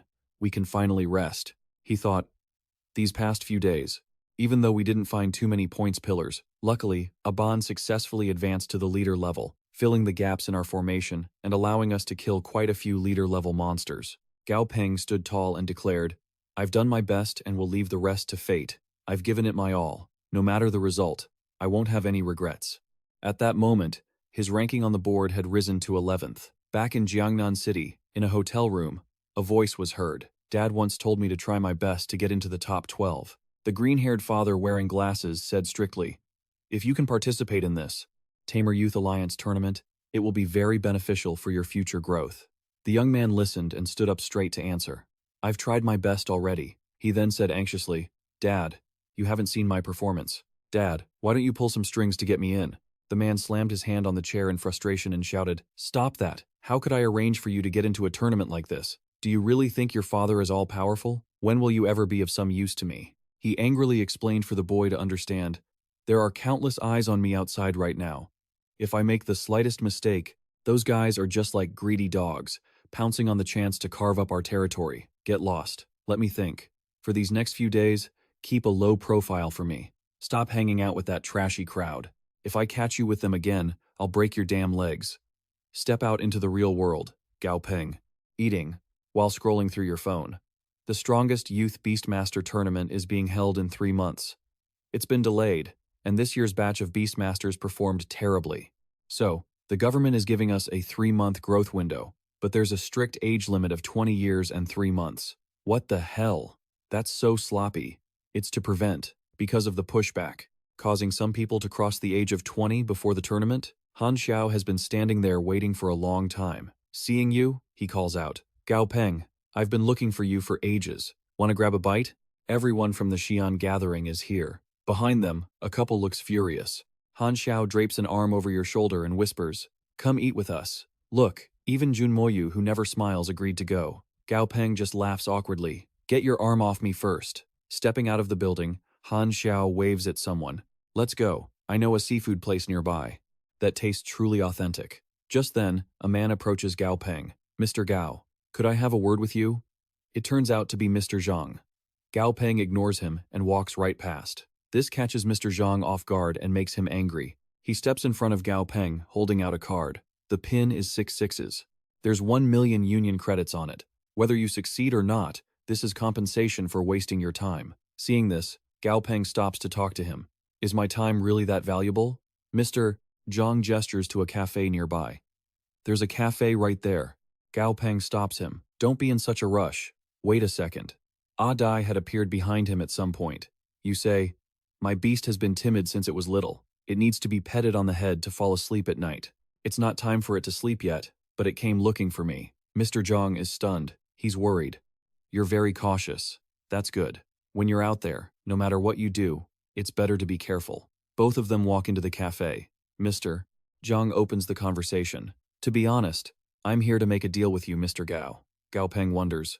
Oh? What kind of deal? Mr. Zhang pushes a card toward him. Someone is willing to pay you some compensation money, hoping you'll withdraw from the strongest youth Beastmaster tournament. This compensation is definitely higher than the first place prize. To show my sincerity, I'll reveal some insider information to you, Mr. Gao. According to my intelligence, someone in the US zone has contracted a basic Lord-tier beast. They are the most likely candidate to win the championship right now, which means, honestly, even if you participate, you basically can't win first place. You should think it over carefully. Seeing this, Gao Peng explains his situation. I'm just a poor kid. My parents are gone. What kind of value could I possibly have that someone would pay such a high price to look at me? It seems your employer really loves their child. Mr. Zhang asks. So, shall we try talking business? Gao Peng drinks a mouthful of coffee and says, sorry, I'd rather have the opportunity to reach a higher place than just money. Mr. Zhang sees his attitude change and gets angry. Mr. Gao, what is this supposed to mean?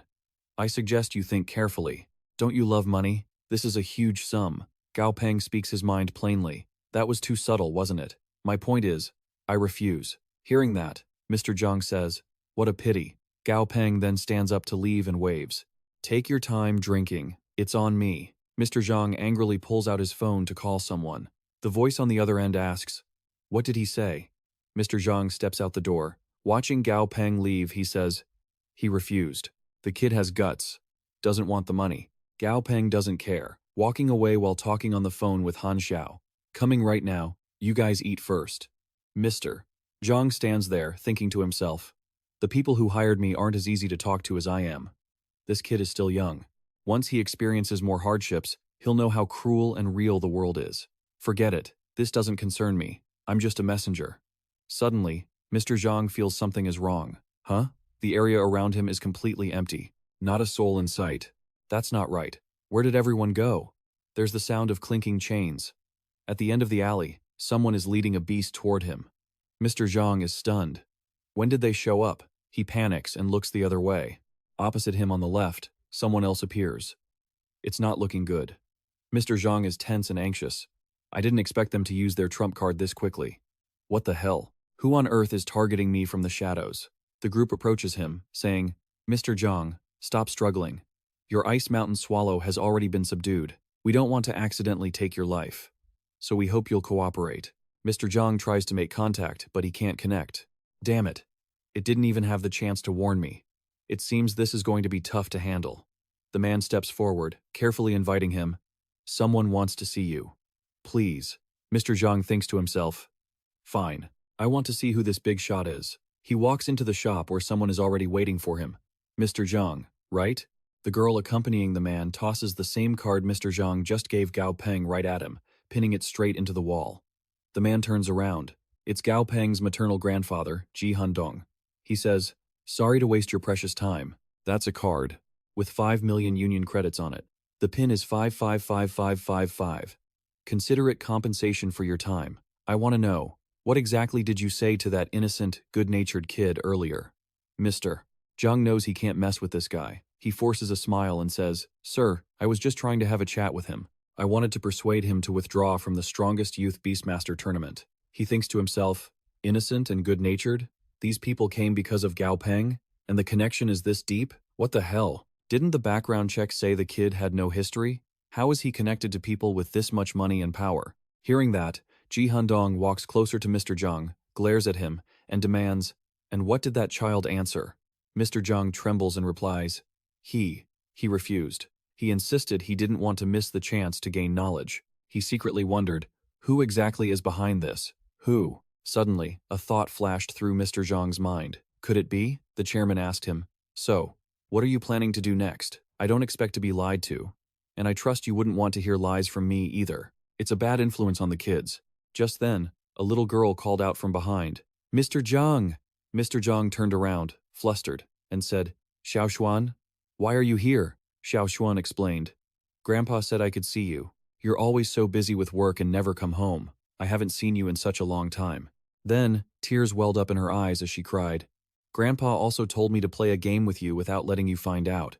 If I could do it, he'd give me 5 ice cream cones. I'll give all my ice cream to you to eat. Please don't be mad, okay? I just really missed you. Ji Handong walked over, gently patted her head, and said softly, Why would your brother be angry, my cute little princess? I need to talk to your brother for a bit. Go inside and have your ice cream. Seeing this, Mr. Zhang also knelt down to comfort his sister. That's right, I'm not mad. Why would I be? After Xiao Xuan went inside, Mr. Zhang angrily shouted at the chairman, My sister is innocent. She doesn't know anything. Whatever you want to know, I'll tell you everything. I haven't done anything yet. I only spoke with Gao Peng. Ji Handong replied, That is exactly why you are still standing here talking to me. He sat down, calmly told someone to bring tea, and said, Working for me? How is it? Mr. Zhang was shocked. You're not going to kill me? Ji Handong, while sipping tea, said, Of all the different levels of people, as long as they are human, they have value. Killing is the simplest method, but it is also the most wasteful. Keep talking. Mr. Zhang finally spilled everything. So, that's the result of the matter, Mr. Ji. Ji Handong addressed the mayor of Chang'an City, Han Yuanming. After receiving news that someone was investigating Xiaobong, I thought it over and over. I wondered what it was about, but I never expected it to be for this reason. The girl next to him asked, Chairman Ji, should we eliminate Han Yuanming? Ji Handong shook his head and said, No. Leave Han Yuanming to Xiaobong to handle personally. This matter started because of him, so it must end because of him. That way, he will feel a greater sense of achievement. But there is one point I quite agree with. Xiaobong, participating in this competition, really is a waste of time. He stood up, looked outside, and thought to himself, 4 years already, huh? The sky had now turned dark. Gao Peng stood in his room, looking down at the city. Who was behind everything today? He stopped caring after a moment and lay down on the bed comfortably. Forget it. I'll think about it tomorrow. Anyway, after being rejected today, they will definitely make a next move. I'll just react as things come. Suddenly, there was a knock on the door. Gao Peng jumped up, startled, thinking, That fast? He cautiously went to the door and asked, Who's there? A voice from outside said, Staying up late, being lazy is no good. The sound of a lock clicking echoed, and the door was pulled open. Gao Peng was stunned by the sight. Ji Handong walked in, stood before him, and said, Xiaobong, long time no see. Gao Peng threw himself into the man's arms, happily shouting, Grandpa. Ji Handong hugged his grandson and carefully looked him over. It's been a few years, kid. You've grown quite a bit. He sat down on a chair and praised him. Grandpa also watched your competition. You performed very well. You have both courage and strategy. Gao Peng scratched his head bashfully, saying, Actually, it's just that my strength wasn't enough. I could only play some tricks on the sidelines to earn points. Mr. G didn't think so and said, Being able to protect yourself is the greatest success. There is nothing to be ashamed of. Grandpa, when the Namthine Corporation was first established, I also had to make compromises and step back on a few things. But now that Grandpa is back, as long as I am here, absolutely no one can bully you. Gao Peng was moved and said, Then now, if there is anything regarding the corporation's affairs that you need, or if I can help you with beast taming training, I'm quite confident in that. Ji Handong laughed coldly. Just a few small fry, struggling, they can't stir up any trouble. Let's talk about something else. Someone wants to take away your qualification for the competition. Thinking of that man's face, he continued. It's the mayor of Chang'an City, Han Yuanming. I know you already turned him down, but he wants to take away your competition spot. And it's not just through persuasion. He is just being polite before using force. Gao Peng asked, confused. The mayor? Why is it so complicated? What kind of military strategy is he planning? Mr. G explained in detail. He will ruin your reputation first. He'll find a girl to say she admires you and invite you to dinner. At that point, after you and that girl have dinner, something will happen. Then, that girl will frame you for assaulting her. After that, he'll stir things up a bit. You are a good kid without a powerful background. It's hard to defend against 100 accusations. 3 people make a tiger. This label on your head is something you might never be able to take off. I want you to take revenge yourself. Grandpa will support you with all his might. Actually, having motivation is good for your growth. Gao Peng nodded slightly. Thank you, Grandpa. I'll keep it in mind. Mr. G laughed and teased. Are you keeping Grandpa's advice in mind? Or are you just thinking about someone else? Gao Peng scratched his head again, smiling sheepishly, and didn't answer. Ha ha ha. Ji Handong's tone turned serious. He opened his mouth and said, All right, let's get down to business. He looked earnestly at his grandson and suggested, I want you to drop out of this Youth Beast Tamer Alliance tournament. Hearing that, Gao Peng didn't hesitate and agreed immediately. Okay, I'll go contact the organizers tomorrow. Mr. G, seeing him agree so quickly, asked in surprise, Why? I just arrived and asked you to give up an opportunity that was hard to come by, and you didn't even push back? Gao Peng obediently replied, If Grandpa says so, there must be a reason. I'll listen to Grandpa's reasoning first. Mr. G rested his hands on the armrests, stood up, sighed, and said, You kid. Ji Handong walked toward the window, looked outside, and said in a deep voice, You know that since the catastrophe happened, it's only been a little over 3 years. In reality, the gap between everyone isn't that big.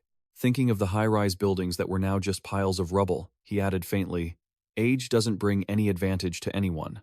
Regardless of being 30, 40, or 50 years old, everyone is standing at the same starting line. He looked toward his grandson and asked seriously, Xiaobong, why do we have to focus on youth? Why not go compete for the title of Strongest Beast Tamer instead of Youth Beast Tamer? Wouldn't it be better to drop the youth part? His eyes widened. With a look of disbelief, I repeated the title, he emphasized. The Strongest Beast Tamer? Ji Handong stared out the window and replied, That's right, the strongest. The times have changed, kid. This is the golden age for beast tamers. Even though the Alliance holds the reins, it's only temporary.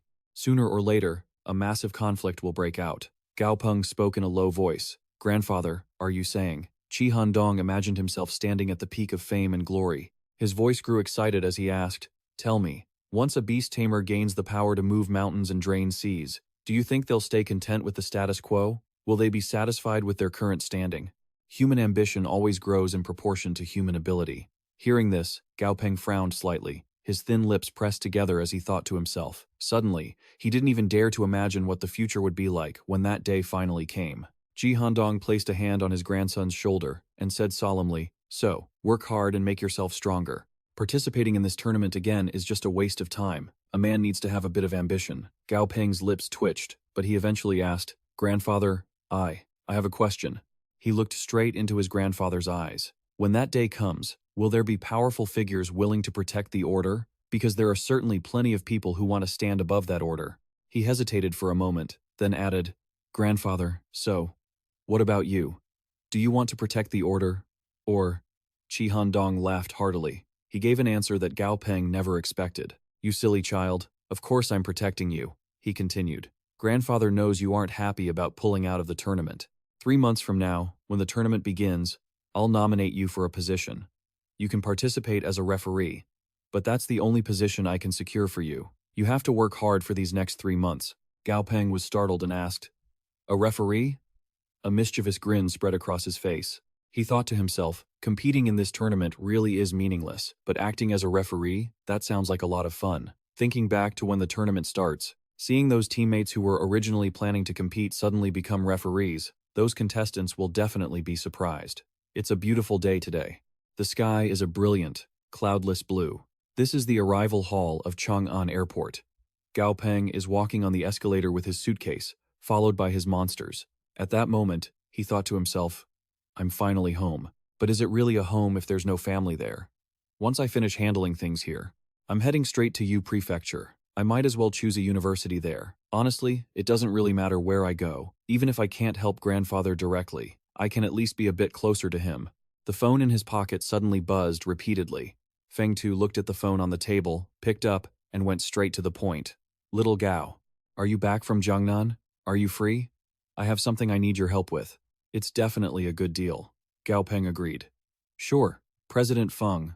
I was just about to head to the association to take care of a few things anyway. Feng Tu sighed, looked at his phone, and said, I've already retired from the Beast Tamer Association. The person on the other end was shocked. President Feng, why did you quit the association? Feng Tu's eyes grew cold and angry when he thought of those people. He replied in a low voice, It's corrupted. It's not the association I used to dream about anymore. It has completely turned into a department under the Beast Tamer Alliance. The Beast Tamer Alliance. Anyway, forget it. Let's not talk about that. He looked around his office and said, I'm working for the military now. I've got a huge job on the table. Interested? I can't give you much in terms of credits, but I can pay you in rare, precious materials. Gao Peng didn't want to beat around the bush. President Feng, just say it. I'll do what I can to help within my power. The other side replied, Fair enough. I'll be blunt. He thought about the giant worm with hooks on its mouth and started explaining. You probably know about the man-eating desert worms brought over from the Australian desert. A monster hunting squad discovered that one of the worms in this colony is about to evolve to the overlord rank. Gao Peng was stunned. You guys are planning to capture a desert worm that's evolving into an overlord? Feng Tu thought about the tanks and the military force they had and gave him a reassuring answer. Don't worry. We aren't going to get involved in an overlord-level battle. We're just going to help clear the area when the desert worm boss begins its evolution. Hearing this, Gao Peng laughed at the phone. Haha. He imagined the scene of 2 overlord-rank beasts and couldn't help but think. The Australian desert already has one overlord-rank desert tyrant. Even though the Australian desert is quite vast following the cataclysm, it's definitely not big enough to accommodate 2 overlord-rank monsters. There's bound to be an all-out war by then. It seems the Chang'an military is just waiting to swoop in and reap the rewards. Looking at the monster beside him, Gao Peng quickly clarified, I wasn't talking about you. He held the phone back to his ear and asked, Why ask me? Don't you have plenty of strong soldiers in the military? Feng Tu covered his mouth and coughed awkwardly. Ahem. This plan was my idea, but the military leadership isn't really interested in it. So, I have to rely on my own connections. But don't worry. There's absolutely no major danger. I've got a few military beast tamers with me. Plus, if all goes well, we might even get the Gold God Association to personally intervene. Gao Peng teased, Looks like things haven't been going too well for you since you joined the military, huh? Feng Tu didn't answer, just chuckled. Gao Peng asked again, Fine. When is that big worm going to evolve? The voice on the phone suddenly grew louder, forcing him to hold it away from his ear. So, that's a yes? Probably in 2 days. Don't worry. Consider this a favor I owe you. If you need anything in the future, just let me know. Gao Peng smiled and said, With such a spectacle, of course I have to check it out. I'll wait for your signal. He hung up and kept walking, thinking to himself, a battle of this level is still way out of my league. Even if I go, I'm just going to watch. But if I want to become a true powerhouse, I have to constantly observe the battles of the strong. I need to broaden my horizons. He thought of his grandfather's words, the strongest beast tamer. Just then, he saw Sister Duong Duong standing there, waiting and waving at him. He waved back, but upon hearing a familiar cry, he glanced over and was surprised. Wait, What is this fat penguin? This sound is little. Suddenly, everyone followed Feng Tu to the Chang'an diplomatic grounds next to Mirror Lake. Gao Peng looked at the surrounding scenery and thought to himself. He waved back. Hearing a familiar cry, he glanced over and was shocked. Wait, what is this fat penguin? And this voice? Little. Suddenly, everyone followed Feng Tu to the outer district of the academy, right by Mingjing Lake. Gao Peng looked at the scenery around him and thought to himself, we aren't that far in, and we haven't even gone deep into the pitch-black forest. This is basically just the outer rim. Feng Tu pointed in a direction and said, right up ahead. Any further and we're in the Black Ash Overlord's territory. And let me tell you, that guy has never had a good temper. I wouldn't dare mess with that monster. Gao Peng looked at the beast hiding beside Tang Tang and thought in surprise, wait, she has a beast that strong? A status window popped up next to it. Monster name: Phantom Dragon. Level: 39.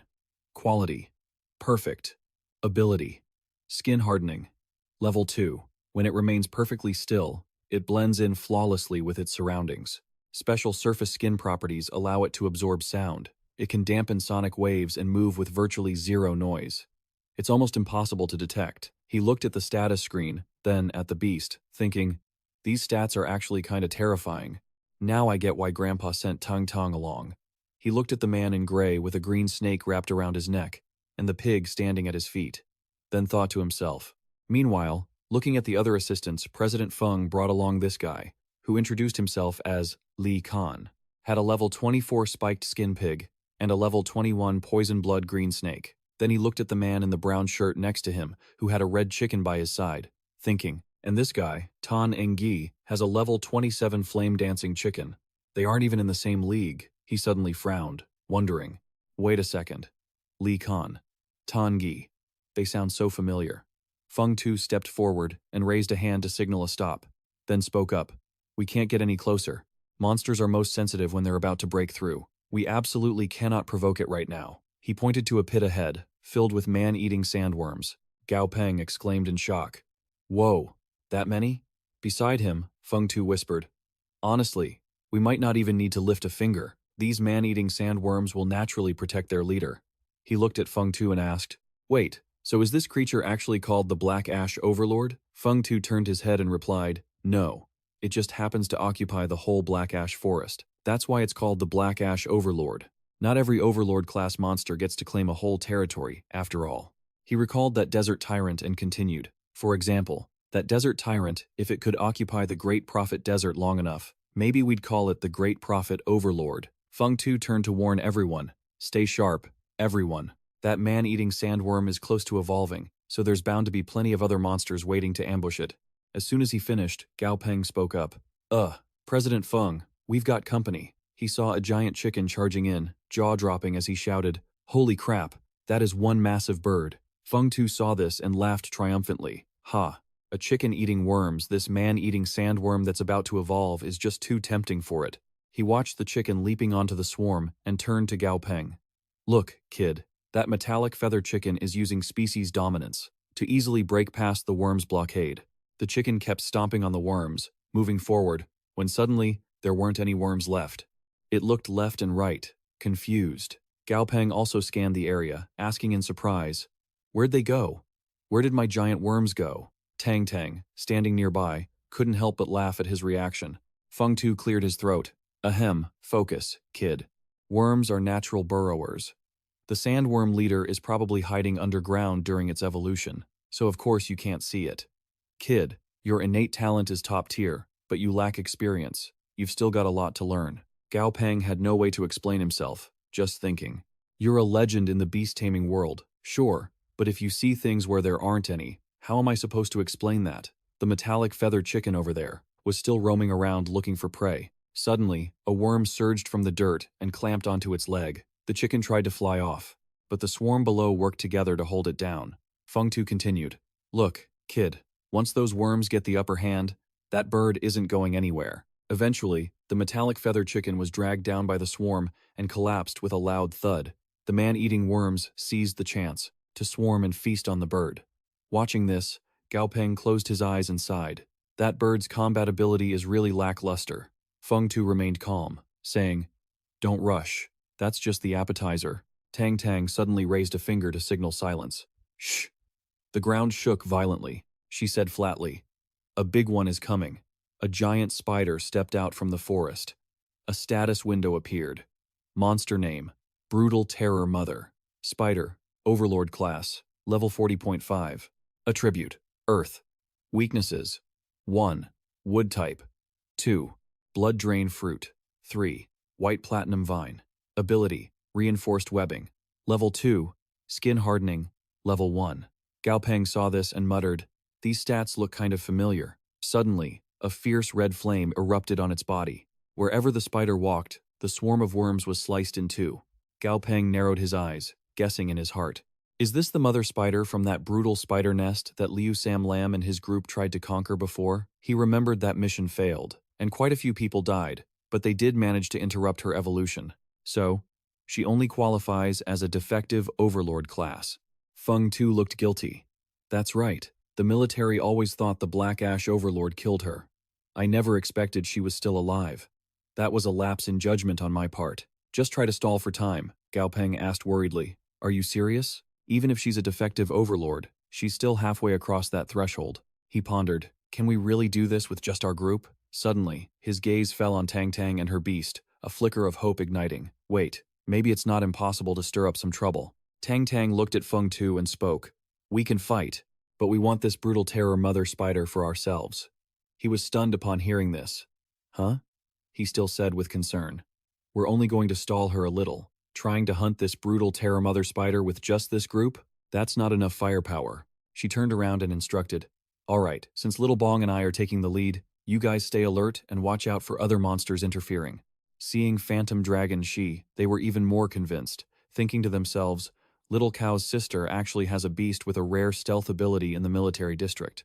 Anyone lucky enough to obtain this type of beast would immediately be considered a squad leader and be given priority for training. This lady is no ordinary person. Gao Peng looked at the person in front of him, wanting to help. He said, Duong Duong, let me have Adai help you. Duong Duong didn't refuse, replying, Okay, Little Bong, you stand behind me and keep an eye on the surroundings. Feng Tu chimed in. In that case we won't. Before he could finish, Duong Duong glanced at him, refusing. Don't you guys cause trouble, he whispered. Hey, you can't be so biased. Right? The older sister didn't answer him. She released the beast from her hand and commanded, Go. Nguyen looked at it with killing intent, calmly saying, Go, take out that spider. The mother spider watched Nguyen approaching. It immediately switched to attack mode. Nguyen accelerated, sharp claws emerging from its toes, looking extremely excited. Seeing this, Feng Tu exclaimed, That beast's claws are very formidable. Duong Duong poured cold water on him, saying, It's still not enough. Several cuts appeared on the mother spider's body. She continued, The wounds Nguyen made are just superficial. It hasn't damaged its internal organs at all.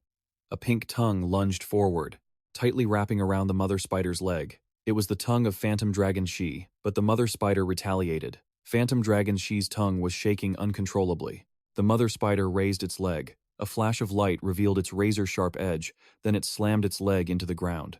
Rocks and dirt flew everywhere. Nguyen reacted agilely, dodging to the side, moving in a zigzag pattern to evade the attack.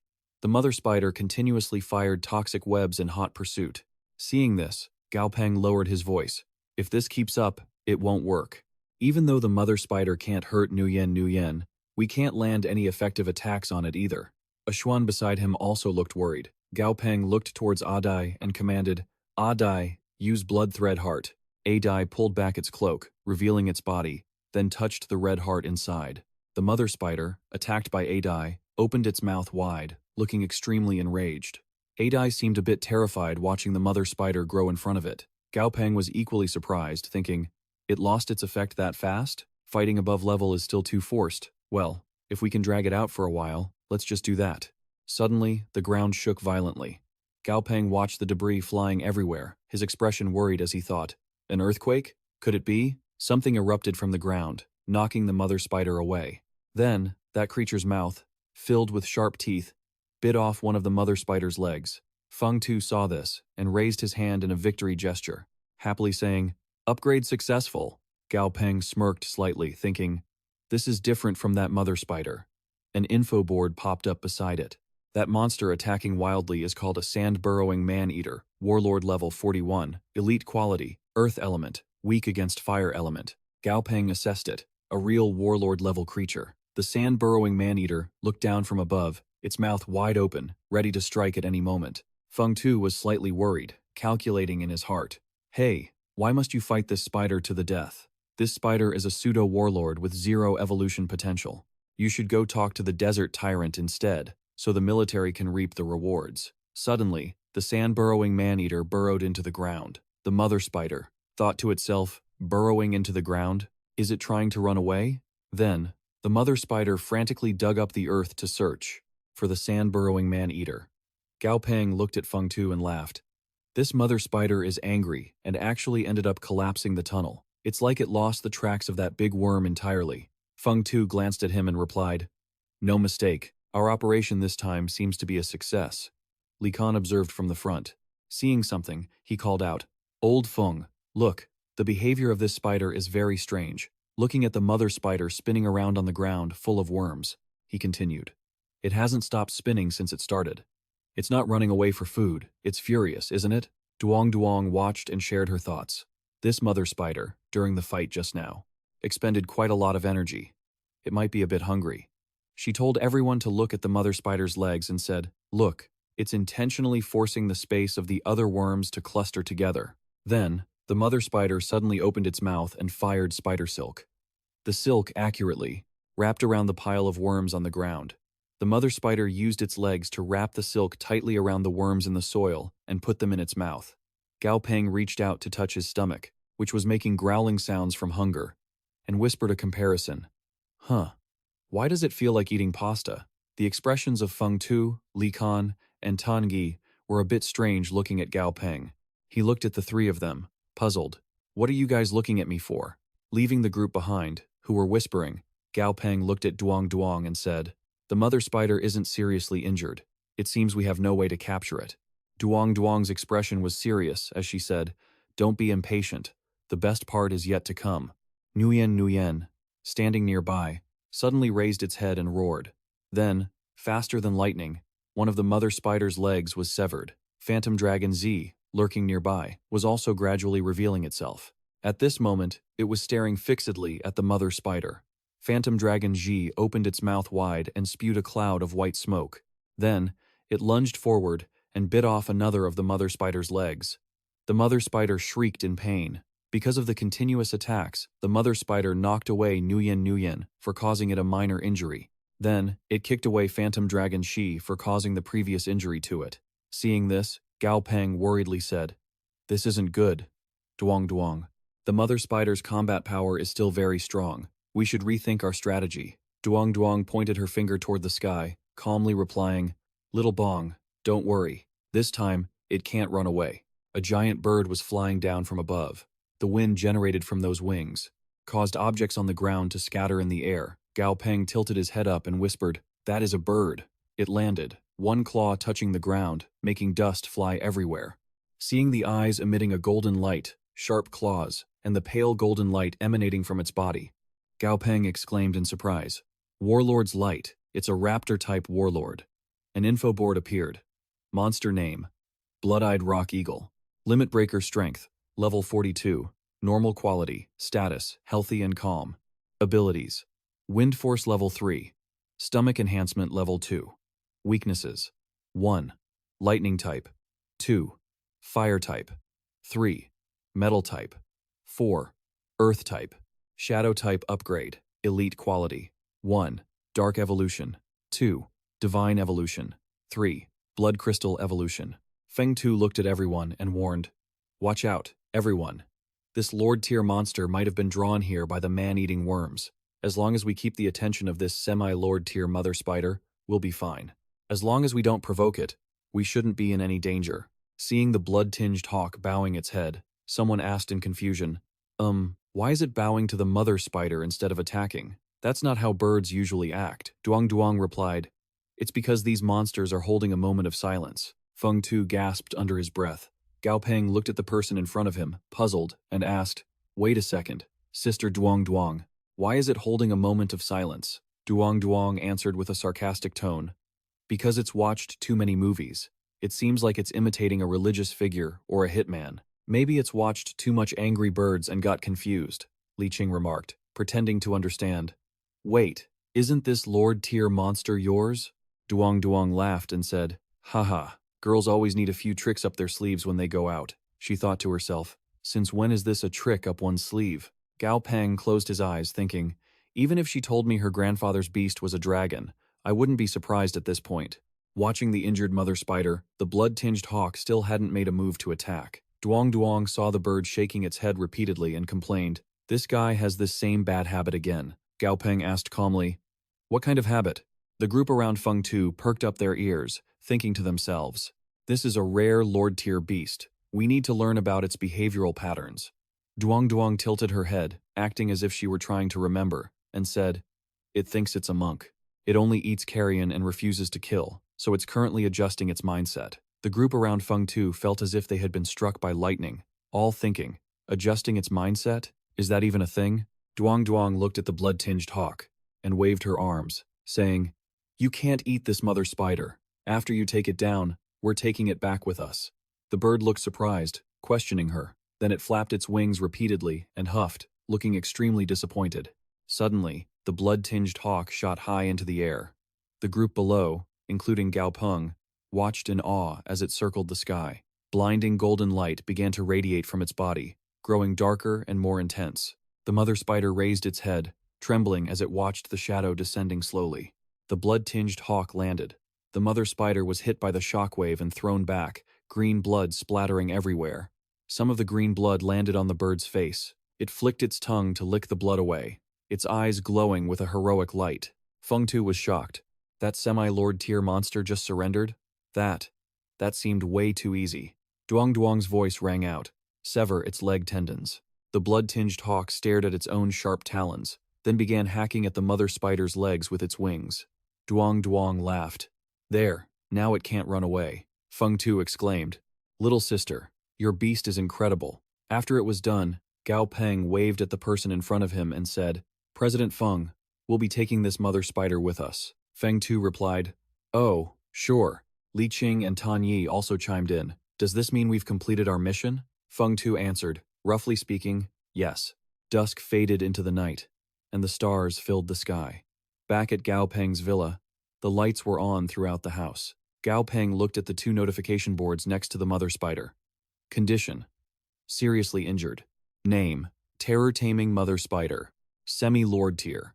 Needs perfect grade earth core, earth marrow, and flowing liquid to advance to lord tier, 1 kilogram each. He finished reading and sighed. The evolution display only shows one option. That means it only has one way to evolve. Its potential must have been severely damaged. The evolutionary path is lacking. Plus, I've never even heard of these materials. Looks like this mother spider is useless now. He turned to the person in front of him and said, Sister Duong Duong, do you want this mother spider? Duong Duong, who was feeding Aban, replied dismissively, why would I want a spider? It's so ugly. If you don't need it, just give it to my grandfather as a test subject. Aban, standing nearby, began to tear up, trembling at the thought of being abandoned. Duong Duong patted Aban's head, comforting it. I didn't mean you. Our Aban is the best. Gao Peng waved his hand, inviting her. Sister Duong Duong, it's late. Stay for dinner. Duong Duong declined. Next time. I still have to find someone to deal with this spider. Gao Peng grabbed the door handle and opened it. A blinding golden light flashed from inside. Dazi ran out of the room, looking aggrieved, calling out, Master! Seeing it like that, Gao Peng asked worriedly, What's wrong? What happened? Dazi spun around Gao Peng's legs, sadly saying, I want to eat. Eat ribs.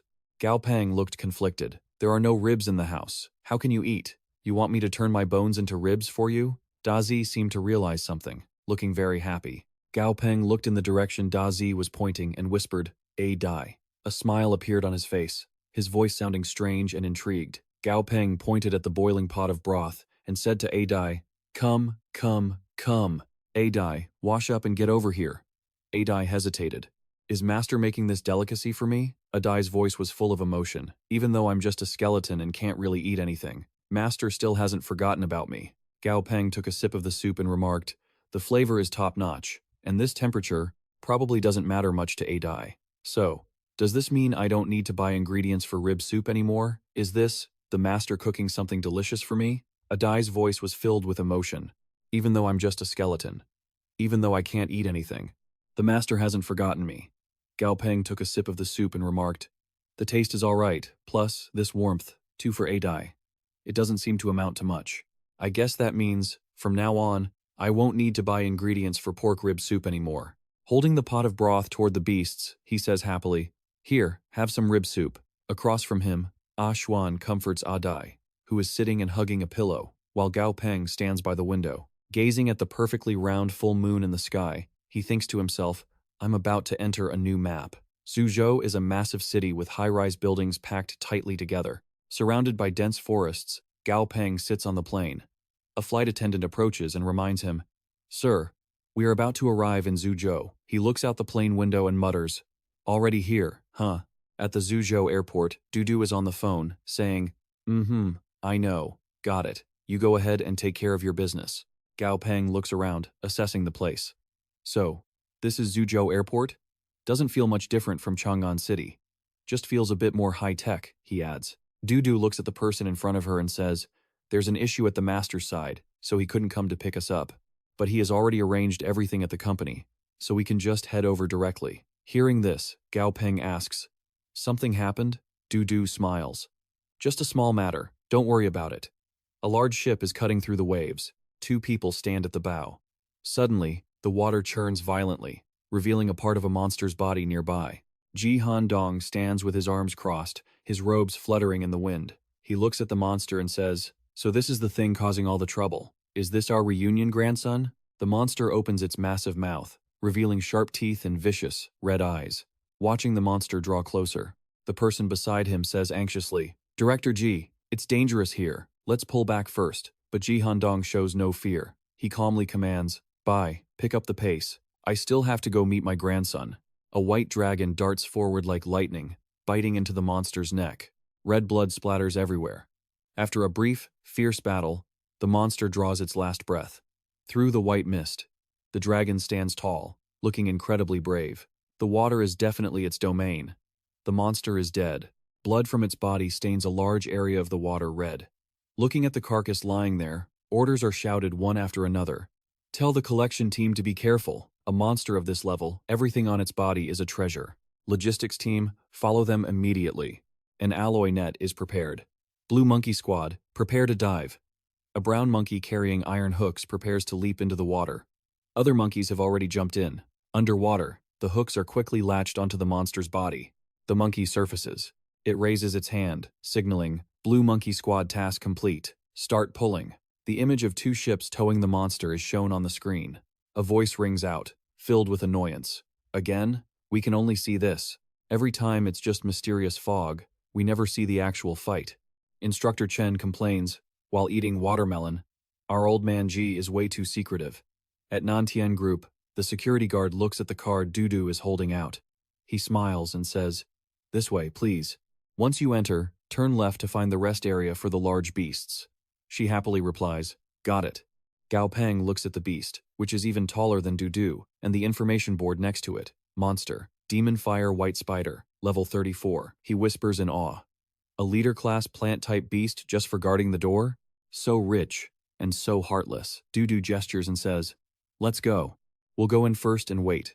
Think of this as my home, okay?" Gao Peng replies with a simple, A girl in a red dress nearby can't help but laugh.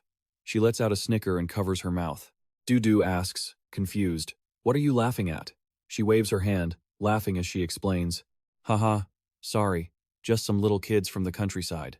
The man walking in front urges, "Why bother explaining anything to them? Who knows where these visitors came from? Let's go.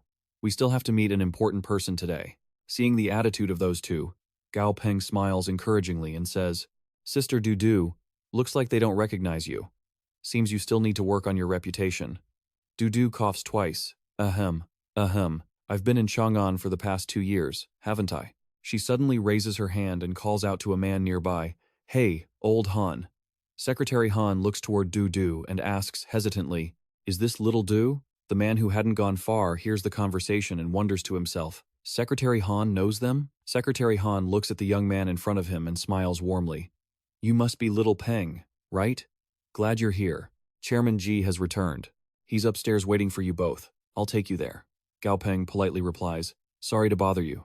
The man hears what Secretary Han says and turns his head, thinking in shock. Chairman Ji? There's only one Chairman Ji of Nantian Group. Gao Peng looks at the girl in the red dress and gives a dry laugh. Haha. She grunts, realizing he was teasing her. She stomps her foot angrily and says, You little brat, you're so rude. The man next to her raises his hand to stop her. Gao Peng replies coolly, My biggest strength is that I don't hold grudges. Because if I have a grudge, I usually settle it right away. Dudu sighs, Ugh, you really are. Secretary Han can't help but laugh. Ha ha, not a bad attitude at all. Not bad.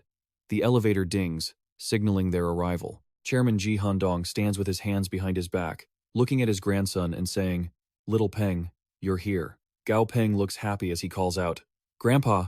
Secretary Han speaks up. Chairman, shall I arrange accommodations for Dudu first? Ji Handong's voice booms. Go ahead, go. Gao Peng looks at the man in front of him and asks, Grandpa, did you have something you wanted to tell me? Ji Handong speaks slowly. Before you start school, I want you to work temporarily at Nantian Group. He is surprised and asks, Isn't that a bit too fast? Ji Handong says gently, I'm getting old. Perhaps one day, something unexpected might happen.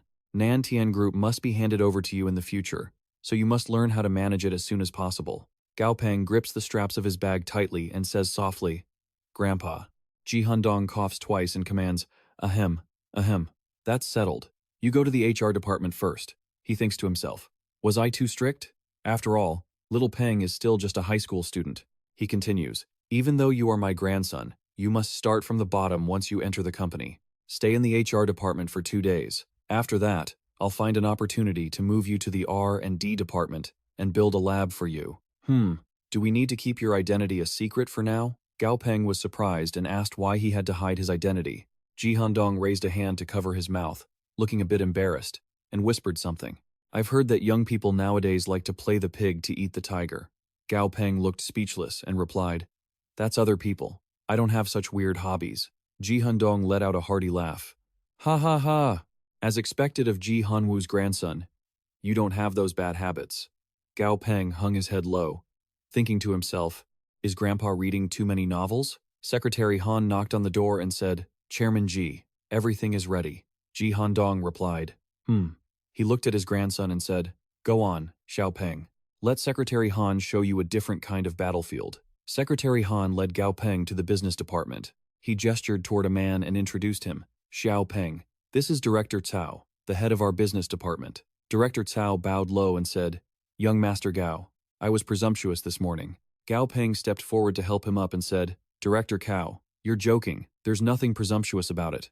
It was just a small matter. In his heart, he thought, I just arrived, and a department-level figure suddenly rushed over, bowing and apologizing. He's really being quite theatrical. An information panel appeared beside him. Healthy, calm. He thought to himself, he's putting on a show and trying to dig such a big hole for me at the same time. This Director Cao is truly a talent. At this moment, Director Cao squinted and said, Since young Master Gao must have a lot to handle today, I won't disturb you any further. We must find another time to share a meal. Secretary Han looked at the two of them, sensing they might have known each other before. He watched Director Cao walk away and asked, Xiao Peng, do you know Director Cao? Gao Peng replied, Uncle Han, it really was a small matter. Director Cao is overreacting. His eyes showed a hint of suspicion as he continued. But Director Cao was so mild-mannered in front of everyone, he didn't show a hint of bad temper toward a kid like me. Is his self-control that terrifying? Or is his personality just unnaturally calm? Secretary Han patted his shoulder and smiled. You'll have to find that out yourself, Xiao Peng. But since Director Cao pulled such a move, work might be very exhausting for you in the future. Why don't you go to the 100 Professions District and take charge of recruitment? Upon hearing the keyword, Gao Peng asked, 100 Professions District? As the two cars drove one after another, Secretary Han's voice echoed, Yes, the 100 Professions District. He looked at Gao Peng and explained, You can think of it as a rather underdeveloped economic zone in Yuzhou. Gao Peng, leaning his arm against the car door, asked, How underdeveloped? He looked at the scene outside. The person next to him continued, When the disaster happened, many people actually died. Afterward, the social structure changed drastically. Most of this place is a residential cluster for those who couldn't adapt to the changes. Seeing the dilapidated houses, he asked, "And why is it called 100 Professions?" Secretary Han didn't mind explaining more. Because the crowd waiting for jobs here consists of people from all kinds of trades from before the disaster. Of course, at the beginning, there were some people from the 100 Professions district who refused to accept the status quo and worked hard to leave. The ones who remain are all. As he said this, the car stopped. He said, "Ah, we're here." Gao Peng looked up at the building in front of him. Secretary Han stood beside him and introduced it. "This is the Nam Thien Group's branch in the 100 Professions district. We are also responsible for managing the personnel in this area." He turned his head and asked, What's that?" He looked at the people standing and sitting nearby. There were even people lying down sleeping. Secretary Han explained, "Oh, that's the 100 Professions District Recruitment Hall. Inside, they are all 100 Professions Masters." Gao Peng asked in surprise, "What does 100 Professions Master refer to?" Secretary Han saw Gao Peng looking at him and continued, "It's just a joke. Many people here have lost their families or their homes have collapsed, or they are unwilling to sign the blood contract, believing it to be a devil's pact. They are essentially just getting by, living day to day." He led him inside and pointed to two people, introducing them. "Come, meet your new colleagues. Xiao Peng. This is Section Chief Wang from the Headquarters Personnel Department. And this is Manager Tiet of the branch office." The man in the suit, Section Chief Wang, bowed slightly and said, "Greetings, young Master Gao." The woman in the white shirt, Manager Tiet, also smiled and said, "Greetings, Supervisor Gao." Gao Peng looked at the polite attitude of the man and said, "Section Chief Wang, everyone is a colleague from now on. Just address me by my title, like Manager Tiet does." Section Chief Wang bowed slightly again and replied, "No problem, we will follow your lead." Secretary Han returned to the car. Before getting in, he turned around and waved, saying, "Xiao Peng, this place is indeed a bit chaotic, but the management is relatively relaxed. It's a place where you can really train yourself. Do your best." Chairman Ji gave other instructions, so I'll be going first. If anything comes up, just contact me. Gao Peng looked at the person in front of him and said, "Let's go, Section Chief Wang. Show me around a bit."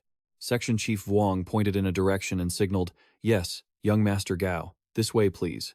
Gao Peng remained silent and annoyed, not replying, because the man didn't remember what he had said. Section Chief Wang brought Gao Peng to a training ground filled with exercise equipment and said, "Young Master Gao, what we saw earlier was the branch warehouse. This here is our beast taming training ground." Gao Peng reached up to adjust his glasses and said, "Section Chief Wang, from now on, call me Supervisor Gao. Every time you get it wrong, I'll deduct a day's wages." Section Chief Wang quickly replied, "Understood, Supervisor Gao." Seeing him like that, he could only sigh and say, "Old man." He touched a piece of training equipment and asked, "Does every branch have these?" Section Chief Wang replied, "Yes, basically every branch has them. It's just that no one uses them." Who would use these things? He looked around and thought about the scenes where people used to go for field training, then continued. The security and guard departments have much higher end, more luxurious training grounds. Plus, they regularly go into the wild for field training. Gao Peng listened to his explanation and smiled. "All right, Section Chief Wang, go attend to your work. As for the recruitment in the 100 Professions District." Section Chief Wang didn't wait for him to finish and interrupted. "Young Master Gao." "Ah, Supervisor Gao, don't worry. I'll have someone report on the big and small matters down here regularly. You just need to take a look at the specific recruitment figures and results. Handling the personnel is fine. Usually no one bothers you here," he said, bowing low to greet you. "In that case, I won't disturb Supervisor Gao any further." You touched the training equipment, noticing signs of wear, and thought to yourself, "It doesn't look like anyone uses these at all. So where does this wear and tear come from?" Gao Peng waved at Aban in the distance, calling out, "Aban, come here." As it ran toward him, he thought to himself, "Aban really lives up to being the offspring of a Lord-class monster. Its speed is improving incredibly fast. It's already at level 20. Once it breaks through to the Lord class, it will officially possess genuine combat power. Plus, it can directly fill the gap of having no flying-type beast under my command." You looked at Aban and asked, "Can you still fly?" Seeing it struggle, you couldn't help but sweat a little, but you still let it out to the field. You pointed at some nearby rings and said, "All right, let's fly. Try flying through these rings. Let's see how much agility you have left." Aban flapped its wings frantically. It started off with great momentum, then accelerated rapidly toward the first ring. Gao Peng didn't hold back his praise, saying, "Nice. Boost your speed. That's easily top tier for an avian beast at this level."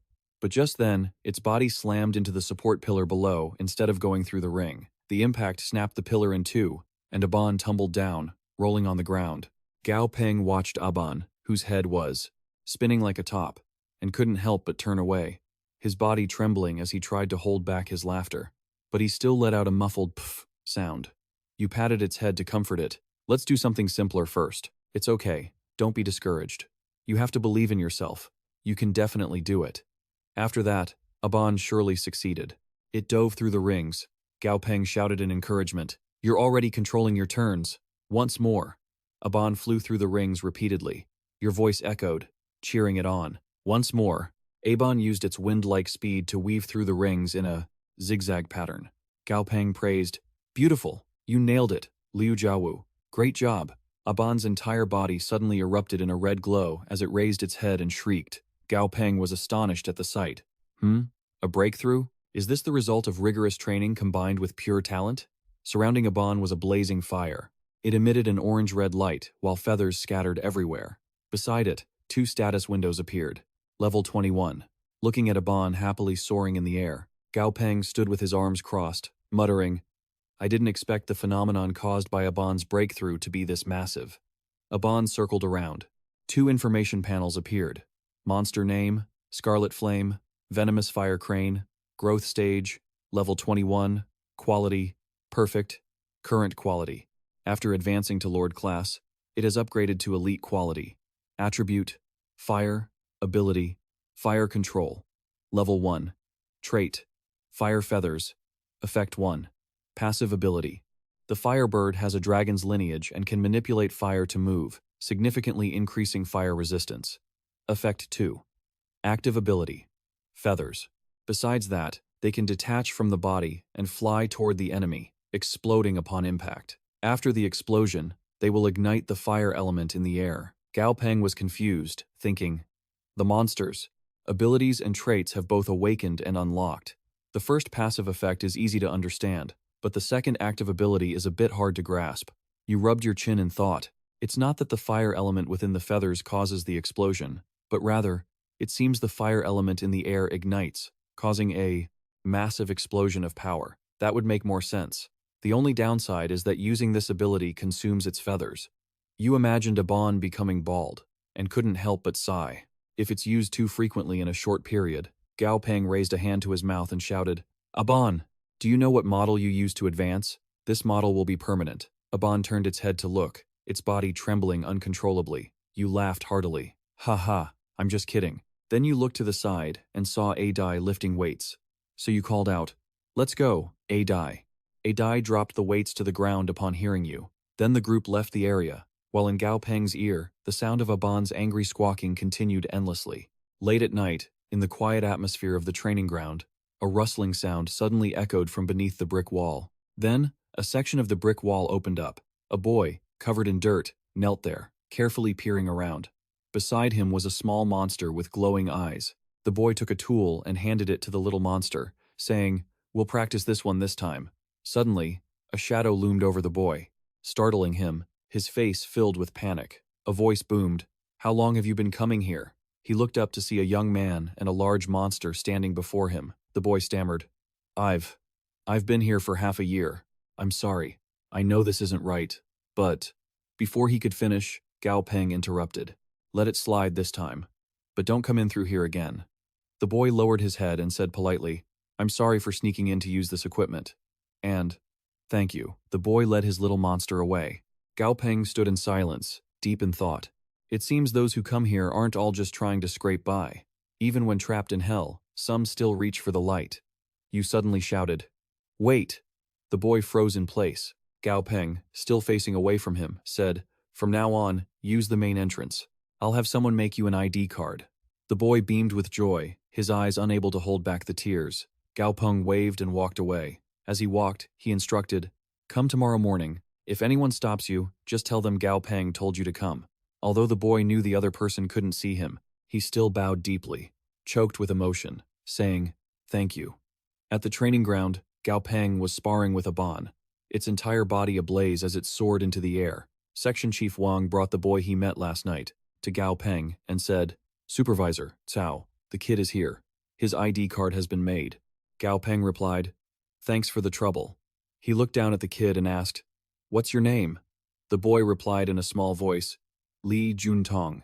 You pointed in a direction and said, "There's a washroom over there. Clean up your beast, then get to training." Li Juntong, overwhelmed by the kindness, said, "Okay," watching the boy and his little monster run off. A status panel appeared. Monster name, Talisman Art Bloodclaw. Metal weight, mutation, level, 4. Status, slightly injured, exhausted, quality, elite grade. Metal attribute, weak against fire and light, Chief Wang remarked, his voice echoing. This kid is actually pretty lucky. To think he could pick up a monster right out of the sewer. And it's actually obedient too. It's a good thing he has this rat. Otherwise, a kid this young, orphaned, and alone, who knows how he would have survived. Gao Peng, curious, turned his head and asked about the sewers.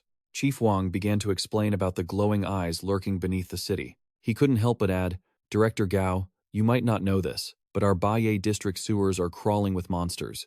They all survive on the city's scraps." Hearing this, Gao Peng frowned. "So, you just leave them be? Let them breed down there unchecked?" Chief Wang quickly clarified. "Those monsters used to come up to the surface at first, but after the beast tamers wiped out a few waves. Now, they're all obediently staying underground." Imagining a swarm of rats appearing on the street made him shudder with a disgusted ugh. Seeing his reaction, Chief Wang puffed out his chest proudly. "I don't know how other base cities handle it, but in Zhouchuan City, we have absolutely nothing to worry about. There's a tamer in the sewers who uses the monsters down there as food." Gao Peng thought to himself. Interesting. Humans control the light of the city, while the monsters claim the dark corners, living off the waste humans produce. It's completely different from the situation in Chang'an City. Li Juntong returned. He was much cleaner now. The boy wiped his monster's fur as he spoke. "There are so many monsters in the sewers that most people in the city are too scared to go down there. The last time I went down, I was starving. I happened to find an injured bloodtooth. The little guy is really agile. He dodged the other monsters and helped me find food." Gao Peng stroked his chin, nodding as he understood. "So, you mean this bloodtooth is actually raising you?" He looked at the person beside him. He asked, "Chief Wang, the factory is expanding and hiring, right? Is the job tough to get?" Chief Wang laughed at the question. "Director Gao, what do you mean?" Gao Peng looked at Li Juntong. "How about coming to work at our factory? Even though you're young, your base salary will definitely be a bit lower than the others, but it includes room and board, plus free access to the training grounds after your shift." The boy was stunned, speechless, overwhelmed with emotion. He cheered. "Thank you, sir." Gao Peng smiled happily, though he couldn't help but sigh inwardly at his own soft-heartedness. Inside the dormitory building, the lights in Gao Peng's room were still on. He returned and saw Dazi looking excited. It was showing off the glowing rat in its claws. Gao Peng's jaw dropped in shock. He checked the notification. Monster level. 25. He thought, level 25? Isn't that? Did Grandpa feed it some kind of high-grade supplement while watching it? Gao Peng looked at Dazi and Aban, his face twitching slightly. They haven't even reached their species' peak potential yet, so their leveling speed during this period should be quite high, but jumping levels like this is just ridiculous. Or maybe it's because Grandpa is raising them? He looked up at A Xuan, who was floating in midair. With 2 tentacles folded over its chest, it looked like it was practicing yoga. He sighed. "A Xuan, you've had all this free time and you're only at level 20, and your quality is still just elite. So you can't break through to the Lord grade yet. I remember after you evolve into a wood spirit jellyfish, you gain wood attribute healing powers." He found a white rat to test it out. Half an hour later, the rat lay on the floor, looking like it had given up on life. A tear still lingered in the rat's eye. Ashwen's tentacles were still diligently trying to heal the wound. Gao Peng looked at Ashwen, who was still humming away, and his face darkened. He couldn't help but snap. "This effect is pathetic. With a tiny wound like that, it would have healed on its own by now. You spent all this effort and only managed to heal 13%? Ishuan used its tentacles to swirl up a purple vortex, and then successfully produced a cup of orange juice. It looked blissfully happy sipping its drink. Gao Peng felt as if the spotlight was only shining on him. He knelt on the ground, frustrated. This is hopeless. What kind of friendly healing ability is this? Most importantly, this guy still looked so smug. A swan kept flying around his head. Even though he was annoyed, he stubbornly put on a determined face and said, "It must be that its level just isn't high enough. I've collected quite a few of the materials Grandpa helped me find. Once I get back, I can strengthen these monsters even more. Once they level up, I'll be able to use them." Suddenly, he saw Adai staring off at the distant moonlight. Gao Peng walked over slowly. He approached, asking with concern, "What's wrong, Adai?" Adai kept its head tilted toward the sky, its voice heavy with emotion. Want to go see?" Misses her. Misses his daughter. Gao Peng's eyes widened in surprise. His jaw dropped. "Daughter? I never would have guessed. You're a father already, you big monkey?" Then, he went to call the rest of the monsters, deciding with great excitement, "Don't worry, tomorrow we're heading to the My Family's place to check it out." Done and done. At the inner landscape of Red River, a boat was moving along a river with water as red as blood. Gao Peng asked a man standing nearby, "Sir, are there no monsters at the bottom of the river?" He thought to himself, "These boatmen are way too bold. A small 10-meter-long boat like this, and they're just cruising down the river like it's nothing?" The man heard him and gave a friendly smile. "Oh, there are plenty. Why wouldn't there be?" He thought of the glowing, golden scales, and continued, "But don't worry, every one of our boats has a red carp king scale on the bottom. As long as we don't attack the monsters first, they won't attack us." He described how everyone sincerely offered tribute to a massive fish, known as the Red Carp King. He then added, with a solemn tone, "Lord Red Carp King is very kind. As long as we offer up some monsters as a sacrifice, we get its scales as a reward. Those scales protect us so we don't get attacked by monsters while sailing." Gao Peng's expression turned thoughtful. He mused, "I've never heard of this kind of setup, but I can understand it. Under the Union government, if the safety of citizens can't be guaranteed by the Union, to the point where they have to sacrifice monsters, it's really nothing to be proud of." Gao Peng looked at the forest, thinking as he stared. To maintain the safety of a base city, only a Lord-tier Beast Tamer or a powerful monster could handle this. Both Zhou and Chang'an cities are protected by the best human Beast Tamers, so there's no need to fear monsters from the surrounding forests invading. But these small, remote cities aren't so lucky. The old man from earlier pointed to the forest nearby and said, "The boss is here." As Adai arrived at a familiar spot, he looked left and right. Agzuan also used his tentacles to shield his eyes and scan the surroundings. Gao Peng asked, "Do you recognize this place?" Following his memories, Adai walked into the forest ahead until he reached two massive trees. He recalled that long ago, this was the very place where he and his fellow flood apes lived happily.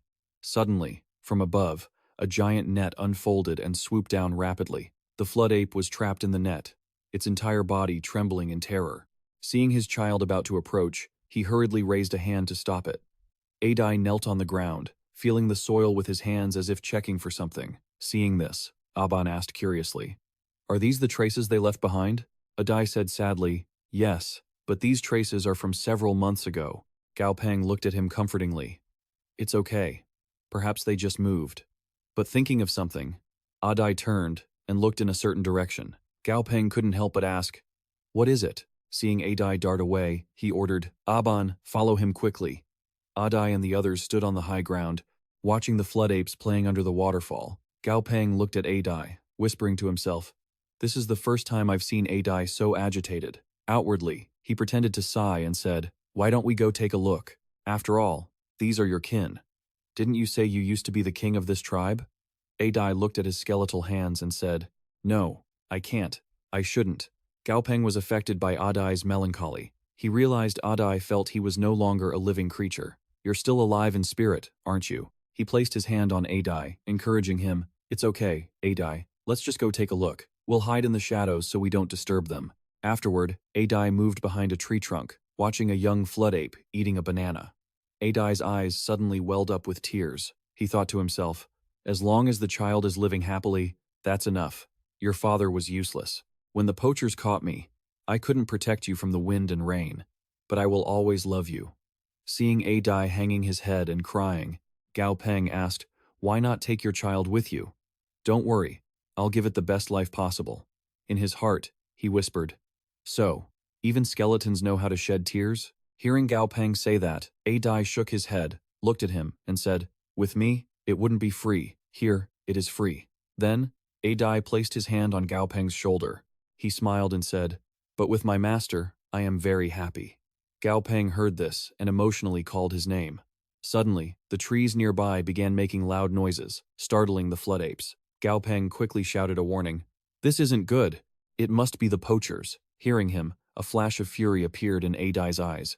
Then, his entire body transformed, exuding a fierce aura. 10 minutes earlier, Li Jia's group, some standing and some kneeling, were scanning their surroundings. Little Wang looked at Li Jia and asked, Li Jia, why do we have to waste so much effort catching these flood apes? They aren't exactly rare monsters. Li Jia explained.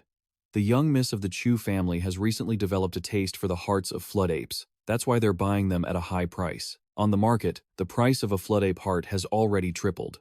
Little Li and Little Wang looked at each other, their minds filled with Li Jia's words. The Chu family, triple the price. A flood ape had already been targeted. Li Jia observed and remarked, soft fur, oily skin that glows, and judging by the heart rate, it's definitely going to sell for a good price. Li Jia closed one eye to aim, muttering, a group of low-level monsters. And this is in the middle of the Red River Basin. It's almost impossible to run into anything dangerous here. Then, he licked the corner of his mouth and chuckled. The hunting game begins. A bullet was fired, but luckily, it didn't hit any of them. The flood apes were slightly panicked. Li Jia clicked his tongue in disappointment, saying, Shh, missed. After we finish this bunch, I need to buy some better weapons. Little Wang looked at the bushes shaking continuously and shouted, Boss, we've got a situation. Li Jia ordered his ironback spear wolf to go check it out. The wolf obeyed and lunged into the bushes. Li Jia looked at his sluggish underlings and commanded, Don't just stand there. Clear the area and hide in the trees first. Suddenly, a rustling sound came from the bushes. Then, a gray shadow flew straight out from the brush. On the ground, the ironback spear wolf lay, its life status unknown, as blood continuously flowed from its mouth. Li Jia looked down from the tree, wondering, the ironback spear wolf is dead? That fast? Seeing Adai suddenly appear in the bushes, he exclaimed in shock, Since when did this area have undead-type monsters? And it's even a Lord Tier 1. Adai looked at the young flood ape sitting on the ground, trembling as it looked at him. Nearby, 2 other flood apes were shielding the mother of the child in front of him. Suddenly, the little one sniffed the air and sensed a familiar scent. Afterward, it looked at Adai, no longer showing the fear it had just moments ago. Adai reached out to pick it up, and it didn't resist. Adai placed it on his back, and it appeared excited. Little Wang, hiding in the tree, saw this and said anxiously, This is bad, Li Jia. This undead monster and those flood apes. They're together. Li Jia remained calm and said, We don't have the weapons to deal damage to a Lord-tier undead monster. We might get captured this time. Don't be rash. Wait a bit. Seeing Gao Peng sitting on a bon, he analyzed, That's a beast tamer. This beast of his is also Lord-tier. Without a beast tamer, we wouldn't be this desperate with a wild undead monster. We might be saved after all. Li Jia shouted down from the tree. Big brother, help! Gao Peng crossed his arms in front of his chest, listening to this, and glanced at him with contempt. He thought, Help you? Sorry. But whether trash like you should be saved is something I need to think carefully about. Adai stroked the head of the little flood ape and said, Don't be afraid. Father will protect you. Gao Peng looked at him and spoke up. Adai, I'll keep an eye on him. He told his beasts, Liu Xiaoyu, Da Zi, protect him.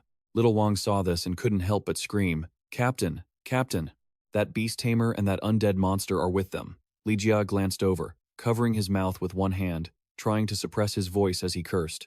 You idiot, don't shout so loud, Li Jia whispered, panicking, while Little Wang clutched a tree and stammered, They're heading right toward us.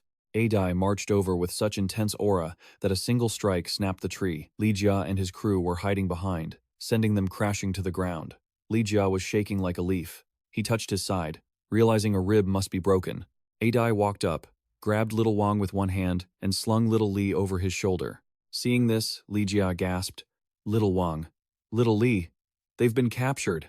He turned to Bolt, thinking, No, I have to get out of here. Gao Peng noticed his intent and commanded, Adai, spiderweb. A web shot out, completely wrapping Li Jia up and making him scream.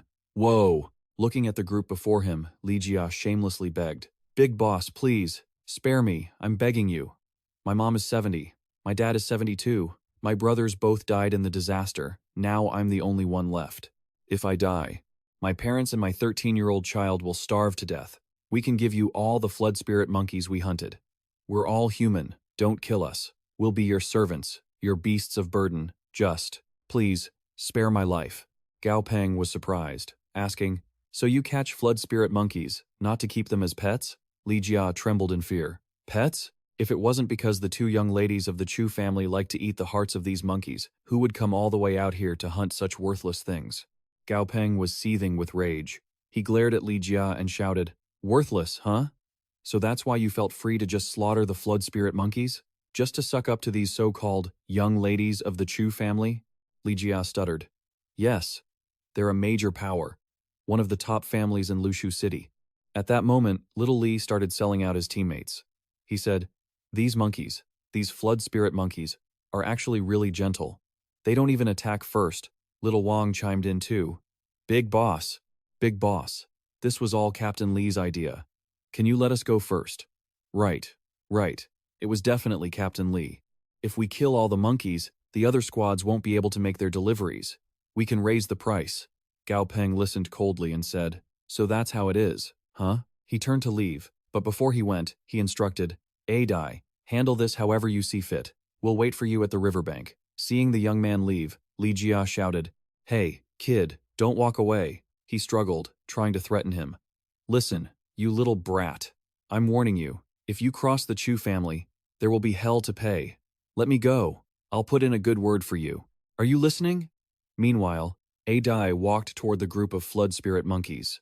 It looked at them and gestured, come here. When the monkeys gathered around, it kept its message short and sweet. An eye for an eye. A debt of blood for a debt of blood. The flood spirit monkeys were overcome with excitement and rage. Seeing this, Li Jia trembled even more than before. His eyes filled with pure terror. He weakly begged, you guys, don't come any closer. The boat cut through the waves of the Hongsha River once again. At this moment, Dai was carrying its baby flood spirit monkey on its back, which was fast asleep. The look on its face held the gentle, warm love of a parent. Gao Peng stood at the edge of the boat, on a call with Ji Handong. He looked at the image on his phone, his voice filled with hesitation. Grandpa, I don't feel like I did anything wrong, but why do I feel so down? His grandpa's voice came through. Regretting it?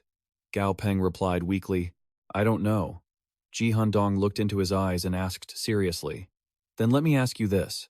If you could do it all over again, would you still stop your summoned beast?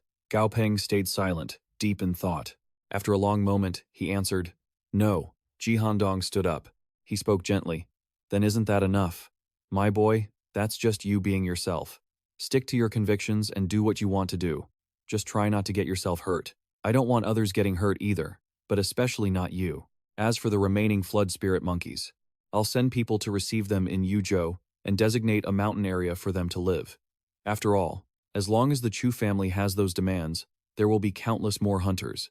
Before hanging up, he said, all right, Grandpa is very busy. Go play by yourself. Gao Peng put away his device and said, all right.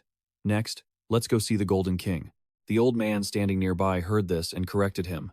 The Red Flood King. He cautioned, young master, the Red Flood King can understand what we say. Don't say it wrong again. Gao Peng drew out his reply. Fine, I get it. After a while, the man pointed toward a bridge in the distance. Up ahead is the site for the offering to the Red Flood King.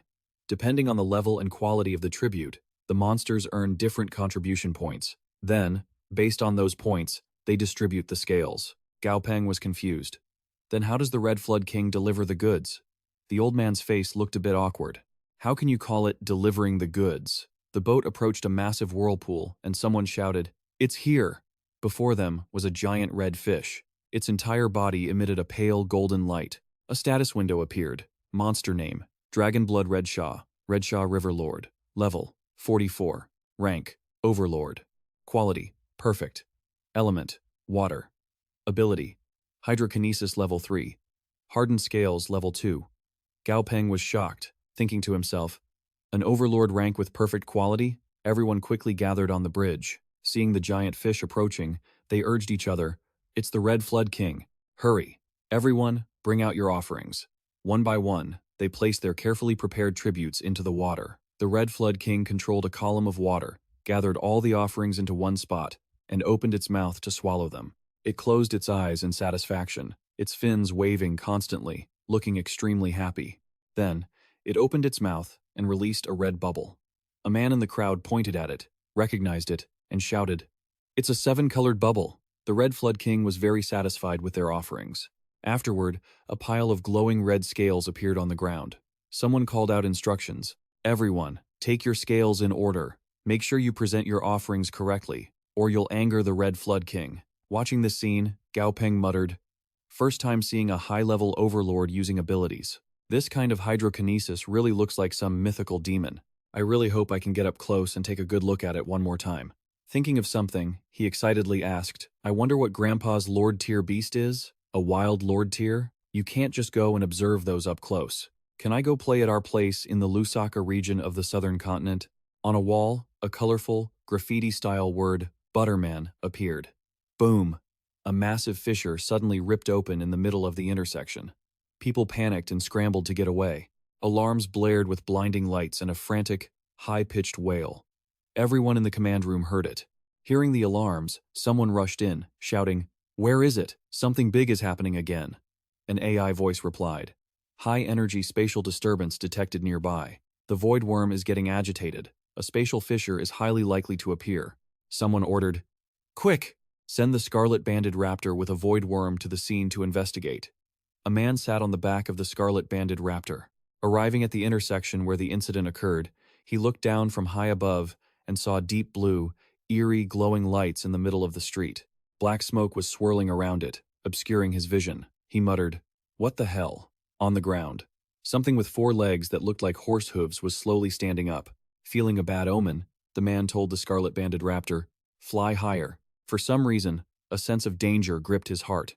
The very next second, his eyes widened in shock as he whispered, "This is bad." A horse-like figure wielding a blade lunged forward and sliced both the man and the scarlet-banded raptor in two. Sure enough, the attacker had the lower body and head of a horse, but its upper body, stomach, and arms were human, all exuding a sinister black mist. The creature left with its razor-sharp weapon dripping in blood, and the black mist spread throughout the area. In a massive villa surrounded by vast, blue waters, this was the home of Ji Handong, the diplomatic villa in Juzhou City. On the screen, a news anchor was speaking. "High-energy reaction detected in Lusaka. A spatial fissure has appeared. Welcome to the new Lusaka. We warmly welcome beast tamers from all over the world to this site." Gao Peng pointed at the screen and asked Ji Handong, who was reading the news, "Grandpa, a spatial fissure appeared.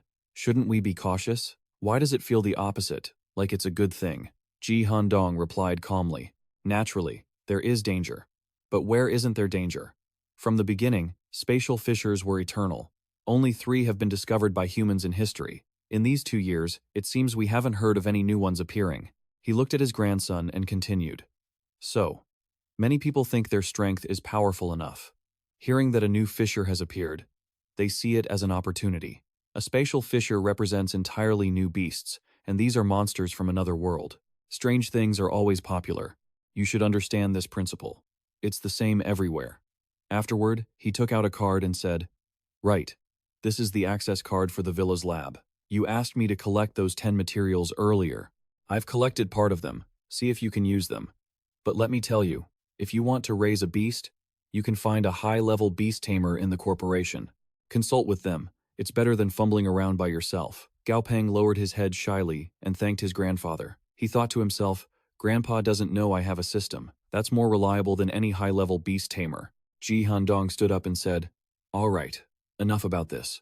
You just got back, so rest here and have some fun for a few days." Gao Peng asked eagerly, "Grandpa, can I see your beast?" Ji Handong started walking. He turned his head and replied, "Bai is in the house. Go find it and play." In the backyard by the lake, Gao Peng stood by the railing, looking at the vast water, thinking, "Bai, that's what Grandpa said. Maybe that's the name of his beast." But after searching the whole house, he couldn't find it. Then, he went to the pool, wearing only shorts and carrying a floaty. "Radiating energy," he said. "Screw the summer heat. I'm just going to relax in the pool." Dazi stood nearby, thoughtfully, holding a towel. Gao Peng laid on the floaty, drifting on the water. He said refreshed, "Wow, this is so comfortable."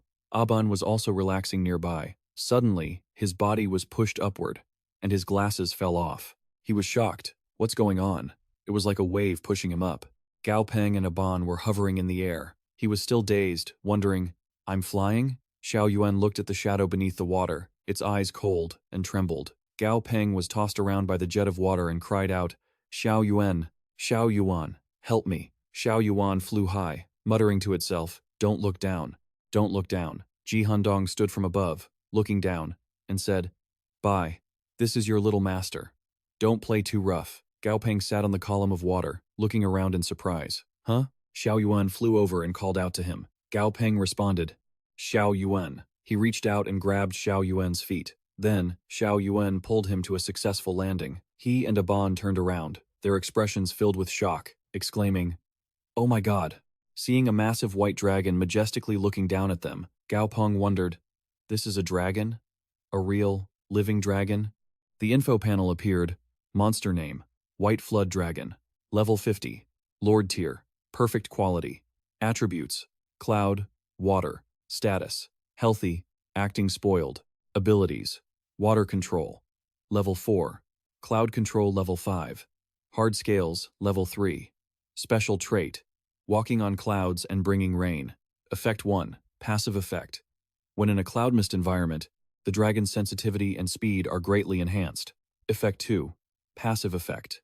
When in a lake environment, ocean, river, or storm, the dragon's scales and claws become harder and its strength increases. Note, can be stacked. To upgrade to epic quality, it requires 1. Pure blood evolution, 2. Catastrophe evolution, 3. Water type evolution. Gao Peng's face showed admiration. They both have dragon blood, but regardless of level or ability, the White Flood Dragon absolutely overwhelms the dragon-blooded Scarlet Raptor. He walked closer to the white dragon, thinking, the second trait of both monsters is a passive effect. One increases speed and agility. The rest of its body has enhanced hardness and scale-reinforced claws. You can imagine that White Dragon's combat ability must be absolutely terrifying. A mischievous look crossed his face. He reached out to touch it, muttering under his breath. White Dragon is already the highest level beast I've ever encountered, but maybe because it sees me as one of its own, it's completely hidden its aura. I can't feel a shred of pressure. Then, White Dragon suddenly opened its eyes. It shot him a sharp glare that made Gao Peng jump. He instantly switched into acting mode, stretching and yawning, feigning sleepiness while cursing inwardly. Humph. Stingy. Guess I can't pet it for now. He turned to leave, grumbling, fine, let's go. White Dragon's claw lunged out, pinning him like he was just a toy to be toyed with. Then, it retracted its claw and looked away. Gao Peng rubbed his head, thinking, what kind of, look at what you can do to me expression is that? Losing interest, he muttered to himself. Guess I'll just go back and upgrade Dumby. The quality of Fluffy and Ban dropped a level after evolving, so I need to get them back to perfect quality. In the lab, inside the villa, Gao Peng stood next to a table. On it was a water tank. He wore a mask, holding a test tube filled with red liquid, and poured it into the large tank. As he worked, he said, last time, the reagent was blue, which turned Dumby into a teal color. But this time, it's red. Dumby. Can you beside him? Dumby was still calmly drinking water, but its eyes were quickly drawn to the red liquid. Its body slowly sank into the solution. Gao Peng had already taken off his mask and stood by, observing, stable, it's stable. He sniffed the air and remarked, this scent is actually pretty pleasant. A bit familiar, like some kind of fruit. Then he snapped his fingers and said, a green apple. A moment later, Dumby began to float. Its entire body glowed with a neon light. The water in the tank shifted from red to green, and Gao Peng, completely caught off guard, blurted out, what the Dumby was happily hovering in the air. A status window appeared. Monster name, Skydrifting Jellyfish. Quality, perfect. Level, 20. Attribute 1, space. Attribute 2, wood. Weaknesses, 1, lightning, 2, ice, 3, fear of fish. Seeing this, Gao Peng consoled himself. Alright, at least when the lighting isn't great. You can't see the fear of fish part, so it's fine. The other beasts, hiding behind the door, couldn't help but laugh when they saw Dumby sitting on his head. He just sighed. The last 2 points are really something. Li Jiantong, dragging a box of equipment, called out to him. Good morning, boss. Gao Peng smiled and replied, you're early. Li Jiantong made a determined gesture and said to Blood-Eyed, let's train one more time. The beast nodded obediently. Seeing this, Gao Peng praised him silently. This kid Jiantong is here at the training ground first thing almost every single day. He's the last one to leave, too. Someone this hardworking is worth helping out. Gao Peng picked up his tools, looked at his own beast, and said, Liu Xiaoyu, same as before, 1 by 2. He tossed the target into the air, and Liu Xiaoyu followed up by spitting fire, watching the target burn mid-air. He couldn't help but exclaim, Liu Xiaoyu's flame power is even stronger than it was a week ago. 2 consecutive shots are already effortless for it now. The training was proving quite effective. Watching Liu Xiaoyu fly and spit small flames as if it were just playing, he sighed, thinking, but I have to be honest. Training fire-type beasts in the summer is a special kind of torture. Just as he was about to grab some water, a voice called out, Director Gao, Department Head, Wang, smiling, reported, the hiring process has already started.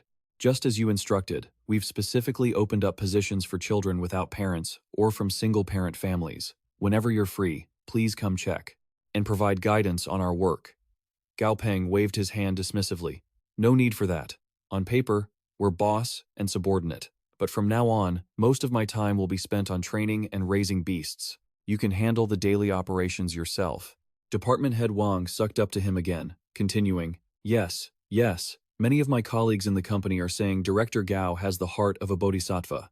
In the past, using children as workers was illegal, but in this day and age, letting these kids do simple tasks to earn some food is truly a charitable act. He looked at Li Jiantong, who was smiling happily, and instructed, All right, stop acting like a saint in front of the kids. Just keep an eye out for good talent for me. If you find any, let me know. Ability is secondary.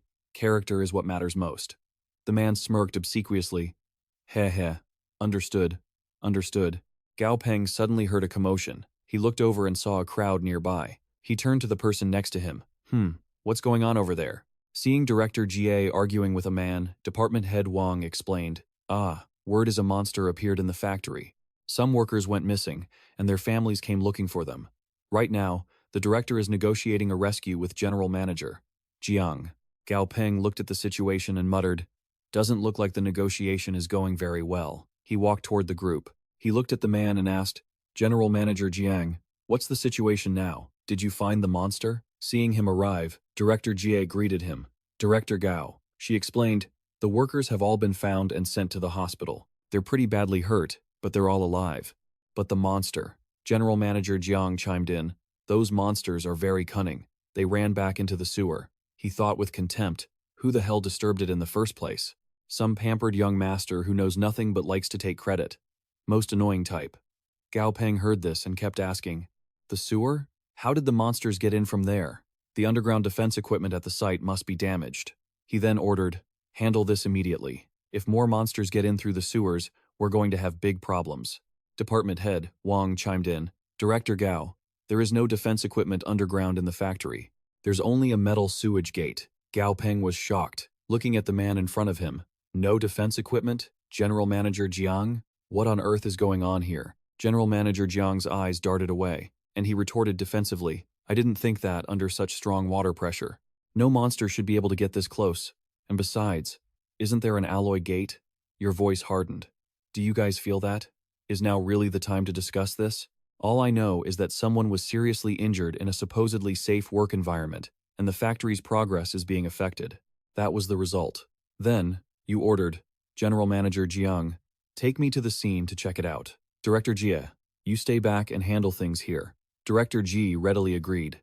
Yes, sir. General Manager Jiang, however, scoffed inwardly, thinking, talking big, huh?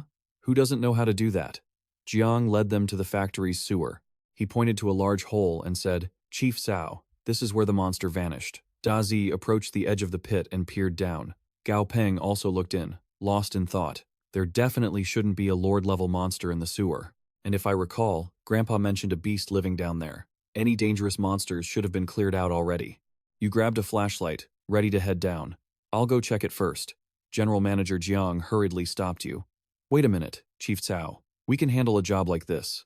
Gao Peng looked at the beast behind him and said, What are you doing bringing your four-winged drunken demon wolf here?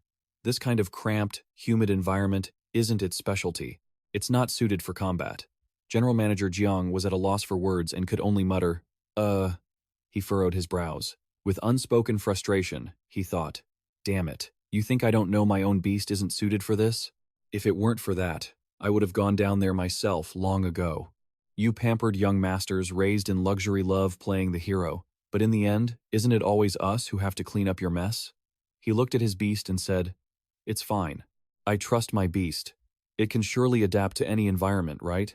The four-winged drunken demon wolf shook its head repeatedly. Gao Peng heard this and said slowly, giving no room for argument, "I trust in General Manager Jiang's abilities.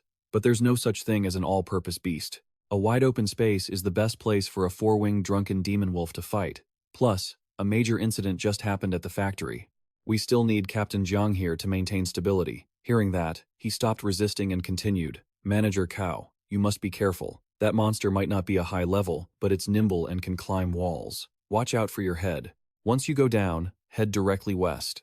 You'll see the alloy gate." You thought to yourself, "This young master isn't like the previous ones." Gao Peng put on his mask and turned to leave. "All right, Dazi, Aban, let's go." You followed behind, shining the light. Seeing Aban taking giant strides in front, you couldn't help but laugh and say, "Do you guys think we're just out for a stroll?"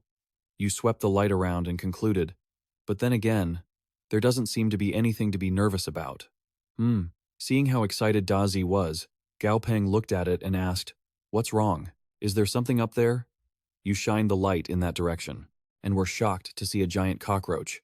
"Good grief, that's a huge roach." The cockroach suddenly turned around, revealing two spiky legs, and shot out a long tongue to attack. Gao Peng shouted, "Aban!" Aban immediately sprayed a web toward it. The web quickly coiled around the cockroach's body, and then Dazi unleashed a bolt of lightning at it, caught in a pincer attack by your two beasts. The cockroach's body was charred, giving off a savory scent. Aban sniffed the air and whispered, "Smells so good." It looked at Gao Peng greedily. "Master, can we eat it? Can we eat it?" You laughed and agreed. "Go ahead, go ahead."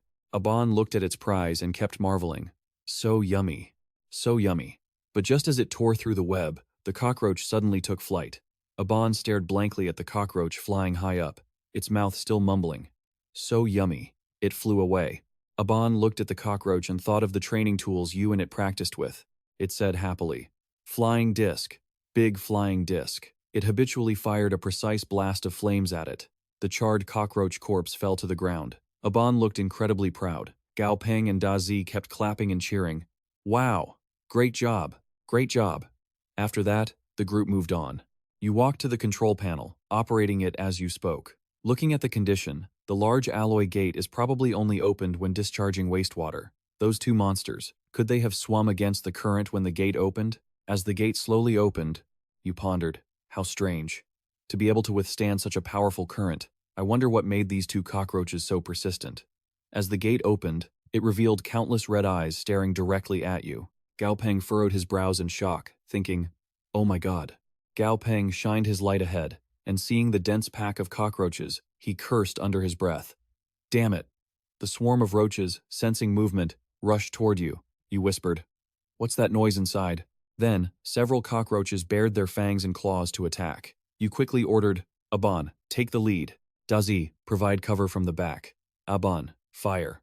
Aban heard the order, took a deep breath, and spewed a massive burst of flame, engulfing the cockroaches. Taking the lead, Gao Peng scanned the area. When he looked in a certain direction, his eyes locked on something. He shouted, "Aha! A roach with a larger body than the others. It looks like it's controlling them." You said quietly, "This fatty is directing the others. It must be their leader. That noise from before must have been the command to attack that it gave out." You ordered, "Aban, go for the leader." Aban hurried. Yes. Aban was tearing through the swarm, causing them to fly everywhere. Then, Aban stared down the leader and its minions, making them freeze for a moment. In a flash, Aban lunged and bit off the leader's head, sending blue blood splattering everywhere. Cao. Peng watched the swarm scatter and said in a low voice, "Finally, they're retreating. It looks like the factory incident was caused by these oversized insects. There are so many of them. Even a slight opening of the gate would let one or two crawl in." Suddenly, Aban started flailing its legs, its whole body twitching uncontrollably. "Cow." Peng saw this and asked hurriedly, "Aban, what's wrong?" Aban stammered, "There's something inside my mouth. It's moving." Aban opened its mouth, and some fur was stuck in its oral cavity. The information board popped up. Monster name, Dark Rabbit. Type, Parasite. Level 19. Quality, Perfect. Attribute, Dark. Monster trait. Hidden info. Using metal. The weakness is a fear of light. It has parasitic traits, feeding on the host's blood and subcutaneous fat for nutrients. It helps the host recover spirit, energy, heals internal injuries, and boosts skin defenses. You look closely and sigh. A parasite, huh? It's an infantile parasite, kid. Its attributes, potential, and enhancement levels are pretty decent. Suddenly, you ruffle Aban's hair and say tenderly, "You've worked hard. You're still so young, yet you've had to endure so much." Aban, caught off guard by the gentle treatment, looks stunned, not understanding what's going on. Then it clicks. At the spot where Aban is opening its mouth wide for it to pick out those tufts of fur, Gao Peng watches from the side, directing enthusiastically, yes, right there, on the left side too." The things extracted, along with saliva and the fur, suddenly sprout pairs of green eyes after just a moment. Watching Aban looking pale and on the verge of throwing up, Gao Peng coughs and says, "Aban, honestly, one look and I can tell you haven't been brushing properly." Behind the group, those tufts of fur are secretly watching. As it slips away, Gao Peng's eyes light up, as if he predicted this. He looks at his beast and says, "Dazi, buddy, in a bit, I'll need your sense of smell to track down this new friend." By following the infantile parasite, we can find the parent parasite. The ground shakes violently. You can't help but shout, "What's going on?" Dazi points behind you, saying, "Boss, there's a huge guy behind us." Aban agrees. But this huge guy doesn't seem hostile. Gao Peng turns around, wondering, not hostile? Behind the bend, only a pair of green eyes is visible. The status screen pops up, level 39 monster. But then it doesn't move. A moment later, it leaves. You exhale in relief. Phew. Level 39. Huh? If we actually fought, we would definitely not be its match. Why are there such strong monsters in the underground tunnels? Didn't they say Grandpa's beasts had already cleared the place out? But then, realizing something, your face darkens. Wait, could this be Grandpa's beast? Crap, if Grandpa finds out, he's definitely going to tease me about it. Gao Peng ponders for a moment, then calls out, "Dazi." You look at Dazi and say, "You remember the scent of those black things from earlier, right? My weak soul has been damaged. It needs to be compensated." Dazi hears this, doesn't know what's going on, and gets a bit nervous, breaking into a sweat. At this moment, the infantile dark rabbit is still trying to run away. A beam of light hits it, startling it. Gao Peng walks up with a flashlight and says, "Found you," seeing it try to run away again. Gao Peng orders, "Aban, stop it." Aban immediately breathes out flames to chase the infantile dark rabbit. It runs frantically, and Dazi rushes in to join the attack. With overwhelming momentum, the infantile dark rabbit sees a red mouse nearby and immediately attempts to possess it. The possessed red mouse looks vicious, baring its sharp teeth and huge fangs as it charges at Dazi. Dazi quickly raises its pincers to block. Dazi is knocked back by the recoil, slamming hard into the cliff face, strong enough to crack the rock. The mouse smiles and raises its razor-sharp claws. Seeing its arrogant attitude, Gao Peng growls, "Dazi, use electric shock." Suddenly, yellow electricity crackles around Dazi, making a hissing sound, looking incredibly imposing. The infantile dark rabbit quickly leaps out of the mouse's body. Before Dazi can even strike, the mouse runs away like the devil is after it, leaving the infantile dark rabbit alone on the ground. Dazi rubs its head, still hurting from the shockwaves. Gao Peng stands behind, watching, not sure what to say. He frowns slightly and says, "Looks like this type of parasite mostly lives through symbiosis. The infantile dark rabbit can't force commands on the host monster, but that's fine. I only need the dark rabbit's ability. I don't need its intelligence." Looking at the infantile dark rabbit trying to run, Gao Peng and his beasts surround it. You smirk. Resistance is futile. Ha. When the group returns to the surface, Chief Wang sees Gao Peng and asks, "Master, how did it go?" You look at him and say concisely, "It's taken care of. Get someone to patch up that cracked section later." Then you turn to the side and say, "Adai, hold on to this tight. Dazi, you guys go rest." The dark rabbit in Adai's hand struggles, trying to find a way to escape. Suddenly, part of its body detaches and jumps onto Adai's cheek. Watching it crawl all over Adai's face, Gao Peng's expression darkens as he thinks, "Why does this rabbit feel a bit stupid? Flesh and bone, huh?" Adai suddenly uses another hand to press down hard on the first one, leaving it no chance to resist. Gao Peng looks at the limp dark rabbit, not moving at all, and thinking its soul might have left its body. He asks annoyedly, "Adai, What are you doing? Adai replies bluntly. It kept moving around. It was annoying. Hearing that, Gao Peng can only be silent, thinking, forget it, you can't tame it if you're too hasty. After that, while reaching into his pocket for something, he says to the person next to him, Chief Wang, find me a bulletproof glass box. Bring it here. After finishing, his phone rings. He looks at the screen and asks, Grandpa? What's up? Ji Hundong's voice rings out.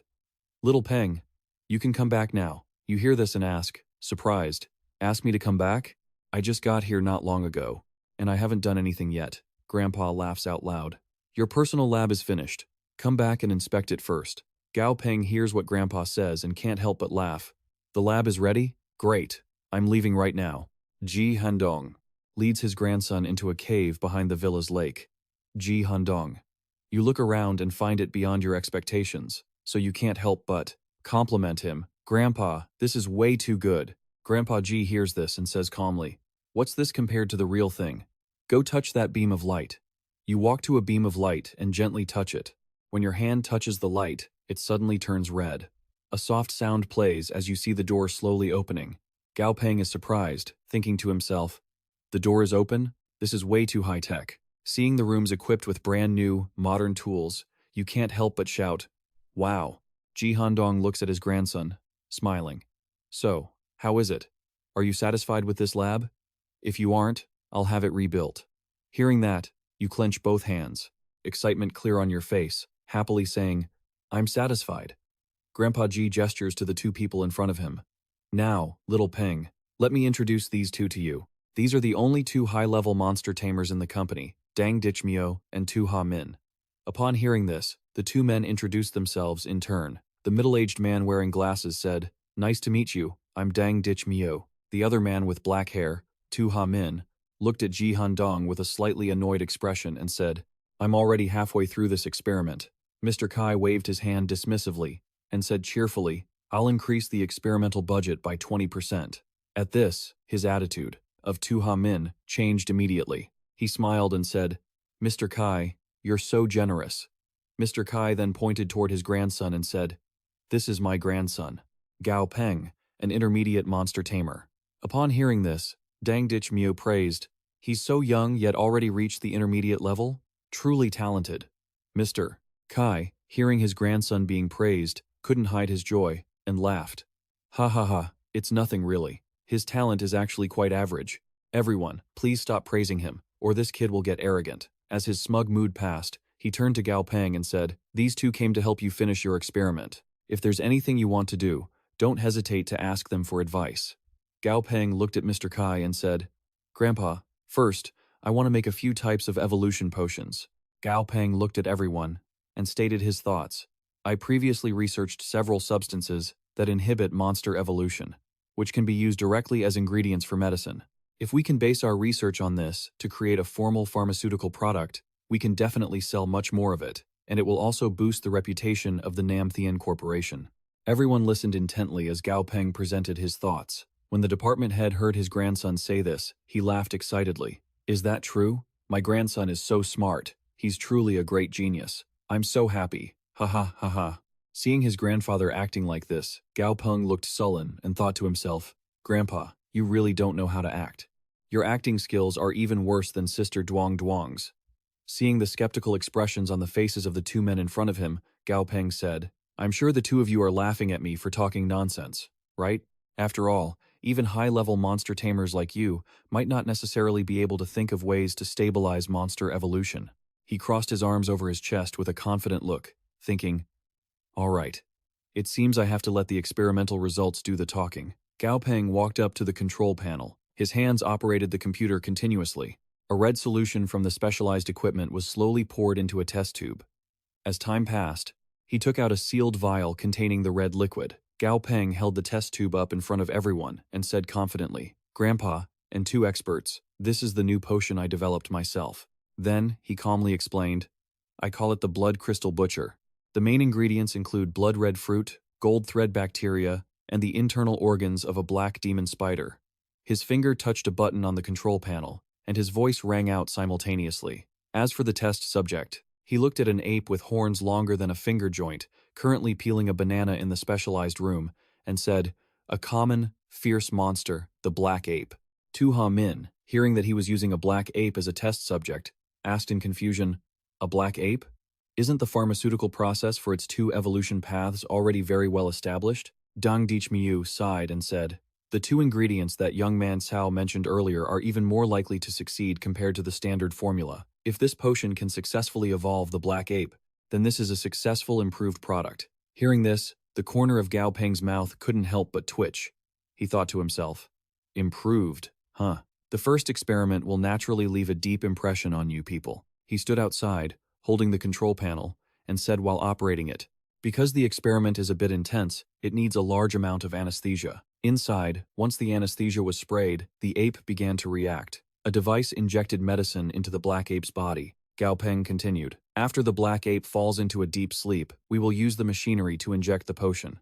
Just a short while later, the black ape's body began to undergo changes. Wisps of red smoke emanated from its body. Seeing the thick red smoke gradually obscuring the ape, the AI let out an exclamation of surprise. This reaction has never been seen before." Dang Dichmiu stood pressed against the glass door, trying to observe. He thought to himself, "This kind of intense, conflicting reaction is worth researching. Even if it fails in the end, we can still use this potion to create other things. This grandson of Mr. Kai is actually quite capable." The black ape's eyes, thick with bloodshot veins, emitted a light that looked extremely ferocious. Then, claws emerged from within, trying to break through the cocoon. A moment later, it successfully broke out. The horns after evolution were much longer, and its whole body looked extremely mighty. A notification board appeared. Monster name, Blood Crystal Butcher. A special blood evolution. Monster level, level 10. Monster quality, elite quality. Monster attribute. Blood type, monster preference, light, quiet music. Monster weakness. 1. Blood fruit. 2. Leech species. Perfection upgrade quality requirement. 1. High-level blood evolution crystal.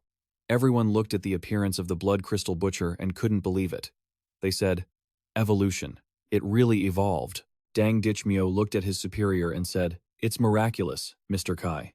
I have never seen this type of evolution before." Ji Handong, hearing this, said with satisfaction, "That means this monster has likely never been discovered before." Dang Dichmiu agreed. "True, among the current monsters, there is no black ape."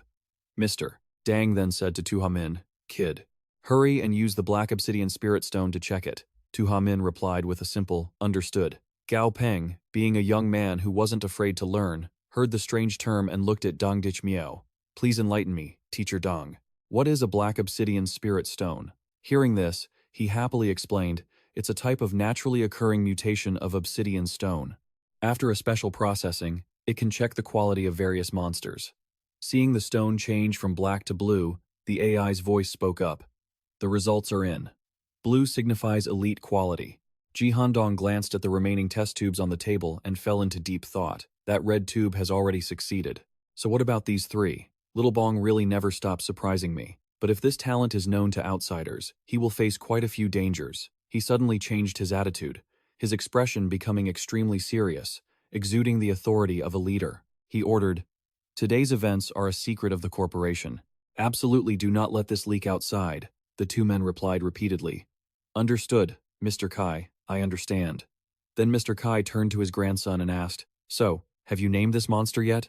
This is the first one you've created, so you should give it a name." Gao Peng hesitated, his tone sounding a bit unsure.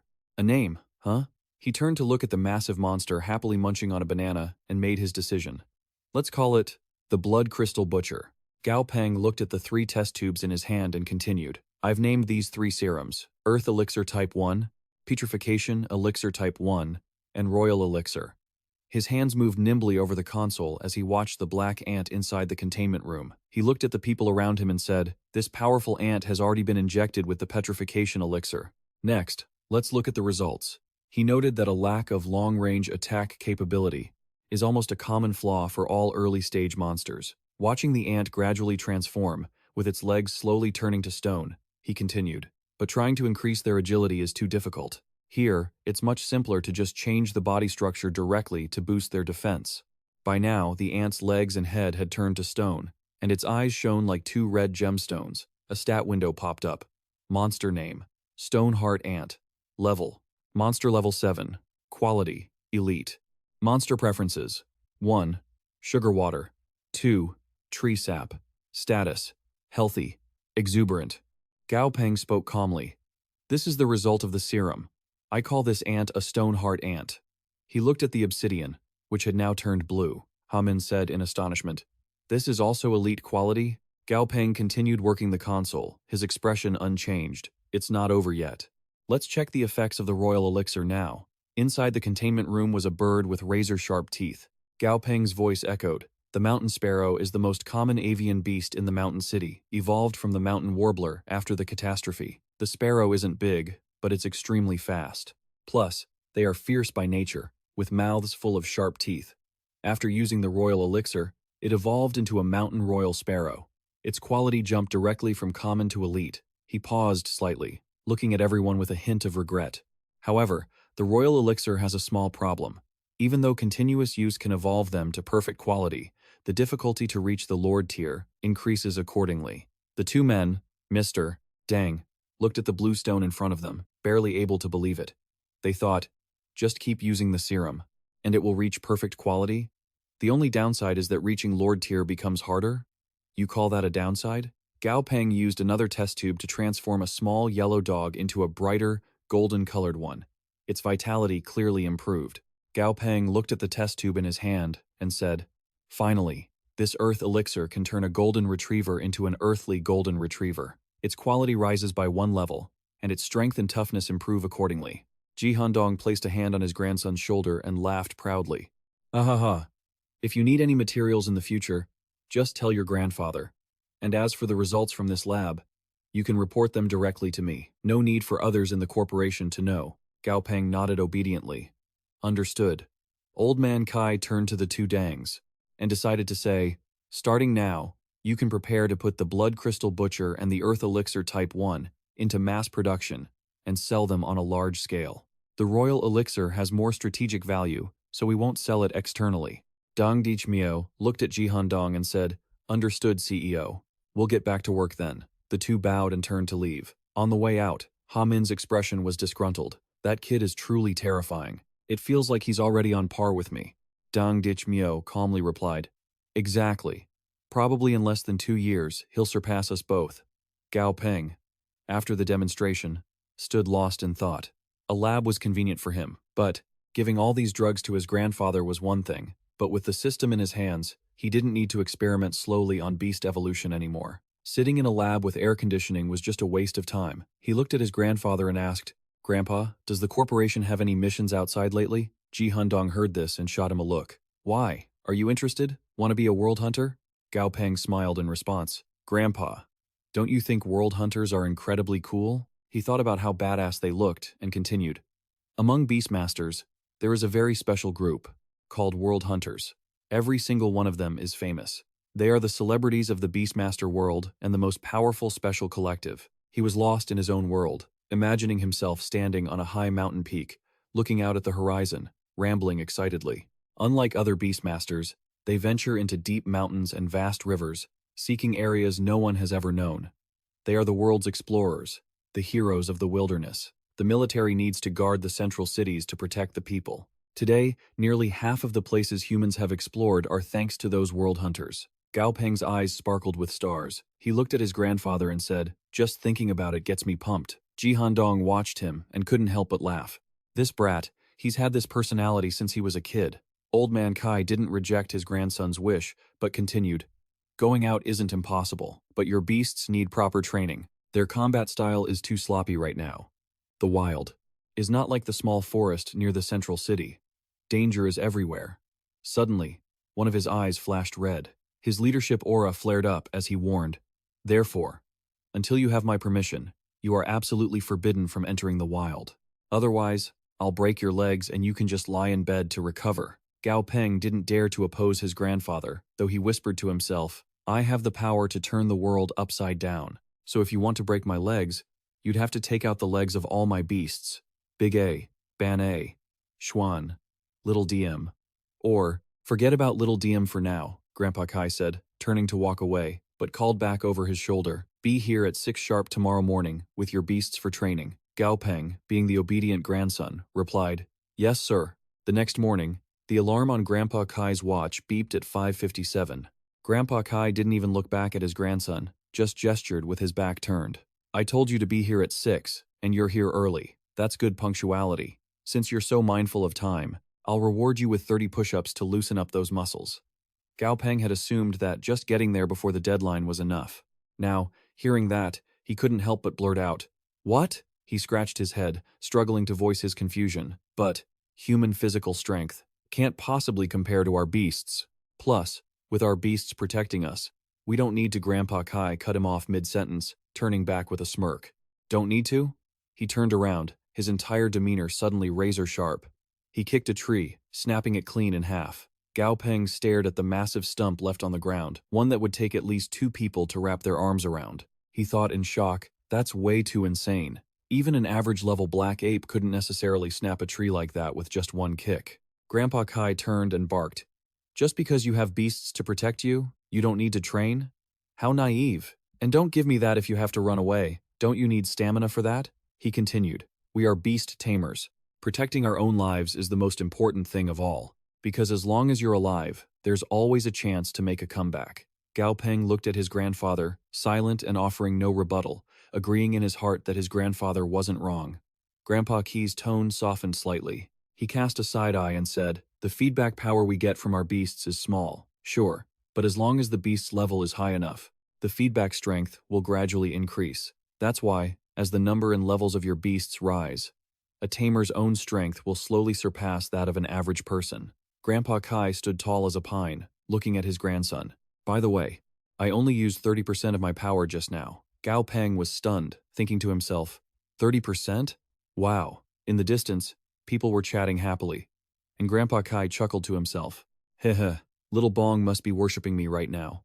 Far off, White Dragon watched, knowing exactly what his master was thinking.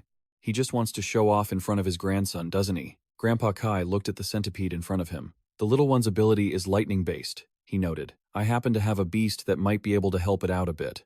As he spoke, he looked down at the water, seeing a sharp point emitting electricity. He called out, "Come on out, Thunder Snail." A status window appeared. Monster name, Thunder Snail. Level, 39. Quality, Epic. Attributes, Lightning and Water. Preferences, 1. Water Sugar. 2. Tree Sap. Status, Healthy and Stable.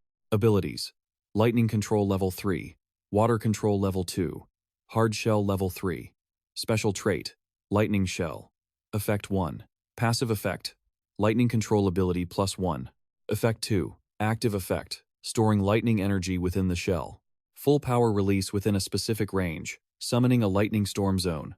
To upgrade to legendary quality, it requires a lightning god stone and 1 water spirit. Level 30. Grandpa Kai introduced the beast, which was crackling with electricity. Just like its name implies, I picked up Thunder Snail while I was out at sea. Its power isn't exactly overwhelming, but it has a very gentle temperament. It should be enough to train the little one. Gao Peng thought to himself. Underwater, under the ground. Sure enough, this is Grandpa's beast. At that moment, the little centipede was hiding behind his back, trembling uncontrollably. He looked at the centipede and said, "Go on. It has the same attributes as you. It's your senior. Understand? You'd better listen to your senior." The little centipede shook its head stubbornly, looking completely unwilling. Gao Peng called out, "Adai." Hearing the call, Adai immediately walked over and stood beside him. Adai reached out, grabbed the centipede by its feelers, and lifted it up. The centipede struggled and shrieked, "Gao Peng, you don't want me anymore. Gao Peng, you've changed," Gao Peng said, looking a bit angry. "Train properly for me. You're a beast of mine. Gao Peng, why are you being such a coward?" The centipede shrieked back, "You're the coward. You're the biggest coward. I learned it from you." He ignored it, looked at Grandpa's beast, and said kindly, "Brother Thunder Snail, this beast of mine isn't listening, so I'll have to leave it to you to teach. Please don't get angry with it." The Thunder Snail wore a gentle, smiling expression. Grandpa Kai acted as the interpreter. "Thunder Snail says it's no problem. Leave it to him." Gao Peng looked at his grandfather and asked, "Grandpa, what about Aban, Adai, and Little Diem?" Grandpa Kai thought for a moment. Little Diem can train with the centipede. Even though Thunder Snail is lightning and water-based, there are many similarities between elemental types. Aban is an undead type, and his main fighting style is close quarters combat. Aban, what are you planning to develop into? Gao Peng, having prepared for this, said, defense and control. Grandpa Kai stroked his chin, pondering. So, a controller type. Then, in that case, you need to train your control abilities and resistance. Grandpa Kai thought of something, raised a finger, and called White Dragon over. He told it, White Dragon, from now on, you will train with Adai and Aban. Asuan saw White Dragon, and his brain went foggy. He fell to the ground, still muttering, that's one huge fish. Grandpa Kai raised his hand to signal. All right, let's begin. White Dragon lashed out with its tail, a powerful strike that caught Adai off guard and sent him flying back 100 meters. Aban saw this and immediately released a golden light, digging a deep hole in the ground. Gao Peng thought Aban was using a new technique, thinking hopefully, this light. Aban actually grasped Earth-type abilities here? Is he creating a cave? Maybe he wants to use it as a trap? I never expected Aban to use strategies like this. Before he could think for long, Aban quickly scurried into the hole and hid, leaving him stunned. Aban. He hadn't been hiding for long before White Dragon used its foot to scoop him up and smash him back into the ground, making him dizzy. After being slammed down, Aban flew into a rage. He panicked seeing Aban like that, thinking, oh no, Aban is going crazy again. He shouted, damn it, if Aban goes berserk, things are going to get troublesome. He hadn't even finished the sentence before Aban was once again flicked away by the arrogant White Dragon, sending him flying off into the distance. Adai struggled to push himself up. Adai poured every ounce of his remaining strength into the attack, but he still wasn't on White Dragon's level. The moment he made contact, he was swatted down instantly. Huh? To think he actually landed a hit, White Dragon muttered, surprised that Adai managed to touch him. Grandpa Gao Peng laughed heartily at the sight. Ha ha ha. Aban and Abao really need to train harder. Gao Peng couldn't believe his eyes. His jaw dropped, thinking, the level gap is huge, but that was way too fast. He turned around and asked, where are the others? Meanwhile, Dazi and Okloi Kong were bickering. Dazi said, you're strong, but I'm not as good as you. Okloi Kong replied, this is just a game suited for your level. With that, he unleashed powerful streaks of lightning that blanketed the entire sky. And this is my level. Dazi stared, mesmerized and drooling. Whoa, Loi Kong encouraged him, saying, honestly, it's not as hard as you think. For me, controlling lightning is an innate ability, just like you using your dozen legs to walk. It's built into your nature. Once you're comfortable, you can do it. But for the little bird next to you, using a dozen legs to walk is flat out impossible. Loi Kong turned and asked, right. Aviem? Suddenly being dragged into the conversation, Aviem looked clueless. What does that have to do with me? You've got tons of legs, so keep them. Doesn't matter how many legs you have, they're still short. Aviem didn't miss a chance to jab at Dazi. Right after, he blew a fireball. Loi Kong was shocked. He actually created a fireball on his first try? Even I had to practice a few times when I started. And this one-legged bird actually nailed it on the first attempt. You've got real potential. Praised by Loi Kong, Aviem puffed up and let out a few arrogant snorts. Seeing Aviem being so cocky, Dazi got competitive and frustrated. What's he acting so smug for? Isn't it just using the power hidden deep inside your body? I can do that too, Dazi shouted, closing his eyes and pouring out all his internal energy. His body was enveloped in a brilliant purple glow. Feeling his own power, Dazi exclaimed, oh, this is it. This is my power.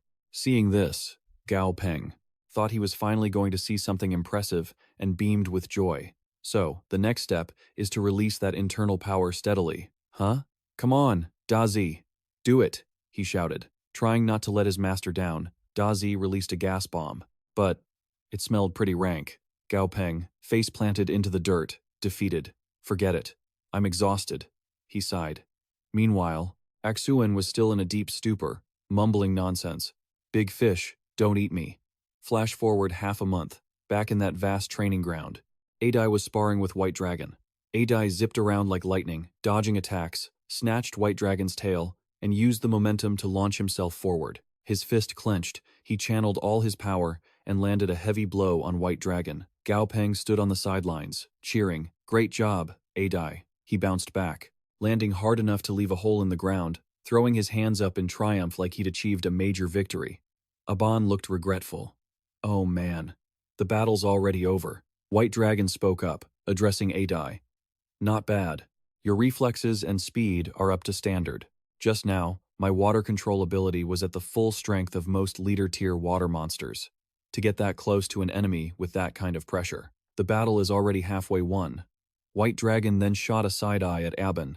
As for you, you're just a meat shield anyway. Just focus on taking the hits. Aban looked heartbroken, tears welling up in his eyes. Gao Peng comforted him. It's okay. At least you're not afraid of getting hit, right? High in the air, a bird appeared, sending fireballs raining down into the lake. Massive explosions erupted. After this training, TADM could finally control the fire element with ease. The power was impressive. As for Dazi, it seemed like he needed more training. Over on the other side, Axuan was happily hopping around. In these last 2 weeks, Axuan had finally leveled up to leader tier. Its spatial volume had skyrocketed enough to fit a whole car trunk. Finally, his dream of a mobile warehouse was becoming a reality. Gao Peng was thrilled, thinking, Grandpa's training goals are basically a success. Food, medicine, tents, and essential survival gear have all been prepped. Just as he was deep in thought, a sudden voice interrupted him. He turned around to see his grandfather. This is for you, grandson. Here, he opened the package to find a map, a computer, and a compass. Grandpa said, the computer and this map are solar-powered. It's got an electronic map inside, and you can even make calls, provided there's a signal. As for how to use the map and compass, I've already taught you. This is an internal map of all the surrounding regions, big and small, near Dushao City. All the dangerous areas are clearly marked. Study it well. You have a flying pet, which gives you an advantage over most pet masters. You'll encounter more obstacles, so you have to learn how to choose your battles. I'm here for you. I'll always be your rock. Whatever you want to do, be bold and go for it. Touched, he opened his eyes wide. Grandpa, I remember your hair used to be black, he promised. I'll be back soon. Outside the city, in the deep forest, Liu Yifei was scouting from the sky, while Gao Peng's group was checking their route on the map below. We must be right about here. There are so many red circles on this map. I count at least 10 of them, and these are all territories of Lord-tier monsters. No wonder, Grandpa said, the wild is dangerous. To evolve Aban to epic quality, he needs to swallow a geological heart, then be buried in Black Mountain soil for 72 hours. Then he can evolve into an Earth Shield Beast. Geological heart. Geological heart, he muttered, opening his system interface. I wonder if my soul strength has increased. The system interface showed. The geological heart is easily found deep within caves, surrounded by mountains. When you focus on certain documents in the data frame, it can actually reveal the creature's living conditions. Suddenly, a giant swarm of mosquitoes descends from the distance. Liu Xiaoyu quickly shouts, Master, there's a huge swarm of giant mosquitoes. No sooner said than done, he gathers his power to create fireballs, preparing to strike, but Gao Peng says, Hold on a second. Liu Xiaoyu, don't attack yet. Get down here first. Obediently, he lands on a tree branch and asks, Master, why not let me attack? They're totally caught off guard. He explains, in this deep forest, the light is dim, and the trunks are massive. Plus, with the brush being this thick, you have no idea what else is hiding out there. If other mosquitoes are lurking, we'll be in trouble. When dealing with these monsters, we have to use our brains. As he speaks, he reaches into Ashwan's spatial inventory. He pulls out a large bag. At this moment, both his and Ashwan's expressions turn devious. He says, This is the super-grade mosquito killer. It's a mixture of various mosquito-repelling plants. Night-blooming jasmine, chrysanthemum, lavender, geranium, and clove. Golden-bordered chrysanthemum and 7-mile fragrance. Aban opens the bag and holds it high, while Adai fans it vigorously to scatter the medicinal scent toward the giant mosquitoes. Liu Xiaoyu just stares blankly as he continues. Now, witness a miracle. The moment the giant mosquitoes inhale the scent, the whole swarm drops dead to the ground. They've all punched their tickets to the afterlife. The protagonist's party, hiding behind the bushes, cheers. That was easy to manage. Basic operations, just basic operations. Aban, Adai, Aban, Dazi, and Liu Xiaoyu are all wide-eyed with admiration. The protagonist's journey continues. Now, they are all being carried on the shoulders of the massive Adai as they wade through a stream. Gao Peng says, Let's see. First, we cross this stream, then head to the right. Suddenly, he senses danger lurking. Whoa, a green leopard lunges out, pouncing at Gao Peng. Its name, Wind Dart Leopard, a level 26 monster. Monster rank, Elite. Monster attribute, Wind Element. He thinks to himself, too fast. Luckily, Abao intercepted it quickly, or I would have been hit. Abon lunges from Adai's arm, landing a powerful blow that sends the leopard fleeing into the forest. Liu Zhaoyu tries to chase after it, but he stops him. Liu Zhaoyu, get back here, he thinks. None of my spirit beasts have exceptional speed. Abon only excels at close-range bursts. But at long range, he just doesn't have the reach. If I let Liu Zhaoyu chase it alone, it's too dangerous. He grumbles irritably. Don't let me catch you, you leopard. If I do, I'll definitely skin you. No sooner had he finished when a vine whips out from behind, lashing toward him. But luckily he reacts. He dodges the attack just in time. Monster name, Golden-Bordered Kneeling Vine Demon, level 29, boss grade. Monster attribute, Wood Element. Monster level 1, Fire Element 1, Lightning Element. And there's more? This is the second time. Are you really picking on me? He bellows in a rage. Do you think a tiger won't roar because it looks like a sick cat? He barks, Dazi, Liu Zhaoyu, strike. Dazi and Liu Zhaoyu quickly channel their inner energy and enter attack mode. They unleash their power simultaneously, sending the monster straight to the afterlife. You still want to play coy, huh? Go ahead, try pretending now. He steps forward and picks up the Essence Core, a boss-grade plant monster core. Selling this on the market could fetch at least 1,000 credits. He hands the core to Aban to store in the spatial inventory and says, let's find a place to set up camp. After a while, they finally find a cave. This cave is windshielded and has good cover. There's even a water source nearby. Let's stay here. I should mark this on the map. It can be a temporary safe zone later. As he approaches the cave, a small yellow duck waddles out, going quack, quack, quack. He is caught off guard. Huh? A duck? That's a unique sound it's making. I'm borrowing your nest for a bit, so quit your squawking. Hurry up and get lost before my beasts get hungry. The duck keeps quacking. He snaps. Even the sound is wrong. How embarrassing. A quacking duck. He thinks to himself. With this kind of intelligence, I really wonder how you've survived until now. Monster name, Divine Art Duck. Monster rank, level 10. Monster quality, epic grade. Monster status, healthy, tired. Monster trait, power up. Passive effect. When attacked, it has a certain chance to trigger a continuous body enlargement. At the same time, its defense and speed stats increase proportionally. He is stunned. What? It's actually epic quality? As he says this, he turns to leave, ignoring the confused duck. Forget it, let's go. We need to reach our destination today. You silly thing. If you keep growing like that, it won't be easy. If you run into humans later, don't go near them, or one day you'll end up dead without even knowing why. Adai starts whining, saying, Master, I'm starving. I want to eat duck. Dazi also complains, I'm hungry. Let's eat duck. Eat duck. Seeing Dazi complain, Aban says, Why are you hungry? Adai has been carrying you the whole way. Dazi retorts, He's just riding Aban. He's learning from him. He's learning from him. Liu Zhaoyu calls out, Master. He replies, I know. A small figure is peeking out from behind a large tree. Suddenly, it dashes out, yelling, Quack, quack, quack. Liu Zhaoyu replies, Quack, quack, quack. He asks in surprise, Liu Zhaoyu, you understand him? Liu Zhaoyu says proudly, I'm a level 8, in bird language. He facepalms. At this moment, the silly duck runs quickly over to him, quacking. Quack, quack, quack. It says, Big duck, wait for me. Big duck, wait for me. Master, it thinks you're one of its own. He thinks, huh? Is it because I fixed its accent? He turns his back and walks away, saying, Don't pay any attention to it. Aban, pick up the pace, or we'll be spending the night in the deep forest. That's too dangerous. The silly duck keeps chasing behind them, quacking, quack, quack, quack, quack, as if to say, Stop, wait for me. He orders Liu Zhaoyu to tell it to be quiet.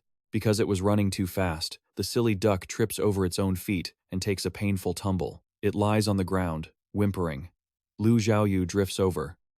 This strange duck doesn't like me either. Everyone dislikes me, and even mom and dad don't want me. Suddenly, he picks it up. Quack! Oh, thank goodness, Big Duck didn't leave. Liu Zhaoyu feels sorry for the silly duckling and says, Master, this silly duck seems to have been abandoned by its parents, and it's still so young. Do we really have to leave it here? He crosses his arms and turns away, saying, Forget it, I've already got enough trouble. Just bring it along. He thinks to himself, since it's epic grade anyway, it's not a loss. Liu Zhaoyu was thrilled to finally bring the silly duck along, and he told Adai to bring the duck up here. Dazi also chimed in.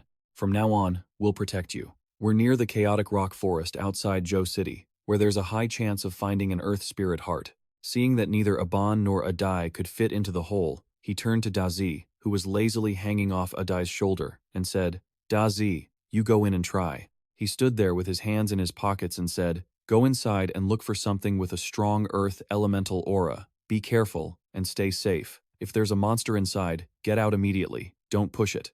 Dazi wiggled into the cave, saying, got it. He watched their back cautiously and spotted a monster. A stoneback scorpion, level 11, elite grade monster. Ordinary quality? Quack, quack. The silly duck squawked twice upon seeing the monster. He thought, luckily, the monsters in this area aren't strong. Adai asked, Master, should I chase it away? He replied calmly, no need to worry. Even though this scorpion's level is higher than the silly duck's, it's only ordinary quality. It won't be a problem. He encouraged the silly duck, who was ruffling its feathers, go on, let me see your combat power when you go all out. 10 minutes later, Liu Jiawu yawned and said, Master, those two, just how long do they plan on bickering? At this moment, the silly duck and the stoneback scorpion were arguing intensely in their own language. Quack, quack, quack, click, clack, click, he said helplessly. Forget it. Adai, chase it away. The scorpion ran for its life the moment it saw Adai. He turned around, skeptical. He wondered to himself, I really doubt how you've managed to survive until now. Quack, quack. Suddenly, Dazi shouted, I found it, Master. Good job, Dazi. Bring it out. Dazi crawled out with something in its mouth. Name, Small Earth Spirit Heart. Effect, contains dense earth elemental power and can help earth-type monsters evolve. He held the earth spirit heart in his hand and said, this is only the small type, but I'm sure it'll work. He recalled that Aban's evolution requirement was just 6 earth spirit hearts. There were no specific size requirements. They continued their journey to the spot they had noted for the black iron soil. Upon arriving, he had them dig a hole to bury Aban. The little guy was tearing up as it held the earth spirit heart in its mouth, and he said, lie down properly. We'll be waiting for you. Adai quickly filled in the hole. He said, we'll wait here for Aban to wake up. The owner of this place might return soon, so everyone keep your guard up. When night fell, a giant centipede appeared. Where did this duck come from, blocking my entrance? Meanwhile, the silly duck was sleeping soundly against a tree, unaware of the giant centipede's presence. The centipede suddenly bit the silly duck, startling it awake. Furious at being bitten, the silly duck used its power to grow larger. It turned to the centipede and asked, why did you bite me? The rude centipede didn't say a word and attacked the silly duck, causing it to cry in pain, covering its face. My eyes! My eyes! The centipede laughed smugly. Ke. It hadn't been smug for long before its jaw dropped, because the silly duck was truly enraged. It grew 5 or 6 times its size, making the centipede tremble in fear. Hearing the commotion, he came out with a sleepy face and asked, what's wrong? Why is it so noisy outside? Before his eyes, the giant silly duck was radiating, killing intent. Why? Why did this duck get so big? He finally understood why this silly duck had survived so well. The centipede was terrified by the silly duck's state and tried to run, but was stepped on and flattened. He stood behind the silly duck, thinking, at first, I thought its ability only increased its volume slightly. Plus, this kind of growth couldn't be stacked a passive ability that was a bit trashy. Now it seems like this is actually miraculous. The silly duck really is blessed.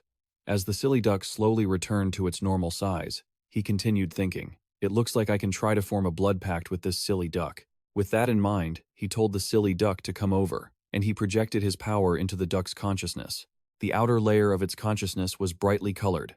He remembered the association president, Feng Tung, saying this meant comfort and joy. Suddenly, strange things appeared. Wait, a tree with wings in this consciousness? He was dumbfounded. Flowers with mouths and eyes? This duck looks so goofy. I never expected its inner world to be so rich. He paused for a beat. He was gradually being covered by a cold, blue color. He thought, why is it so heavy? The scene shifted to a view of 2 large ducks. Are these our children? Yes, our children. Look, its eyes are huge. The father duck yelled angrily, but it has 5 toes. It's a monster. At this time, the little silly duck was still small, thinking, what does monster mean? It sat in a corner, watching its siblings eat happily. The naive little duck thought, we're all siblings. Maybe they'll give me a bite. Who's your sibling, you freak? It was cruelly chased away by its own siblings, who warned it, don't come over here, monster. Get away from me. The little silly duck couldn't control its power, and grew larger, scaring the other ducks. A monster! It's really a monster! One of them ran to tattle to the father duck. That monster is bullying us. The fierce father duck tossed the little duck into a desolate place, saying, "You five-toed freak. Just stay here and fend for yourself." The mother duck, though reluctant, couldn't do anything. The little duck cried, "Why are you abandoning me? Why am I a monster just because I have an extra toe?" He watched everything from the side, thinking, no wonder its squawks were so unusual. No wonder it followed me after I just taught it 2 sounds. He felt pity for the little duck, thinking, it must be because it was cast out before, that this diamond duck became so sensitive. Wait, it's actually following me back? After all, no one has ever listened to its story before, and no one has ever had the patience to hear it speak. He reached his hand out and said, "Why think so much? Follow me from now on, and you can eat all the fish you want." The silly duck was moved and teared up, thinking, this strange, big duck. They successfully formed the pact. He then said, "Since we've signed the pact, I should give you a name. Seeing as you're all yellow feathers, let's call you Little Gold." The silly duck tilted its head, confused. Suddenly, from beneath the ground, a beam of light appeared. A Bon crawled up to the surface with sturdy armor and a mantis-like body. Monster name, Great Shield Mantis. Monster level, level 25. Leader grade, epic quality. Monster type, ancient. Ability, Earth Control level 2. Monster status. The Earth Soul Heart monster trait replaces the original heart, enhancing its interaction with Earth elements, while also stripping it of its ability to communicate with other attributes. Effect 1. A passive effect. Increases Earth Control energy level. Effect 2. Passive effect. Earth Guardian's Might. As long as it stands on the ground, it continuously absorbs Earth energy to form a layer of Earth element armor on its body. The Earth armor is closely linked to its ability to control the land. Gao Peng smiled and muttered, the evolution was a success, and it successfully evolved a monster trait too. This mountain expedition has really paid off. Let's go. Time to head home. Scene shift to the villa in Yuzhou. Just as Gao Peng finished his shower, he spotted a glass of milk on the table, along with a note. The company has some business to attend to. Eat breakfast first, then check the documents. Gao Peng sighed with a helpless smile. Grandpa is really too worried. Am I still a child? Better check those documents first. He opened the file and saw several photos of the West Sea Lake area. Huge schools of yellow fish were gathering.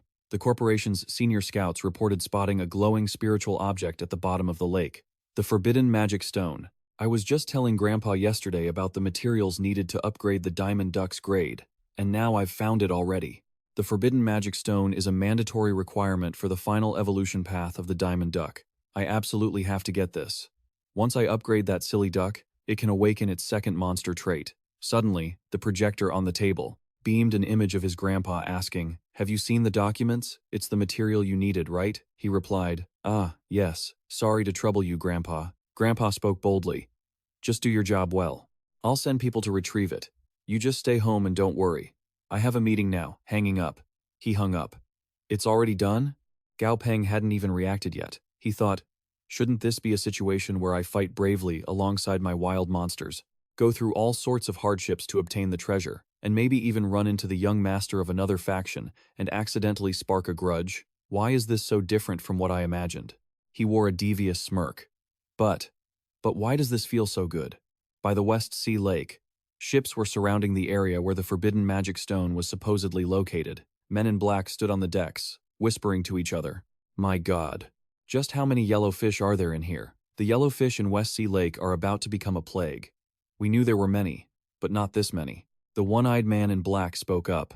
For this mission, the Blackgate Corporation is offering a price of 300 million Alliance dollars, plus 3 high-level boss-grade monster crystals. Do you really think this is going to be an easy job? Don't worry. With so many squads taking action, we just need to hold on until the end and grab the treasure. Under the water, a sea monster poked its head out. One man in black said, "Maybe we should head back? Even if we manage to get the thing from the lake bottom, we probably won't be able to get out of West Sea Lake alive, unless we have a flying-type monster." Another man in black trembled, pointing forward. "A flying-type monster probably won't cut it either. Boss, look over there. It's the Yin-Yang Golden Kite King." Those men shouted, not wanting to continue the mission anymore. "Forget it. Whoever wants this money can take it. We're out." Scene shift.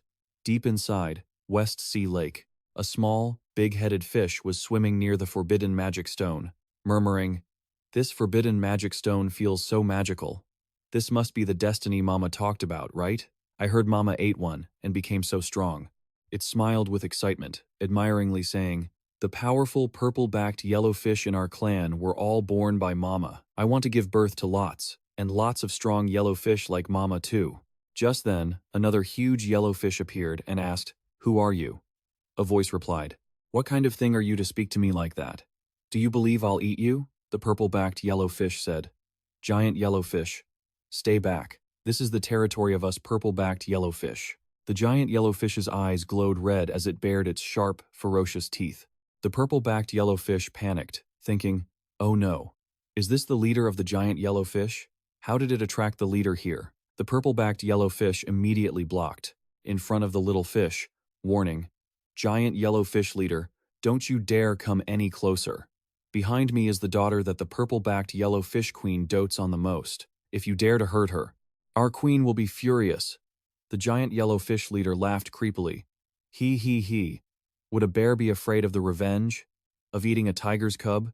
Because if a tiger had the chance, it definitely wouldn't pass up eating a bear's cub either. The purple-backed yellow fish queen has killed so many giant yellow fish, so today, isn't it fair if I eat her daughter? What? The purple-backed yellow fish panicked and shouted to the little fish. "Run! Quickly! We'll buy some time. Use the water shield to block it." Two purple-backed yellow fish tried their best to coordinate an attack on the giant yellow fish, to hold it back, but that little bit of strength didn't even scratch the giant yellow fish. It flexed its rippling muscles and arrogantly shouted, "You weaklings, your path of evolution is wrong. Muscle is everything." It roared while unleashing its power, making the purple-backed yellow fish faint. Taking advantage of the opening, it quickly snatched the forbidden magic stone. The yin-yang golden kite king released a burst of power and dove quickly into the lake, attacking the giant yellow fish that had just bitten the stone. "Don't you dare run! Hand it over!" The giant yellow fish used its tail to strike the leg of the yin-yang golden kite king, breaking one of its legs. It seized the chance to flee. The golden kite king cursed, so fast. The bald man standing on the ship saw the giant yellow fish fleeing and screamed orders to the guy next to him. "What are you dazed for? Go chase that fish. It's running for its life," the other guy continued. "That thing must have been swallowed by the giant yellow fish leader." "Don't worry, boss. That fish has been under our surveillance the whole time." At this moment, the giant yellow fish leader was hiding among other giant yellow fish. It opened its mouth and used its tongue to pass the forbidden magic stone to another giant yellow fish. It swam toward a long-haired man and stuck out its tongue, handing over the forbidden magic stone. He said to his henchman, "The target has arrived. Take the goods, and let's get out of here quickly." "Yes." He turned to the red-haired man with his hands behind his head and said, "And number 3, next time you're controlling these monsters, don't be such an idiot. The stupid things you say are so embarrassing. I could just die."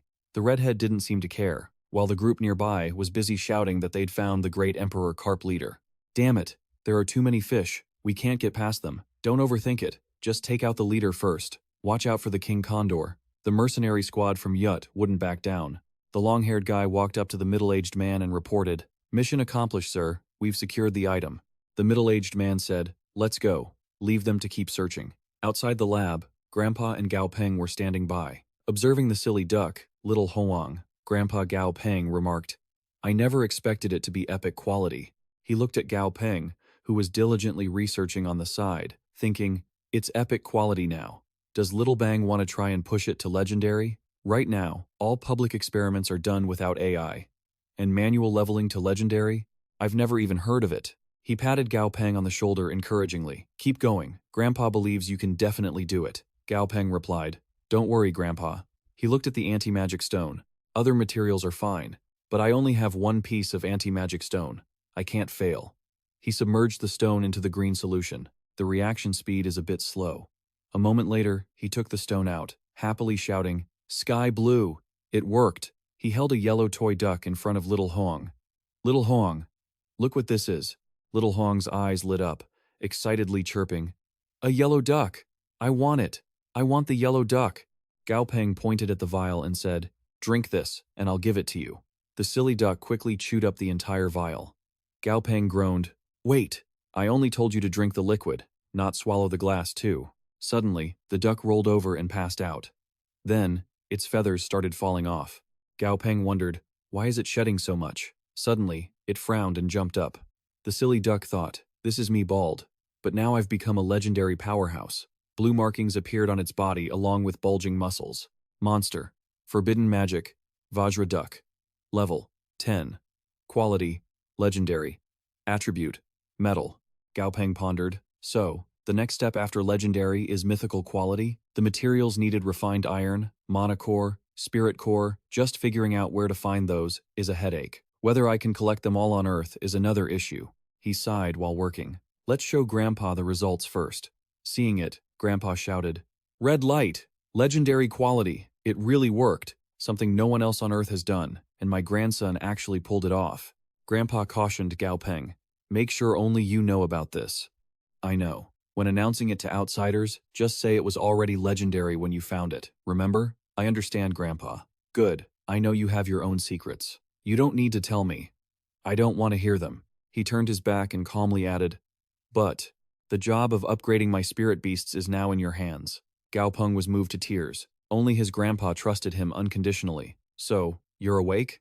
Little Hoang had come to. You're up? Don't worry. I think you look way too cool now. It aggressively pushed the door open and walked in front of a mirror. Quack, quack, quack. This is definitely the ugliest duck I've ever seen. It laughed foolishly. Quack, quack, quack. It suddenly froze. Wait, is this ugly duck me? It started crying and turned to Gao Peng. Big duck, what did you do? Liu Jieyu smacked the silly duck on the head. Why are you screaming? We are noble avian spirit beasts. Show some manners. The big one in a bond pouted. You dare talk about manners? Secret pattern magic. Highly resistant to elemental power. The intensity of this ability scales with the host's physical fitness. Effect 1. Passive. Extremely strong resistance to elemental magic, especially water. Effect 2. Active once activated. It temporarily triggers the secret pattern magic, forming an elemental vacuum field centered on the host, repelling all nearby elements and dissipating their power within range. Gao Peng laughed. The way I see it, Effect 1 passively boosts Little Hoang's magic resistance. The second ability creates a space void of elements like an anti-magic zone. He grinned excitedly, seeing the silly duck turn into this bald monstrosity, thinking, a bald duck that's immune to magic damage? The more they hit it, the stronger it gets. Scene change. Yucheng University, city campus. Gao Peng stepped out of the car. Finally here. Suddenly, he saw a familiar figure. Hey, do you need any help, Junior? The girl replied, No, thank you. It turned out she was also heading to Yucheng University. Gao Peng walked away, thinking, better go register first. Entering the campus. The Beastmaster registration desk must be around here. A group of people approached him. Hey, are you a freshman? Which major? Beastmaster or Beast Tamer?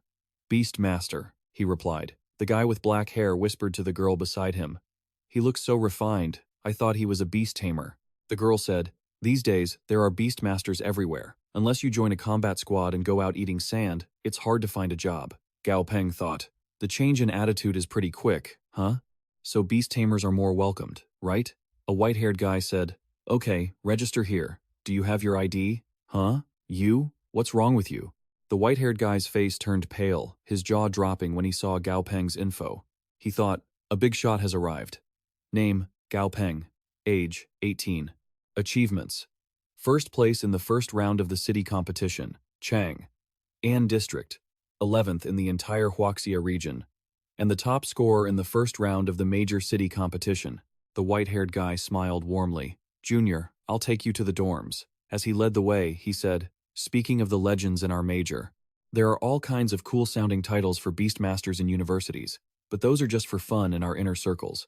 Nobody outside acknowledges them. But there are 4 exceptions, he said, his eyes lighting up. These 4 are true top-tier Beastmasters among all universities in Yucheng. Even the whole city of Yucheng has to acknowledge them. Their status and strength surpass the university level. Our Yucheng University has 2 of them. One of them is Senior Tiet Min, who is currently the permanent honorary manager for the city's base. These 4 people are the real top-tier tamers. In every university in Yuzhou, no. Even in the entire city of Yuzhou, everyone has to admit that their status and power surpass the university level. Among them, our Yuzhou University has 2. One of them is senior brother Shi Ming, who is now the permanent honorary manager of the city's geobase. The only other person from Dushao is my senior, Lam Huin Hui, who is a hunter. Most people in this world don't actually live in Dushao. They live near the city's outskirts. There are quite a few areas that Senior Lam has explored. He just brought me here. Oh, we've arrived. So, this is the student dormitory? It actually looks pretty fancy. Yeah, these are all single rooms. Each person gets their own space. It's not huge, but it's very well designed. Plus, every room has AC and a fridge. It was donated by the Dean of Dushao University, Mr. Kai Tian. As he spoke, he pointed at a statue. Junior. Look, that's the statue of Mr. Kai Tian. He introduced him proudly. He's the chairman of the Nam Thien Corporation, Ji Hundong, but we all just call him Mr. Kai Tian. He's also the guardian deity of Dushao City. Every time monsters have invaded, it's always been Mr. Kai Tian who drove them back. The geography of Dushao isn't great. It's surrounded by mountains. Since the cataclysm, the monsters have multiplied.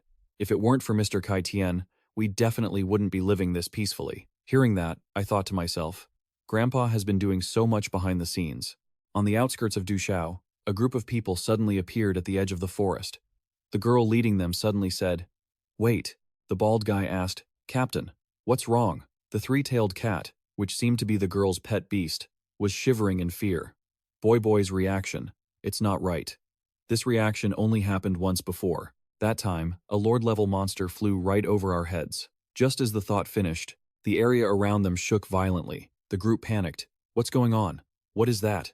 Back to the main character. I was standing by the window looking outside. Dozens of monster hunters have already gone missing in the forest northeast of Dushao City. It was raining heavily outside. Dark clouds were swirling, swallowing the entire sky. Is it really that serious? Do we have to use the white dragon just to ease the staff's anxiety? A 5-star lockdown. This is a level of lockdown that hasn't been issued since Dushao City was founded. Hearing the door open, I hurried downstairs and said, "Grandpa, you're back." My sister Duong's Mirage Lizard reached Lord level. I went to help, and Loi Kong is almost there too. Right now, Loi Kong is at the peak of the leader level. He should break through to Lord level soon. I hurriedly asked, "Did it go well?" Grandpa sat down, crossed his legs, and said, "It went well." This time, the Mirage Lizard went through a huge transformation. Maybe next time you see it, you won't even recognize it. I poured some tea and asked, "Grandpa, is this lockdown because of a new type of monster?" He looked puzzled. "A new monster? One that's never been discovered before?" "Exactly. And it seems like it's not just our Dushao. Signs of mutation are appearing in many places around the world," he said solemnly. The strange thing about these monsters is that many scholars have begun to suggest that ancient myths and legends weren't just made up.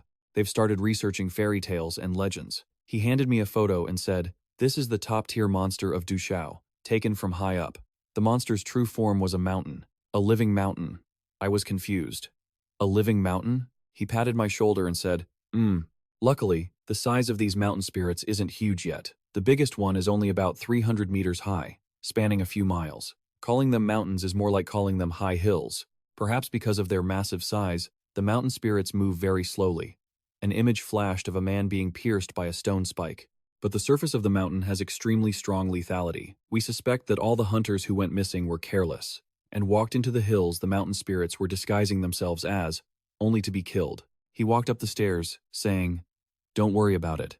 Even if the sky falls, Grandpa can hold it up. Besides, those mountain spirits have developed intelligence, which means they can be negotiated with. And when push comes to shove, the military has already used rockets and explosives for carpet bombing." Grandpa's face hardened. I thought to myself, I'm not like him. I'm not an unselfish person with high ideals, like sacrificing myself to save the world. I never hoped for them to be heroes, because heroes are the most dangerous things to be. He turned back and smiled. "Oh right, that 10,000-year yin gold you asked me to find. I've got a lead. I should be able to bring it to you in a few days." I changed my mood and replied happily, Grandpa, get some rest. Don't worry about these things anymore." After he left, I thought, the demon sealing stone was given to me by Grandpa. The 10,000-year yin gold is the material needed for Adai to reach legendary status, also found by Grandpa. Talk about being pampered. I grabbed my umbrella and headed out. Gao Peng, you've really been slacking off lately, haven't you?" Before, I had to stay low-key to protect myself. I walked, thinking arrogantly, "Well, let's make a big splash then." A few days later, at Dushao University, two classmates were discussing, Dang Lee, how was the effect of that bloody potion you bought the other day? Has your black storm ape evolved yet? I listened in on their conversation. The potion was indeed very good. After the black storm ape used it, its fur turned bright red. Its strength increased a lot, but its temper became more volatile. Just don't know when they'll sell that potion again. The situation is really tense right now. Everyone wants to become stronger. Leaving the room, I thought, Grandpa really produces potions fast. My phone vibrated. Grandpa sent me a message. It was a picture of a high mountain, looks like the one we passed by while in the forest. Monster name, Mountain Spirit. Monster level, 48. Lord level. Monster quality, normal. Attribute, natural, earth, rock. Monster ability, earth manipulation. Level 4. Monster state, lightly injured, angry. Monster weakness. 1 mountain spirit heart inside the body is a condensed life core. 2. Slow movement speed. But before, I didn't see this mountain have any new attributes. It's only been a few days. The mutation is happening fast, I pondered. A level 48 Lord level monster? Feels a bit tricky. And according to Grandpa, the mountain spirits near Dushao aren't just this one. There's a mountain range near Dushao. They call it the 100,000 Great Mountains. Just then, Grandpa called me on video. I answered, but all I saw was black. Grandpa, hey, isn't this a video call? Why is the screen black? The signal is weak, so the call is glitchy. Grandpa asked, Chibang, are you still at school? At the mountain location, everything was a mess. They've landed. A member of the expedition team spoke up. The core of the mountain spirit has been taken, sir. Understood. You guys continue collecting data. I'm reporting to headquarters. Meanwhile, Grandpa Gao Peng was standing on the back of his white dragon, on a video call with him. Anyway, since you're up so high, he asked again. Grandpa, what did you just say? I couldn't hear you clearly. What did you say about little guy? Go home first. I just got a little exercise today. I'm heading home now. After saying that, he hung up. He and the white dragon both grinned, showing their teeth, radiating a fierce killing intent. He rolled up his sleeves and shouted boldly, Old buddy, let's have a real workout today. At the second outdoor experimental field of Namthean, a man with a mustache was reporting to Director Kai Dong about the mountain spirit. Sir, you took action to handle it. The sampling is finished. The lab results will be synced to our corporation shortly. He continued to flatter him. It's fortunate you stepped in. The military says they've reached a temporary peace agreement. The director waved his hand, saying, at the same time, they possess consciousness.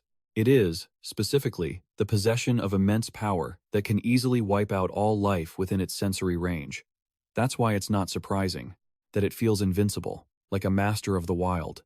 He analyzed seriously. Under such circumstances, even if the mountain spirit has intelligence, there has never been effective negotiation. Now that it senses its own kind failing, realizing it isn't invincible, it finally has the possibility for negotiation. Then, the director concluded, when facing monsters, sometimes persuasion through brute force is the most effective method.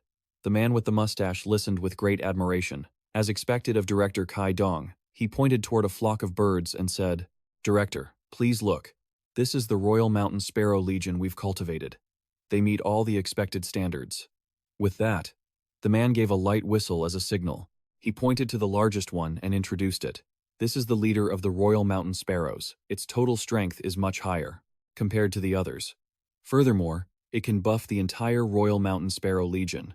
The director crossed his arms and ordered, test their combat power. The man with the mustache quickly replied, yes. He turned, pressed the controls, and instantly, a heavy iron door swung open. Director Kai Dong, the combat power of these Royal Mountain Sparrows absolutely exceeds imagination. I really want to meet the person who researched this royal serum. A giant hog burst out of the iron pen aggressively. The man with the mustache quickly explained, this is a leader-level hog monster. Under normal circumstances, Royal Mountain Sparrows definitely wouldn't attack a monster of this level unless there's a swarm of over 100,000 of them, or they're in a state of starvation. The lead bird raised its neck and let out a loud cry. The Royal Mountain Sparrow Legion responded to the command and instantly lunged at the hog monster. The whole swarm swarmed it, leaving it no chance to react. As they fought, their strength and ferocity grew. Strange red lights radiated from their bodies, becoming increasingly distinct. The man with the mustache cheered excitedly. This isn't their limit. As long as we keep using the royal serum, the strength of these Royal Mountain Sparrows can still be increased further. The person who invented this serum is truly a genius. The director was also very satisfied. You all have performed very well. Keep it up, he thought to himself, feeling happy and proud. My grandson is naturally a genius. The materials have already been delivered to Little Bong. By now, the boy must have already started. Just as the director guessed, Gao Peng was currently scribbling something on the ground. This spot here, and this spot too. A moment later, he stood up to observe his result. Finally done. But this evolution altar is just too eerie, isn't it? Gao Peng reached out to his flying jellyfish and said, Aban, give me the box containing the 10,000-year yin gold. It obeyed and handed it over, seemingly very afraid. The creature timidly hid behind its master. Gao Peng picked up the crystal and observed it, as expected of a super rare material. Even just holding it makes my whole body feel freezing cold. He quickly tossed it to the skeleton on the altar. Adai, swallow it. It obeyed and swallowed it. Very quickly, the surrounding space changed drastically. A blue flame erupted in an instant. Gao Peng had to shield his eyes from the intense light ahead.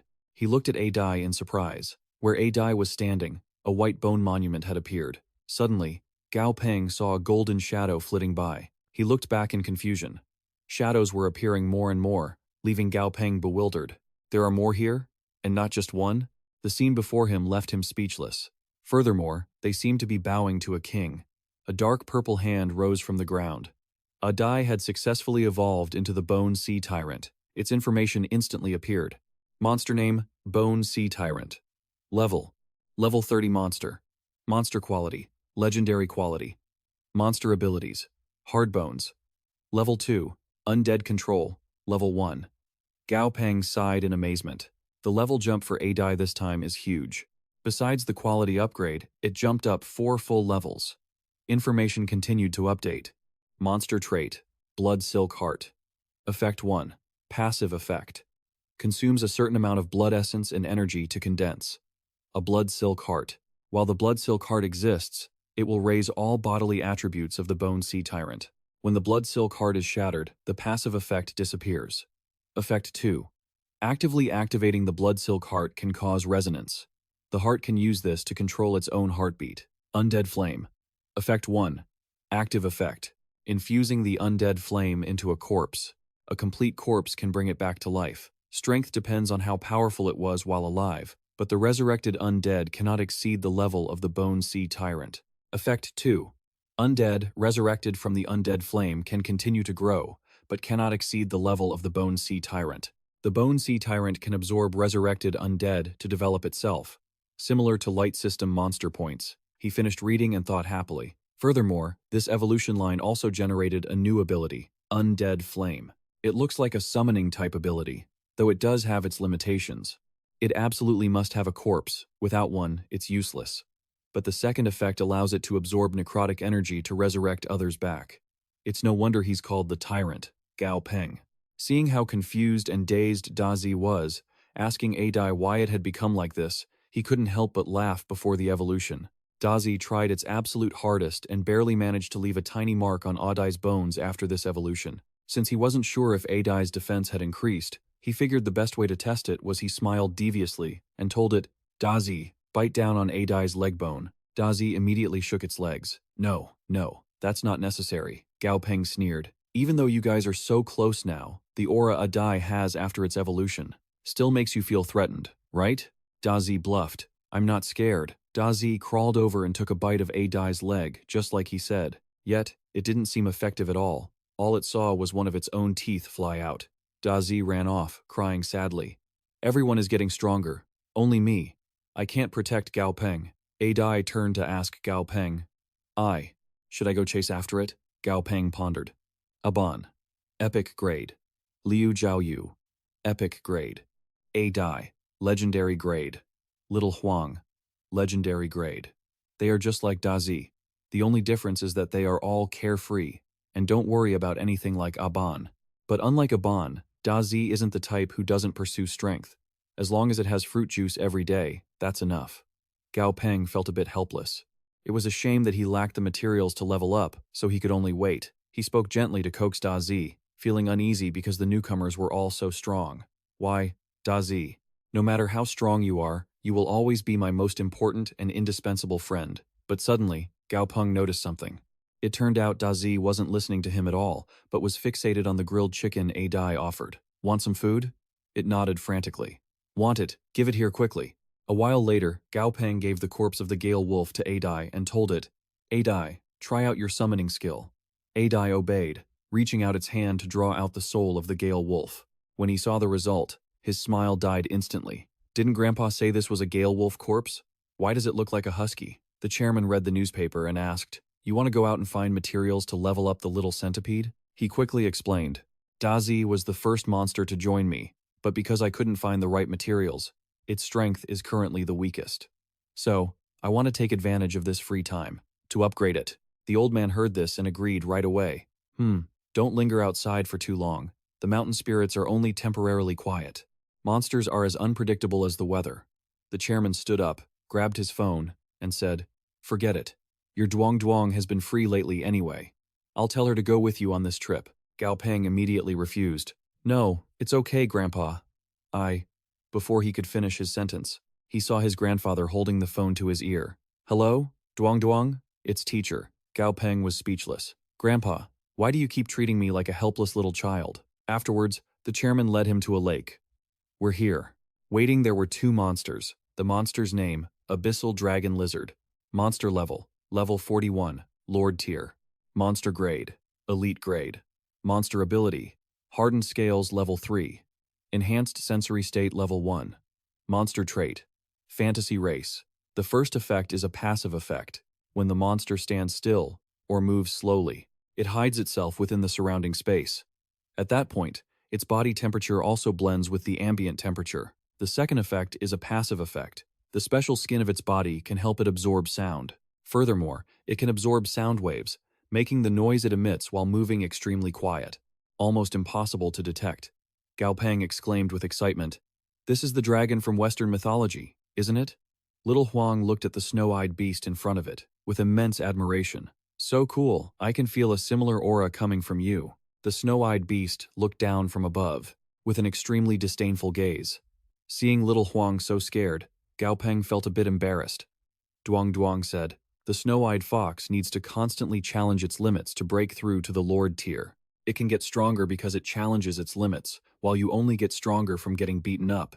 And you still dare to say you have a similar aura?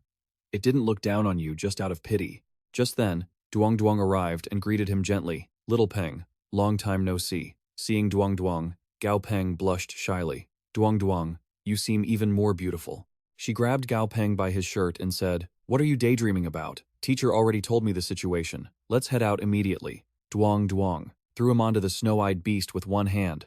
Let's go. The abyssal dragon lizard grabbed Adai with its claws and flew away.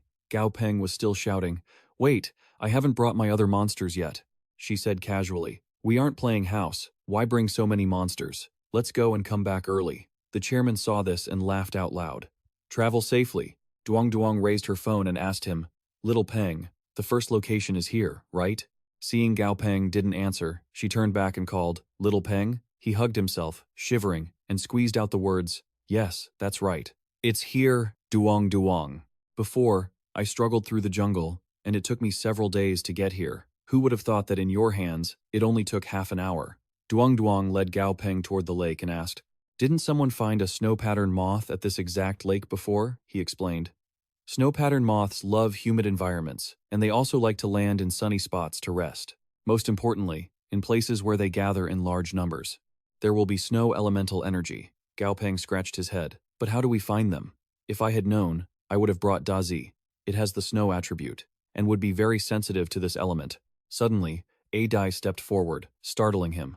Adai raised its hand, condensed a bit of spiritual energy, and then casually tossed it into the lake. Instantly, strange fish floated to the surface of the water. Gao Peng was slightly panicked. Oh my god, so many spirits? Adai really was a master of harvesting spirits. Adai turned to tell him, Master, just order us if you need to find anything. Gao Peng put his hands in his pockets and said softly, Anything with spiritual energy at the bottom of the lake, just bring it all up. Besides, Aban's storage space is quite large. Duong Duong nudged him with her elbow and asked, This little skull of mine can revive monsters? Gao Peng didn't deny it. Yeah, that's Adai's new ability. You don't seem too happy about it? It's definitely a cool new ability, But that little skull isn't a melee type, is it? Why does it have this summoning skill now? It's all over the place. That's not really stable. You know? He scratched his head and admitted, at the time, I didn't think that far ahead. Besides, the chance to upgrade to legendary quality relies entirely on luck anyway. With my current strength, I don't really have the luxury to be picky. Duong Duong smiled and advised him, you're in a pretty good spot right now. If you get a chance to upgrade to legendary, you've got to take it. You need to boost your strength to even have a seat at the table. She continued to encourage him. Anything rated as legendary quality is guaranteed to have massive potential and power. The number of spirits Adai's spirit summoning can revive is limitless. That means Adai could literally create a natural disaster all on its own. Just based on that, you can confirm it's definitely legendary quality. After they had been talking for a while, the swarm of spirit fish returned. He was a bit surprised by their speed. Back already? But most of these are just junk. Suddenly, Gao Peng noticed a few of them holding crystals in their mouths. Their information updated instantly. Monster name: low-grade pure water crystal. Description: the monster has elemental water energy on its tongue, easy to form mineral veins, easy to absorb, and has a wide range of uses. He couldn't help but think, looks like there's a water crystal mineral vein under this pond, but it seems like it's newly formed, so the purity is still really low. Gao Peng turned to Adai. There's probably nothing left underwater. Let your little buddies take a rest. Even though finding a water crystal vein was an unexpected gain, Adai listened and retracted the spirit power it had released. Adai's level suddenly skyrocketed. Level increased. Monster level 31. Seeing this, he gasped in shock. Huh? Adai leveled up? Level 31? Is the effect of spirit energy really that significant? Suddenly, Duong Duong noticed something, and she lunged forward to shield them. Damn it, there are mountain spirits around here. She threw Gao Peng onto the snow-eyed beast's back again. He was terrified. Not again. Gao Peng let out a long sigh. Before, when I saw dead things, I didn't really feel much. Why is this monster thing so terrifying now that it has consciousness? If this were some scaredy cat or someone with a weak heart, they'd collapse right there. Forget it. I'm turning around to run for it too. The mountain spirit opened its eyes and growled. Human! He called out to Duong Duong. Duong Duong. That mountain spirit seems to be calling to us, she asked, confused. What did you say? Gao Peng pointed at the mountain spirit and replied, it seems to be saying, humans, I want to trade with you. They flew back to where the mountain spirit was. Gao Peng couldn't help but think this was a completely unexpected surprise. He never thought he'd get such valuable information here in the mountains.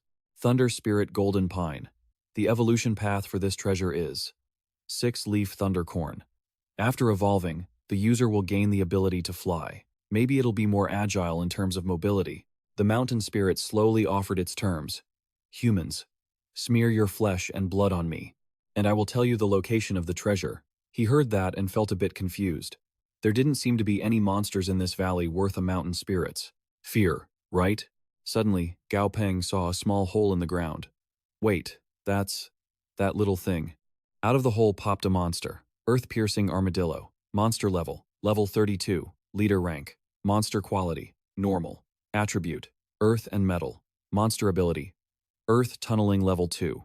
Wait, a monster with fire attributes? Gao Peng exclaimed in surprise. Earth-piercing armadillo? A tunneling armadillo? The mountain spirit continued. There are a lot of them down here. He guessed. Could it be that these earth-piercing armadillos are the natural counter to mountain spirits? Why? Gao Peng felt completely bewildered. The legendary earth-piercing armadillo can cross mountains, tunnel through the earth, and roam the world. After evolving, an earth-piercing armadillo would definitely have immense power. But a Lord-rank mountain spirit being countered to this extent by a leader-rank armadillo seems a bit magical. Grandpa used to say that mountain spirits rely on their senses and their special abilities, almost like brainwaves, to scan all life nearby. Would it really be afraid of this tiny earth-piercing armadillo? Duong Duong didn't hesitate anymore. She ordered, Snow-eyed, blow all this dirt up. It listened and created a super powerful orb of spirit energy. The force it released cleared the layer of dirt underneath in an instant. The earth-piercing armadillo was sent flying into the sky. The snow-eyed beast took the opportunity to dive down. Gao Peng panicked, clutching onto its fur and screaming, Sister, I'm still on its back. The snow-eyed beast very quickly snatched up the tiny earth-piercing armadillo. It immediately tossed the armadillo to the mountain spirit. Instantly, the armor on its body started to move. The armadillo was crushed and absorbed almost immediately. Duang Duang, up above, declared, "I've given you one earth-piercing armadillo. Now, can you tell me where the Thunder Spirit Golden Pine is?" The mountain spirit grumbled. "Not enough. One armadillo isn't enough. Not enough." She set a condition. "You tell me the location first, then I'll catch them for you. Otherwise, what if you play dumb later?" It slowly revealed, "It's to the east. But for the specific spot, I need more armadillos. I need the flesh and blood of 4 more armadillos." Duang Duang snorted coldly. "I hope you're a creature that keeps its word," the snow-eyed beast continued. Hearing this, Gao Peng screamed again. "What? Again?" For the second time that day, the snow-eyed beast dove from the heights. The earth-piercing armadillos sensed the danger and quickly started digging holes. Seeing that, Gao Peng alerted Duang Duang. "Sister, look, they're digging down," she said softly.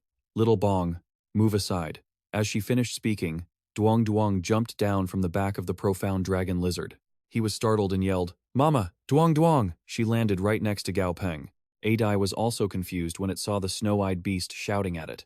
Duang Duang shouted loudly, "Go, profound dragon lizard!" The profound dragon lizard quickly dove and plowed through the earth. Very quickly after that, it threw one earth-piercing armadillo up. Then, 2 more were caught. Looking at the 3 armadillos lying motionless on the ground, Gao Peng couldn't help but exclaim, "All 3 earth-piercing armadillos. Even a lord tier couldn't get away. How brutal. Just brutal." Duang Duang called out, "Can we talk now?" The mountain spirit replied, "It's 5 mountains to the east. The thing you're looking for is right there on the ridge." Duang Duang immediately sent the abyssal dragon lizard to scout it out. "You'd better not be lying to us." As the abyssal dragon lizard went to check, the mountain spirit insisted firmly, "We never lie." Both Duang Duang and Gao Peng looked skeptical. 10 minutes later, they saw the abyssal dragon lizard returning. "Big sis Duang, look. The abyssal dragon lizard is back," Gao Peng cheered. "It really found it. It's called the Lightning Spirit Golden Pine." Gao Peng was thrilled. "It's the real deal." Duang Duang turned to him and asked, "Well, what do you think?" Gao Peng gave a thumbs up. "No problem. Since they got what they wanted, they left right away. Pleasure doing business with you. We're off." Duang Duang was a bit curious. That mountain spirit is already a lord tier, right? Why would it keep obsessing over the flesh of a few leader tier mountain armor beasts? Gao Peng shook his head. "No idea. Maybe there's something in the mountain armor's blood that helps it evolve, or maybe there's something near their habitat that attracts the mountain spirit. It wanted me to help it catch the mountain armor, but its real motive might just be to drive them all out so it can have the treasure in their territory all to itself." Duang Duang suddenly chuckled. "It's been a while, Xiao Peng. You've gotten a bit more cunning, haven't you?" she suddenly suggested. "Enough, joking around. So, why don't we just take what the mountain spirit needed while we're at it?" Gao Peng wittily replied. "That was just a guess of mine. Whether it's true or not, we'd need to confirm it. Besides, getting the materials to upgrade Dazi is lucky enough already. Greed can backfire on you." "Big sis Duong," he thought to himself. "What's the rush? We've got plenty of time." Gao Peng and Chief Dong went to the industrial factory. On the outskirts of Duchou, the factory manager quickly led them inside and introduced, "That side over there is where we process monster bones. Please, come this way. Unless absolutely necessary, we don't throw bones away. We either grind them into powder. Monster bone powder has high nutritional value, or we feed them to the tamed beasts." He pointed to an area full of bone fragments and repeated, "Unless necessary, we don't discard bones. We either grind them into bone powder, which is highly nutritious, or feed them to the beasts." Gao Peng felt a bit disappointed. The bones Adai needs for undead resurrection need to be at least 3/4 complete, but most of the bones processed in this factory are just too broken. He spoke up and asked the factory manager, "Manager, are the bones here always this shattered?" The manager looked awkward. "Broken? These all still have a decent chunk left to them, don't they?" Chief Dong immediately gave the order. "Starting from today, when the factory processes monster carcasses, try your best to keep the skeletons intact." The manager immediately bowed. "Understood, Elder Dong." Gao Peng instructed. "Adai, did you remember the path we took? Starting tomorrow, come to this factory, revive all the processed skeletons. Then, recover the undead flames. I've taught you this a few times now. You get the steps, right?" Adai replied. "I've got it." Chief Dong suddenly asked, "Just doing this is enough to level up Adai? You don't need your grandfather to help find other materials?" Gao Peng immediately refused. "No other materials needed. This is plenty." "Thanks, Grandpa." Although this method was a bit of a gamble, But in the current situation, no matter the method, as long as it's beneficial, it's worth it. He walked over, patted Gao Peng's shoulder and said, "What are you being so polite for with your own grandfather? Die is all set. The centipede materials you need will arrive tomorrow. Handle the rest yourself." Gao Peng suggested, "I'll go for a walk with you, Grandpa." Before heading back, Chief Dong laughed, teasing him. "You kid? Being all sentimental? Fine, let's walk." "Oh right. What kind of plant is that one you brought back?" Gao Peng explained. "Grandpa, it's called the Lightning Spirit Golden Pine. The fruit can help Da Zi evolve into a flying-type tamed beast." He marveled. "That's excellent." Gao Peng continued. "Grandpa, I also just discovered a Lord-tier flying-type beast. That's incredibly convenient. If I can get one, or even two." The next day, Gao Peng carried a box into the garden to find his tamed beast. Da Zi, come out here. Time to evolve." As soon as it heard that, it poked its head out from the branches. "Evolve?" He showed Da Zi the box and said, "Look at this. The materials are here." Gao Peng said, "Let's go." To the lab. It was overjoyed, cheering as it went. "Evolving, evolving." He looked at the stack of cicadas and said, "Special processing." He had already used the custom solution, then soaked the purple-backed lightning centipedes in the prepared concoction. Gao Peng sighed. Should have borrowed an assistant from Grandpa yesterday. Suddenly, someone walked in and said, "Hello." The newcomer introduced herself. "Mr. Gao, my name is Tu Qingji. I'm your assistant." Gao Peng was a little surprised. This hair. The surname felt familiar. He asked, "You're a Tu? So, are you with Professor Tu at the corporation's lab?" She answered right away, "That's my uncle, Mr. Gao. Although I haven't graduated yet, I've been a member of the taming department in the student council since I enrolled. You could say I'm a core member. You don't need to worry about my ability." Gao Peng felt reassured. "All right, don't just stand there, come help me out. I'll teach you how to process the golden-winged cicadas." Gao Peng started working, meticulously analyzing as he went. Use the needle to pierce the head, then switch to the knife. When you pierce it, you have to be steady, precise, and fast. Don't hesitate. Otherwise, the cicada will struggle and damage its wings. He continued. When extracting the wings, take your time, don't rush. It's okay to be slow, but you must find the joint. Then, use the knife to make a light incision. In just a few minutes, Gao Peng finished the procedure. "Look at this. That's how you get the wings out perfectly. You try." Tu Qingzi took his place, working seriously and following his lead. Her movements were fast, precise, and steady. Gao Peng stood to the side, unable to help but think, she's the niece of the researcher named Tu? That means her father and her uncle are both core members of the Nam Thien Corporation. I suppose that makes her one of our own. That makes sense. The lab has a lot of things that aren't supposed to be taken out. Grandpa would definitely send someone reliable who understands the situation.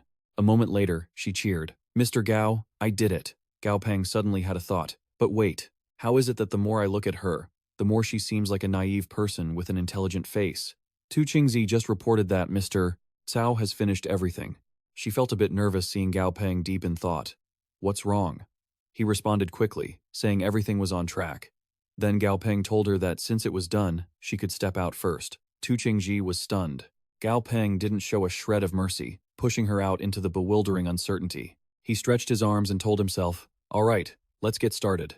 Gao Peng began the first step, soaking the wings in a reactive solution. The second step was to add the fruit of the lightning spirit golden pine. Once that was done, Gao Peng turned around and told Da Zi, "The potion is ready, Da Zi, jump in." It quickly leapt into the pool of solution, with an excited mood, thinking, "Evolution, evolution." Tu Qingja stood outside and exclaimed in shock, "What's that? Lightning?" She fumed and cursed, "I hope a bolt of lightning strikes that cold-hearted jerk dead. Use it and just toss it aside." The solution pool was blown away by the pressure. Gao Peng looked at the massive creature before him, overjoyed. Success. Da Zi has evolved to a level 28 monster, epic quality lightning element. Monster ability. Lightning control, level 2. Monster weak point. The 7th joint on its back. If hit, the body will be paralyzed. Monster trait, lightning wings. Effect 1. Passive effect, flight speed increases, and the frequency of wing flapping increases. It can emit a sound of lightning that affects the enemy's consciousness. The lightning sound effect is linked to the wing flapping frequency. Effect 2. Passive effect. The lightning wings will implicitly strengthen the host's wings. At first, there is only one pair of lightning wings. but it can strengthen all of the host's wings into lightning wings. This process is irreversible. Once strengthened, the lightning wings will be more flexible and sharper than any other pair of wings. Upgrade paths for legendary quality. 1 is Dragon Blood Evolution, 2 is Violent Lightning Evolution, 3 is Dark Evolution, 4 is Ancestral Evolution. Gao Peng praised it. This look is pretty cool. Dazi proudly declared, "This time, I'm definitely the strongest among the ones under your command." He was slightly worried. Adai must have arrived at the slaughterhouse by now. I wonder how things are going over there. Meanwhile, at the workshop, the monster skeletons were already filtered and moved down the conveyor belt. Adai slammed its hand onto the ground, channeling spirit energy to resurrect them. The monster soul's skeletons slowly rose from the ground. The factory owner also turned off the recording machine, warning the employee, "Act like you never saw what happened today. Delete all this footage." After it walks into the storage room, turn off the cameras. Understand? He replied fearfully. Yes.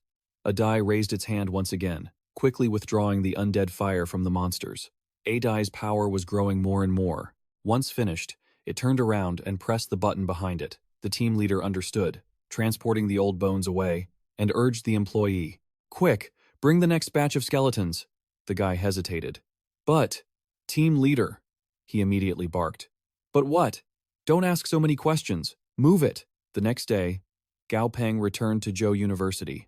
He walked while pondering, now that Dazi is level 28, and Adai, after a bunch of maneuvers at the slaughterhouse yesterday, it gained 2 full levels, reaching level 33. At this rate, before participating in the Youth World Beast Tamer competition, Adai might even break through to the Lord level, right?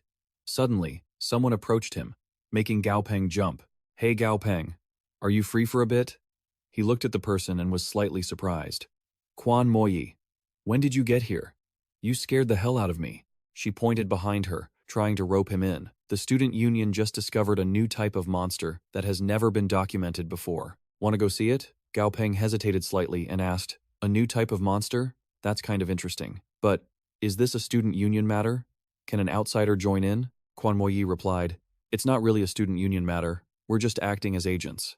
This is for a senior at Zhou University, so it's just the student union stepping up to call for help." He breathed a sigh of relief upon hearing that. "Oh, is that so? Then it's fine." Gao Peng turned back and told her to lead the way. Quan Moyi saw he was going the wrong way and called out, frustrated, "It's this way." She led Gao Peng to a buffet restaurant near the campus.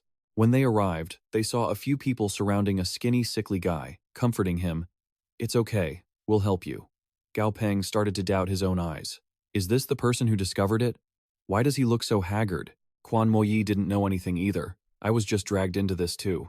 Let's just hear what they have to say." Someone stood up and introduced them to the two. "This is Senior Lai Duke, also a graduate of Zhou University." Another person sitting next to that senior urged him, "Senior, we're all here now. Tell us about the current situation." Lai Duke's mood was completely devastated. He said fearfully, "It's been a month, and even now, I don't dare to go home at night anymore." Li Duke started telling the story of the first day when loud arguing sounds appeared. "I didn't pay much attention to it at first. I even found it funny and interesting," he continued. "It wasn't until several days later that I suddenly realized." Li Duke was panicking intensely at that moment. "I live on the top floor. There are no rooms above me." He even mustered the courage to go up to the roof to check. "I even brought my Earth Golden Light dog along to scout. But when I stood in front of the rooftop door, I could still hear the sound of violent arguing." Lai Duck gathered all his courage to open the door, but the moment he did, the scene behind it left him stunned. But there was absolutely nothing there. It was empty and quiet. I couldn't find a single trace. The girls around them, hearing the story, hugged each other and trembled. The student union members had to reassure him, "Li Duke, don't worry. We have so many people today, and we have our beasts. Even if there is a monster, we'll scare it away." He sighed secretly. "All right, I hope so." Gao Peng whispered to Dai Hong beside him. "In a bit, if there's danger, just put me on your back. Then try to run outside. Use all the strength you use when you drink your milk to run. You hear me?" It frowned and retorted, "But I've never drunk milk. I'm just a little duck." He was speechless. "What little duck? Is there any little duck that can kick down a whole tree with one leg?" By the afternoon, everyone followed Li Duke to the place where the strange phenomenon occurred. "Everyone, that's my house right there." Gao Peng looked up to observe the building for a moment. By the afternoon, everyone followed Li Yu to the place where the anomaly occurred. "We're here," someone said. Gao Peng looked up and observed the building for a moment.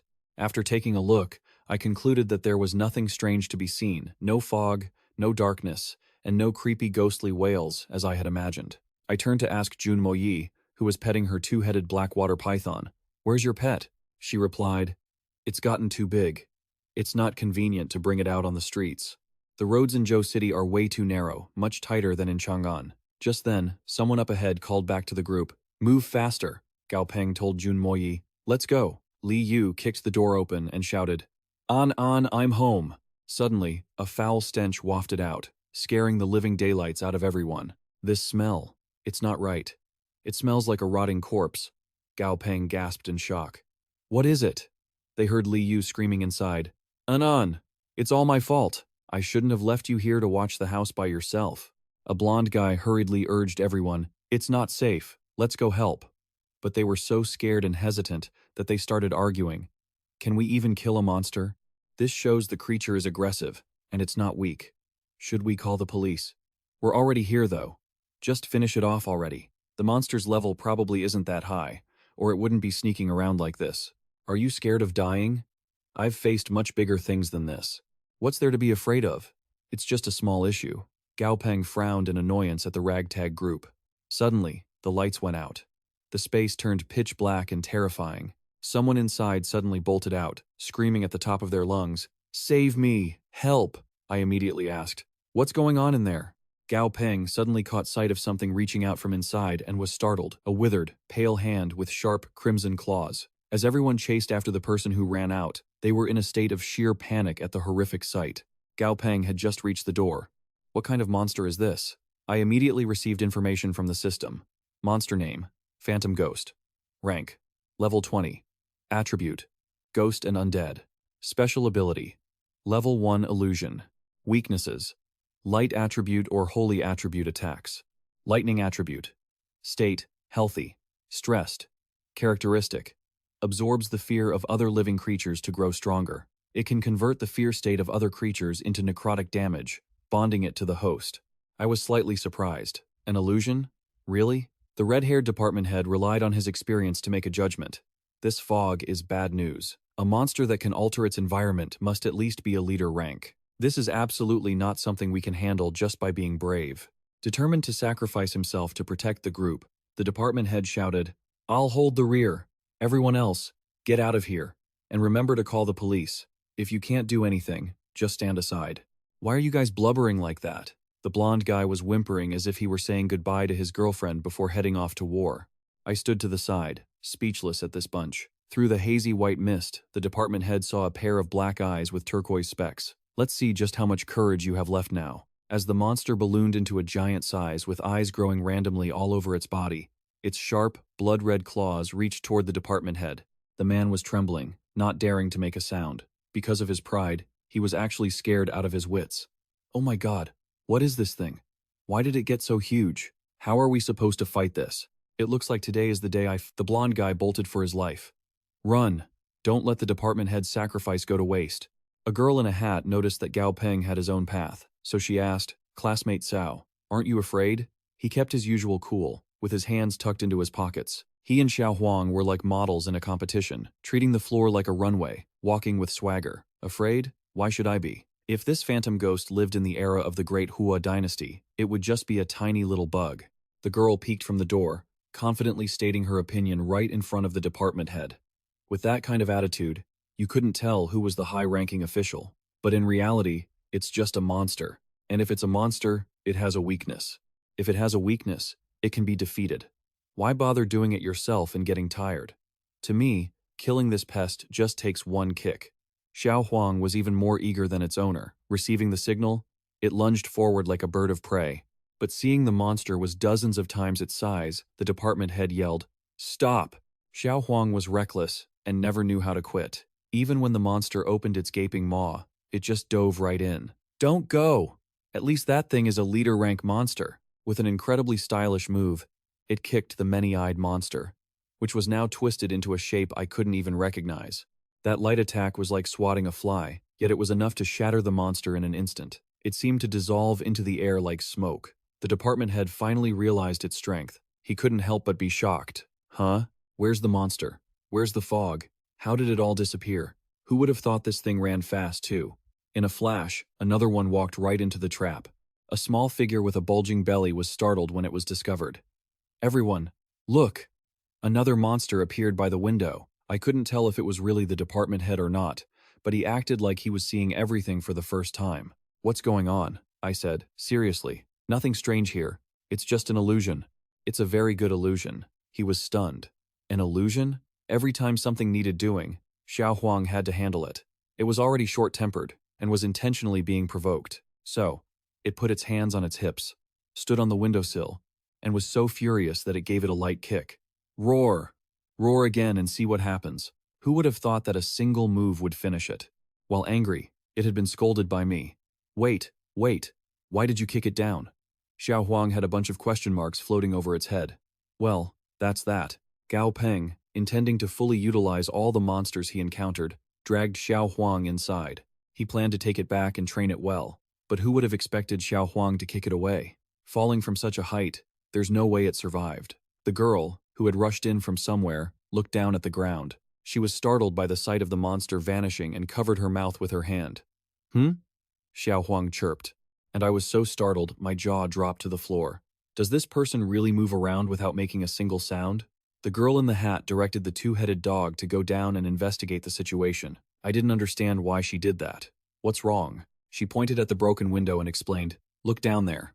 There's someone picking up the monster's remains. That guy is pinning the dog's feet down. Gao Peng felt like his brain was going to explode. The monster wasn't even alive anymore, and its blood had pooled into a puddle. Was there actually someone scavenging that? Since there's nothing left to worry about, you and little Huang can head back now. I'm taking off.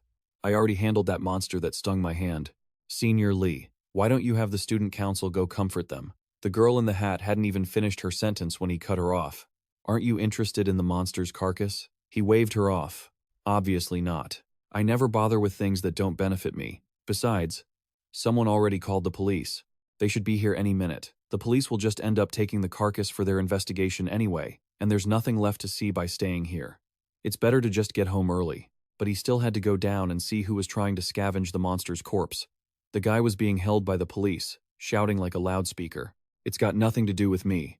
This isn't a monster I raised. I just saw a dead one on the ground and thought I'd pick it up to sell for a bit of cash. How could he possibly pull one over on Li? He stood there, glaring at him with eyes like daggers. Even though a monster carcass could fetch a decent price, he couldn't help but feel this guy showed up a little too conveniently. He picked up his phone, his mind racing. If little Huang knew how much he valued it, it would probably get a huge ego boost. Just as I thought, little Huang's forbidden magic domain is perfect for countering illusion-type abilities. And that trait where it gets tougher the more it's hit. Tisk tisk. The future looks promising. Let's catch a ride home and brainstorm some backup tactical plans. A car pulled up and stopped. He was confused. I just called for a ride. How is it here so fast? He got into the car. He told the driver his destination, Nantian Corporation. The driver replied, but his heart was racing. What a coincidence. A car nearby? The driver's eyes looked a bit shifty. Looking at him, it felt creepy. He was way too smart. So he came up with an idea to test the guy. Hey, could you pull over up here a bit? I need to use the restroom. The driver's eyes in the rearview mirror looked like he wanted to swallow him whole. One look was enough to tell he wasn't a good guy. Young man, just hold it for a second. I'm driving fast. We'll be at Nantian Corporation in 10 minutes. Did he really think it would be easy to trick the grandson of the corporation's owner? He retorted sharply. Is that so? But this isn't the way to Nantian Corporation, right? That guy was definitely headed for a funeral, because little Huang was about to make a move. Rice turned to Bran. Little Huang beat him to a pulp. It was super aggressive because it hadn't gotten enough action earlier. Yep, the driver swerved in a panic. What? Still trying to put himself in danger? The look in his eyes said it all. Young man, don't get excited. Little Huang started spitting power, like a jade duck smashing its head hard. Screw you. The car wobbled into a dark alley and stopped. He didn't even bother using his hands. He just kicked the door open with his foot. He looked like he was about to wreck the place, and didn't forget to greet the driver at his seat. Wouldn't it have been better to just stop earlier? Talk. Who sent you? He stepped out of the car, raised both hands in surrender, and softly tried to brush away his dark intentions. Hey, little brother, don't get the wrong idea. We have no beef with each other. From the trunk, a hairy monster's hand poked out. He mocked the guy with a look that just screamed for a punch. No beef, huh? Heh. The guy still hadn't noticed the monkey monster jumping out to attack him from behind. Unfortunately for the guy, the monster had a high chance of attacking. The white-furred monkey dealt a blow to the back of the driver's head. The driver crossed his arms, wanting to teach him a lesson. Don't blame me for this. If you want to blame someone, blame that brat for being so nosy. He stroked his head. He kept his eyes half closed and said, "This is nothing." Tsk. Being immune to injury didn't mean he was immune to pain. A punch to the head still hurt a bit. The driver was stunned by this bizarre phenomenon. How is this guy totally fine? This is unscientific. He looked at the analysis from the system. Name: White Bone Corpse Servant. Monster rank: Level 20. Attribute: Yang and corpse type. Quality: Elite. Just a simple thought crossed his mind. Another corpse type? Earlier it was the demon ghost, now a corpse-type monster. Sentimentally speaking, this must be a revenge plot from their buddies. That was pretty fast. What was this insane scene? The white bone corpse servant tried to attack, but its movement was a bit shaky. He quickly covered it with his hand and crossed his legs, face turning bright red as he screamed to the heavens. Oh my god! That's way too much. The familiar webbed feet landed squarely on it. The duck feet splayed out, clamping down hard. Little Huang looked at it with emotionless eyes that even terrified the white bone corpse servant. It was talking smack like a local gang member. You dare touch this duck's assets? How could the guy have expected this turn of events? What's wrong with this duck? Why did it suddenly get so big? He was used to this and felt contempt for the driver. Humph, you savage people who only know how to punch and kick, how could you possibly understand? Us beast tamers fight with strategy. He let little Yan visualize the imagery to make it easy for everyone to understand. It turned out he had everything planned out long ago, how to make the most of everything. When he signed the contract with Little Huang, he had already tested it. The damage transfer could perfectly trigger its passive ability. It could safely ensure his own protection from getting his head chopped off, while simultaneously boosting Little Huang's combat power. Fast and effective, a win-win. Only now did he realize the fur on it was worn like a backpack. It could be taken off whenever he wanted. Little Huang, with its muscular frame and special markings, was playing cat and mouse with the guy just for fun. Down below, he just applauded. Perfect. The driver pulled an iron pipe out from the car. The brat. He wondered if the guy had lost his mind. To dare swing a pipe at Little Huang in front of him? Die. He remembered his grandfather sitting on his back while he did push-ups and the wise teaching. Little Huang, if you know that a beast tamer can draw power from their beast, then next, I'll teach you a set of fist techniques that can both nourish your body and train you. How to use this power proactively. The first step is using your mental energy to connect with the beast's energy, coming from within your own body. Before the guy could react, he snatched the pipe. His other hand clenched tight. Then he channeled that energy to unleash power. Core strength. Explosive power from legs to waist, back to shoulders, and arms. The force gradually built up. He took action immediately, without wasting any more words. A left-handed punch caught his chin, snapping his head back instantly.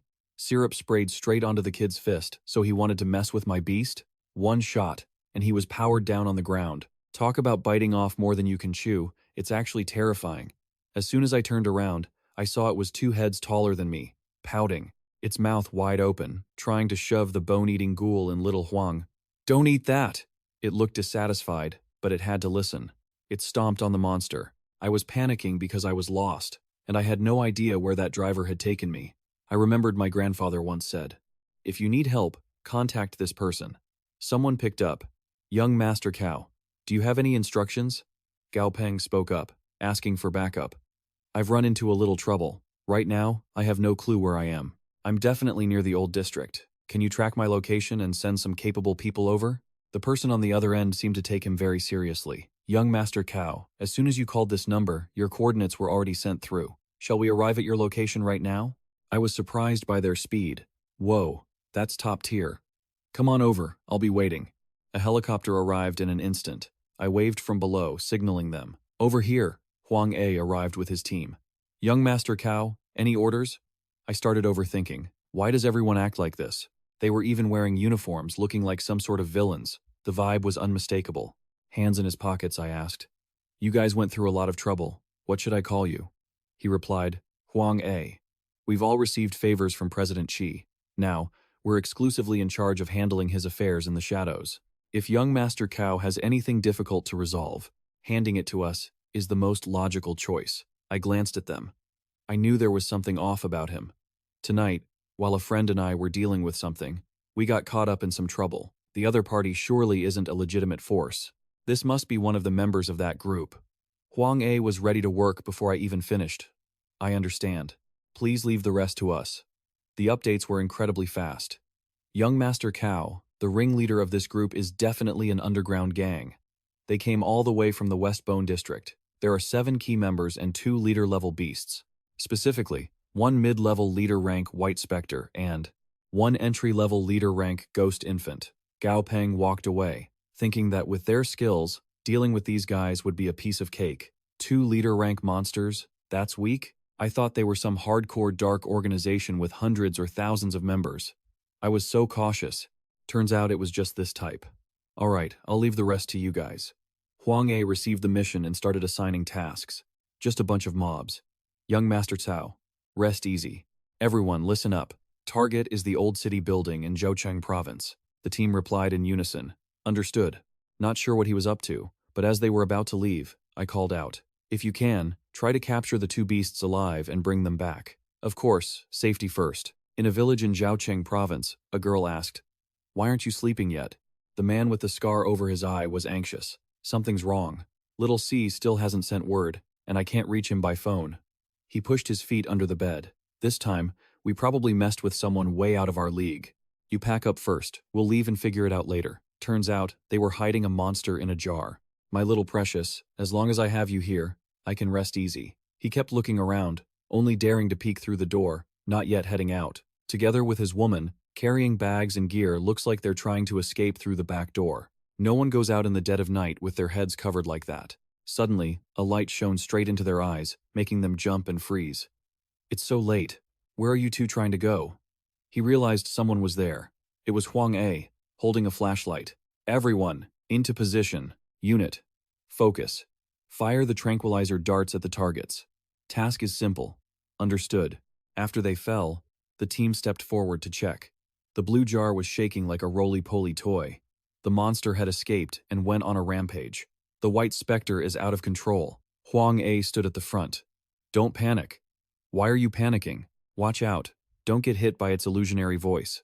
Something like a horse leaped over the wall. Extremely fierce. It arrived and immediately displayed an overwhelming presence, crushing the power of the White Spectre with ease. When it stepped on the monster with 1 leg, Huang A's face remained emotionless. Mission accomplished. I was surprised by this speed. It wasn't even 2 hours. Very fast, Huang A, I said humbly. Glad I didn't fail the mission. System analysis. Monster name Scarlet Blood Warhorse. Level 32, leader rank. Status: healthy, proud. Quality: elite. Attribute: fire type. Ability: Yang Fire. Level 2. Characteristics: a monster evolved from a warhorse. Its blood energy is masculine and strong, possessing a powerful suppressive effect on evil spirits. Young Master Cao, please take a look. Monster name: White Spectre. Level 27. Leader rank. Status: severely injured, furious. Quality: elite. Attribute: ghost type, undead type. Ability: illusion. Level 2. I didn't show it, but I recorded every single detail. This horse must belong to Huang A, and it just happens to counter undead types. After noticing there was another monster nearby, the system display popped up. Monster name: Ghost Infant. Level 23, leader rank. Status: healthy. Scared. Quality: common. Attribute: ghost type, undead type. Ability: illusion. Level 2. Characteristics: a monster from the 24 ghosts of folklore, also known as the crying ghost, often evolved from drowned infants. It's as timid as a child. Gao Peng didn't know what kind of killing intent he had emitted to make it shake like a leaf. Interesting. Aside from the flood dragon, this is the first time I've seen a legendary monster. Huang A really has a good eye. Young Master Cao, are you interested in this ghost infant? The ghost infant appeared again. The monster's common name was completely different from what the system provided. Everyone was still chatting happily. The monster stood still, not daring to move. Leave this ghost infant with me for a while. I want to do some research. Brother Huang, you've worked hard on this trip. If you're free now, come by my lab. Deal. Why wouldn't I be? He looked at his own beast. If you're free now, please come by my laboratory. I'm in. Why not? He looked at his tamed beast and agreed.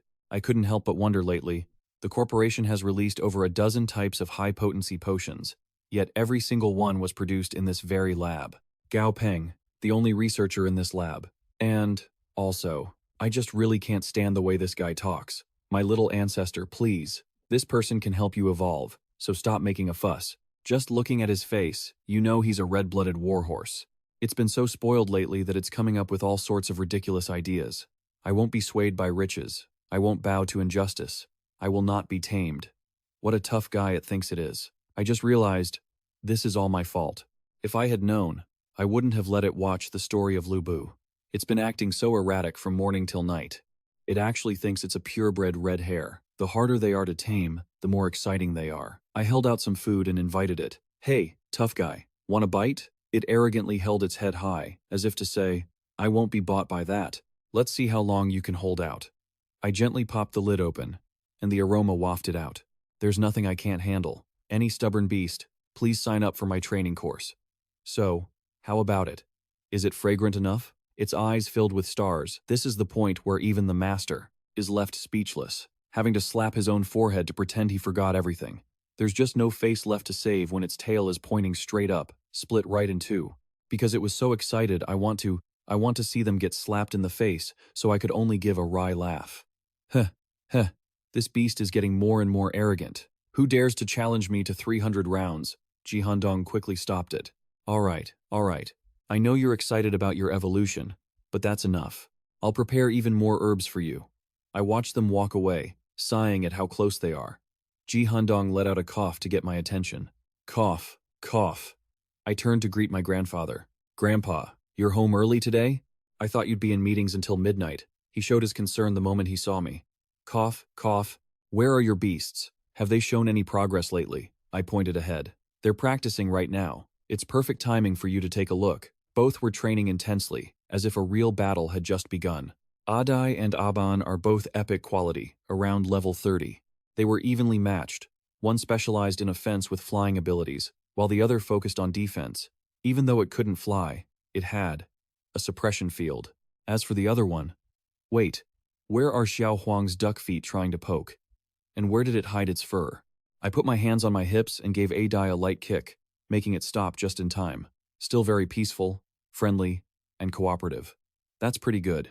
But then it summoned a high-powered weapon and fired a shot, finishing the move decisively. Xiao Huang scrambled away in a panic, not forgetting to shriek as it fled. Since when did you learn to summon weapons? That's cheating. I was extremely satisfied with my beast. Adai had been at the slaughterhouse for a full 3 weeks. It's level 39 now, just 2 levels away from the Lord tier.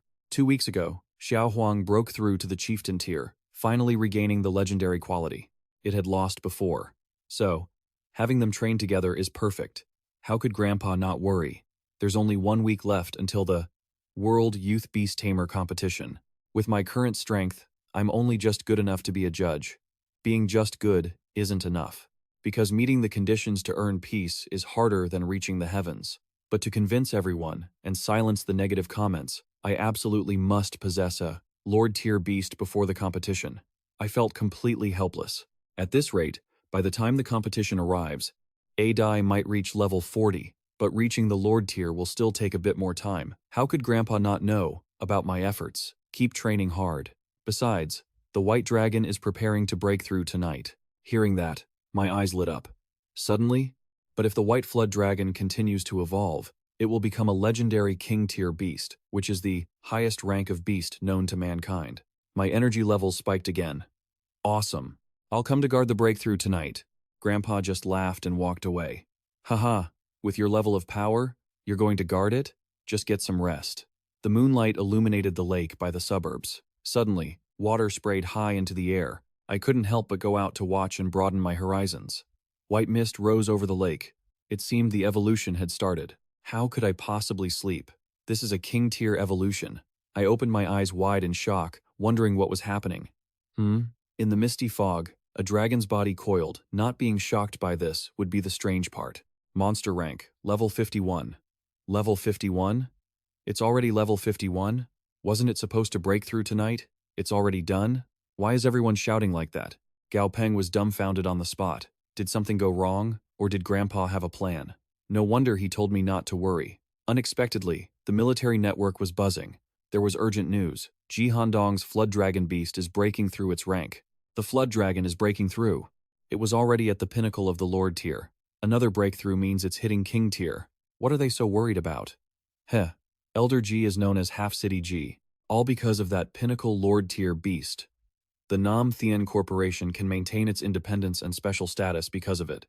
Even the government, or us, have to show him some respect. A man with a beard continued. That's right, no matter what, Ji Hanvu is still a member of the Du Chao region. A brown-haired man sitting next to him added, Actually, Ji Hanvu isn't that bad. At least he's not arrogant.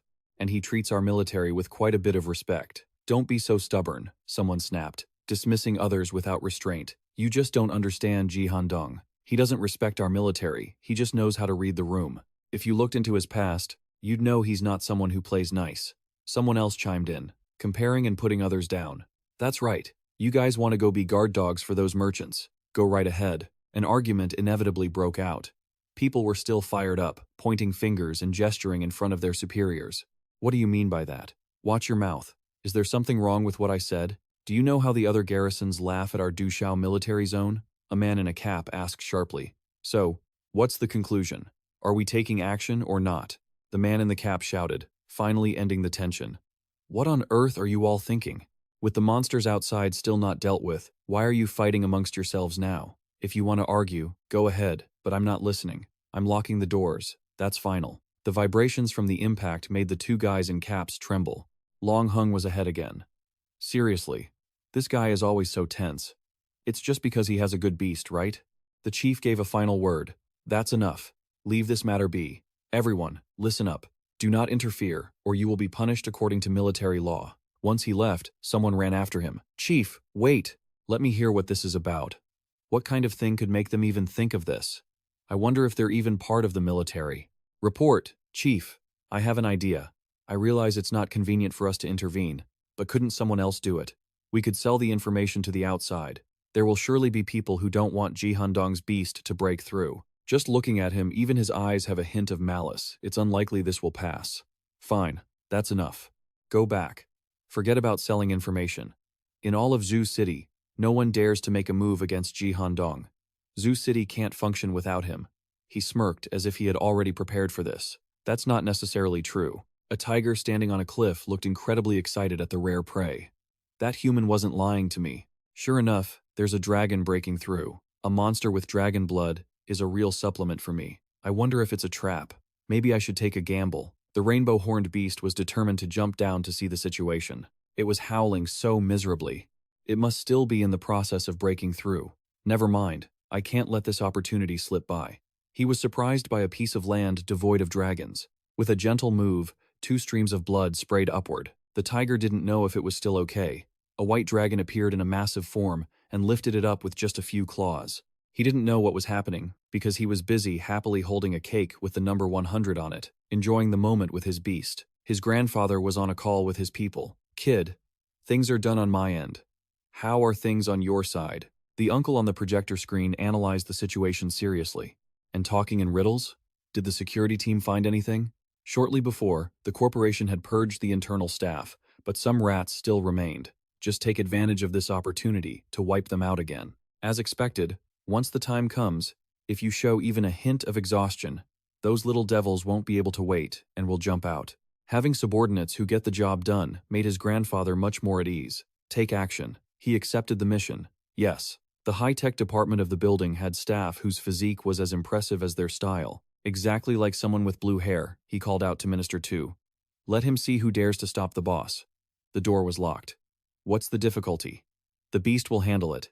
With an expression just like his master's, Huang Jin received the order, his face tense as if a string were about to snap. Going up isn't hard. With its strength, it can swallow concrete, let alone wood. With the red scarf around his neck, he had already rushed in. Behind the door, they were hiding beasts, a low-level tactic. Its eyes shone brighter than car headlights. Upon meeting, it gave them a blow to the gut, sending them off to meet their maker. Uncle Tu didn't even need to lift a finger to handle things. Xiao Wang, take your brothers inside. A blue-haired subordinate searched the cabinet thoroughly. Captain, a lot of documents are missing. Another person who specialized in tech wasn't doing much better. Captain, The documents on the computer have been wiped clean too. With bulging muscles, it had the right to be arrogant, standing straight, and listening to him. Huang Jin. Find our cute Minister Tree. It turned on the eye scanning mode. Chi. Chi. Chi. What the hell was happening? A girl screamed as it suddenly attacked, causing chaos in the room. The guy in black, clutching a stack of documents, was preparing to get in the car to leave, his mouth never stopping the cursing. Damn it, Kwang Ook sat in the car, his head aching because things weren't going his way. Why bite the hand that feeds you? That damn tiger failed again. And it wouldn't agree to sign the blood pact with me, even after taking so many gifts from me. The result is all for nothing. I didn't expect that old man Ji Handong to have an ace up his sleeve. That dragon must have evolved long ago, yet he kept pretending it couldn't break through. He thought that was his best fallback. He was furious, but kept it bottled up inside. It doesn't matter. I have plenty of internal documents from Nam Thien Group. As long as I can deliver them to Thien Ha Group, at the very least, they'll give me a vice president position. It's a pity that although I'm the minister of the tech department, I don't have the clearance to access the detailed technical documents of Nam Thien Group.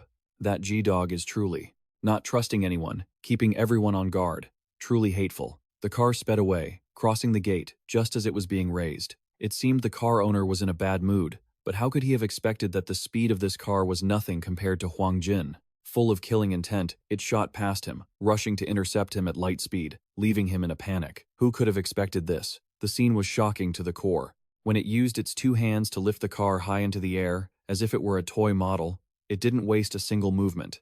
With an always stern face, it threw the car down. Let's see if you dare to defy me again. The window shattered. Huang Jin bared its rabbit teeth, mocking Kwang Ook. He was still sitting in the seat, upside down. During that time, he had come up with his own initiative.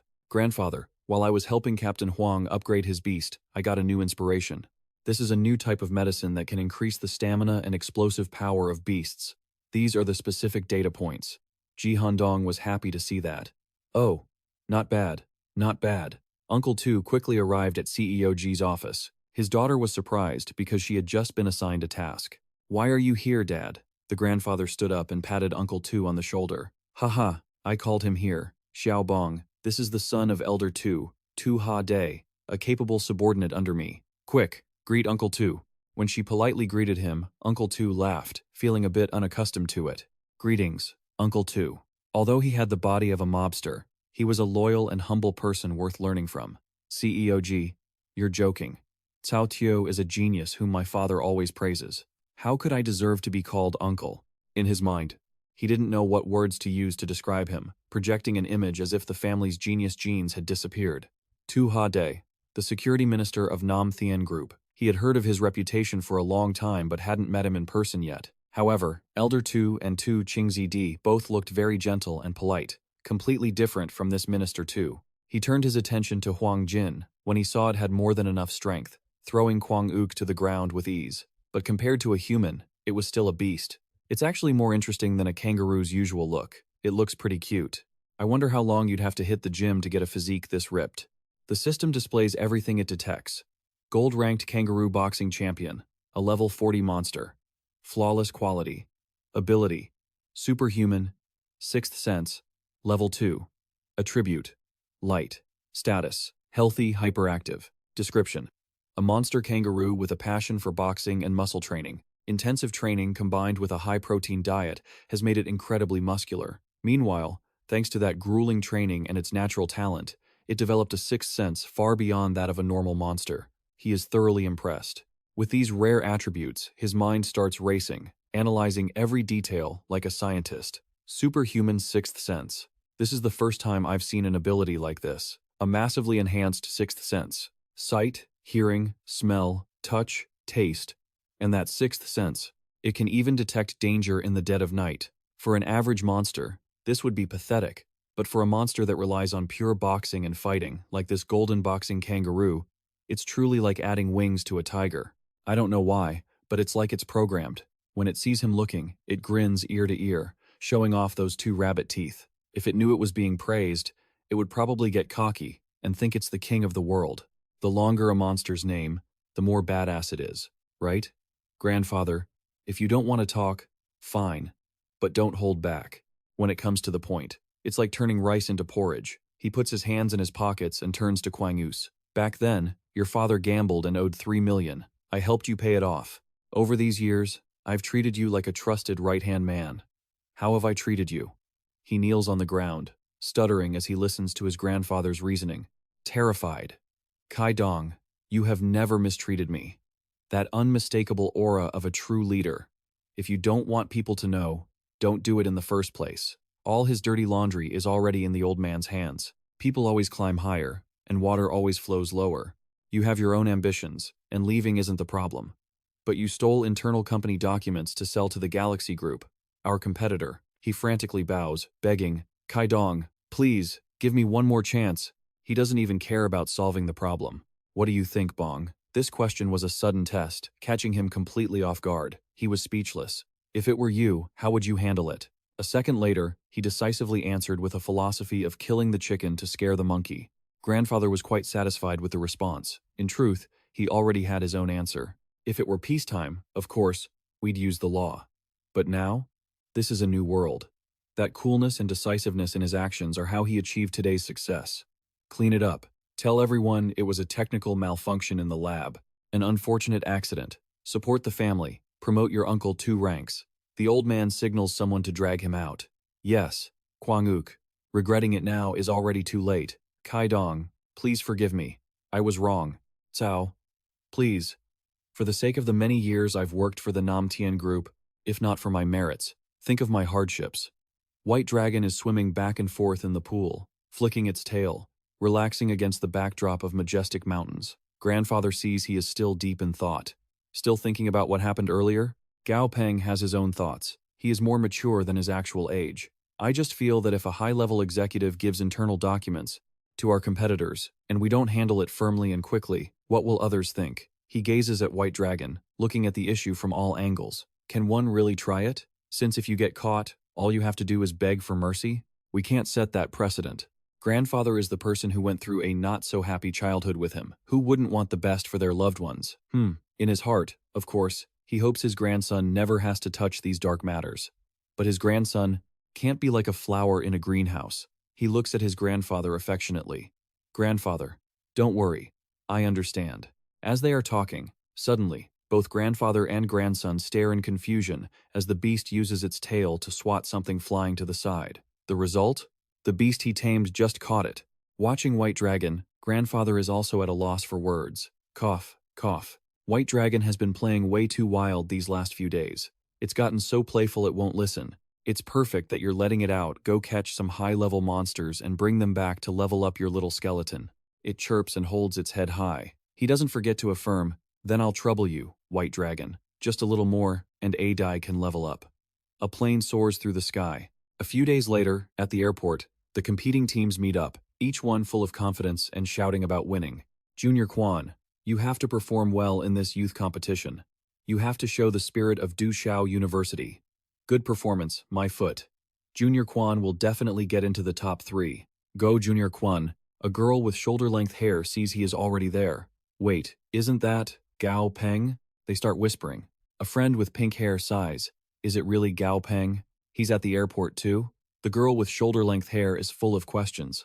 But what is he doing here? I remember he withdrew from the Youth Tamer World Championship himself. Another male friend in a blue shirt guesses. Could he be regretting it and coming to watch the competition? He picks up his phone. Grandfather said after arriving in the capital, someone would pick him up. The friend with pink hair feels sad. It's such a shame. If Gao Peng had participated in the Youth Tamer World Championship, our Dushao University would have 3 contestants. The friend in the blue shirt is incredibly bitter. I remember the Capital University has 3 contestants participating, making them so arrogant. They brag on the school forum every day that they'll take the top 3 spots. The girl with shoulder-length hair quickly notices. Everyone, look over there. There are 10 Alliance cars here to pick someone up. Could it be a big shot from another base city arriving in the capital? Gao Peng looks on with half-closed eyes, his mouth twitching. Who is that? Just coming to get picked up. Acting so flashy, are they afraid people don't know they have money? After seeing the man in the black suit, as I offered a smile, a sudden, uneasy feeling washed over me. The guide bowed to young Master Cao, inviting him to the car. He didn't care for this kind of showboating, he just wanted to get on with it. Please wait a moment.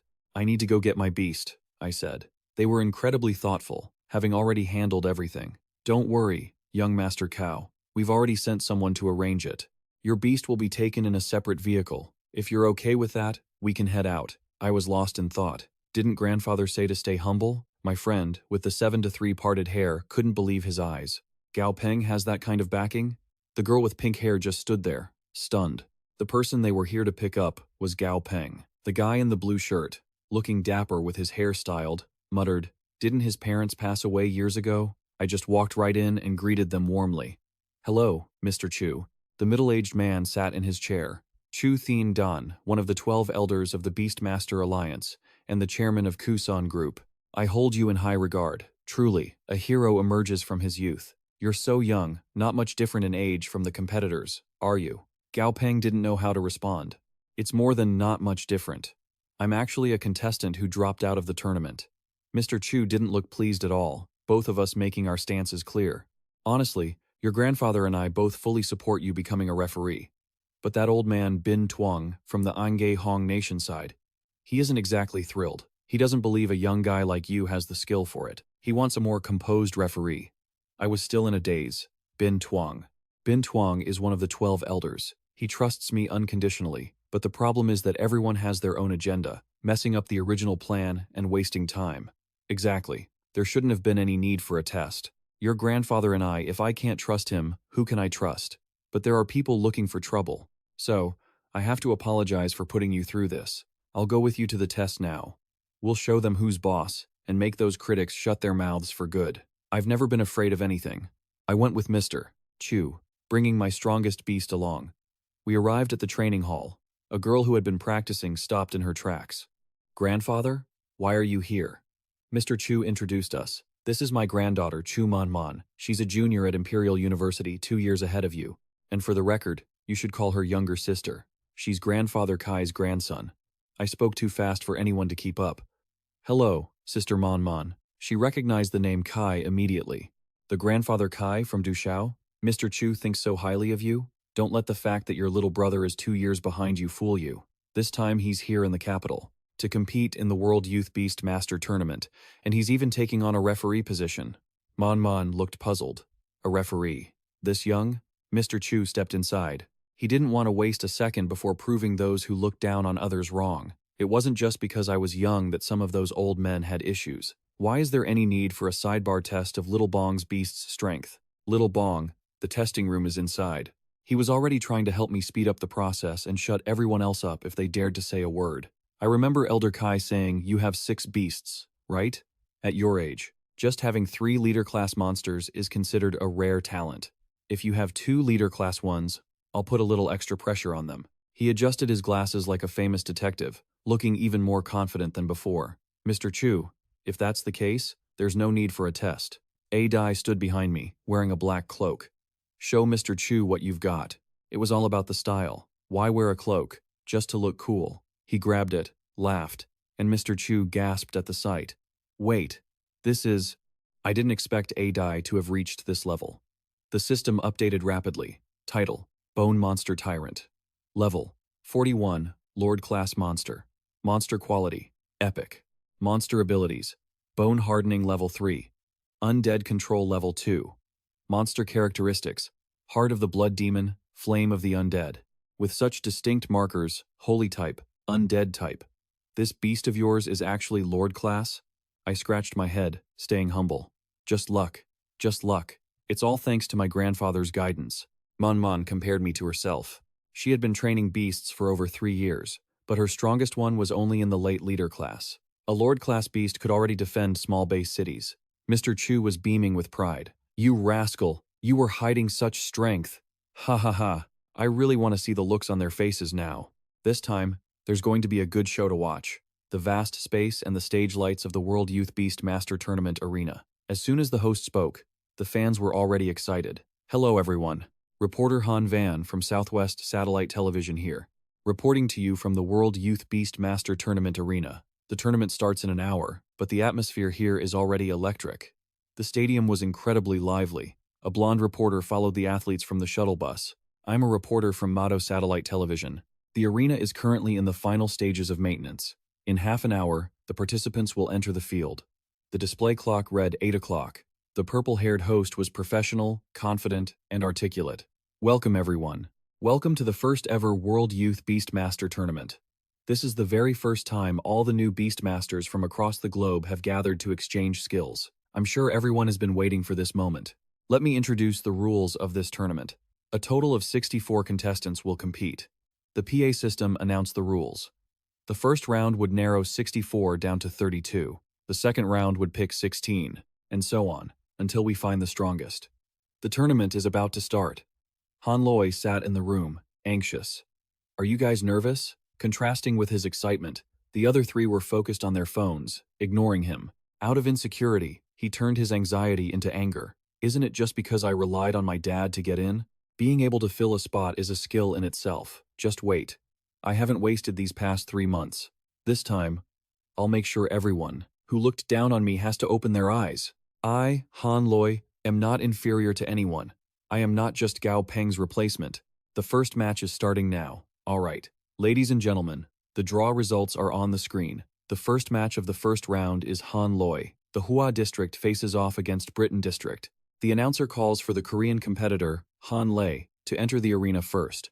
There's no one else like him. Look at him riding his beast, acting all high and mighty. You guys seeing this? Everyone sees me now, right? In the end, he was completely ignored. Next, competitor Lucas enters the arena. In stark contrast to the earlier animosity, the fans shower the newcomer with love. Lucas, I love you. You're so handsome. He waves back in a friendly manner. Han Lei is absolutely fuming. Humph, you spoiled brat. What's the big deal? He's just a little better looking than me, right? The final VIP, introduced by the announcer, is now walking out. He is the youngest of the 3 judges for this tournament. I had such a bad feeling about him, and now that he's actually here, I'm panicking. How can it be him? He's usually so laid back, not showing off his wealth. Dressed up in a sharp red vest, he looks way more dapper than Gao Peng. The audience present is having an existential crisis. This is a judge? He's the youngest judge, sure, but isn't this age just ridiculous? If you told us he was a contestant, we'd actually believe it. A fan suddenly recognizes him. Wait, is that Gao Peng? No way. I can't believe it. Names might be the same, but that face. It has to be him, right? It turns out Han Lei's father is watching the live stream. Thinking his son is being targeted, he tries to intervene. Chang'an City. Didn't this kid take our money to drop out of the tournament? How is he a judge now? Besides talent, he must have connections. Is it possible our intel was wrong? This Gao Peng is devious. What if he sabotages Xiao Lei behind our backs? Mayor Han is already trying to pull strings. Get me Director Tran from the Beast Tamer Alliance. The call connects. Mayor Han here. His tone is desperate. Afraid he won't make it in time. Director Tran, can you help me get in touch with Gao Peng? But he didn't expect a response that was even more baffling and completely dismissive. Haha, Mr. Cao is currently serving as a tournament judge. Maybe wait until it's over to find him? If there's nothing else, I'm hanging up. Beep, beep, beep, boiling with rage, but there's nothing he can do. Gao Peng first restores order, then introduces himself. Quiet, everyone. I am indeed a judge for this tournament. I am only 18 years old. The crowd stops caring about the upcoming beast battles and starts questioning his qualifications. Only 18? The minimum age to sign a blood pact is 18. How is this kid a judge? On what basis? He's playing dirty. Playing dirty? He's handsome and looks incredibly cool. With a snap of his fingers, he summons his Lord-tier beast, A-Dai. A-Dai jumps down from somewhere. Naturally, he can't let his master lose face. Show them what you've got. Remember, control your range, don't hurt anyone else. Just a small display is enough to make the opponent's beast tremble before the fight even begins. That's an aura of a Lord-tier beast. Gao Peng's beast is at the Lord level. He puts his hands in his pockets and asks, "Any more questions? Does anyone still doubt my qualifications?" From dismissive attitudes, everyone now looks at him with admiration. They even do a 360, praising him. This is insane. He's only 18 and has a Lord-tier beast? Is this guy cheating? No wonder they invited him to be a judge. Otherwise, the other competitors wouldn't stand a chance. The organizers really thought this through. Didn't you just shout, "He's playing dirty" a few times? Now you've changed your tune? He repeats the rules one last time to clear up any confusion. Combat is restricted to the arena. You cannot step outside. Other than that, there are no restrictions on fighting styles or techniques. Attacking the opponent's beast or player while they have already lost combat capability or surrendered is strictly prohibited. The match ends when a beast is incapacitated or gives up. Beasts, stay. Competitors, please move to the command zone. He lowers his hand, signaling the start of the first match of the first round. Han Lei's bull immediately charges at something like slime. His judgment is godlike. Still, he regrets not being in a different position. The outcome is already decided? How boring. Too bad judges aren't allowed to place bets. The system identifies the monster. Bone-crushing rhino. Monster level, 27. Quality, elite. Attribute, undead. Bone type. Monster status, healthy, aggressive. A holy type monster? How could that possibly get past me? Though at first glance, the bone-crushing rhino has a level advantage and suppresses the slime in terms of status. The next monster is Lucas's. Swamp slime. Monster level, 26. Quality, elite. Attribute, earth mud. Monster status, healthy, terrified. Monster type, woodwater. Gao Peng's knowledge and experience make it easy for him to spot the massive weakness in the bone-crushing rhino. The system sends an alert. Monster skill, viscous, level 2. As long as the body isn't completely separated, it can nullify physical damage. So much for being aggressive. In the end, you can't even shake off the swamp beast. Even though the bone-crushing rhino is an undead type, it hasn't fully awakened yet. The magical power of the undead type can only rely on a body as hard as steel to fight. In terms of attributes, it's countered. Han Lei starts to panic inside. It's exactly like hitting the wrong subject on an exam. Damn it. In my report, it clearly said this guy's beast was a silver ape. Why the hell did it suddenly turn into a swamp slime? Why? Seeing his beast unable to land a hit, he screams in front of everyone. You idiot! Move, damn it! After a while, the slime, unable to swallow it, spits it out. Finally, free. The audience's expressions are curious. Look at that. It's not letting go of Han Lei's bull that easily. No matter how fast it runs, the bull is too bulky. The slime follows it. A-Dai also follows his master's lead. Facing a tough situation. A-Dai, if you were fighting that slime, what would you do? The response is blunt. Slice it to pieces. He walks past Han Lei with his hands behind his back, the result already clear in his mind. Student Han Lei is about to be eliminated in a regrettable fashion. What a pity. The bull shakes all over. The system notifies. Monster status. Moderately injured. He just has to go over and throw some shade. How about it? Do you want to surrender? Actually, you performed quite well. You were just a bit unlucky. I hope you won't let this defeat haunt you. He's projecting his own dirty thoughts onto me, thinking I'm trying to pull something. You're not beaten yet, are you?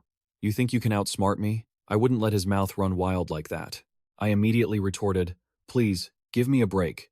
My current status is that of a referee. Do you really think I'd risk my reputation just to target you? As if. Are you an idiot?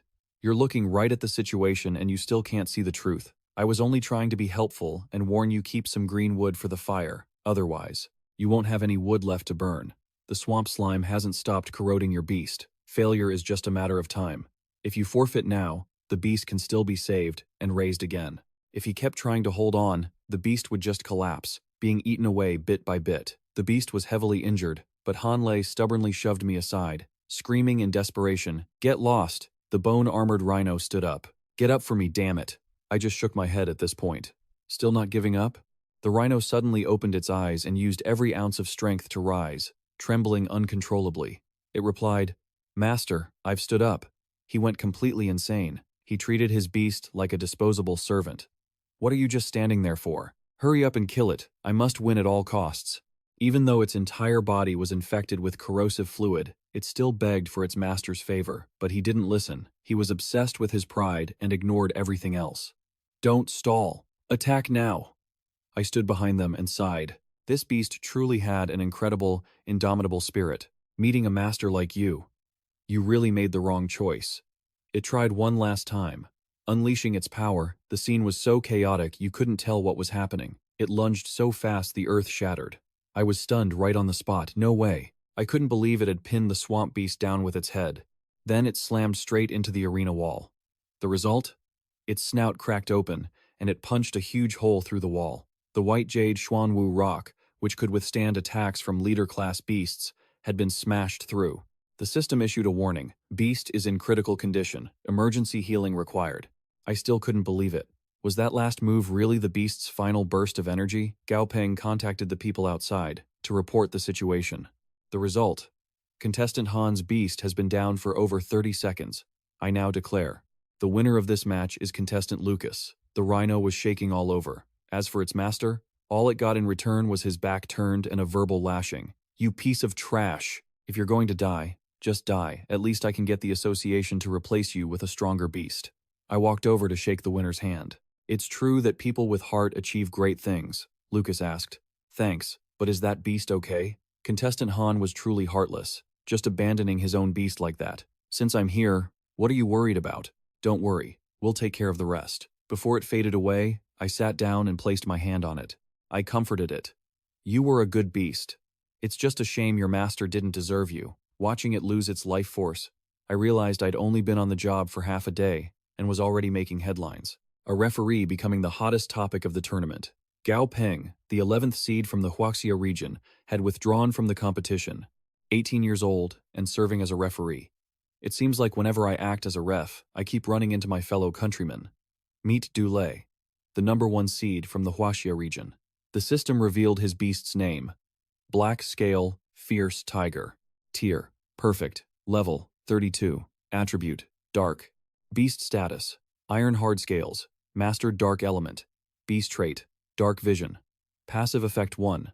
Unaffected by vision obstruction in dark environments. It can also see spirits and possesses a sensing ability for dark elemental energy. Passive effect 2. Targets caught in its gaze fall into a darkened state. Their vision shifts to that of a dark night, with visibility becoming extremely low. The opponent was just as confident. Introducing the #1 seed from the England region, contestant Brow. The system had to work overtime today. Beast name: Acid Spewing Serpent Tree. Tier: Epic. Level: 30. Attribute: Wood. Beast abilities: Agile Climbing. Enhanced Regeneration. Beast trait: Acid Gland. Passive effect 1.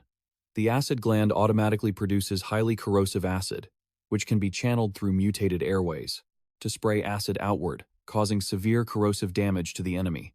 Passive effect 2. Prey that is constricted and devoured will generate a large amount of acid. Passive effect 3.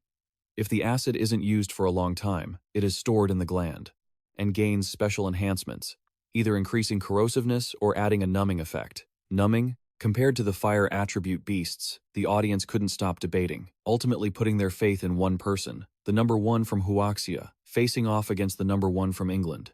Du Lei is definitely going to win. But Brow wasn't weak either. He was the #1 in England after all. I stood between the two beasts. I declare, the match begins. Surprisingly, just from the system's intel, I could analyze everything in detail. The Black Scale Fierce Tiger was 2 levels higher, but its tier was 1 grade below the acid-spewing serpent tree.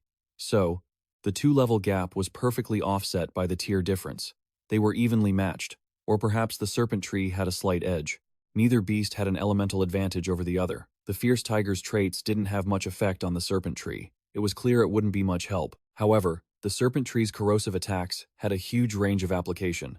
Just because I wasn't saying anything didn't mean my mind was blank. But after all, the serpent tree was a plant-type beast, and their common weakness is a lack of movement speed. The odds for this match were probably 50-50. On the surface, how could a plant beat an animal? The Black Scale Fierce Tiger attacked first, roaring as its eyes turned blood red, its body radiating power. It was extremely confident, using its strongest move to push back the enemy. The Black Scale Fierce Tiger created a darkened area. But it turned out to be a wasted effort. Normal creatures can't see, but for a plant, it doesn't matter if it's day or night. The acid-spewing serpent tree is a plant-type beast. It navigates using biological signals, not its eyes. Vines whipped out repeatedly in a frenzy.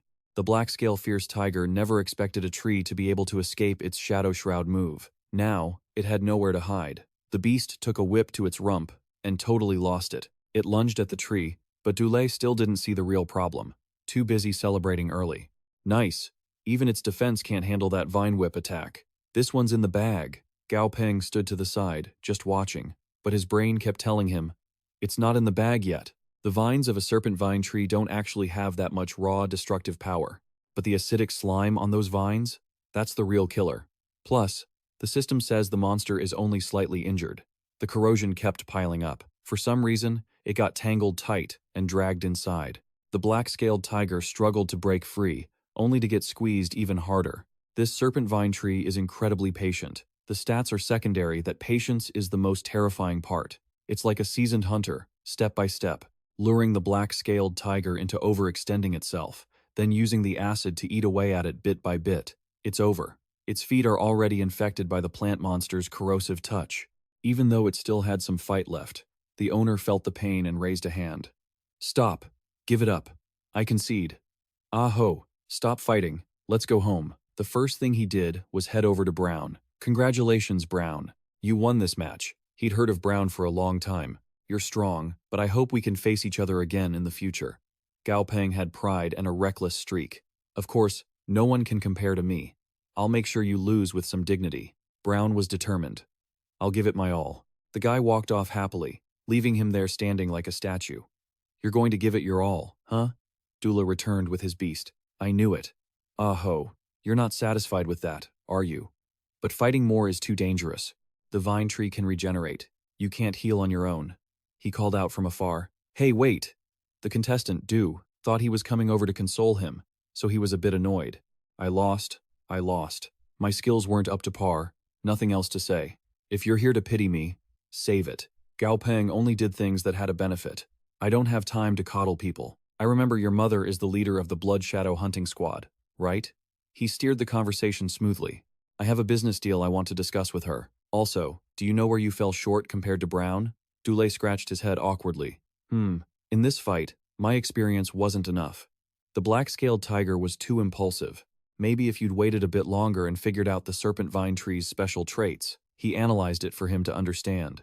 No, that's not it. It seems you still haven't grasped the real essence of it. Your beast's quality is one grade lower than his. His serpent vine tree is epic grade, and your black-scaled tiger is only a regular perfect grade. Only now did it click for him. Epic grade. No wonder. He dares to use a plant-type monster like that in the first round. Plant-type monsters lack mobility. If he runs into a beast with long-range attacks, it'll just become a punching bag. Plus, if it faces a fire-type monster, it'll be countered hard. He patted his shoulder with a bit of advice. If your black-scaled tiger were epic grade, it could have shredded every one of those vines. Even if he had other tricks, he wouldn't be able to use them. I have a way to help your tiger evolve. If you want to take it to the next level, come find me after the tournament ends. He still didn't know how good he was. A way to evolve. Ah-ho into epic grade? Just what is this Gao Peng's background? He walked over to pour some water while referee Lee sat checking his phone in the coach's lounge.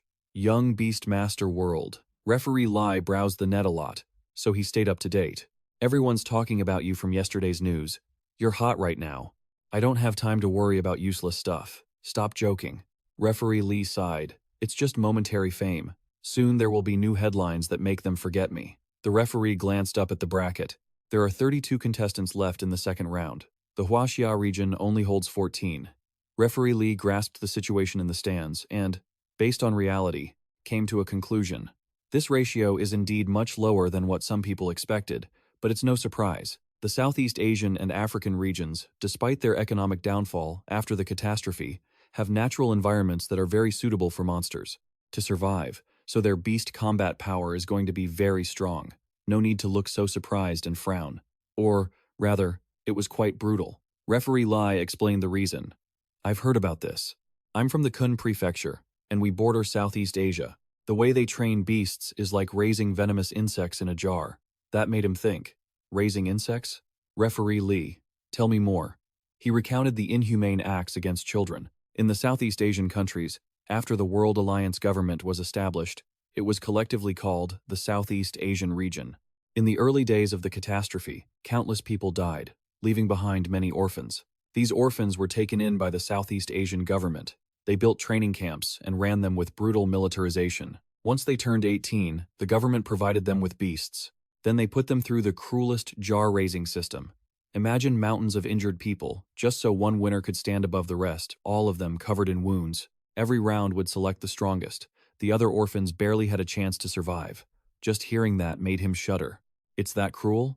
Referee Lee had the same expression. Even though we live in a special era and some ruthless methods aren't exactly condemned, that is just too much. The wealthy treat them like toys. They turn into bugs biting each other to reap benefits for their masters, without a thought for anyone else. The elites that emerge from such a brutal system are fought over by the big families, corporations, and governments there. Overnight, they get money and status easily. But without this path, these children, being orphans, would find it hard to even survive. It's not easy to judge. He didn't know what he was thinking. Orphans? Could this training camp model be something that we could try ourselves? Without being that cruel. Of course. After all, I can directly upgrade beast quality. If there are kids in the same situation as Li Tuan Tong back then, in this apocalypse, it could be considered a way to survive. Dazi was sunbathing on the grass, so relaxed, he jolted awake when he heard him call. Dazi, what are you doing? It looked around, flustered. I can't find him anywhere. Where is Gao Peng? How on earth did I not see that coming? He's using a mini robot with tracking and communication features. It's only as big as a fist. You probably have no idea what the power of advanced technology is.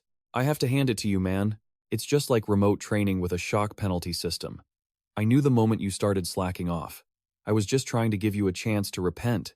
And yet, you just keep pushing your luck. From now on, for every hour you slack off, your training quota increases by 1,000 times. Big brother, please. Gao Peng. Let me explain. He shouted at the screen from the other side. I've been watching you the whole time. I see every single move you make. What kind of explanation do you think you have? At this point, he was speechless in front of his stern master. He stammered, I. He still had to try and win him over with some affection. For some reason, he could actually curl his whiskers into the shape of a heart on top of his head. I love you the most, he thought. Who does Gao Peng think he is to pull a stunt like that? Haha, do you think that trick works on me? He kept sucking up and acting cute. Gao Peng, you're the best. Don't get me wrong, I still care a lot. There won't be a next time. Finish 10,000 reps today. I'll be watching you, so don't even think about slacking off. The referee was rendered speechless. The referee stood frozen for 5 seconds. People say that geniuses always have their own bizarre hobbies, right? I get it. A blonde senior approached Gao Peng and asked, would you like to hear some advice from a senior? Little Bong. Gao Peng turned his head, curious to hear what kind of advice he had to offer. He said, 12 contestants from the Huaxia region. 8 of them made it to the second round. A total of 3 have been eliminated in your matches. Gao Peng just coldly retorted. So? It seems like you're not really paying much attention. He continued, so, as of now, there's no so yet. But if many more Huaxia contestants get eliminated in your matches, then, well, it's not certain. He spoke in a vague, ambiguous tone, intentionally being as frustrating as possible to the listener. People will eventually find someone to blame or make excuses to cover up their own failures. He warned Gao Peng before turning and walking toward the door, leaving Gao Peng with a final piece of advice. The taller the tree, the stronger the wind. I wish you luck. With that, he left. Gao Peng watched him go in silence. Finally, the match began.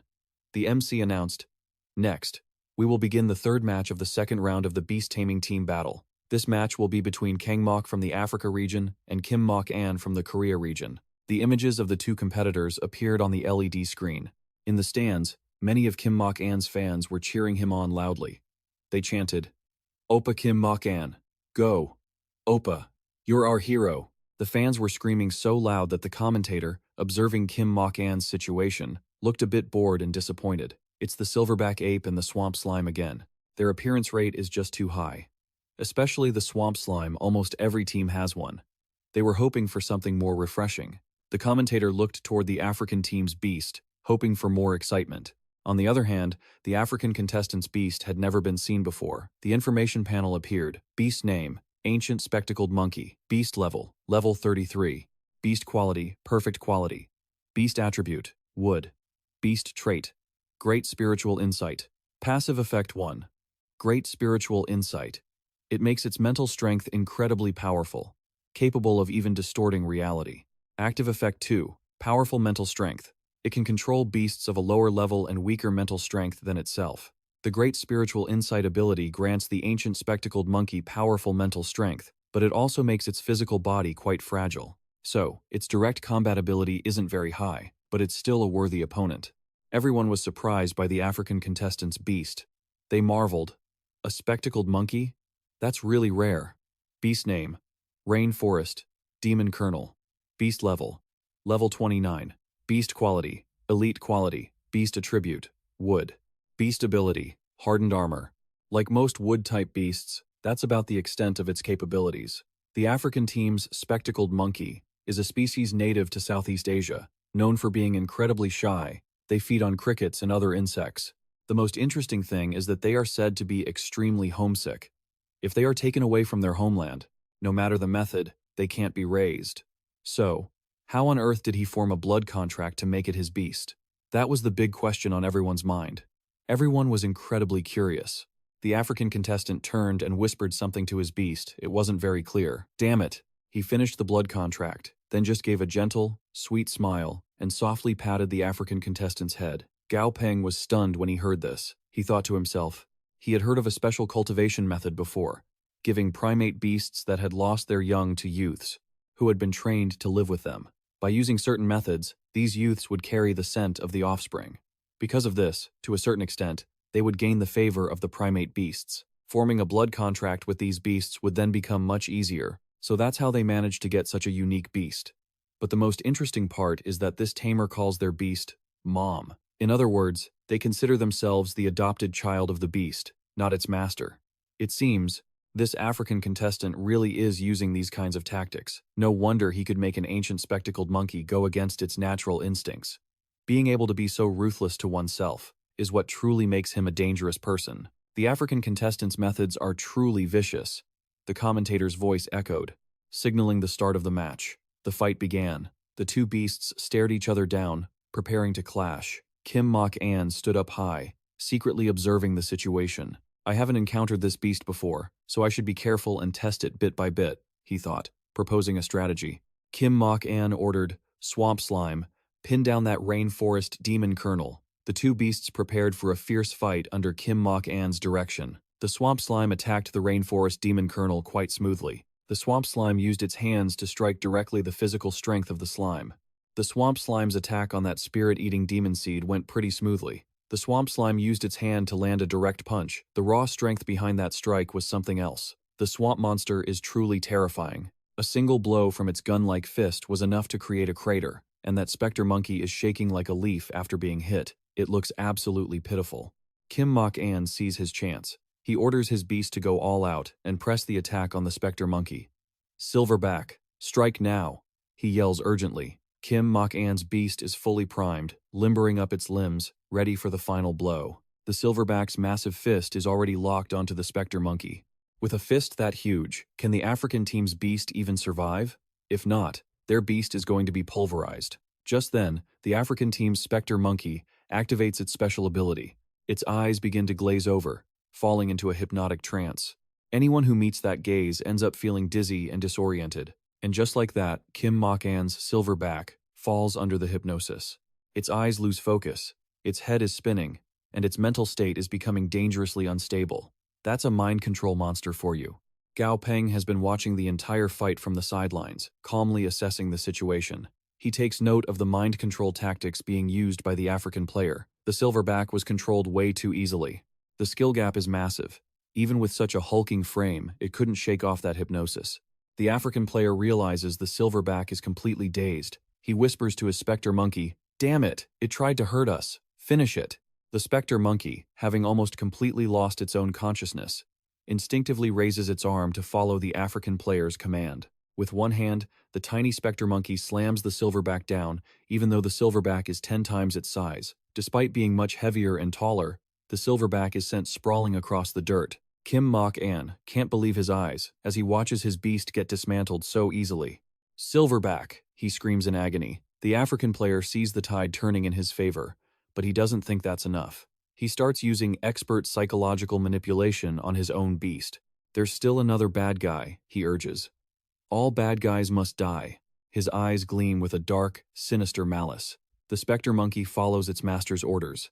It walks toward Kim Mok-an like a mindless puppet. Kim Mok-an notices it approaching and realizes, wait, that specter monkey. Suddenly, the African player glares at Gao Peng with murderous intent. He's not just after anyone else. He's coming for Gao Peng. That referee is just a piece of scenery he didn't even notice. Ha ha ha, he laughs triumphantly. He thinks to himself, "Don't rush. you're next. But he didn't expect a counterattack. A powerful force pushes back, sending the specter monkey reeling. It clutches its head and falls flat on its face. The African player sees his beast losing its footing and shouts in disbelief. What the hell is going on? It turns out Gao Peng intervened. He sternly warns the African player and his beast. Per the rules, no sneak attacks are allowed. This is your first warning. The African player is furious that Gao Peng ruined his perfect moment. He clenches his fists, shaking with rage, and vows to take Gao Peng down. Damn it! I am going to kill you. Finally, Kim Mok-an raises his hand. I surrender. I give up. Just like that, Kim Mok-an loses the match. Gao Peng announces the result. Match 3. Kang Mok wins. Kang Mok approaches the specter monkey and pats it, saying, "See? We beat the bad guy." The specter monkey looks at him affectionately. It still thinks he's its child. Kang Mok thinks to himself, even if Gao Peng were reduced to a pile of bones, he still wouldn't be my match at the same power level, right? I've known since I was small. Some things you have to take for yourself. If you don't fight for it, nobody is going to give you anything. Maybe I should go after more. This Kang Mok fellow really is full of unchecked ambition. His greed knows no bounds. The match ends, and everyone from the association comes to greet Gao Peng. Hello, Referee Cao. Thanks for your hard work. Have a drink. Gao Peng replies cheerfully, thanks. It's nice to be respected. But being a referee is honestly pretty boring, he confesses to his colleague. Then he remembers something. Right. The rules forbid referees from betting, but they don't say anything about the referee's beast placing bets. An idea for getting rich quick pops into Gao Peng's head. Meanwhile, Little Huang is currently clinging to the gate of someone's house. Little Huang looks like a total creeper, his face pressed against the glass with intense focus. You'd think he was doing something serious, but turns out he's watching some girl take a bath through a small window.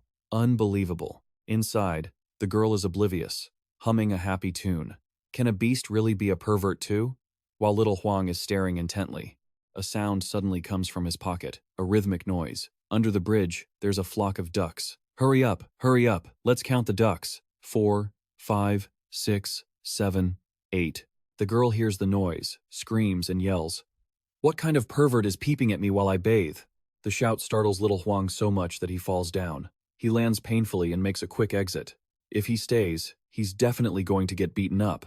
Once he's away, Little Huang answers the call. A voice from the other end demands, Gao Peng, what were you doing?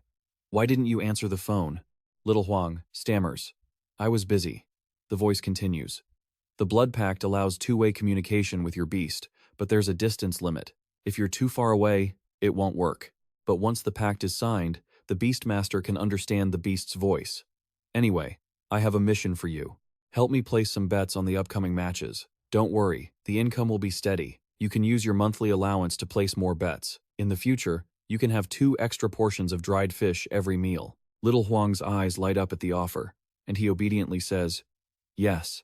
Little Huang heads off to a shop. The owner sees a customer arriving and greets them enthusiastically. Welcome, dear customer. But the owner's smile freezes. What's in front of him? It's a duck. He stares, completely flabbergasted, mouth agape, unable to believe his eyes. Seeing him stare, the little duck, Little Huang, blankly let out a quack. Little Huang then took out a note. It pointed at the note and told the stall owner, it's a spirit beast, and only a beast master can understand its speech. How could anyone else possibly understand what it's saying? Everyone was speechless, as Little Huang just let out a long string of quacks. The stall owner just stood there and took it. Turns out, our Little Huang is actually quite smart. It had already typed the message on its device, and now it just needed the stall owner to place the bet for it. Zhangyu, Huaxia region, tournament round 7, plus a bet on. A winning time within 15 minutes. That was the message Little Huang wanted to convey. The stall owner was just as surprised, betting on Zhang Yu to win, and to win within 15 minutes? That's a rarity no one would expect. Zhang Yu's opponent is Yagyu Tungxia from the Nishino region. Zhang Yu is number 9 from Huaxia, and Yagyu Tungxia is number 1 from Nishino. In the last match, Yagyu had the absolute advantage and won easily, while Zhang Yu barely scraped by. Right now, the betting odds for this match are 1 to 16 million. The odds for winning within 10 minutes are even higher, 1 to 98. In other words, it's impossible to win. The stall owner explained it clearly to Little Huang and asked once more, are you sure? How much do you want to bet? This ticket has a picture printed on it. He advised the duck against it, But a customer is a customer, and he has a job to do to earn money. After all, you've got to eat. Little Huang didn't say much. It just reached into its pocket and dumped a whole pile of cash out with a clatter. There were bills.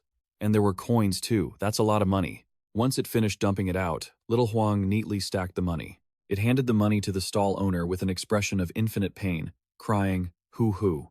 Even though it was clearly reluctant, Little Huang still had to hand it over obediently. The stall owner was shocked and thought to himself, "This duck is about to become a spirit monster, for goodness sake." The stall owner took the money, counted it again, and asked, "A total of 5,129 yuan and 70 cents. You really want to bet it all?"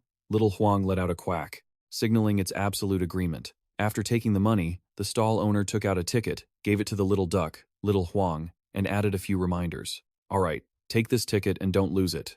Little Huang took the ticket and strutted out of the shop with an air of immense pride, as if it had conquered the world. Dumby. Little Huang actually did it. That smug look on its face is just so annoying. The stall owner watched Little Huang leave and shook his head with a sigh. The odds for Zhang Yu. If that actually hits, the owner of this duck will make a fortune. But how could he possibly win? He didn't think for a second that the gambler who threw a huge sum of money on Zhang Yu winning would actually succeed. Looking at the current situation, it was perfectly clear. He went into the staff break room, planning to tell his colleagues a funny story about how someone just threw their money out the window. "Hey guys, let me tell you a funny story. Just now, someone bet on Zhang Yu to win," he said with a mocking tone. Just then, the other employees in the shop were glued to the TV, watching the match. Round 7 of the First World Youth Beastmaster Tournament. Yagyu from the Nishino region versus Zhang Yu, the top student from Huaxia. The commentary played on the TV. The referee announced the result on screen. Zhang Yu won. He raised Zhang Yu's arm in victory. Everyone in the stands was cheering, and Zhang Yu had a big smile on his face to celebrate his resounding victory. The employee who had sold the ticket to Little Huang earlier was now completely frozen, unable to believe his eyes. His face went blank, and he stuttered, unable to find his words. Zhang Yu really won? That stunned look on his face, he clearly couldn't believe this was reality. Gao Peng had returned to the villa belonging to the capital branch of the Namthian group. He called out to everyone, "I'm back." The moment he opened the door and walked in, Little Huang gave Gao Peng a surprise that left him dazed and bewildered. He was practically knocked over by the speed. Was this the gift Gao Peng received for working hard today? Little Huang pounced on Gao Peng, sounding excited. Its eyes lit up. "Dried fish! Dried fish! So much dried fish! Dumby, you're so cool. You're the coolest and most handsome thing without fur I've ever met. My God, even a duck knows how to butter people up now? Look at that glib beak." Gao Peng finally managed to sit up and asked, "Little Huang, did you get the money yet?" When Little Huang heard Gao Peng ask about the money, it jumped in fright. Its two short little wings hugged its bright red bag tightly, as if to claim ownership. "Mine! What a greedy little duck." Gao Peng helplessly brushed the dust off his shirt and said, "All right, I know it's yours. I'm not stealing from you, you greedy thing." Little Huang then remembered what it wanted to ask. It immediately asked, "By the way, Dumby, do you have any inside info?" It probably wants to know, so it can go gamble again. What a smart duck. Gao Peng laughed and ruffled Little Huang's head. "Gambling isn't easy. Today was just for fun, and to earn some pocket money for your snacks. Don't get addicted to it." After the warning, Gao Peng told Little Huang, "All right, go to sleep early. Stop thinking about these fantasies." Suddenly, the phone in Gao Peng's pocket vibrated. Who could be calling at this hour? Gao Peng picked up the phone and pressed answer. "Hello? Hello, this is Gao Peng. May I ask what's going on?" As he spoke, he walked inside, leaving Little Huang standing there all alone. "Oh, Zhengshu? You're the contestant from our Huaxia region. I know you've got talent, energy, and ambition. I really think highly of you. Let's find time to grab a meal after the tournament finishes." Gao Peng offered an invitation. After hanging up, Gao Peng couldn't stop sighing about himself. "I'm really popular, aren't I? The Crown Prince of Namthian Group, a Lord-level beast master, and only 1 month away from turning 19. A genius beast tamer like me. If people didn't want to get on my good side, there would be something wrong with them." Gao Peng was fully aware of how incredible he was. Indeed, an exceptional person isn't scary. What's scary is someone who knows they are exceptional. But anyway, putting everything aside, Gao Peng took off the clothes he'd been wearing all day. In this world, things are still settled by strength. These little competitions actually want to cause trouble? Forget it. I'll take a shower first. There are more matches tomorrow. Gao Peng tossed his bothersome coat aside. Little Huang, meanwhile, was lurking outside Gao Peng's room. That curiosity of yours really is unkillable, isn't it? It looked resentful. Dumby, you had secret info and didn't tell me. I've marked the name Zheng Xiu down now. It seems that his gambler's blood hasn't gone to sleep yet. The next day, the First World Youth Beast Tamer Tournament continued. Match 1 of Round 3. Zhang Yu wins. Zhang Yu won, but he still felt like he had terrible luck. Thankfully, the referee for this match wasn't Gao Peng.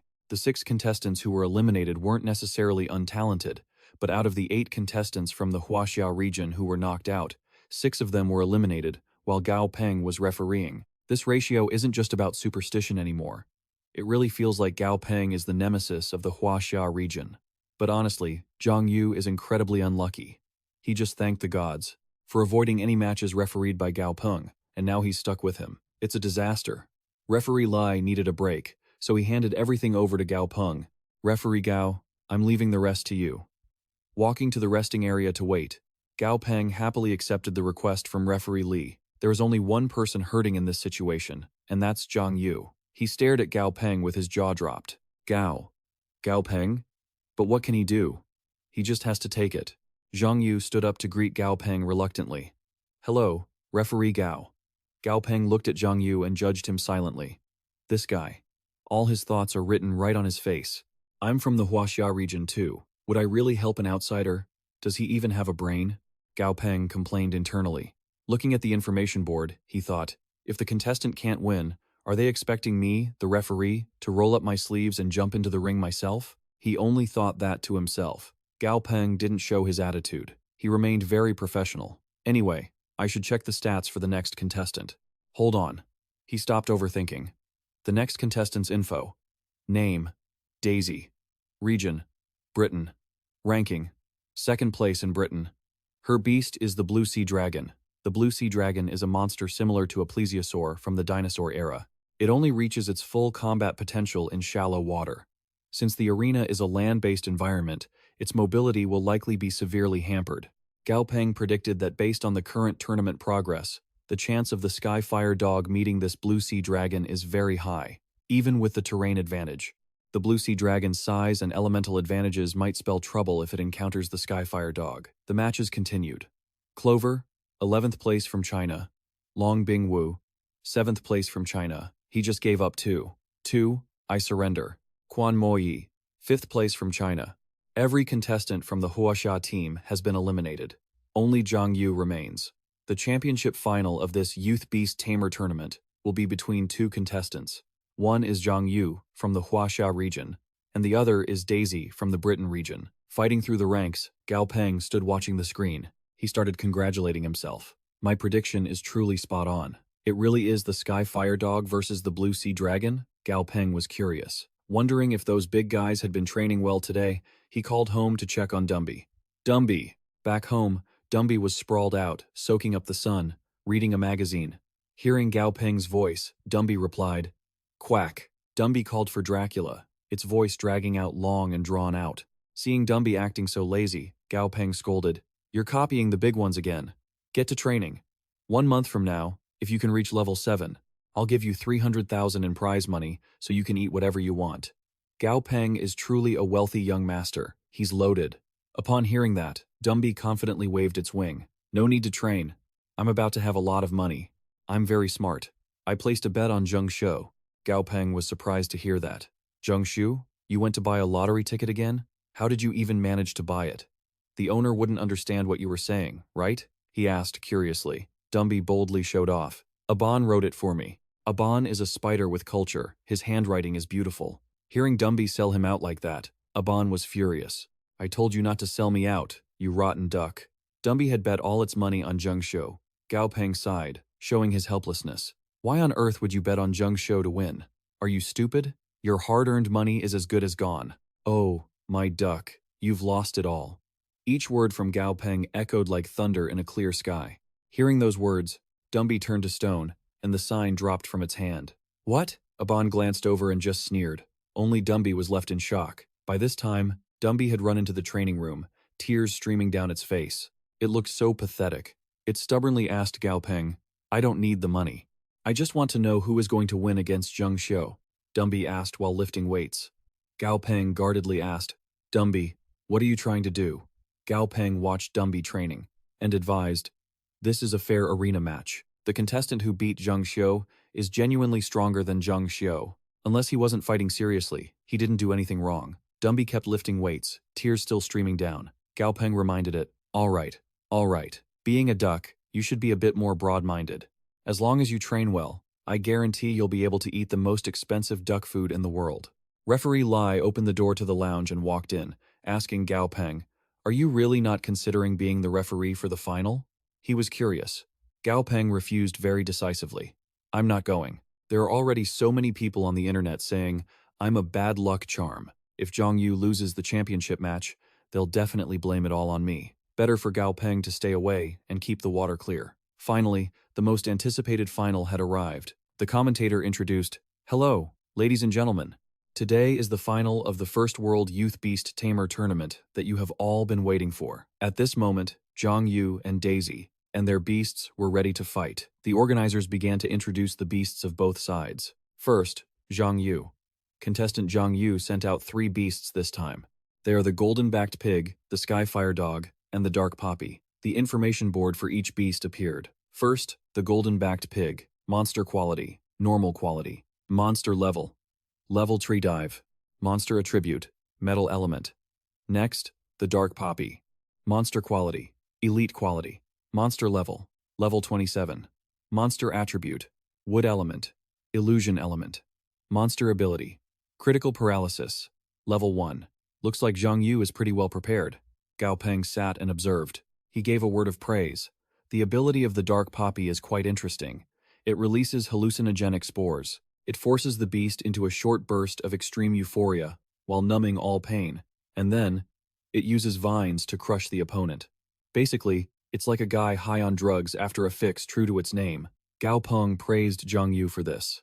Choosing the Dark Shadow Poppy as a support-type beast shows that Zhang Yu has some smarts. The only concern is the Dark Shadow Poppy's hypnotic mental abilities. I wonder if it's addictive? If it actually causes addiction, that's a huge problem. Besides, Zhang Yu is Daisy. Finally, their beasts are being introduced. As for Daisy, her ace monsters are a sea blue dragon and 2 earth otters. The earth otter's info board appears. Monster quality, elite. Monster level, fluctuating between 28 and 29. Monster attributes, earth and water types. Daisy's lineup is definitely not falling behind. Gao Peng evaluates that the 2 earth otters aren't particularly rare, but the sea blue dragon is the main event. The sea blue dragon's info board is truly worrying. Beast title, sea blue dragon, mutant, heterochromia, monster quality, epic quality, monster level, 34. Monster abilities, supple fins level 2, kinetic vision level 2, water manipulation level 2, monster attributes, water type, monster weakness, lightning type. This sea blue dragon is truly a formidable opponent. 1 beast trait, heterochromia, an innate passive ability. Effect 1, enhanced kinetic vision, which can vastly improve eyesight. Effect 2, not yet activated. Effect 3, not yet activated, cruel heart, a passive ability. Effect 1, enhances physical constitution, increasing stamina and burst strength. Active effect 2, physical burst power. In a short time, it grants a massive surge of explosive strength. Gao Peng realizes the sea blue dragon also has heterochromia. I only thought human mutants had that, and it even comes with unknown monster traits. Comparing it to an Abo's ice silk heart, perhaps this is a super organ, possessing some god-tier ability. Just looking at these stats, you know this level of ability isn't off the shelf. Good things don't come easy, and bad things come true. Zhang Yu, you better give it your all. Otherwise, I'll be the one to suffer for it again. It seems Gao Peng is still worried that everyone is sacrificial cannon fodder for his own bad luck. Referee Lai raises his hand to signal the start of the final. At the start of the match, Zhang Yu orders the Dark Shadow Poppy to lead the charge. The Dark Shadow Poppy releases its pollen. Zhang Yu's Dark Shadow Poppy scatters its pollen all over the arena, filling the air with a pink haze. The 2 golden-backed boars and the Skyfire Hound are also in position, ready to go. Both beasts have red eyes and are panting heavily, looking incredibly ferocious. Now they're just waiting for Zhang Yu's command to strike all at once. The golden-backed boar starts intimidating its opponent first, baring its strong, sharp fangs. It looks like it could crush anyone's head. The golden-backed boar attacks first. The commentator calls the match. Ladies and gentlemen, right now, the golden-backed boar belonging to contestant Zhang Yu is charging forward.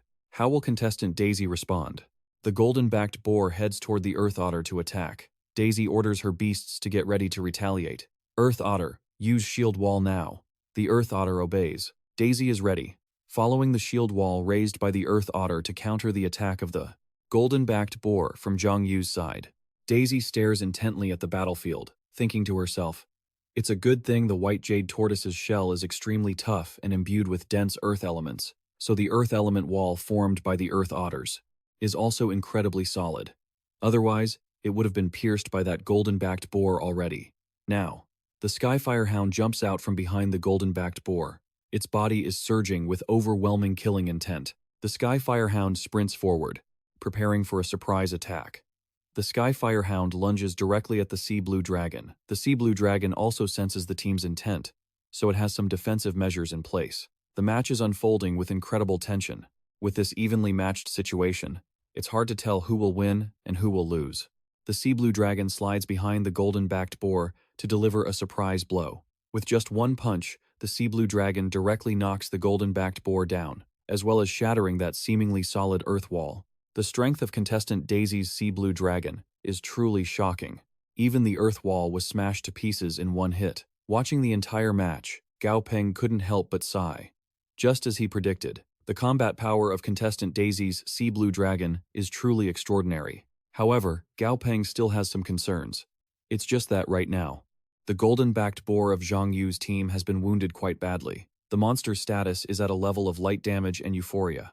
Currently, the Sea Blue Dragon has the slight upper hand, but after losing the sensation of pain, the golden-backed boar won't easily lose its fighting spirit. To win, they have to bring out some real skills. The match is still raging intensely. The Skyfire Hound moves forward, its whole body burning with ambition. The tide is turning. The beasts on Zhang Yu's side are gradually regaining the advantage.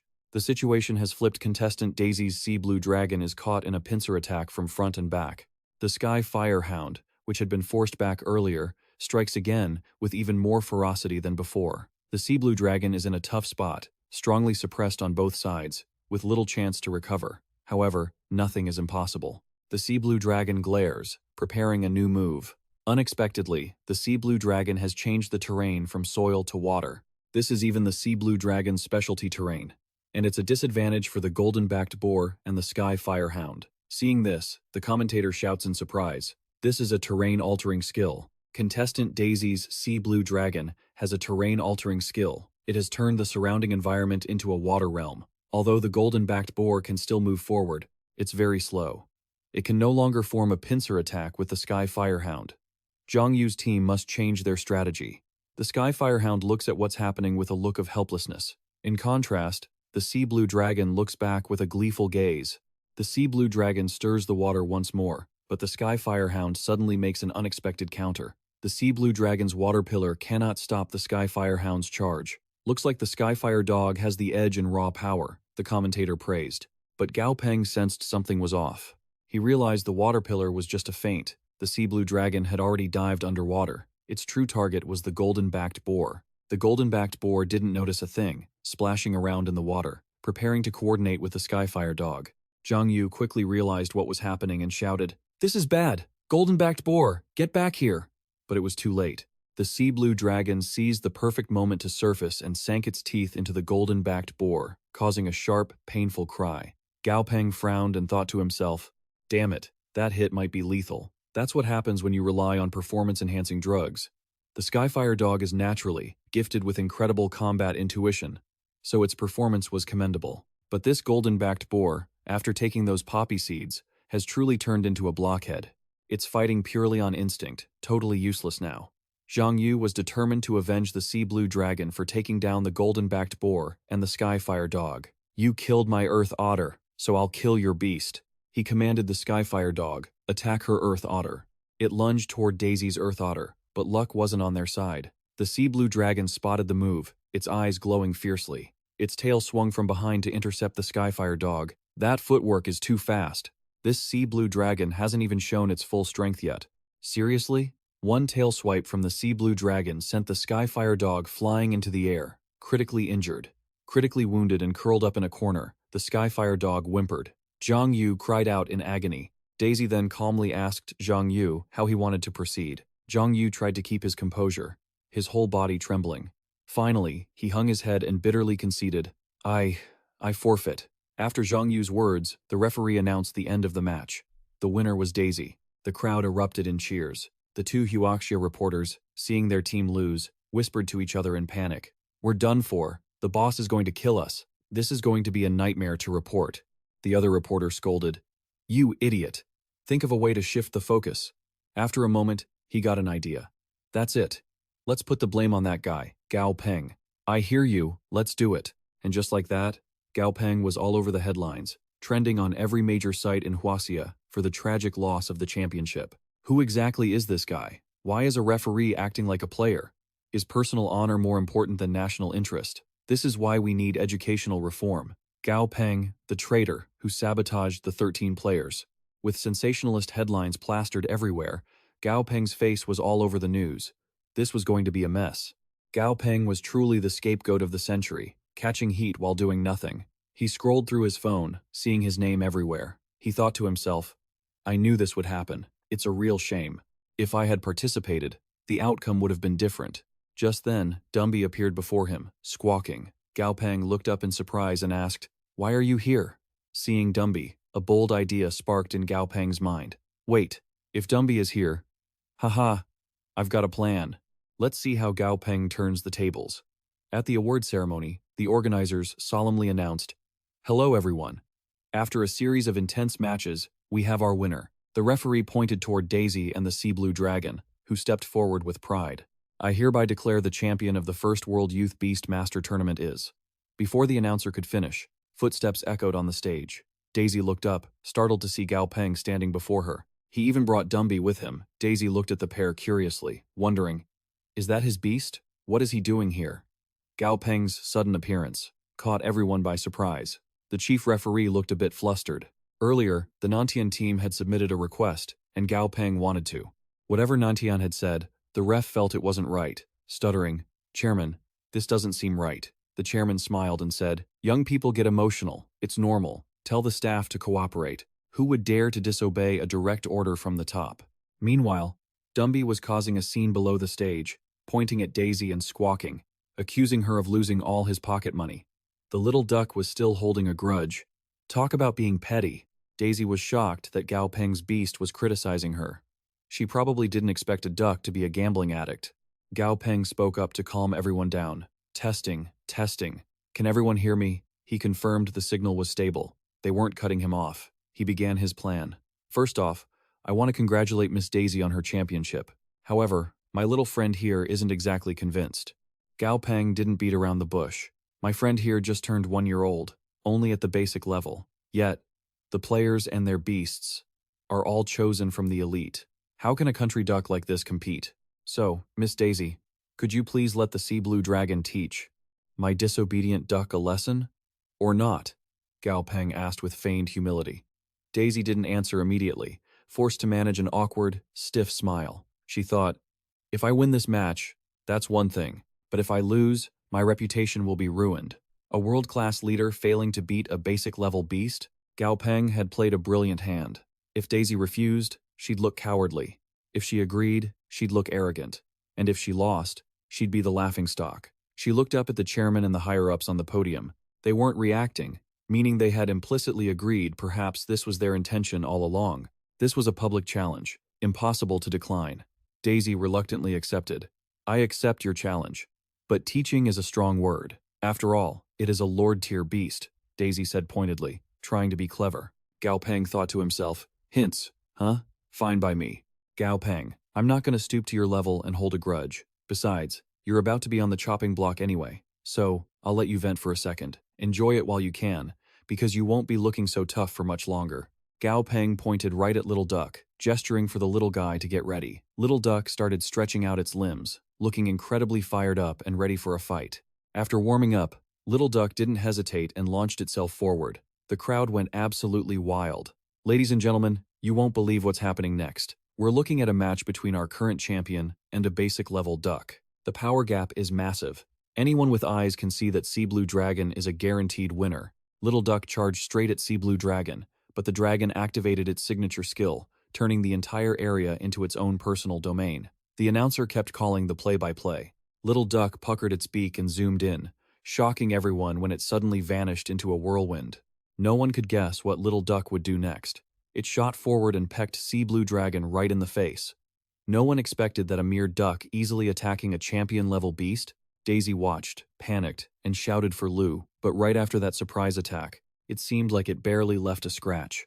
Sea Blue Dragon whipped its tail, sending Little Duck flying far away, then opened its massive jaws, revealing rows of razor-sharp fangs.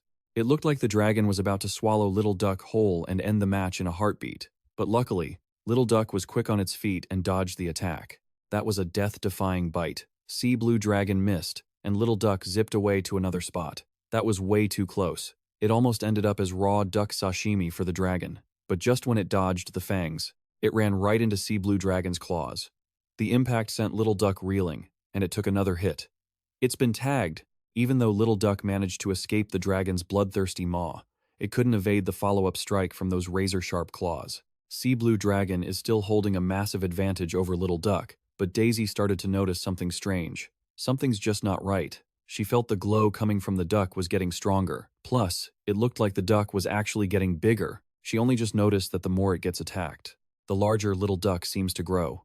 The difference from just a moment ago is huge. Little Duck showed no fear and charged right back at Sea Blue Dragon again. While attacking, Little Duck even started trash-talking the dragon. "Is that all you've got? Your attacks are weak. Did you not eat breakfast today, you oversized lizard? Talk about a sharp tongue. Like owner, like beast, I guess." Sea Blue Dragon was fuming after being hit and mocked like that. Its eyes blazed with rage, and its teeth clenched with a grinding sound. The dragon used its claws to swipe Little Duck away as it kept attacking, then whipped its tail with enough force to crush anything. It slammed Little Duck hard into the ground and didn't hesitate to stomp on it, trying to end Little Duck's career once and for all. I don't know if our little duck friend can survive this one. Seeing that scene, Daisy felt a bit relieved. After such a brutal, relentless attack, how could that duck possibly still be standing?